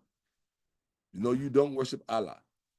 All right, you worship the Quran. That's what you worship. You worship the Quran and what it says about Allah. And Allah, by the way, was a Christian God before he was a Muslim God. So stop with the flex. Okay? Yeah. Where do you think the burqa came from? All of that shit came out of Eastern Christianity. They ain't gonna tell you that. All that shit came out of Eastern Christianity, bro. The burqa, the hijab, all that shit, that was all Christian. Yeah. Those are the Christians that revolted against Rome. And they revolted against the Byzantine, the Eastern Roman Empire. That's why all the nuns got the hijab now? Basically, that's what it is. It's a hijab. Yeah. They call it a habit. Yeah. They call it a habit. The hijab and the habit is the same thing. Yeah. Essentially, yeah. Yeah. But what it really comes from, it comes from Nestorian Christianity or Assyrian Christianity. And in Assyrian Christianity, before Islam, they would call God Allah. In Assyrian Christianity, that's where it comes from. Yeah. And prior to Christianity, it was part of the whole Akkadian religion, which is where it really comes from, Babylon, the whole Ashtra Hasis and all that stuff. Sargon of Akkad and all that? All that shit. All that. That's where it comes from. That's why I say I don't fuck with Babylonian gods. I don't care if they come in the Christian guys or Islamic guys. It's still Babylonian. Fuck. Just because you don't know history doesn't mean I'm historically illiterate. Your ass is historically. If I showed you a palimpsest, you wouldn't even know what the fuck that was and want to teach somebody about religion or some shit. That's a problem with social media. It allows a lot of stupid people to front and act like they know shit until they meet somebody like me. And I say, put your money on the table. I put 1,000, you put 1,000 on the table. We give it to a third party. Whoever's right, they walk away with the money, and you can't cry. You understand? You might want to check me out on YouTube. And all them $50,000 offers motherfuckers was making. Yeah. My teacher, it was like, I feel like it was a kung fu movie. My teacher wants you to come to our school so he can fight you. Oh yeah, hell yeah. I'm like, come on. Number one, your teacher ain't got no wins. Number two, y'all gonna be crying when I destroy him in front of you. So no, I ain't got. Hey, look, I got wipies, but I ain't got that much wipies. So y'all all gonna be crying when I'm done. Y'all be like, yeah, but I wasn't ready. I'm like, well, you shouldn't open your motherfucking mouth. This is grown man shit. Those of us who really study hardcore, yeah. Why do you think all that shit that I gave y'all today off the top of my head, I'm able to think in those frameworks because you understand the larger picture of how all of this shit works. You know, why do you think you got so many people in the hip hop community come out and trying to show y'all how shit really works? Because there's always a bigger picture. My thing is, this is why Cassie don't get no pass from me. How do you marry somebody or get with somebody? Basically marriage, because after 10 years, that's your common law, right? How do you get with somebody who is telling you who they are? If I tell you I'm the president of Bad Boy Records, I'm like, what's the opposite of a bad boy? A good man. A good boy. A good man. I like a good man. It's the real opposite of a bad boy. Right. Right. Well, some people say a good woman is the ultimate opposite of a bad. Right. But an immediate opposite would be a good boy. But you didn't choose a good boy. You chose a bad boy. You didn't choose God's son. You chose Satan's son. He's telling you who he is.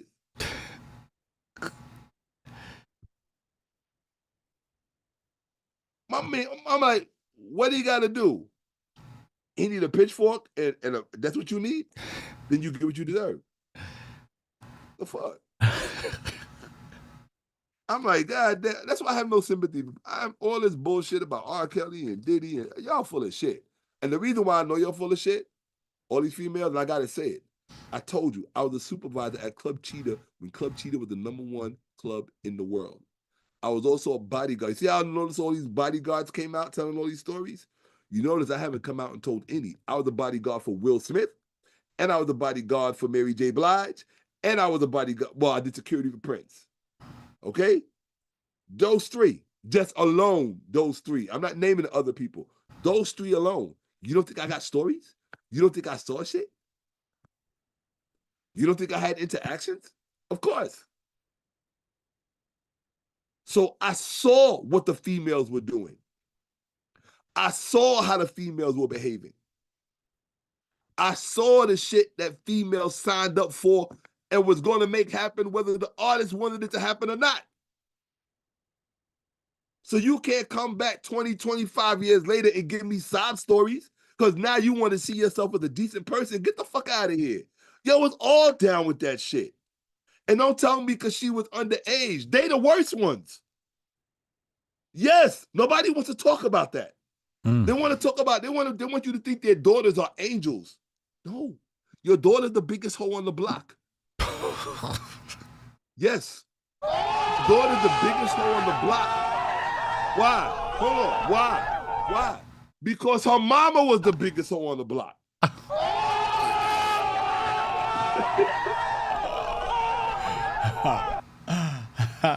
But I'm telling the truth.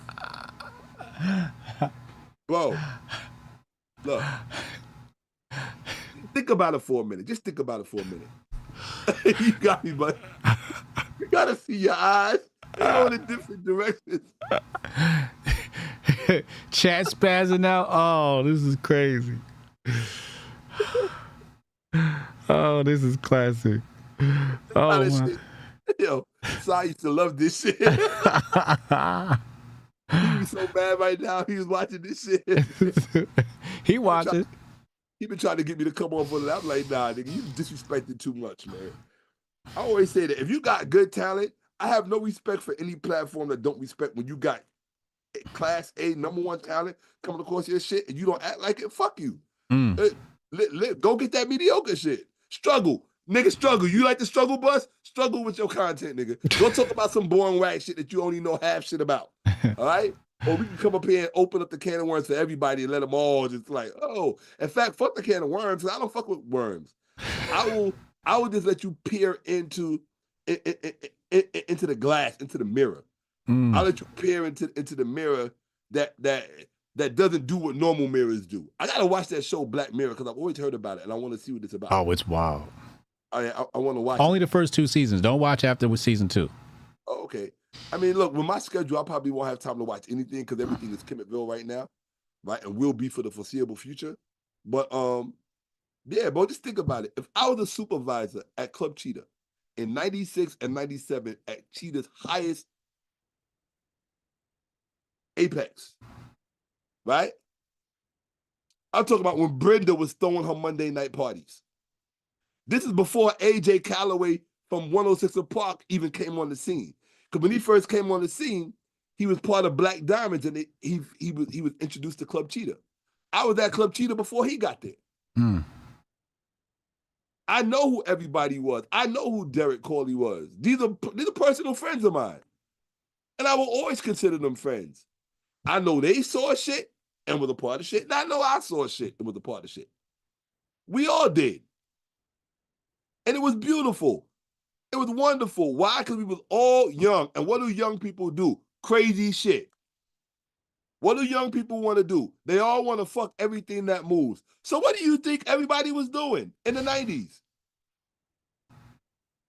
What do you think everybody was doing in the 90s? The same shit everybody was doing in the 70s, except less cocaine. The same, because the 70s was off the fucking chain. Yeah, it was. Yo, the 70s, between the garage and Studio 54, I'm surprised anybody survived that shit, bro. Right? Yo, on some real shit. Right? But I'm saying that to say that I was there, bro. I was really there. Everybody you can name, I saw them at their wildest. Mariah Carey, Jay, I always have to say Jay-Z was always discreet, which I think is smart. He was there, but he was always discreet, right? I had a few personal moments with him. A whole bunch of other people. But think about that. I was around Mary J. Blige in a very intimate way and under very intimate circumstances. And quite a few other people. But after I left, now can you imagine how much fucking was going on at Cheetah? I'm talking about in the bathroom alone. If you got Bobby Brown downstairs in the red room, right? Angela Bassett upstairs at one of the champagne tables, right? Who else you got? Oh, Janet Jackson in the far corner. This is every fucking night. Every night. In fact, this is at a point where rappers wasn't really getting that kind of prestige. Rappers was just getting that kind of prestige. Diddy was just becoming Puff. Like he was just becoming that. Put it to you like this, him and Mace was the number one thing at the time. So you know how early that was. Yeah. Right? Because they came right out the box. Right? They came, that was because you got to remember, Little Kim shit dropped first. Right? Little Kim shit was up and about first. Correct. In like 95. Right. Right? 95, 96. By the time 97 came around, that's when Puff and Mason was, who's hot, who's not, whose dudes got dropped, all that shit, right? Yeah. That's when that shit, I'm coming. That shit was really popping. Right. And you knew Puff was it. You know why? Because he was the first artist to get Motown clearance through Arista and Clive Davis to use their samples. You ain't never heard nobody use a Motown sample before that because you couldn't get it. That's how if you was paying attention, that one thing alone would have told you how powerful he was at that time. The only other person that had a Motown sample prior to that was OPP, Naughty by Nature. That was it. And I to this day will always wonder how they got that. Shout out to Tretch. Somebody who I've hung out with on more than one occasion. Very nice person. Won't tell you what we did. Nobody's business.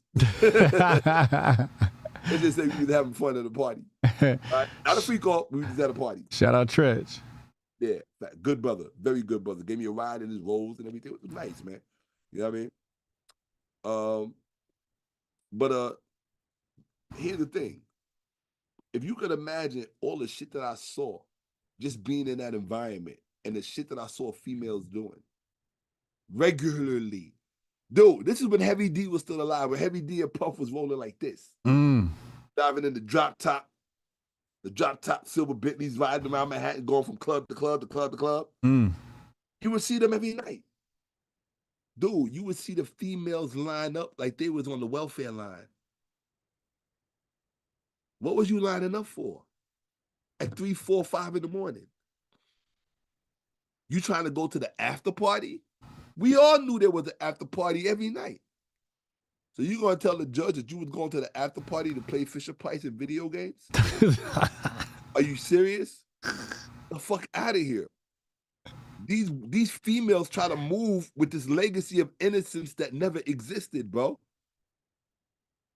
It was an equation with two variables in it.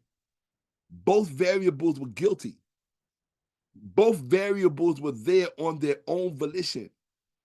Look, I can understand if you was at home reading your Bible on a Sunday night and Diddy came down the chimney and threw you in a bag and carried you out to the car and did something to you. Okay, no problem. Yeah.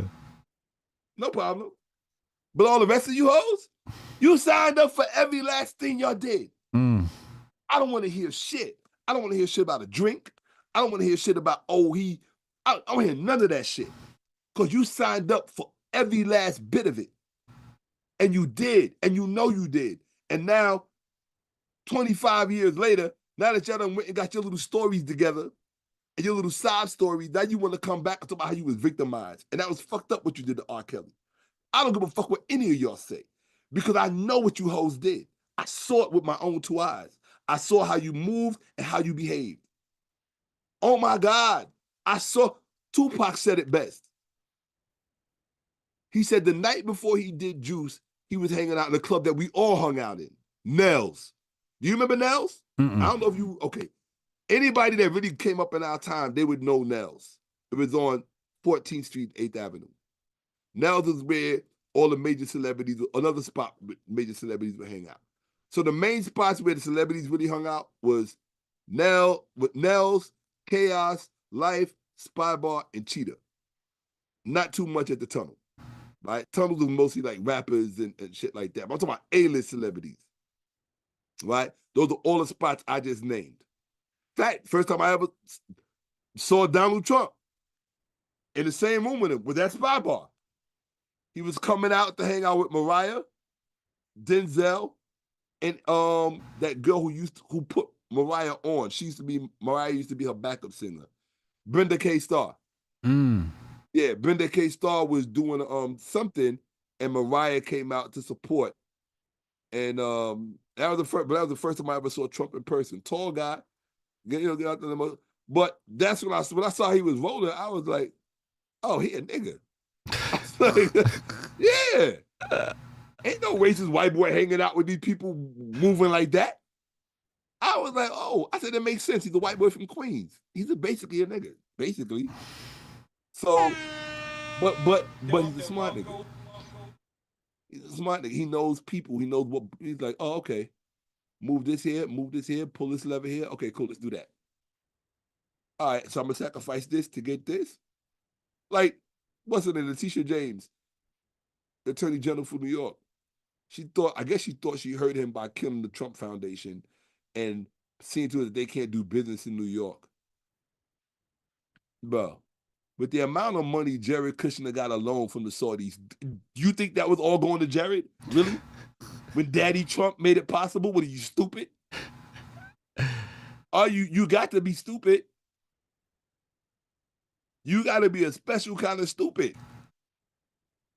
And then with everything that the Saudis wanted in order for him to get back into the presidency, do you know what kind of money Elon made the night of the election? Made big money. Dude. Big money.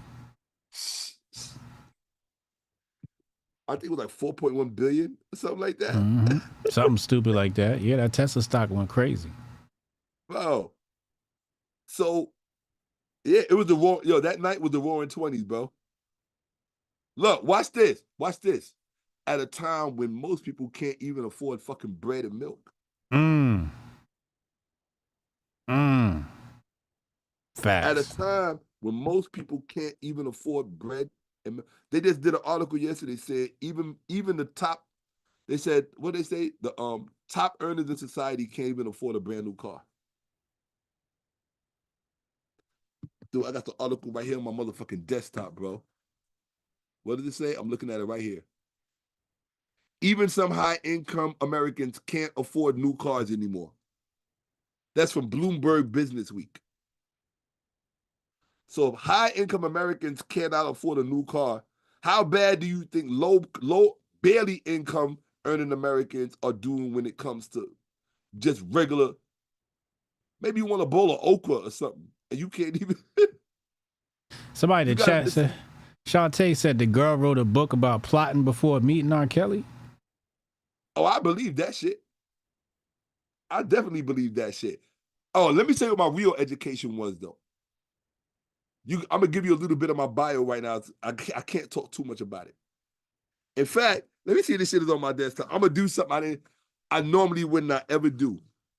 Don't share your screen until you find it. Say it again? I said, don't share your screen until you find it. Oh, no, I'm not sharing my screen right now, am I? No. Okay, good, because I don't want nobody to see all this porn on my desktop. I tell people all the time, when they come to my home and I start working and doing interviews and I be on my computer, I say, do not be alarmed by anything that you see. You do not know why it's there. First, ask me. Because a lot of times I'll take an image just to diss somebody or prove something to somebody, and motherfuckers will be thinking some crazy shit, and I'm like, nah, dude, don't even think about it. They be like, Shakka, that's insane. I'm like, motherfucker, look at what I wrote underneath it. I was sitting that to somebody who was talking smack. Sometimes you got to get at people. Let me see if I can find this thing. Oh, man. Hold on. I could have sworn it was up in here. I might have kept it on my desktop. I'm gonna show you something, but I can't. Hold on, where's that shit at? It's not here. That's all right. I'll find you one day. I said, I'm gonna find him right now, right online. Watch this. No, that's not it. Damn. Just when I needed you. I really should have been in Pulling Farm. But let me see. No, that's Spectrum. That's. Well, I'm really surprised. Fuck it. Hey, I know some mad people gonna be mad. They be like, "Oh, you stayed on his platform for how many hours? But I gotta beg you to come." Like, hey, I fuck with who fucks with me. Chad, look at this. Look at this. Look at this on y'all screen right now. This is how you hold it down. You see my response? What is this?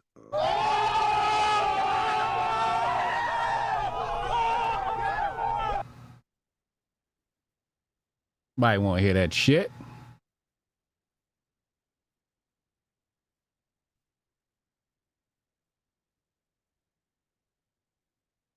Yeah, it is.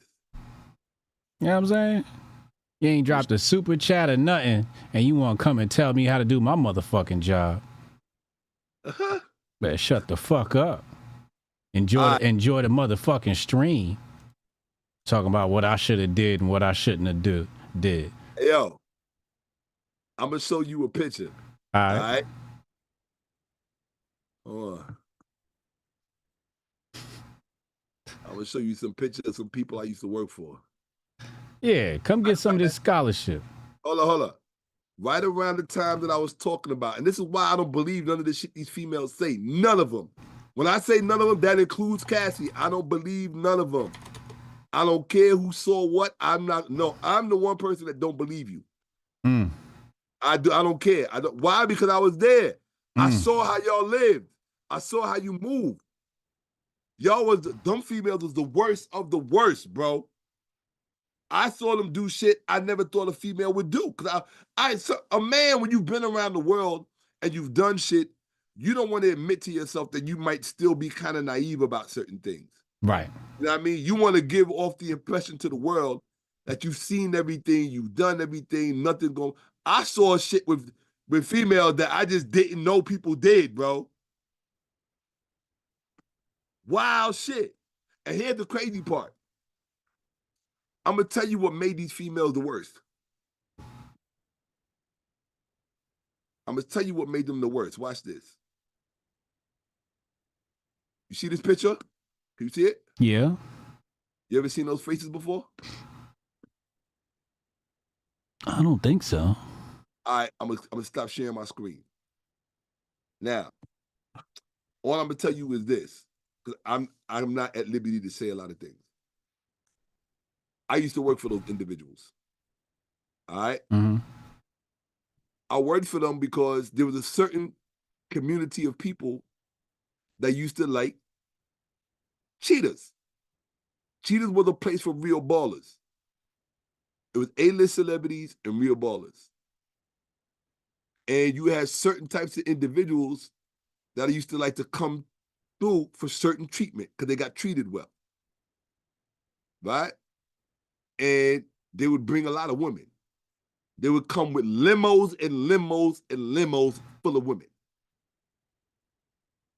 When I left Cheetah, they asked me to come work for them to manage one of their strip clubs. Now, if you don't know what community runs the strip clubs in New York, then you don't know shit about females in New York. You don't know nothing about females. All you know is you just some little motherfucker at a club hoping you get your dick wet. When you start getting up in them strip clubs owned by a certain community of people and you working for them and you see the kind of shit that goes on a daily basis, you already know there's nothing that a female says that can ever be true about anything. Nothing. If she says it's nighttime and you see the stars in the sky, she's still lying. It's like that. Okay? If she says it's daytime and the sun is in the sky, you better believe it's nighttime. She's still lying. It's like that. Bro, understand what I'm telling you. Because once I went to work for them in that capacity, I worked for them in other capacities. And I walked into environments and saw shit that I had never seen before. All of them females were there by choice. All this sex trafficking bullshit is a lie. It's a big fucking lie. It is a lie. I'm not saying in certain instances, certain things will happen. Mm-hmm. They've been happening since the beginning of time. Mm-hmm. 99.9% of these females are there because that's where they want to be. They signed up And for it. watch this, watch this. The king and all of his horses couldn't stop them from going. That's the part nobody wants to talk about. Nobody wants to talk about that part. All they want to talk about is big bad Diddy. They want to talk about big bad rappers and rapists and their favorite word, pedos. Do you know who the biggest pedos are, bro? It's the females. It's the females. They are the largest community of pedos on the planet. But what did Malcolm X say about the media? The media will have you thinking the villain is the good guy, the hero, and the hero is the villain. So they use tropes. They use traditional tropes to try to caricaturize. Remember, I told you, they weaponize sex. If you think I'm lying, who is it on the porn site that like to wear school uniforms like they're little girls? That's grown women. On 1,000,000,001 porn sites, all wearing little school uniform. Why do you want to wear a school uniform to turn me on? Do you want me to think about underage girls? You pedo? Females groom men to be pedos. Yes. They don't want to talk about this shit on none of these other platforms. They want to give you the bullshit. I'm giving you the real. Females groom men to be pedophiles. Facts. Do you know why? Why? I'm going to tell you something a shorty told me once. Blew my mind because I didn't know this. One of these, I told you where I was working. One of the things that I had to do was I had to make sure that none of them were underage. So sometimes they were good enough to get away with it. You had to, what you gonna do? Take a, if they come with enough ID, you gotta take the fucking ID, right? Yeah, y'all ain't had a machine back then. Nah, not back then. But even if you did, them chicks were so good. If they fucking somebody in the office, they gonna get a real one anyway. Yeah, that's true. You don't understand the power of sex, bro. This is what I mean. Mm-hmm.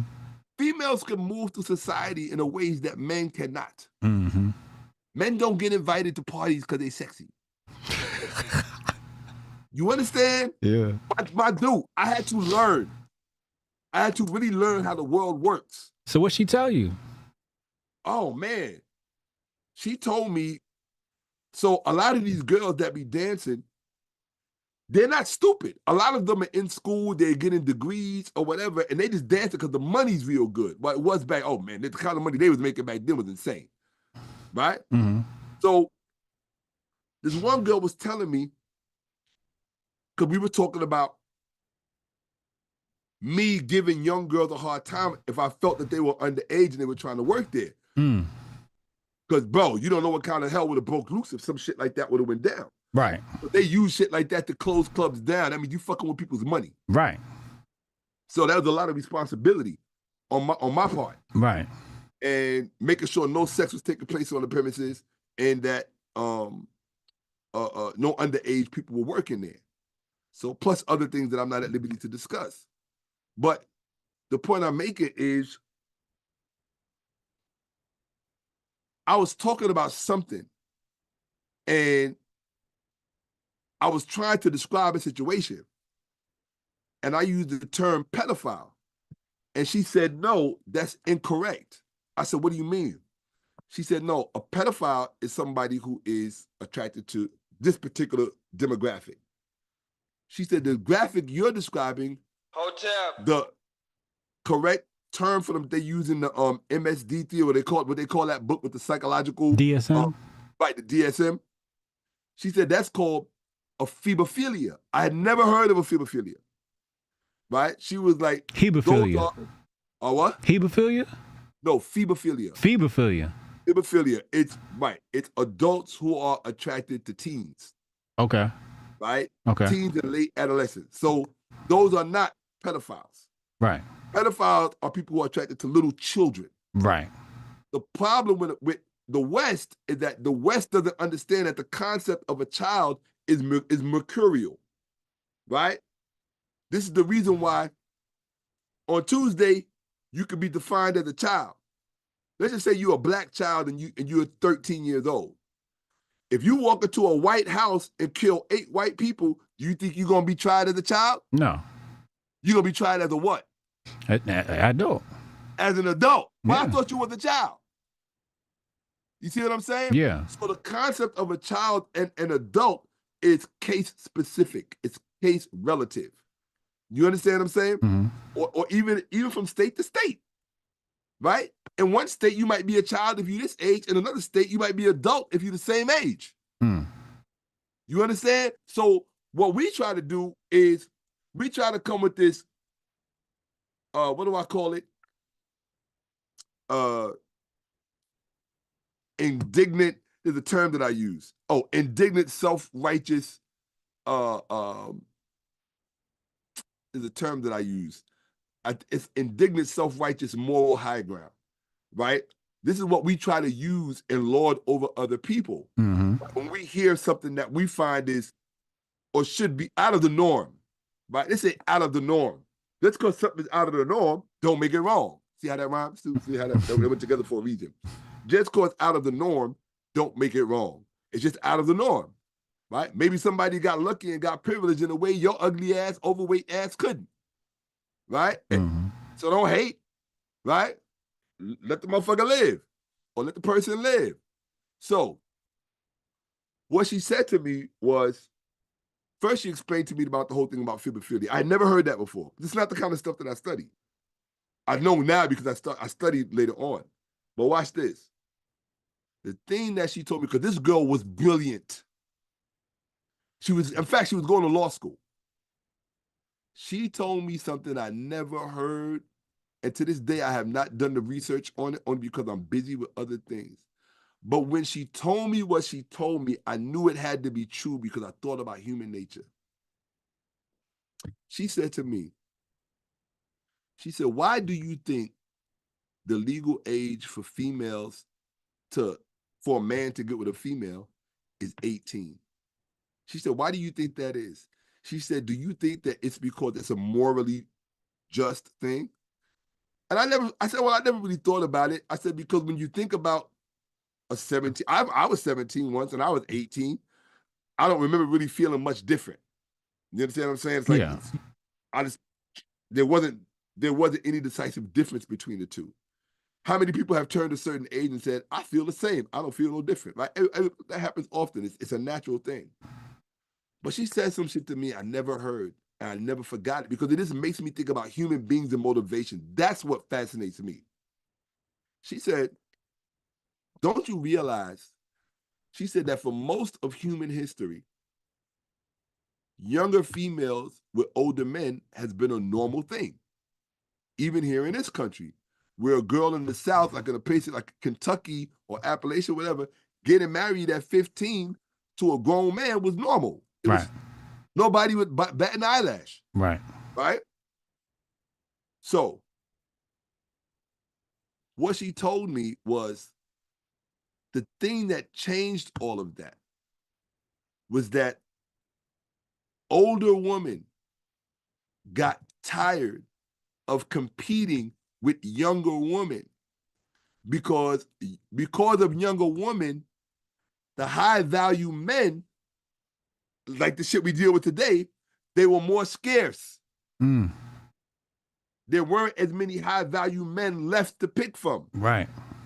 And so what they did was they cut off younger females as a supply for older men to date so that they would no longer have to compete with them. Mm.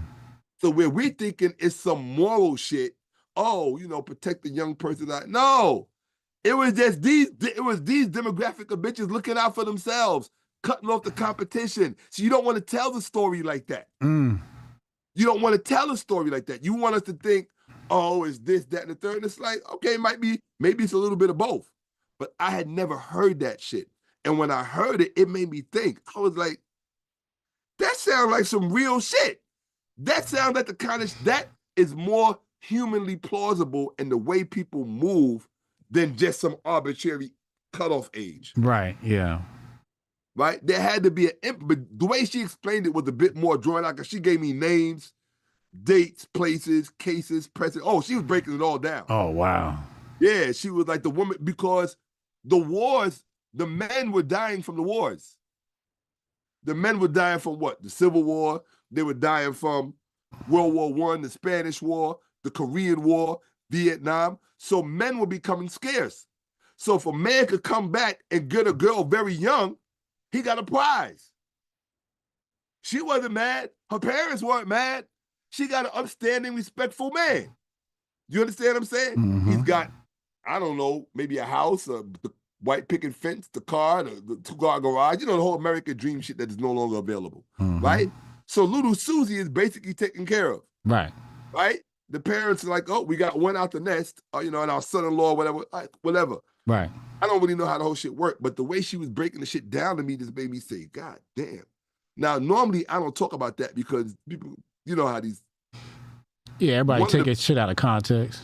One of the biggest diseases, I call it DBW. We got DBW as dumb black woman syndrome. Period. It's what the black community is inundated with dumb black woman syndrome. Who fills the rank and file of these churches? Black women. Who keep these wealthy pastors up and paid? Black women. And the shit don't stop. Who's always scamming somebody for credit? Black women. The shit going on. The list goes on. And you ain't hear about that female scammer that just got 10 years? Yeah. What's her name? Ashley something. She just got 10 years. 10 years. Yeah. Yeah. And the thing that she was running a scam on credit repair. She was doing this credit repair thing, charging people $2,000. Bro, charging people $2,000 for credit repair, telling them that she made $1 million in 40 minutes, and she wanted you to take her course on how to do the credit repair so that she wanted to see you make the same kind of money because she came from nothing. What she didn't tell people after they did the investigation, and bro, what she didn't tell people was that how she got the money was she lost her fingers in an accident from a previous job. She got a settlement for them. And when she got the money, she made it look like she had made the money from doing this thing with credit and was going to try to cheat out. The shit was crazy. Right. She fucked around and scammed the wrong person, which I love. I love when people catch the wrong person. I tell people in a minute, I'm somebody had to find out the hard way. I'm somebody you want to leave the fuck alone. Real talk. Let me focus on whatever I'm focused on. If I'm focused on the project, let me just keep focusing on that project. Because if I get my focus on you, because you got an issue with me, you are not going to like the outcome. I promise you. All that talent and expertise that I got, it will be redirected in another area. I guarantee.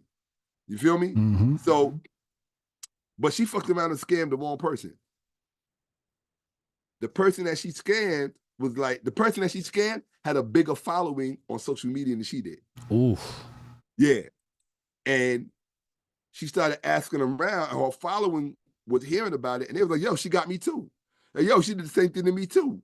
And they was all like, yo, she blocking me too. So she was blocking people. Bro, watch this. I think I do remember this. Oh, you saw it? You see it? I think I remember this, yeah. It's not that long ago. Yeah. Yo. To get the girl to stop talking about her, you know what the scam artist did? What? She put out a hit on her. How crazy is that shit? She put out a hit on the girl to get her to shut up. And the person that tried to do the hit, didn't they mess up and snitch or something like that? Nah, do you know what happened? What? I think I remember this. This is one of the deepest stories I ever heard. And normally I don't engage in gossip, but females just fascinate me. Bro, females fascinate the fuck out of me because of the level of treachery that they're willing to go to that men don't think like that. Yeah. We just do voodoo shit. Like, just straight the fuck up. Get it off our chest. Right. Women, the way in which they calculate to do shit, to me, I just think it's fascinating. And the part that blows my mind is that I never knew any of this growing up. I was a romantic. I was raised on Hollywood films and movies and all that shit. So I was always a romantic. My sisters had a lot of friends. We always had a steady traffic flow of females coming through, all of who had a crush on me because I was the younger brother at home. So I had to feel through all of that. You understand? I had to navigate through it. Most of my life was like that. So I always thought it was the same for other guys too until I found out it wasn't, right? So after I had that experience that I had a few years back that I had to deal with live on social media, I you know me, I'm a pivot, and I'm like, wait a minute, I got to go back and do my research. So when I went to go back and do my research, and I discovered, oh shit, like even the shit that I went through when I was working in that space, and I saw all the stuff them females were doing that I was telling you about, even when that was my real education. Once I saw how females were moving at that level, then I was like, oh nah, all bets are off. All bets are off. Nothing, don't ever believe anything they say about anything. They could tell you you're awake right now. You're probably asleep. That's the level to which they lie. It's lying for a female is a protective mechanism. You got to remember, when you don't have muscles and you don't have size, you have to come up with a whole different arsenal of weapons. Most of your arsenal of weapons is misdirection. Misdirection is just another word for deceit. It's a polite word for deceit. Right? Now, if a woman's greatest weapon is misdirection and deceit, what do they say about the devil? They say the devil is a what? A liar. So if the devil is a liar and it's your nature to be deceitful, all I got to do is put two and two together. Who are you? What are you?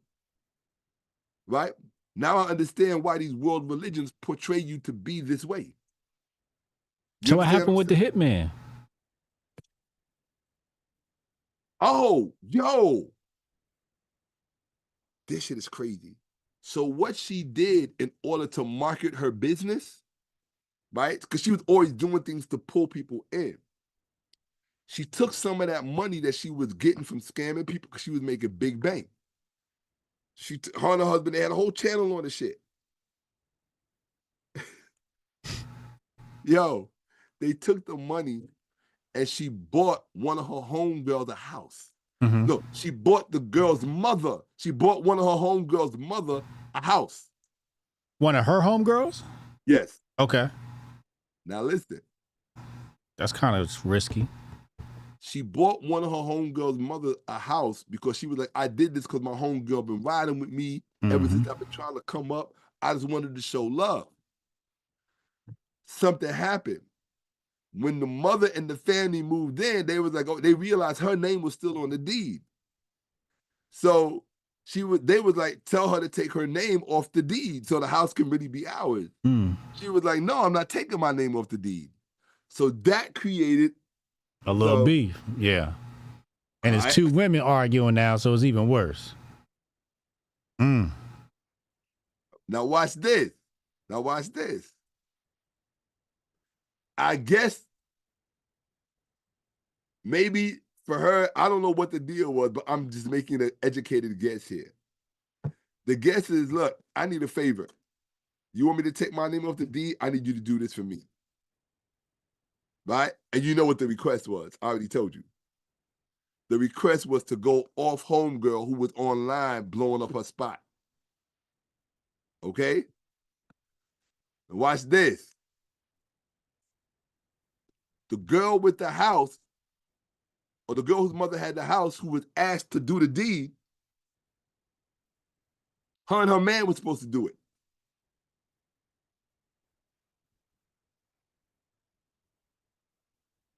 Let me get it straight. Her and her man was supposed to do it. Something happened where, she paid them to do it. Dude, they was talking about the shit on WhatsApp. What do you call that? WhatsApp shit? Yeah. They was talking about the shit on WhatsApp. You could actually see the film. The shit was being recorded, bro. You see them talking about it. Yo. The girl decided not to do it, and she kept the money. Yeah, right.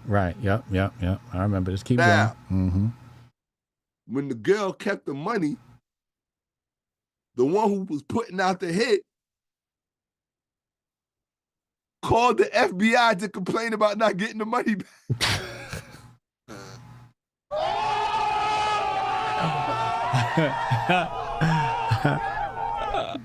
Yo, how are you smart enough to scam these people out of all this money, but then you go and call the alphabet boys to come and solve your issue? You didn't think they was gonna find out why you gave her the money? Bro, that started the whole investigation. Everything came out. Everything was recorded. All that shit. Bro, homegirl got what she got. A decade. Yeah, a decade. Okay. Now, I'm not saying that I'm glad that happened to her. I'm glad the other girl was not harmed because she really seemed like a very good woman. Right? The girl who was blown at the spot, I appreciated her character and her personality. But the part that I find fascinating is the level of treachery to which, and it's not just females, it's not to put it on females, it's just that we don't often include females in that from a general perspective. We always think of females as damsels in distress that need for us to save them. Like, save them, my dude. If you knew what they was really like, you would get somebody to be trying to save you from them. For real talk. Right. Real talk. Like these chicks are monsters, bro. Like, all capital letters. They monsters. And you would and look, and the prettier, the more monster. The prettier, the more monster. The more monster. They monsters, bro. They monsters, bro. Listen what I'm telling you. They monsters. Oh, I know. They think, scheme, and plan on levels that we can never do. We just ain't that smart. Right? We're just not that good with math. You understand? We're not. Bro, you put money, women, and don't look, women know some shit about money. All right? I don't care if it's credit cards, I don't care if it's bank account, whatever the fuck it is. Men don't really, not like that. Not the average man. We're talking about averages. All right? The average men don't. Women have a certain relationship with money that men don't have. Right. So when you encounter men who do, I celebrate them. I celebrate men like that, and I think it's intelligent to learn from them. Right? Don't get me wrong, you can learn from the females too. But with the females, they'll see shortcuts where there should be no shortcuts. In fact, they see shortcuts where there are no shortcuts. They decide, I'm going to make a shortcut. That's why so many of them get caught up in financial crimes. So many of them, because it's like a crack and crackhead. Money in a woman is like a crack and crackhead. I remember I made a song with this girl. She was out here in Jersey. And then some years later, we followed each other on Instagram and shit like that. Next thing you know, she was arrested, moving like 20 keys of cocaine. I was like, singer, cool chick. I kicked it with her. Everything was cool. Her and her girl got pulled over, crossing state lines with that Medellin inside the door panel. I said, damn. I was wondering how she was living that lifestyle because she was living it up and she was out in L.A. I'm like, where you working? I thought she was a stripper. I was like, maybe she's stripping or something. No, she was moving in packs. Bro, they serious about their money. Women are much more serious about money than men are in a general way. You know what I'm saying? But living that life, working in that environment, in that arena at that level, once I really got into the strip club community, that's when I was like, because I developed relationships with these women. Like many of them very intimate and personal. I'm not gonna lie. I mean, it's just what it was. And and we would all hang out. You saw them pictures that I showed you? That's the community that I was running with. You understand what I'm saying? Mm-hmm. I showed you that picture. Mm-hmm. You saw what that picture looked like. I think you an intelligent guy. You know what you were looking at. Mm-hmm. Right? That's what I was running with in a very real way. You understand? And I always tell, anytime I share that anecdote with individuals, I'm always indebted to them for showing me a lot about life and how life really works. Because they showed me a lot of shit, dude. Look at what I'm telling you. They showed me a lot of shit. Those are the first people that ever taught me whatever you cannot protect, you do not own. I learned that from them. I really, really, really learned that from them. Because I was present when certain individuals had to find out the hard way. Whatever you cannot protect, you do not own. That's simple. I don't hear shit about no paper with none. If you can't protect it, you don't own it. That's what they live by. Period. Gangster. Yeah, bro. Look. On some grown man 10 toes down shit. And they don't move like how black gangsters move. They don't move like that. I hate to say, black gangsters are sloppy. Black gangsters, they no thought in they shit. Right. No real thought in they shit. These guys move differently because it's part of the culture. You understand what I'm saying? It's part of the culture. Yep. Like, that's all they knew growing up. You know what I mean? So being around that taught me a lot about myself. You know what I mean? That's why I have to be careful who I'm around. I try to explain it to certain family members, like, just because of certain things that I've gone through and went through, there's certain things that I don't recommend you saying to me because I don't know what my response might be. You understand what I'm saying? You know, flashbacks, reactions, you might be having a bad day, instinctive. That's another reason why I don't fuck with people.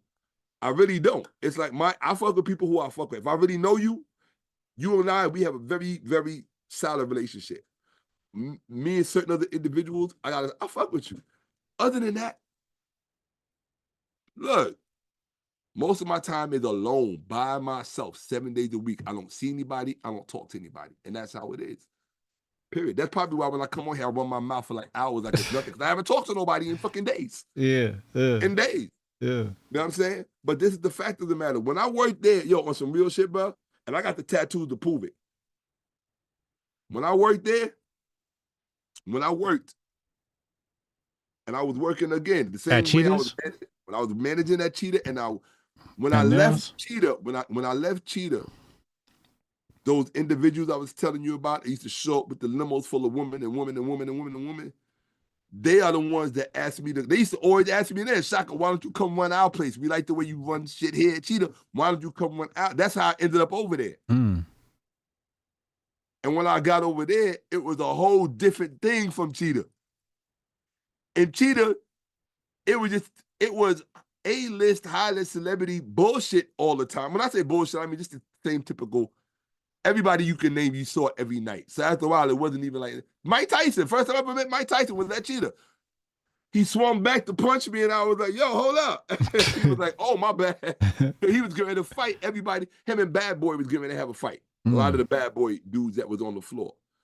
And people was calling me because they figured everybody in the club knew me. I could calm it down. And when I was over there, I tapped Mike on the arm like, yo, my dude, I saw he was going to hook off.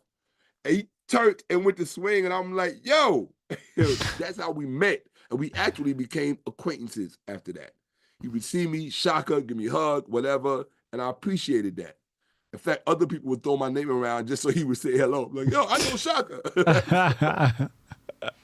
In fact, the person that told me that story was present at Club New York when that shit happened with you know who and J-Lo, and saw everything. Oh, bro, the shit that I know, you do not understand the shit that because these communities are small, bro. Yes, They're that's not facts. big. No, it's not. It's the same people over and over again. Same people over and over. Yep. So something can happen on Tuesday afternoon. By Tuesday night, you know all of the details behind that shit. Facts. Why you think Jaguar Wright knows so much? That's the way that community works. It's small. And I can say, yes, I was a part of that community. Right? But being in there, especially once I left Cheetah and was now dealing with the strip clubs, bro, that community is some next level shit. That's the shit.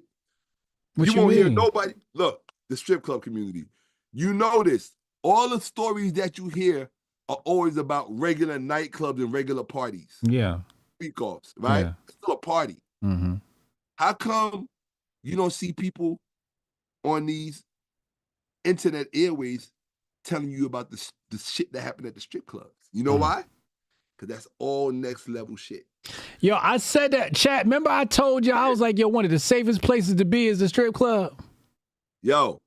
You don't fuck around in no strip club. Hey, look, and you notice you don't see nobody on these internet waves talking about strip club stories. Nope. All you hearing about is industry party stories. Right. Do you know why you're not going to hear about the strip club stories? Because those are the ones that'll get you murked. Facts.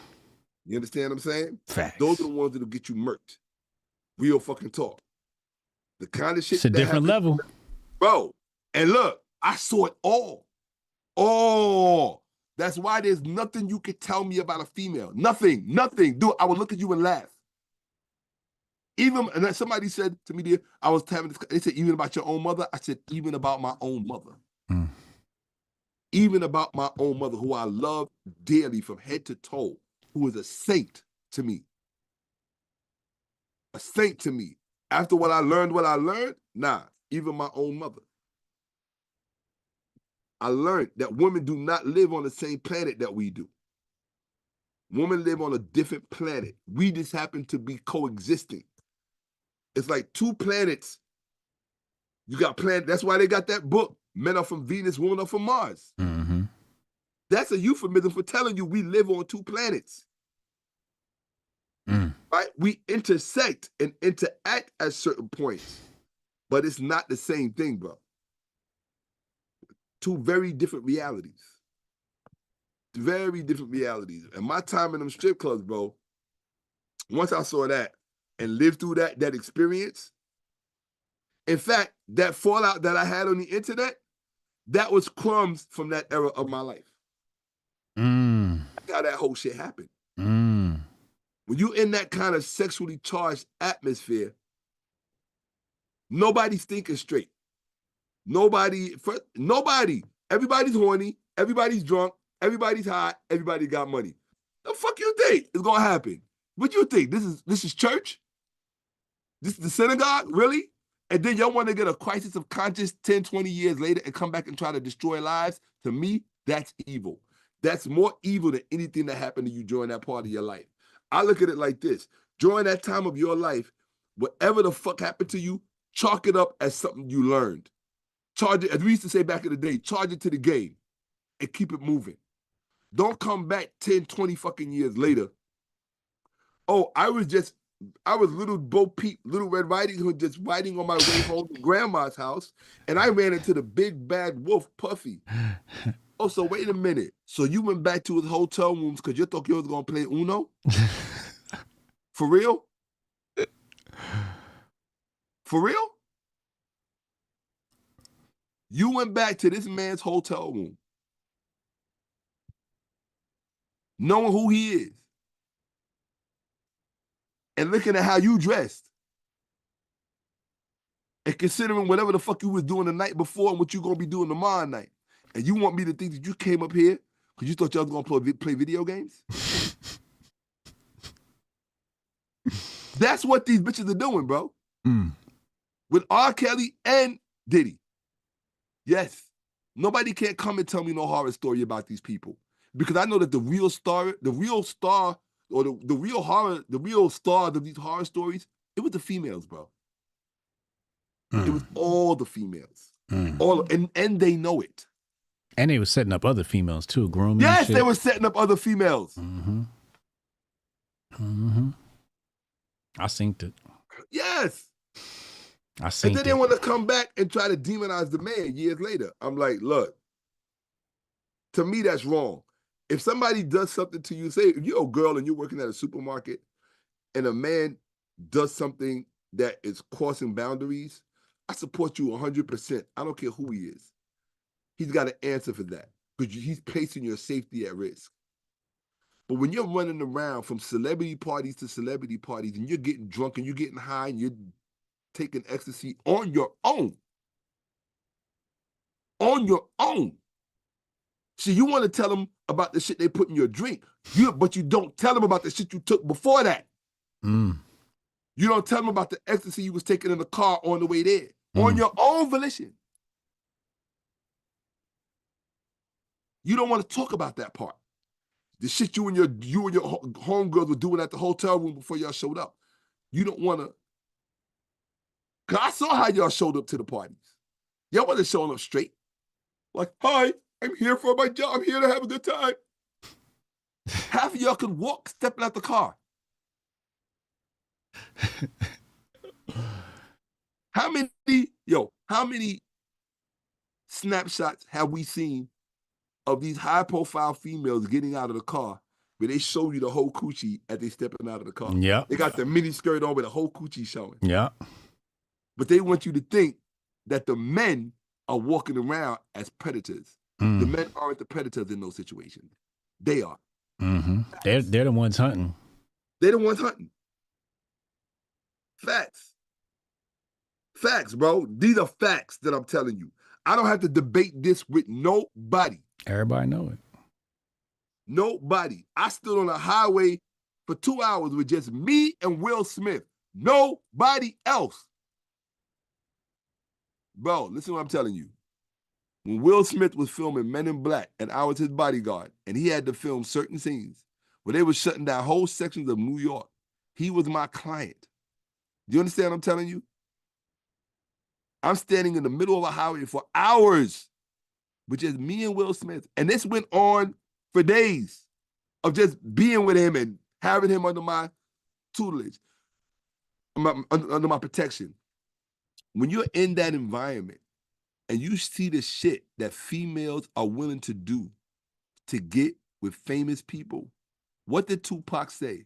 He said the night before I did Juice, because his mother used to complain, Tupac's mother used to complain that he would always date these ugly girls after he became famous.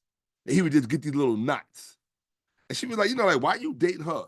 It's because he was still resentful from what he peeped. He was a Gemini. Geminis have a thing about human nature. We like to believe in the best of human people, of humans. Nah, right? we live. Keep going. Right? Tupac said, the night before Juice came out, I went into Nell's. No girl would let me even buy her a drink. Bro, he said no girl in the club. And I know Nell's. I can see Nell's just walking through my mind right now because I grew up in Nell's. Pac said no girl in Nell's would even let him buy her and her friends a drink. He had money. He had already did the film. But when that film dropped, he said the movie came out the next day.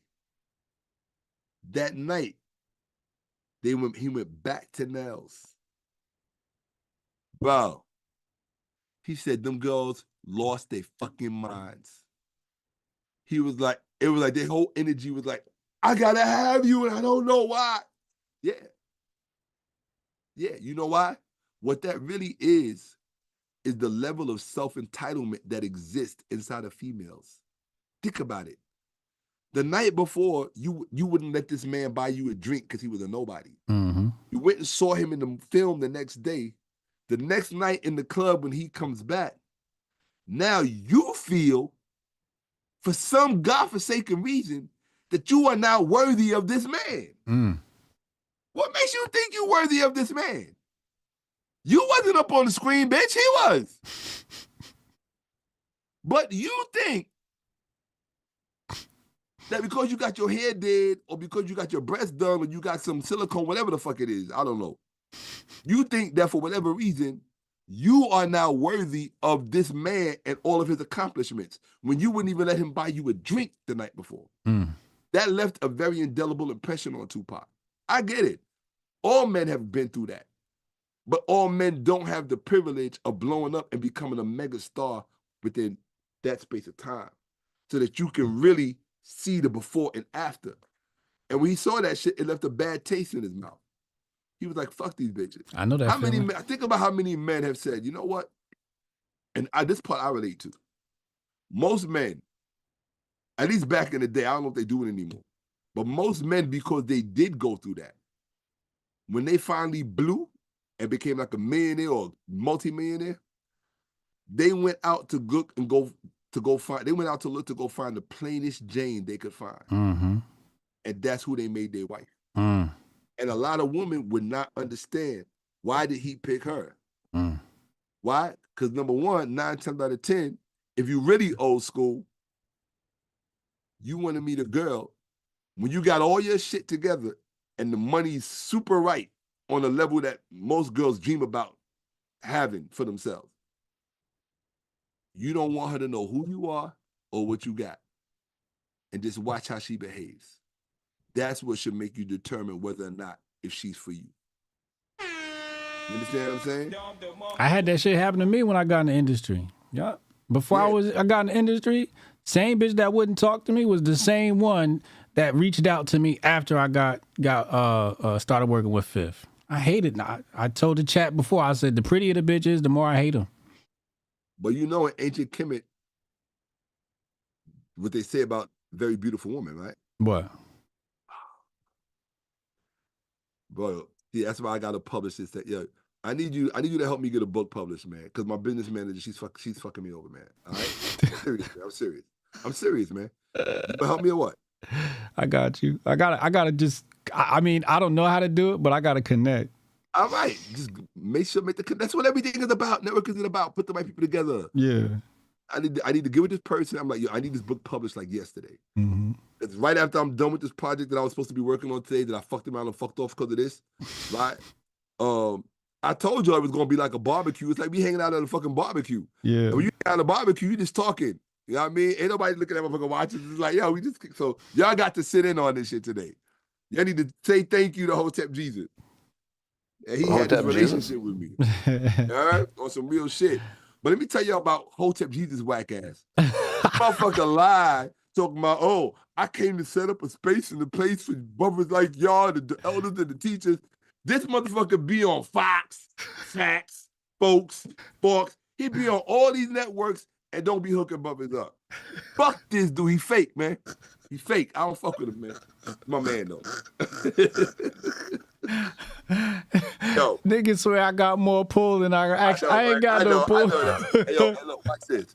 Hey, all I'm telling you is, and I got that off my chest. I don't care who like it or don't like it. Yeah. I've seen the shit up close and personal. Yeah. I'm talking about even in my own personal, because I told you, I was rocking with these females. Some of them became my girl. And I had to learn a whole new set of rules of moving with women. It was different at that level. It wasn't like it was when it was just, you in the clubs, you meet a girl, y'all like each other, y'all go out, have breakfast, you end up going home, you knock the boots, or y'all, whatever. It was, that's at the nightclub level. Once you move up into the strip club level, it's a whole different ecosystem, bro. It's a whole different ecosystem. That's what did it for me. And what you got to understand is that the industry shit includes and combines all of that. It's the nightclub shit, the strip club shit, and then the industry shit all combined. That's when you get what you got with them freak off tapes and all that other shit. And that's when shit is just like, It's like, at that point, but here, watch this, though. See, watch this. Remember what Malcolm X said about the media? The media will have you thinking the villain is the hero and the hero is the villain. I'm going to go with Malcolm X before I go with CNN. So by Malcolm X's standards, Diddy wasn't creating those tapes because he was some kind of villain. He was making them tapes to protect himself Facts. from motherfuckers like you. Facts. That's why he was making them fucking tapes. Facts. So talk about the real shit. I don't even have to know it. I just got to think about human nature. Right? Mm-hmm. Yeah, motherfuckers got it. And I'm not saying he didn't put people in compromising positions. That might have been what he did to protect himself. So y'all couldn't R. Kelly him. Mm-hmm. But somebody decided to R. Kelly him. She was that good. A lot of people gonna go down though. A lot of people gonna go down behind this. I think some people running, some people quiet, some people ran to the Democrats. Hey, look. You know they've got a certain presidential person on them tapes, right? Oh, you didn't know? Yeah, it's from one of the indictments when they described who was on the tapes. Yeah. One of them happens to be presidential. And no, it's not Obama. And it's not Bush. I'll let you figure it out.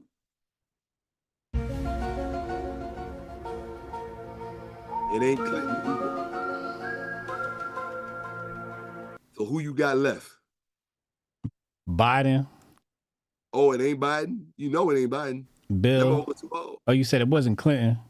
It ain't Bill, it ain't Clinton, and it ain't Obama. Kamala. Presidential. I didn't say vice presidential. I didn't say want to be presidential. Not Bush. Not Biden. I'm going to take this dummy to figure it out. Everybody not watch. Obama. I'm just looking at him. So it's got to be, who's before that? Jimmy Carter? Reagan?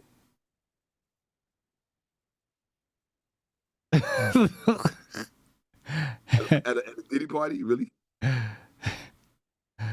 Who else is left? Who's the one you didn't name? Bush. It was two Bushes. Who am I missing? Damn. There was a snake and bite you on the ass, bro. who am I missing? I want y'all to see what low IQ looks like in real time. My bro, let me ask you a question. Let's see. Nixon? Let me ask you a question. Oh, it was George Washington. It was George Washington. He might have been deified, but I don't think he's that good. Hey, yo. Who was before Biden, dumbass? Jimmy Carter. Before Biden? Mm-hmm. Oh, wow. You must have been at one of the parties. Bro, who was before Biden, bro? Obama. Biden before Biden? Yeah. Oh, wow. You really don't pay attention to politics. You want to tell me you missed the past 4 years before Biden? It's all a blur, man. It's all a blur. Who was in the White House when we had COVID, bro? When we had COVID? I don't know. I was stuck in the house under quarantine, man. Which means you should have been watching TV to fucking... All right. I'll let you people in the chat tell him, because I can't. Will you people in the chat tell him, because he's stupid as fuck. I can't right now. I can't. Come on, yo. I think the lock is too heavy on his head, man. Come on, man. Hey, yo. Did anybody in the chat tell you? I can't see. So I can't see. My eyes is watering up. My contact lenses is drying up. All right, yo. I don't know what you're talking about, man. I have no idea what the hell you talking about. Oh, you didn't want to say his name. That's okay. All right, my bad. All right. I don't know what you're talking about. Okay, so exactly. That's who it is. Exactly. Okay? Now, my opinion, hey, look, I think in my opinion, the Democrats were saving this shit for their last ace in the hole. That's what the whole Diddy thing is about. That's what I think. Oh, wow. It was like, we got to get them tapes. We got to get that tape. Yeah, bro. That's what it was all about. Look. Nah, it was Bill. That's who it was. Nope. Bill on them tapes. Nope. Bill and Kamala on them tapes. I know Hunter on them tapes. I ain't gonna make jokes about that because addiction is serious shit. And anybody that has to deal, you know what I say about the Biden family, man? All of the tragedy they suffered, man. It's like I give them a pass, bro. I'm like, you know what? Go ahead and live your lives, people. Suffered a lot of fucking tragedies, man. Yeah. So I'm sensitive to tragedies, man, because we all living in the human condition. You understand what I'm saying? Very quickly, in ancient Kemet, there's a story about where beautiful women come from. It comes from a place that's cursed by God. And when you get to the end of the story, they say, this is why they say beautiful women come from this region. That's their way of communicating to you that it is a curse to be with a beautiful woman. Yeah. Yeah.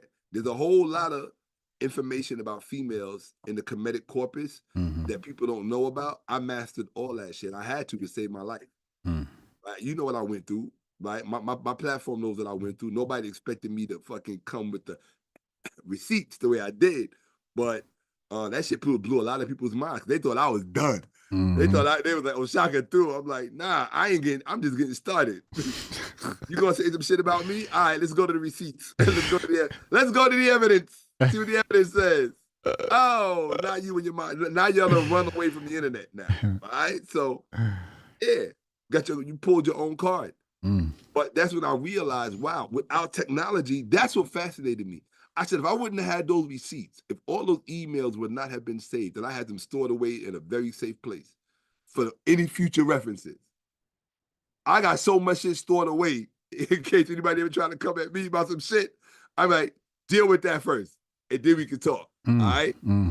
So, and the whole public gonna see all that shit. That's guaranteed, right? I'll take the hit for that, but I'm gonna make the public gonna see all that shit. You ain't gonna stand up here and lie on me talking about Shakka did this, that. Oh, fuck out of here. But it was when I realized that, wow, if I wouldn't have had all of those emails and all those images saved in the emails, I would have been fucked. Right. People would have believed that story. Right. You understand what I'm saying? Yeah. That's when I realized for the first time in my life how defenseless you are as a man when sex is weaponized against you by females. Facts. And most men, and the part that fucked me up was I said that most men have to already know about this. Why haven't they put something in place to deal with this? Where is the legislation to combat this? Especially when you as male legislators deal with this shit yourselves. But they like need that dude in Matt Gates.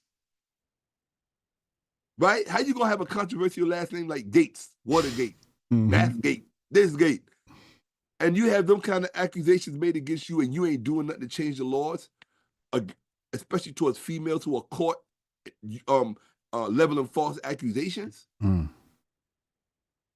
As far as I'm concerned, that's supposed to be you getting minimum 25 years. Right. Minimum 25 years. If you can lie to destroy a man's life because he did something you don't like, or he did something you disagree with, or you got a real beef with him, and you think that you can destroy his life by telling a lie and thereby destroying, you don't even give a fuck about the lives you're destroying that are attached to him. You don't care about the lives of his children, the wives of his wives, the wives of his mother. All you care about is, remember how that girl acted when she saw Tupac the next night in the club? When she saw him, all of a sudden, it was all about her. This is what females are. It's an ego that's out of control, bro. It's so out of control that, to me, it's dangerous, bro. It's dangerous. I will always love females. But what woke me up was that experience. Once I saw that you was willing to put my life on the line and you didn't give a fuck about nothing and nobody attached to me, I was like, oh, y'all give no fucks. I didn't know that was the name of the game. But now that I know that that's the name of the game and I'm woke, I'm definitely going to put my brothers on. Oh, there's no question. I would be a sucker if I didn't. Facts. I'll be a cold-blown sucker if I didn't. I'm going to let all my brothers know, look, and all you had to do was look in the Kemetic corpus. They got a whole fucking corpus of literature called evil woman literature, where they break it all down for you. And I'm saying to myself, you motherfuckers is talking about gods and goddesses. This is the shit you're supposed to be showing us. You should be showing this to your sons, your brothers. What the fuck is wrong with you? Don't be telling me about no Hotep and all this other shit, and you got all the literature over here. You ain't sharing this with us? What is wrong with you? Come on, man. They're not changing the laws because they always going to need that just in case they need to assassinate somebody's character. Because before they assassinate the man, and they realize, well, assassinating the character is even better. Oh, dude, come on, man. That's I hate to say it. That's them family businesses and them Stein businesses over in that land. They master that shit, bro. Hey, look, they master that shit. All right, now it's time to go. Fact. So I tell everybody like this. Nice talking to you tonight. This is what I tell everybody. Everything you ever looked at online, porn-wise, it is no secret. Right? Mm-hmm. Those interested agencies who know or want to know, they know everything about your psychological profile.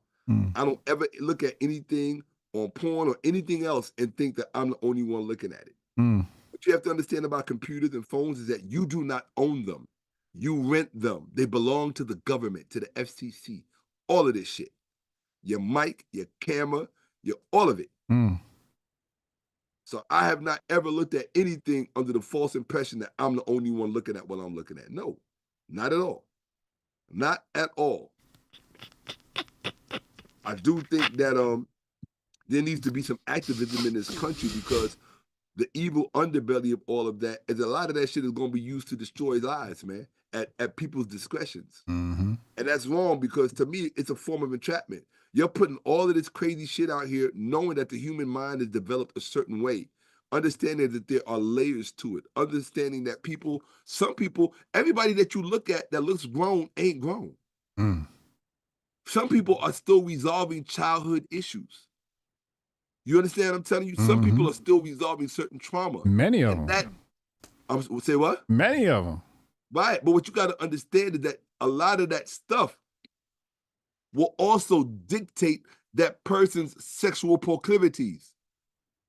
Do you understand what I'm telling you? That person might have an arrested development where their sexual proclivities might make us think, oh shit, this person's crazy. It's like, no, that person's not crazy. They have their own arrested development. Well, the thing I hate with this society, everybody wants you to think their trauma is more legitimate than the next person's trauma. Right. Right? So if your trauma got you acting out doing this, when this person's trauma got some doing some shit you don't approve of, you want the world to think they're a bad person and an evil person. And that's wrong. And you use this shit to destroy their lives, and that's wrong. It's all capital letters wrong. First of all that shit needs to be taken off the internet. Period. End of discussion. You understand what I'm telling you? And that's what Kanye I agree. That's what Kanye was alluding to when they came after his ass. Because right after he said that shit, all hell broke loose. It was just an innocent statement and an innocent conversation. But you know the way Kanye talks, you could tell when he's trying to steer a conversation a certain way. And when he was trying to steer it in that direction, you got sent a warning sign, my dude. That's what all that shit was. That's what all that, they were like, fuck around and find out. Because they serious about that agenda, bro. They serious, because when you see the kind of money, are you kidding me? Dude, when imagine a person that has a sexual proclivity for what we're talking about. Let's just say for young people, right? Imagine that person is allowed to go fulfill that addiction by purchasing the AI doll that is representative of a young person. I want you to imagine this. Now watch this, because I'm showing you the future, bro. Imagine what happens when that person loses their access and their rights to that doll as punishment. That person is going to go through psychological withdrawals the same way a person trying to kick heroin would. Do you understand what I'm telling you? How all of this shit is going to be used to regulate behavior in ways that we can't even imagine yet. Bro, And not only that, a lot of this shit is also tied into the social scores. I'm telling you, bro, this shit makes 1984 look like it's nothing. I've been sitting back and watching all of this shit. And I'm saying to myself, okay, the world is going to hell in a handbasket. Like, where's Superman? Ain't somebody supposed to fly out the sky and stop all of this shit? Batman or somebody, Iron Man, somebody. Somebody. Bro, mark my words, years from now, you're going to be like, yo, Shakka said this shit. Like, I didn't have no crystal ball, bro. It's not hard to see. All you got to do is look at how, though, if I report a video to you online and I'm telling you, hey, this kid is up here inappropriately, please take the video down. And you send me back a message saying, we decided not to take it down. You're telling me that you went and you looked at it and you're okay with it.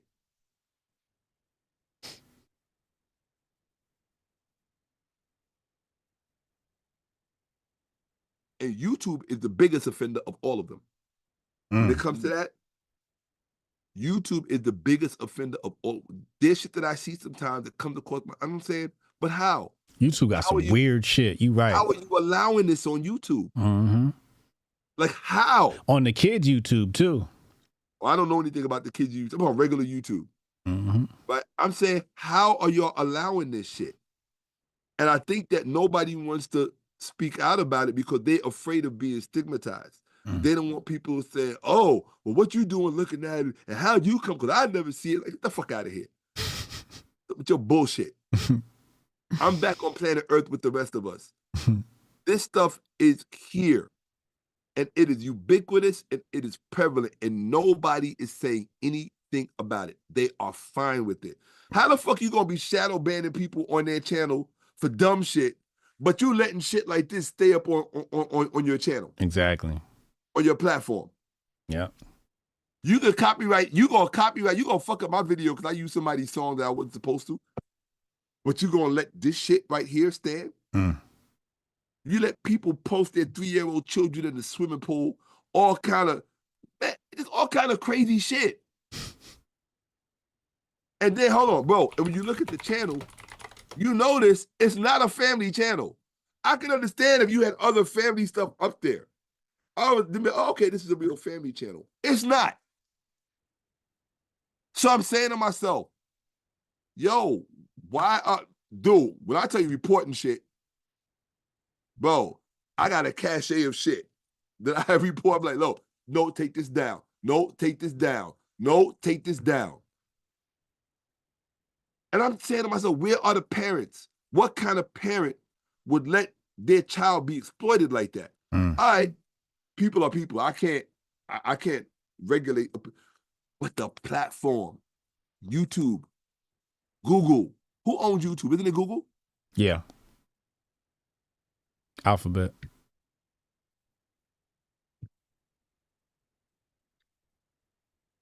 So you're okay with it?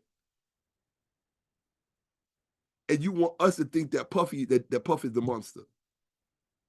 Puff is the big boogeyman. I always say Puff fucked up because he put his hand on somebody who passed the brown paper bag skin color test. That's where you fucked up. Period. All that other shit is neither here nor there. All that other shit is literally neither here nor there. Period. Yo, I want to make a new t-shirt. No more fake victims. Real talk.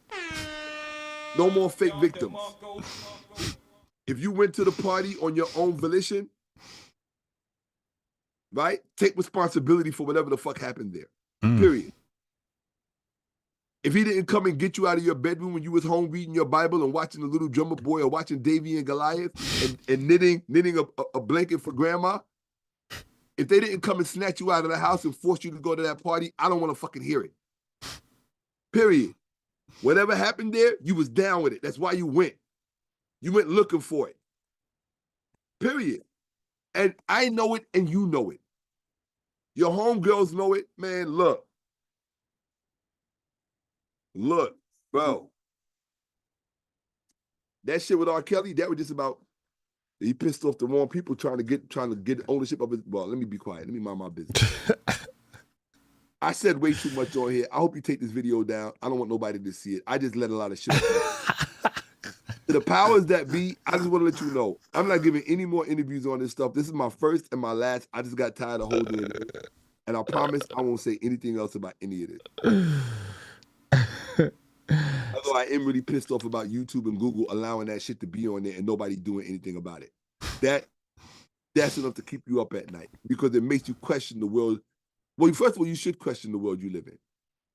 You should, absolutely. But it just makes you feel like, damn, bro, like you guys are executives. I know you got families. I know you got kids. You know what I'm saying? Mm-hmm. I know you care a little bit. Even if you don't care a lot, I know you care a little bit. You should care at least enough to have people policing your platforms so that anything that's on the platform that is questionable, because if we come across it as viewers, God damn it, I'm a nobody. So if I'm a nobody and I'm seeing it, I know y'all seeing it. Right. Why you not doing nothing about it? And then if we reporting this shit to you, how you gonna come back with, yeah, well, we decided it's okay. For real? Real? I'm like, that's where we at now? So it is what it is, bro. But I would like to see the public get more serious about what I said about YouTube. Then I'll start taking people seriously. Mm. When I see the public really in an uproar about the shit that's on social media with children, it's not just YouTube, it's Facebook too. Facebook too. It's on Facebook too, and nobody is saying anything about it. Facts. Yeah, I don't normally, look, I don't give interviews anymore because I'm busy. But being that we having this discussion, I'm like, yo, this shit has really been on my mind and it's been on my heart, and I just want to put the shit out there. I don't care. Right? I didn't give a fuck about that sham of an election. This is what I care about. Mm. This is really, really what I care about. You know what I'm saying? Because quiet is kept. What year you was born? 80. Oh shit, I was already doing shit by 80. Right? I was already doing shit by 80. We didn't grow up in this kind of world. You understand what I'm saying? Mm-hmm. Yo, just to get a Playboy magazine, what did we have to do? Well, it depends. In public or in the house? Because my dad had a stash, so I'd sneak and grab his stash. You was privileged. But those of us who grew up without our fathers, yo, we had to get dressed, go out in the rain, go out in the snow, go stand in a muddy fucking store, right? Have the Arab guy saying, yo, no look, you gotta pay. Drawing everybody's attention towards you while you trying to look at some shit and wondering if you want to buy it or not. Because you wanted to make sure that you picked the best one because you knew you wasn't coming back out. Right. Right? But we didn't grow up. First of all, you would have found none of that shit in them stores. You understand what I'm saying? Mm-hmm. Or even the little peep spots that they used to have all over New York where you would go inside. I remember leaving middle school, going right down the street, across the street from the police station was the little like convenience spot. And you'd see the nudie magazines and we would go and one person would distract, another person was stealing candy, and some of us would grab a couple of nudies. I remember the nudies, those was out. Today, they don't really have it like that out there like that. But here's my thing. Now they got it on the internet where it's just like easily accessible. But my thing is this, bro. We didn't grow up in a world, like we grew up with shit like The Last American Virgin or Emmanuel. They used to have these little erotic teen movies that we enjoyed as teens growing up. It made us feel like there was some hope for us. Maybe we could get laid, you know? Mm-hmm. Shit like Porky's or a bunch of still little erotic teen shows that they had. Yeah. My favorite one was Emmanuel. It was on HBO. They would come on like HBO. This is back in the day. Mm-hmm. And they were cute little movies where a guy getting his first piece of coochie. Yeah. But it was romantic that just showed a little more than the regular movies. Or Skinamax, yeah. Right. But we We did Cinemax, motherfucker. Yeah, but we called it Skinemax because after a certain time, they were showing a little bit more skin than usual. Right. So, but we didn't grow up with shit like this.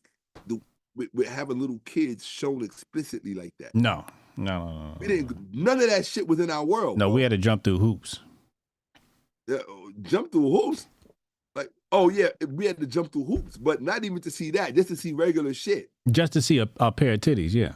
Yeah, to see a pair of titties, we had to jump through hoops. Yeah, we didn't see half the shit they showing on the line now. Right, but the fact that they got children out here, like really fostering that appetite, normalizing it, with the level of accessibility that they're giving to people. And then my thing is, how do you give people that kind of accessibility and then tell them it's illegal at the same time? What kind of game are y'all running? The whole thing is weird. The whole thing is weird. So at the end of the day, I look at it like this. You're basically trying to normalize it so that by the time it reaches the real AI level, people are already going to be acclimated to it. And that's how they always do. They socialize you and they acclimate you. So once you socialize and acclimated to this stuff, that's when you're gonna be, bro, when they come with that shit, people gonna be like normal. Quiet as kept. It really started with Marvel Comics, but they don't want to talk about that. Oh shit, here we go. They don't want to talk about that. A lot of dudes who didn't get Playboy, their first introduction to porn was Marvel Comics, but they don't want to talk about that. In the comic books, I used to be a comic collector. I know how they used to draw the females. It's the same way they put damn near naked women in video games. You see the kind of women they put in the video games, bro? Yeah. You don't need a porn magazine. What do you think why do you think these young dudes are in the video games so much? What do you think you think no, you think I'm joking. The anime be wilding too. All of it. And do you know who the biggest purveyors of that anime stuff is? Female. You know how I know? Because they tell me. Yeah, they be into that shit heavy, yeah. They into that anime shit heavy. That should tell you something. I told you who the biggest pedos were.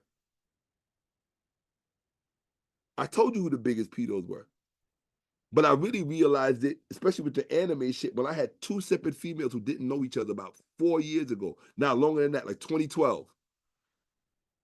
I would say, 2012? Yeah, about 2011, 2010, between 2010 and 2012. I had two young black females tell me that they were into that stuff. And they were feeling bad. They were going through, like one of them was really depressed. And I was like, what's wrong? She was like, oh, well, I'm looking at child porn and da-da-da-da. And I was like, well, yeah, we had that conversation. And I had the conversation with her, and I explained to her the way the human brain works, how it works in layers, and how that the child in you has not finished relating to the world just because the adult in you still relates to the world, right? These things happen simultaneously with certain triggers. So I said, don't beat yourself up, but don't cultivate that, because once you cultivate that, you are now complicit. You understand what I'm saying? In other words, don't let people misuse you, because that's what's happening out here. People are misusing us and they're making us complicit with it. And the scary part is, the scariest part to me is nobody wants to talk about it. But the reason nobody wants to talk about it is the same reason nobody really wanted to come out in the election and say how they really felt about what was going on. Because you don't want to make certain enemies when you're trying to grind up. This is social media now. Everything is forever. Everything you say everything I said in this interview is going to be here forever. So whoever don't like me, or because I said something, they're just not going to like me, because they're always going to come back and say, he's my enemy, he's my adversary, and here's why. Many people who I spoke about, I have great love and respect for. Let me put it out there. I have great love and respect for Mike Tyson, but it didn't preclude me from zeroing in on a lot of his conversation that is what it is. Certain things that he said. And I guess people would be fearful to say it because they don't want any harm to come from Mike Tyson. But I don't think he's that kind of person. He's never struck me, to me personally, he's never struck me as a mean-spirited person. In fact, I think he's brilliant, to be quite honest. I think he's brilliant. I think he's deep. I think he's one of the deepest human beings that ever walked the face of this planet. But that doesn't preclude me from seeing what I see and hearing what I hear. If you tell somebody you're gonna screw him in the butt to make an example of him, I'm like, hold up, bro. We don't do that. I'm saying we don't do that. Yeah. Now, if you do that, then we gotta have a conversation. And we can't be fearful of having the conversation. I love you, you're my brother, but we gotta have the conversation. Yeah. Because we ain't doing, like, we might be booty bandits, but we ain't them kind of booty bandits. You know what I'm saying? Like, nah, bro. Nah, we not with that. We not with that. Even if we coming from the back, we still aiming for the front, just from the back. That's all. You know what I'm saying? Mm-hmm. Mm-hmm. That's it. You know, we love the pillows, we love the cushions. You know what I mean? That's heaven, baby. Like Dr. Ben said, heaven is between the legs of a black woman. Look, I always say, I still believe this. There's two things every black parent is supposed to teach their child, or you failed as a black parent. Two things. Right? I was taught these two things, and I understand the truth of them now because there's a lot of gravity in it. Two things every black parent is supposed to teach their child. And if you don't teach your child this, you failed as a parent. I'd say two things among other things. But the two things are, one is a black, I haven't said it in so long. A white man's heaven is a black man's hell. That's number one. Mm-hmm. A white man's heaven is a black man's hell. Mm-hmm. Number two, the salvation of the black race will not ever come from between the legs of a white woman or out of the phallus of a white man. Now, if you haven't taught your child, male or female, those two things, then to me, as a black parent, you failed. Period. In that lane, not all the way across the board. I'm saying with respect to those matters. If you don't understand the concept of a white man's heaven is a black man's hell, then you are not a man that has ever been in an institution where you were the only black man. You understand what I'm saying? You don't know what that. It's goddamn hell. You don't know what it means to be a black person living in the deep South in the 1930s, in the 1940s, in the 1950s. I was living in the deep South in the early 1970s. Not even 71 or 70, 1970, the year after 1969. I remember what the Deep South was still like. You ain't even got to go there. You ever been in a WeWork in New York City? Oh, what? What the fuck is a WeWork? What is that? It's a co-working space. It's a what? It's a co-working space. Oh, okay. I don't know about those. I don't congregate with people, so I never been in a Starbucks and none of that shit. Wherever people are, I don't go. Yeah. That's what I've learned about people. People are problems, right? That's why they both start with P. People are problems, and they love problems and they love drama. They are not people. Human beings are not addictive. They're not addicted to constructive discourse. It never crosses our mind to reach out to one another to say something constructive. Hey, I saw you were doing this. I heard you were doing this. I'd like to help you enhance it. I have an idea. See what you think about it. If you need help implementing it, I can spare you an afternoon. We can do that, right? Especially black folks. We don't do that. White folks do that shit in a heartbeat. In a heartbeat. Black folks will see you doing some shit, then try to take your idea and run and go do the shit. Black folks are socially backwards. But you got to remember, we were made to be that way. It's not like we just came into the world that way. No, we were made that way. Right. There are many things that are undesirable about us. We was made that way. I always tell people, though somebody tried to point out, there's a series on online called Hood Videos, where this guy just goes to different hoods interviewing people. And all you see is white people on Facebook. All you see is white folks in the comments saying the foulest shit. And I always post a picture of Africans in Africa, in their African garb, behaving a certain way. And I always say, don't blame them We didn't take ourselves out of that. Y'all took us out of that. Mm. So the black people that you have today, y'all made. We didn't come here speaking English, right? Mm-hmm. We didn't come here through Ellis Island, right? And I don't care about the fact that many of us were here before the slave trade. It's true, many of us were here before the slave trade. But that's not what I'm talking about. I'm talking about how you brought us over from over there, Mm-hmm. right? Gave us the language. Nah, they ain't give us nothing. They took everything. First, you got to take something first before you give us something. Mm. You took our language away from us. You took our beliefs away from us. You took our sense of right and wrong away from us. Mm-hmm. You took our common sense away from us. You didn't even leave us with common sense. Mm. I can understand if you left us with comments. You didn't even leave us with that.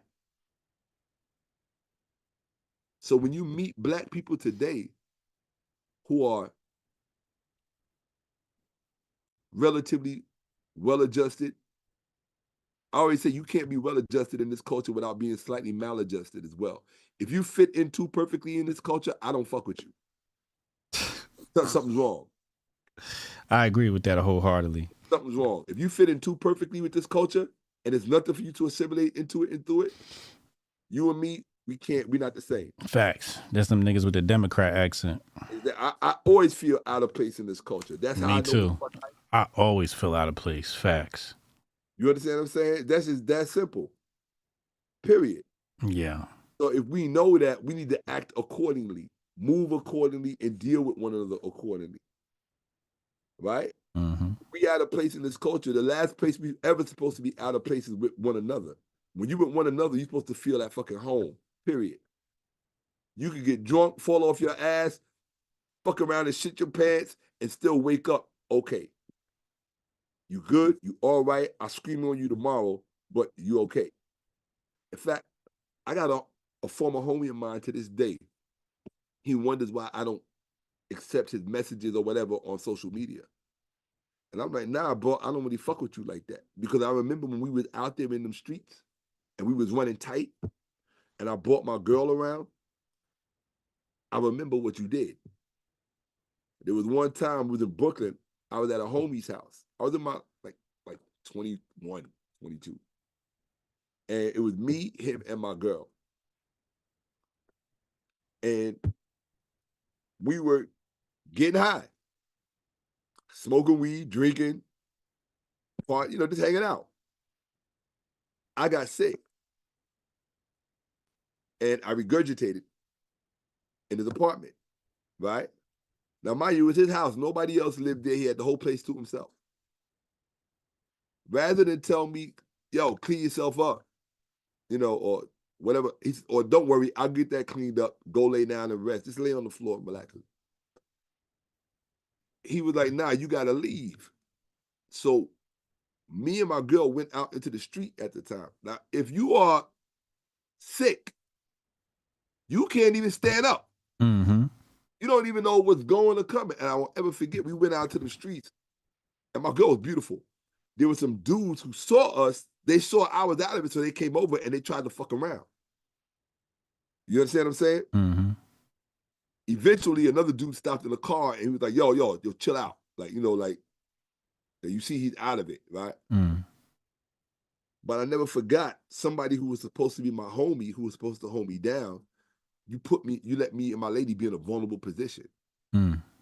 So from that day, to this day, he wonders why I don't fuck with him. It was that and one other situation. You, my homie, you got your own place. We run in the streets hard. Your grandmother passes away, she leaves you the house. You got everything. Bro, when I leave you, I'm going back to them streets, to them alleys, to sleeping on the train or whatever. You didn't think to offer me your floor? Like, yo, go ahead and crash on the floor, man. You ain't got to. But I noticed, now, he's mixed, half black, half Italian. We got another mutual homie who's like my younger brother. Now he's mixed too. When he was out in the street, he let him stay there. Mm. So I always said to myself, oh, so you and me was like this. We was ridiculously tight. But you didn't give a fuck about sending me back to the alley in the streets. My younger brother, Junito, because y'all got this little mixed bond thing going on, you giving him the couch in the street. Mm. So I realized we wasn't homie. You understand what I'm saying? Yeah. So don't hit me up now later when your life is all kind of sideways and you want to be friends, you want me to shed some light. When I was homeless in the streets in my late teens, you get something called edema. You know what edema is? It's when your ankles swell up really big and really bad. Because you're not laying down. The blood is pooling. It's called venous blood pooling. The blood is pooling at your... Every step you take, it feels like somebody's hitting your ankles with a hatchet. It's that bad. He knew I was in that situation. Right? I'm like, dude, you see I'm walking with a cane. You see I'm fucked up, yada, yada. You don't even say, yo, just go ahead and rest for a night, man. Right? Like, after hanging out in the street, you invite me back up. We already in the crib. So we came back all the way from Greenwich Village, hanging out, the recording studios, doing what we was doing. We back at your crib. And you don't even say, oh, yo, you know, he said, okay, yo, I'm getting ready to go to bed. That's what he would always say. All right, yo, I'm ready to go to sleep. And I would be like, all right, nigga, ain't you going to offer me, like, go ahead and rest your head? Or go ahead and put your feet up? Nothing. So to this day, when dude hits me up, I'm just like, nah, boo, I'm good. I'm good, Holmes. Call Janito. Don't call me. I'm good. So then he got other people calling me like, yo, why you don't talk to him? Like, nah, dude. I don't have anything against you. But that just because I don't have something against you doesn't mean I have to accept you as something you were not. What's so funny? The chat. I know they're probably screaming on me. I don't give a fuck. Fuck them. You know? They got jokes. I know. I want to hear one. Give me one. Give me one. He said, I know it's fucked up. He said that Alphabet agency analysts had to switch shifts for this one.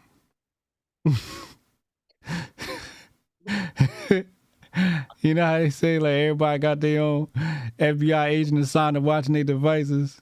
Hey, look, I already know they watch mine. I already know. Look, because you know what they look for? They look for IQs. They look for people who are very intelligent. Yeah. You know when I knew they was watching me? When I was shooting a music video one day. I was on 110th Street, and I was waiting for the model to show up so we could go to the spot to shoot. As I'm standing there, this big Asian guy walks by, like a football player. You know when you can see their bulletproof vest underneath their baseball jersey? You can see the vest and you can see the chain that has the badge on it. So if you're from the street, you know a cop when you see a cop. Asian guy walks by, he looks at me, he goes, Shakka Ahmose, keep up the good work. I was like, oh, fuck, I'm done. I'm done. They know who your ass is. Bro, and then when they started stopping me in uniform, wanting to take pictures, I was like, oh, no. Oh, yeah, we watch you all the time, man. Shakka Ahmose. Yeah, I had one cop ask me in the store, do you know who you are? I'll never forget that shit. He was with another female cop, and she looked at him like, what the fuck? He was like, yo, do you know who you are? I was like, yeah, I know who I am. I had my lock at the time, which I'm going back, by the way. He was like, do you know who you are? I was like, yeah, I know who I am, bro. He was like, can I get the picture? I'm like, yeah. But that's when I realized, dude, I'm like, oh, shit. Like, they really watch. Like, they really know. So it's like, all right, fuck it. I'm like, my thing is this. I strongly believe in not breaking the law. But I also know that the way things are set up, that we inadvertently break the law without knowing sometimes, right? And sometimes we may not care depending on what it is. But I'm one of those people, like, nah, I'm not breaking the law. If there's any way that I can ever avoid breaking the law, I'm gonna do that shit. I don't care what it is. Right. That's it. Period. The reason why I don't think prison or jail is anything to laugh at. I don't think there's anything funny about it. Right. And I think people that send people to jail need to go themselves at least once because they'll think twice about doing that shit. That's life or death. Right? That's why I have an issue with females who have no problem with sending dudes to jail, especially if she's never been. I'm like, if you've never been to jail, don't think that it's okay to send somebody there, because you could be creating a lifelong enemy. And that person will wait 30 to 40 to 50 years to come get your ass. You'll be walking down the street one day, coming from the store, and wondering what happened. Yeah, because you put somebody in a life and death situation for some bullshit. Yes. Sometimes you just got to cut your losses, charge it to the game, and be like, fuck it. One for me to go on. I learned the lesson. At least it was only costing me this much. Right? So yeah, I'm real for me personally, I'll beat your ass before I put you in jail. I will beat a bone out your ass. I'll be like, look, okay, we catching wreck. I haven't had a good one in about 2 years. You getting all that shit I've been holding, you getting all of it. All of it. And I hope you like speed. I hope you like, I'm not one of them slow dudes. Like, look, yo, baby. Because I know that once we link, I tell people all the time, and I'm not one of those people that take street fights not seriously. I tell people all the time, don't underestimate street fights. You could die in a street fight. One good punch from the right person will kill you. Real talk. So don't do that shit lightly. But still, I'll beat your ass before I have you go to jail. Hotep. Before I put you in prison. I'm not going to do that. Unless it's a false accuser. Oh, false accuser? Look, I ain't going to tell you what I would want to see happen to them. Look, I mean, that I reserve for the worst. I reserve that for the worst. Falsely accusing somebody? Nah. I don't play with that shit. Fucking destroying lives. They're literally destroying lives. Real talk. Like it's fun in games where you getting attention and you getting clicks. You know how many people do that shit just for attention? And they be delusional as fuck. I don't want to shit on, I hate to say it, I'm going to say it, but I'm going to say it, although I don't want to say it. You know, there's one girl, she's up here telling all these stories about Denzel and all this shit that happened at these parties and this, that, and the third. I don't want to get too deep into it. But I was watching all that stuff for a while. Then I realized this stuff is not good to watch, because a lot of these people, especially young people, I learned that young people still have issues with reality, and that they still entertain delusion in a way that they can't tell fact from fiction. Real, they have delusions of grandeur, but in their mind, the shit is really real. You follow what I'm saying, bro? Of course. In their mind, the shit is really real. I've created an alternate reality for these people. Yes. Yeah. So it gives them purpose to their life. Chick talking about Tupac is her father. And, yo, bro, crazy shit, bro.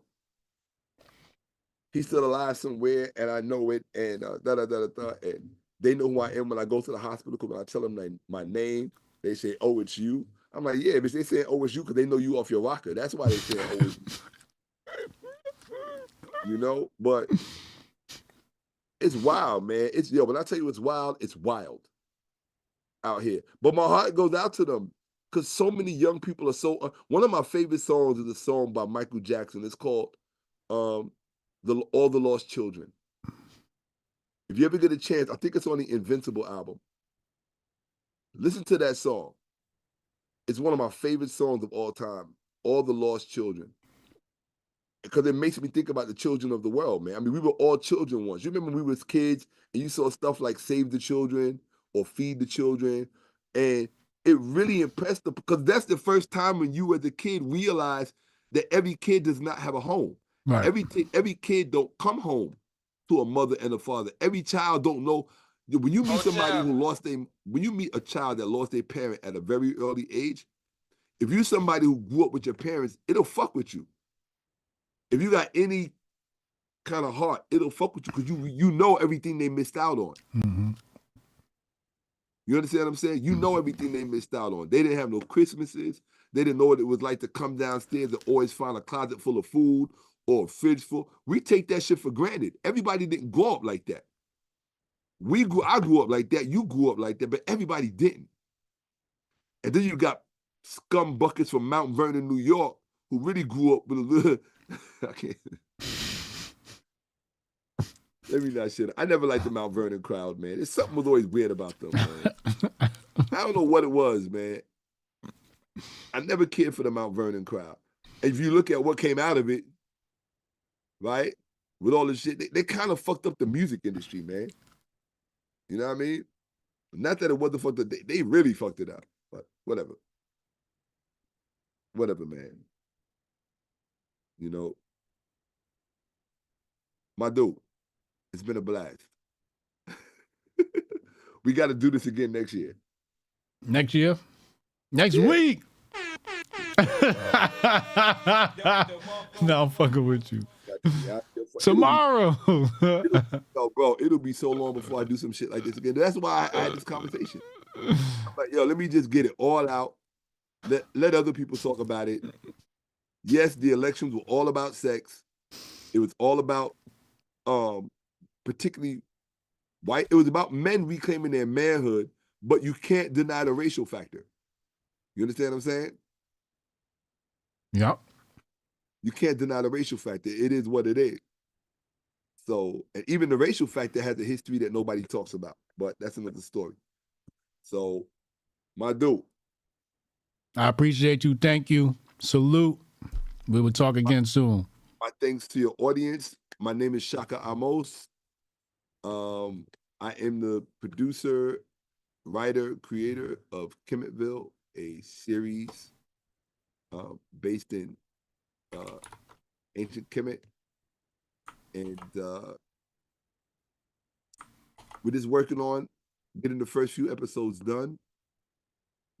I just finished a brand new promo video that I can't wait for you to see. And yo, when you see it, you're gonna trip.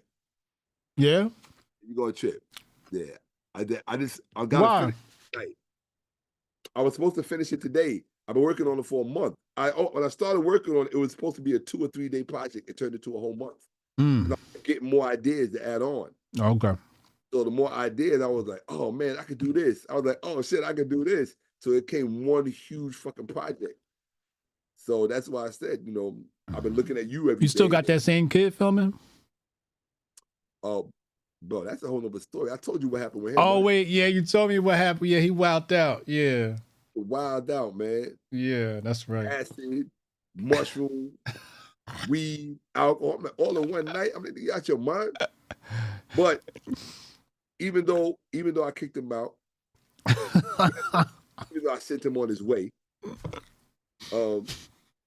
we did link back up eventually. I gave him a call because I know I'm gonna need a cameraman with the new stuff that we got coming. Mm-hmm. And so he came by not too long ago. We had a talk. And I always have to have constant conversations with him to keep him back. He's the perfect poster child for how fucked up this generation is. Facts. That kid was loopy as hell. And the thing that fucked him up the most, it was two things. First of all, it was the mass shootings in school when he was still in high school. That was fucking his head up. Because every day, I didn't notice, there's a lot of high school students who think they're going to be killed every day they go to school because of mass shootings. So they take drugs to cope, calm their nerves. And they get addicted to these drugs. So by the time that they graduate, they fucked up. Nobody talks about it.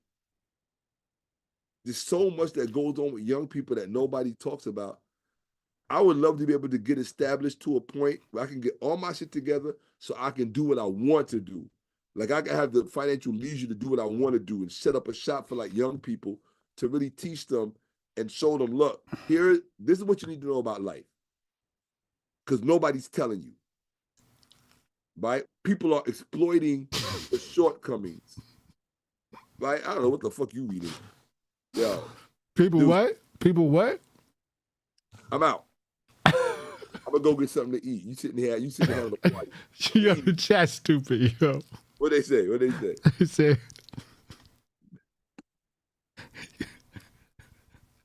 they said they didn't watch all 17 Hidden Colors while we was talking.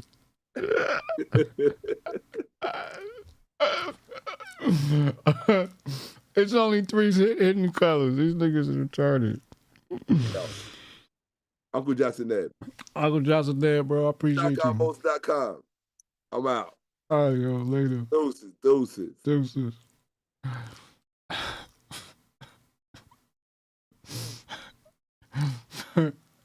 I couldn't hold the. I tried to hold the laughing. I shouldn't have read the chat. I shouldn't have read the chat, yo. Oh man. How long did we go, y'all? We almost did 10 hours. This is a 10-hour stream.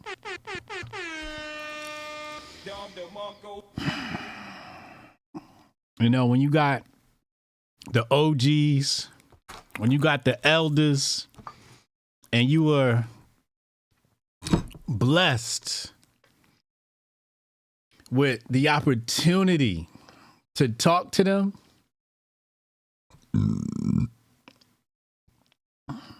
I'm going to tell y'all right now, I was ready to go to 3 a.m. Hotep Jesus? When I set this up, I'm like, all right, we should probably be finished by like 3 a.m. That's what I expected. You know, I was ready to go. I know how Shakka streams go, you know. Somebody said I was thinking HJ must have prepared for this. I was totally ready. I know Shakka. I got it. I got to piss like a bitch. Are you know how bad I got to piss right now? As soon as I get up from going straight to the bathroom. But opportunities don't come around like this often. Where you get that type of wisdom and information and entertainment and the stories. I mean, Club Cheetah and all of that. Nah, nigga, keep going. Nah, nigga, fuck the chat. Fuck whoever falls asleep. Fuck them. Keep going, my nigga. I'm here for all of this content, nigga. I want all this content. I don't care if I fall asleep. I'm listening while I'm falling asleep. Fuck that. Alchemist said, bro, my eyes hurt. You can't hang, man. You can't hang. What you think? When you go to Hotepistan, when we in Hotepistan, your first year in university, your shit, you got Shakka Ahmose class. You got shit with Shakka. You got to get your degree from Shakka. So if you can't last on this motherfucker, Steph said, yeah, you taking phone calls after this? That shit took me out. Rita Sauce, you was locked in? I'm going to tell you how I know where the real OGs is at. The YouTube chat stopped. YouTube ain't even typing. They stopped like an hour ago. The Kick Chat is where the real one's at. The Kick Chat has not stopped. Keep in mind, there's more people watching on YouTube, but the Kick Chat is more active, which is how I know the real ones is over on Kick. Shout out to the Kick. The Kick people is the real ones. Salute to you. That's the culture I'm talking about. Salute to Ronan. Y'all made us disrespect Ronan the other day. I gotta let Ronan come back on the channel and do another presentation. Ronan gotta come back. I'm gonna give him some help though. I'm gonna help him out a bit next time. You know what I'm saying? He said I had to come over here from YouTube. They all went to sleep. I told y'all, stop fucking with YouTube. The party's on Kick. YouTube is whack. The only people use YouTube are the boomers. That chat corny. The real ones is on Kick, bro. You should have been in the Kick chat if you was in the Kick chat the whole time, you had a completely different experience from the YouTube chat. Completely different experience from the YouTube chat. The YouTube chat is whack. The Twitter chat was worse. You see what I'm saying? HJ, what's the longest study session you had with Shakka? I got to Shakka's house at like noon. And I think the last train leaves at 1 a.m. I left his house at 12:30 that night. Spent the whole day with him. The whole day. Couple of times. couple of times. And I'll be ready for it. I'll be ready for it. You know what I'm saying? Like when you got the OGs around, you can't just take that shit lightly, man. If them niggas want to talk, shut the fuck up and listen. Cause ain't nobody else willing to teach. Ain't nobody else willing to say the real shit. What the fuck? Who else I'm gonna listen to on the internet? I be telling niggas like, yo, Shakka streams is 4 hours. I'm like, so I listen to them shits when they driving. I'll just listen to them shits apart. They be 8 hours. So Shakka be the only motherfucker I listen to. Shakka drop a new video, I'm listening to all 8 hours. And I'm dying through the whole shit because at some point he gonna cuss you out. At some point, he said, I'm starving for information. I'm telling you. Inky, could you imagine if I did a stream with Inky and Shakka? I don't know what planet these niggas come from, but I'll be ready for it. Go ahead, nigga. You want to talk for 8 hours, 10 hours? Go ahead. You know what I'm saying? Because, I mean, think about the shit that he dropped today. It's so much shit you got to go back and look for and write down in the notes and go get this book and that book. That nigga went on Islam. Mad shit was dropped today. Are you serious? I feel lucky. Okay. Some people are like, yo, how to Jesus? How you? I enjoy this shit, man. I enjoy this shit. I feel honored and lucky that I get to have Shakka on the platform. And have him release his wisdom. Because at some point, Shakka won't be here. You know, 50 years from now, you going to wish Shakka was around to talk for 9 hours. You going to wish. You're like, man, remember when Shakka used to do them 10-hour lectures? You going to wish. So that's why you got to appreciate motherfuckers while they here. Give them their flowers. Make sure y'all send Shakka Ahmose some donations. Cash App, Shakka Ahmose. You know. He said, I'm on a 12-hour shift right now, about to run it back from the top. Oh, this a real Hotep brother. And that was some real Hotep shit. That was this stream was, somebody said, man, this is like, what'd you say? This is AP Hotep? AP Hotep course? Facts. This today was an AP Hotep course. Lauren said, I hate when these is over. I don't want them to end. Facts. You know what killed me though? Somebody said, the first time Shakka said bye, I think it was about like 8 p.m. Shakka said, all right, I'm about to leave. Somebody in the chat was like, he got another 4 hours left. And Shakka said bye again. He said, he ain't done. I was crying. But I broke character at the end here when somebody said, 2 jokes that made me break character. He said, I didn't watch all 17 Hidden Colors. And then Steph, what Steph say? Oh, Steph said, my FBI agent done switch shifts. A whole new agent done came, clocked in, clocked out, new ones. Hey man, they still going, man. It's on you, yo. That shit had me rolling. That's the first time I broke character. Oh man. But what I tell y'all, didn't I say yesterday? I said we're gonna have Shakka on. And what did I say? How long did I say we was gonna go yesterday? When I was on the Griff Report, did I say how long? Did I predict? I'm pretty sure I said we're gonna be here till midnight. I said 5 hours. What did I say? 5 hours, 24 hours? What did I say? 5 hours, I probably was definitely underestimating that. That was a huge underestimation. I must not have been thinking at that time. I must have been tired when I said that. 5 hours is definitely. We gotta get Shakka on Rogan. I gotta wait till I see Rogan in person to tell him, like, yo, you gotta get Shakka on. You gotta get Shakka on, bro. You said 1 and 2 slides, you can go 4 to 5 hours. And how many slides did he present? He showed us 2 slides. He showed us 2 slides. The Martin Luther King slide and the ancient Egyptians what they dig out. Shakka and Rogan would change the culture. Listen, Shakka and Rogan.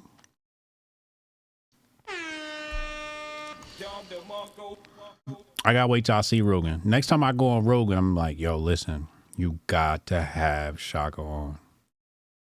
Shakka and Sonny, because Sonny could go too. You could do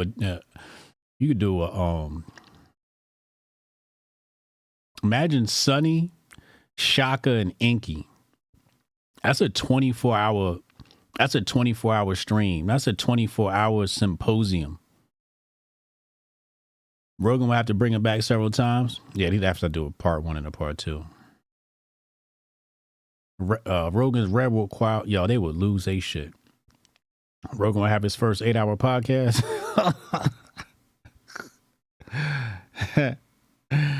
Yeah. You're going to have to spend the night. We put them 3. Sonny, Enki, and Shakka.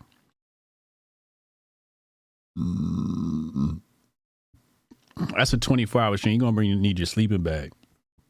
We're going to lock all y'all niggas in the room, and we're going to make y'all niggas listen to them. And as soon as you think it's over, I'm going to ask another question. What you mean?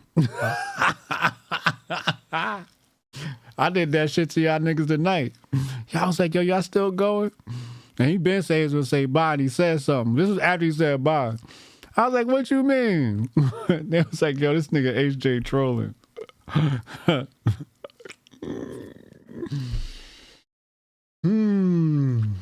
Now says, all I need is food. Facts. Y'all gonna get this shit. Y'all gonna get this Hotep knowledge, nigga. Huh? Y'all gonna get this motherfucking shit. Y'all gonna get all this motherfucking knowledge. Y'all ain't gonna be able to say y'all never heard Shakka Ahmose on my motherfucking channel. Nigga, y'all sat for 10 hours, motherfucker. He might cuss out Rogan. That's gonna be so lit too. That's gonna be the best part. Shakka cussing out Rogan is gonna be so dope.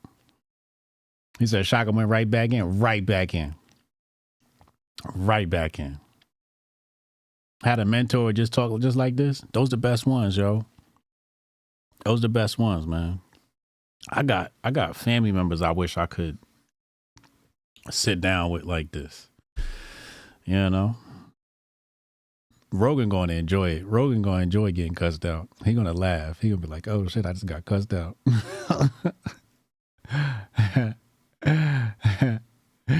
Yeah, Rogan will be like, oh shit, I'm getting cussed out. This shit going viral. That Spotify check going up. He need to talk at Howard University. You know they not letting Shakka in no Howard University. You know damn well they not letting him in Howard University.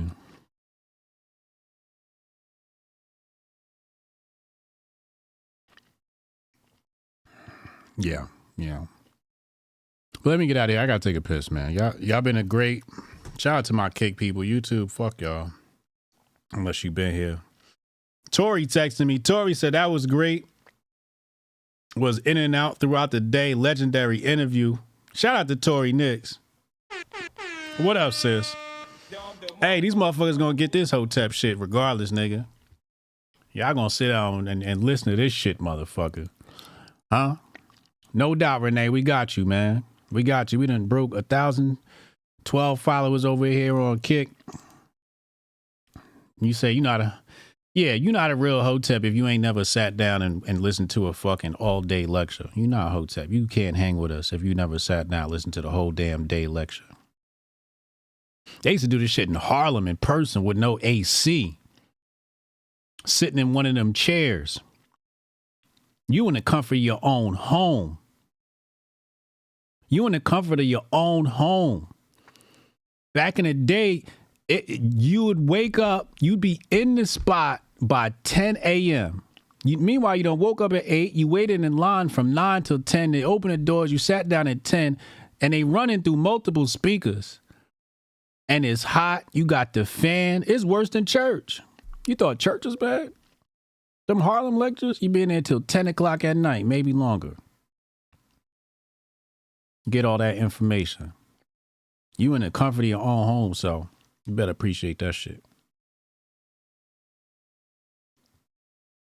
I don't know. But, I had somebody, look at this shit. Look at this tweet right here. This is the last thing I want to say before I go. Where is it? I don't accept this shit. Here we go. Right here. Wait. Hold on.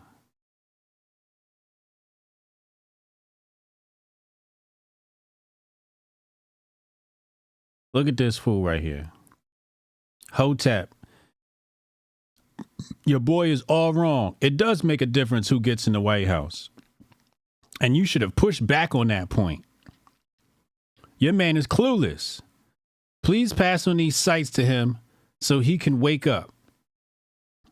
FrankSpeech.com, NaturalNews.com, Infowars.com, System Update, and Blaze TV.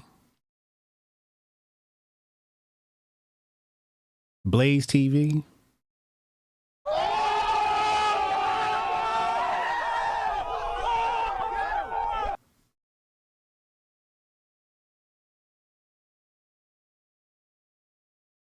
Yes, the audacity of him try to say Shakka should watch Blaze TV.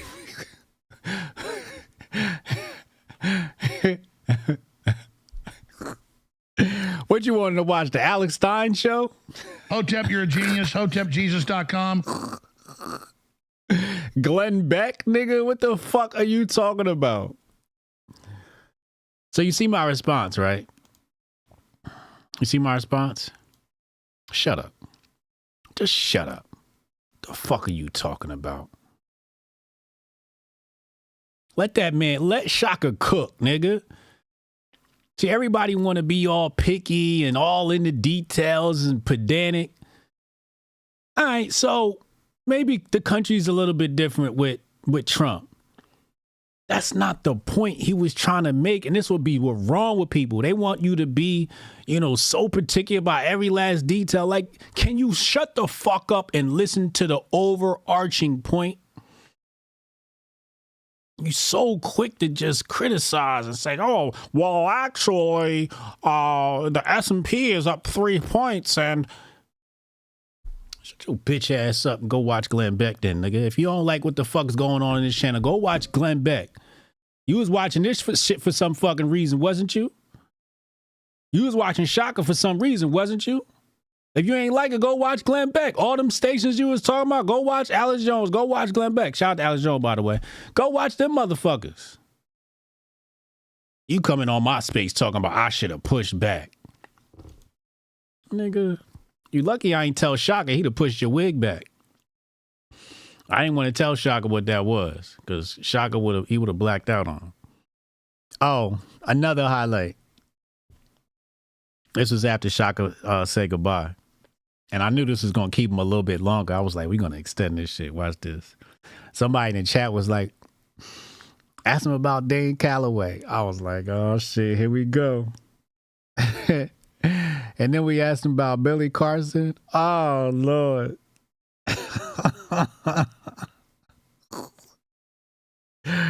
That was classic. That was classic. I told you I was going to do that, too. I'm so fucked up. I'm a fucked up individual. I shouldn't be doing that. That was your favorite part? The Billy segment was awesome? Axel said, best $5 I ever spent. Oh, you missed that part, Lauren? Yo, they made me ask him about Dane Calloway and Billy Carson. And that nigga snapped. 15 minutes straight of pure fury. Oh, man. It's like when y'all asked me about democracy. I don't even know how to rewatch this episode or clip it. We just gonna let it be. I'm not even gonna clip it. It's just, if either you was here for the experience or you wasn't. You know, if y'all clip it on Kick, just find your best parts, clip it on Kick, and we just gonna keep it at that. Yeah, we know who the real Hoteps are. We know who they is. Said the Blaze, they must be new. My webcam hot. All right, man, get out of here, yo. Have a good weekend. 2, 1, boom. Hotep Jesus. Of all the Jesuses I know, he's the Hotepiest. Social scientist and YouTube host, Hotep Jesus. How the fuck do you get a name like Hotep Jesus? The one and only Hotep Jesus. Ryan Sharp, better known to the world as Hotep Jesus. Hotep Jesus? Hotep Jesus? Hotep Jesus? Hotep, you're a genius. HotepJesus.com. Somebody said, what do you think you are, some kind of Hotep Jesus? Ooh, and that's I was good. just like, ooh, that's sexy. Yes, I do think I'm Hotep Jesus.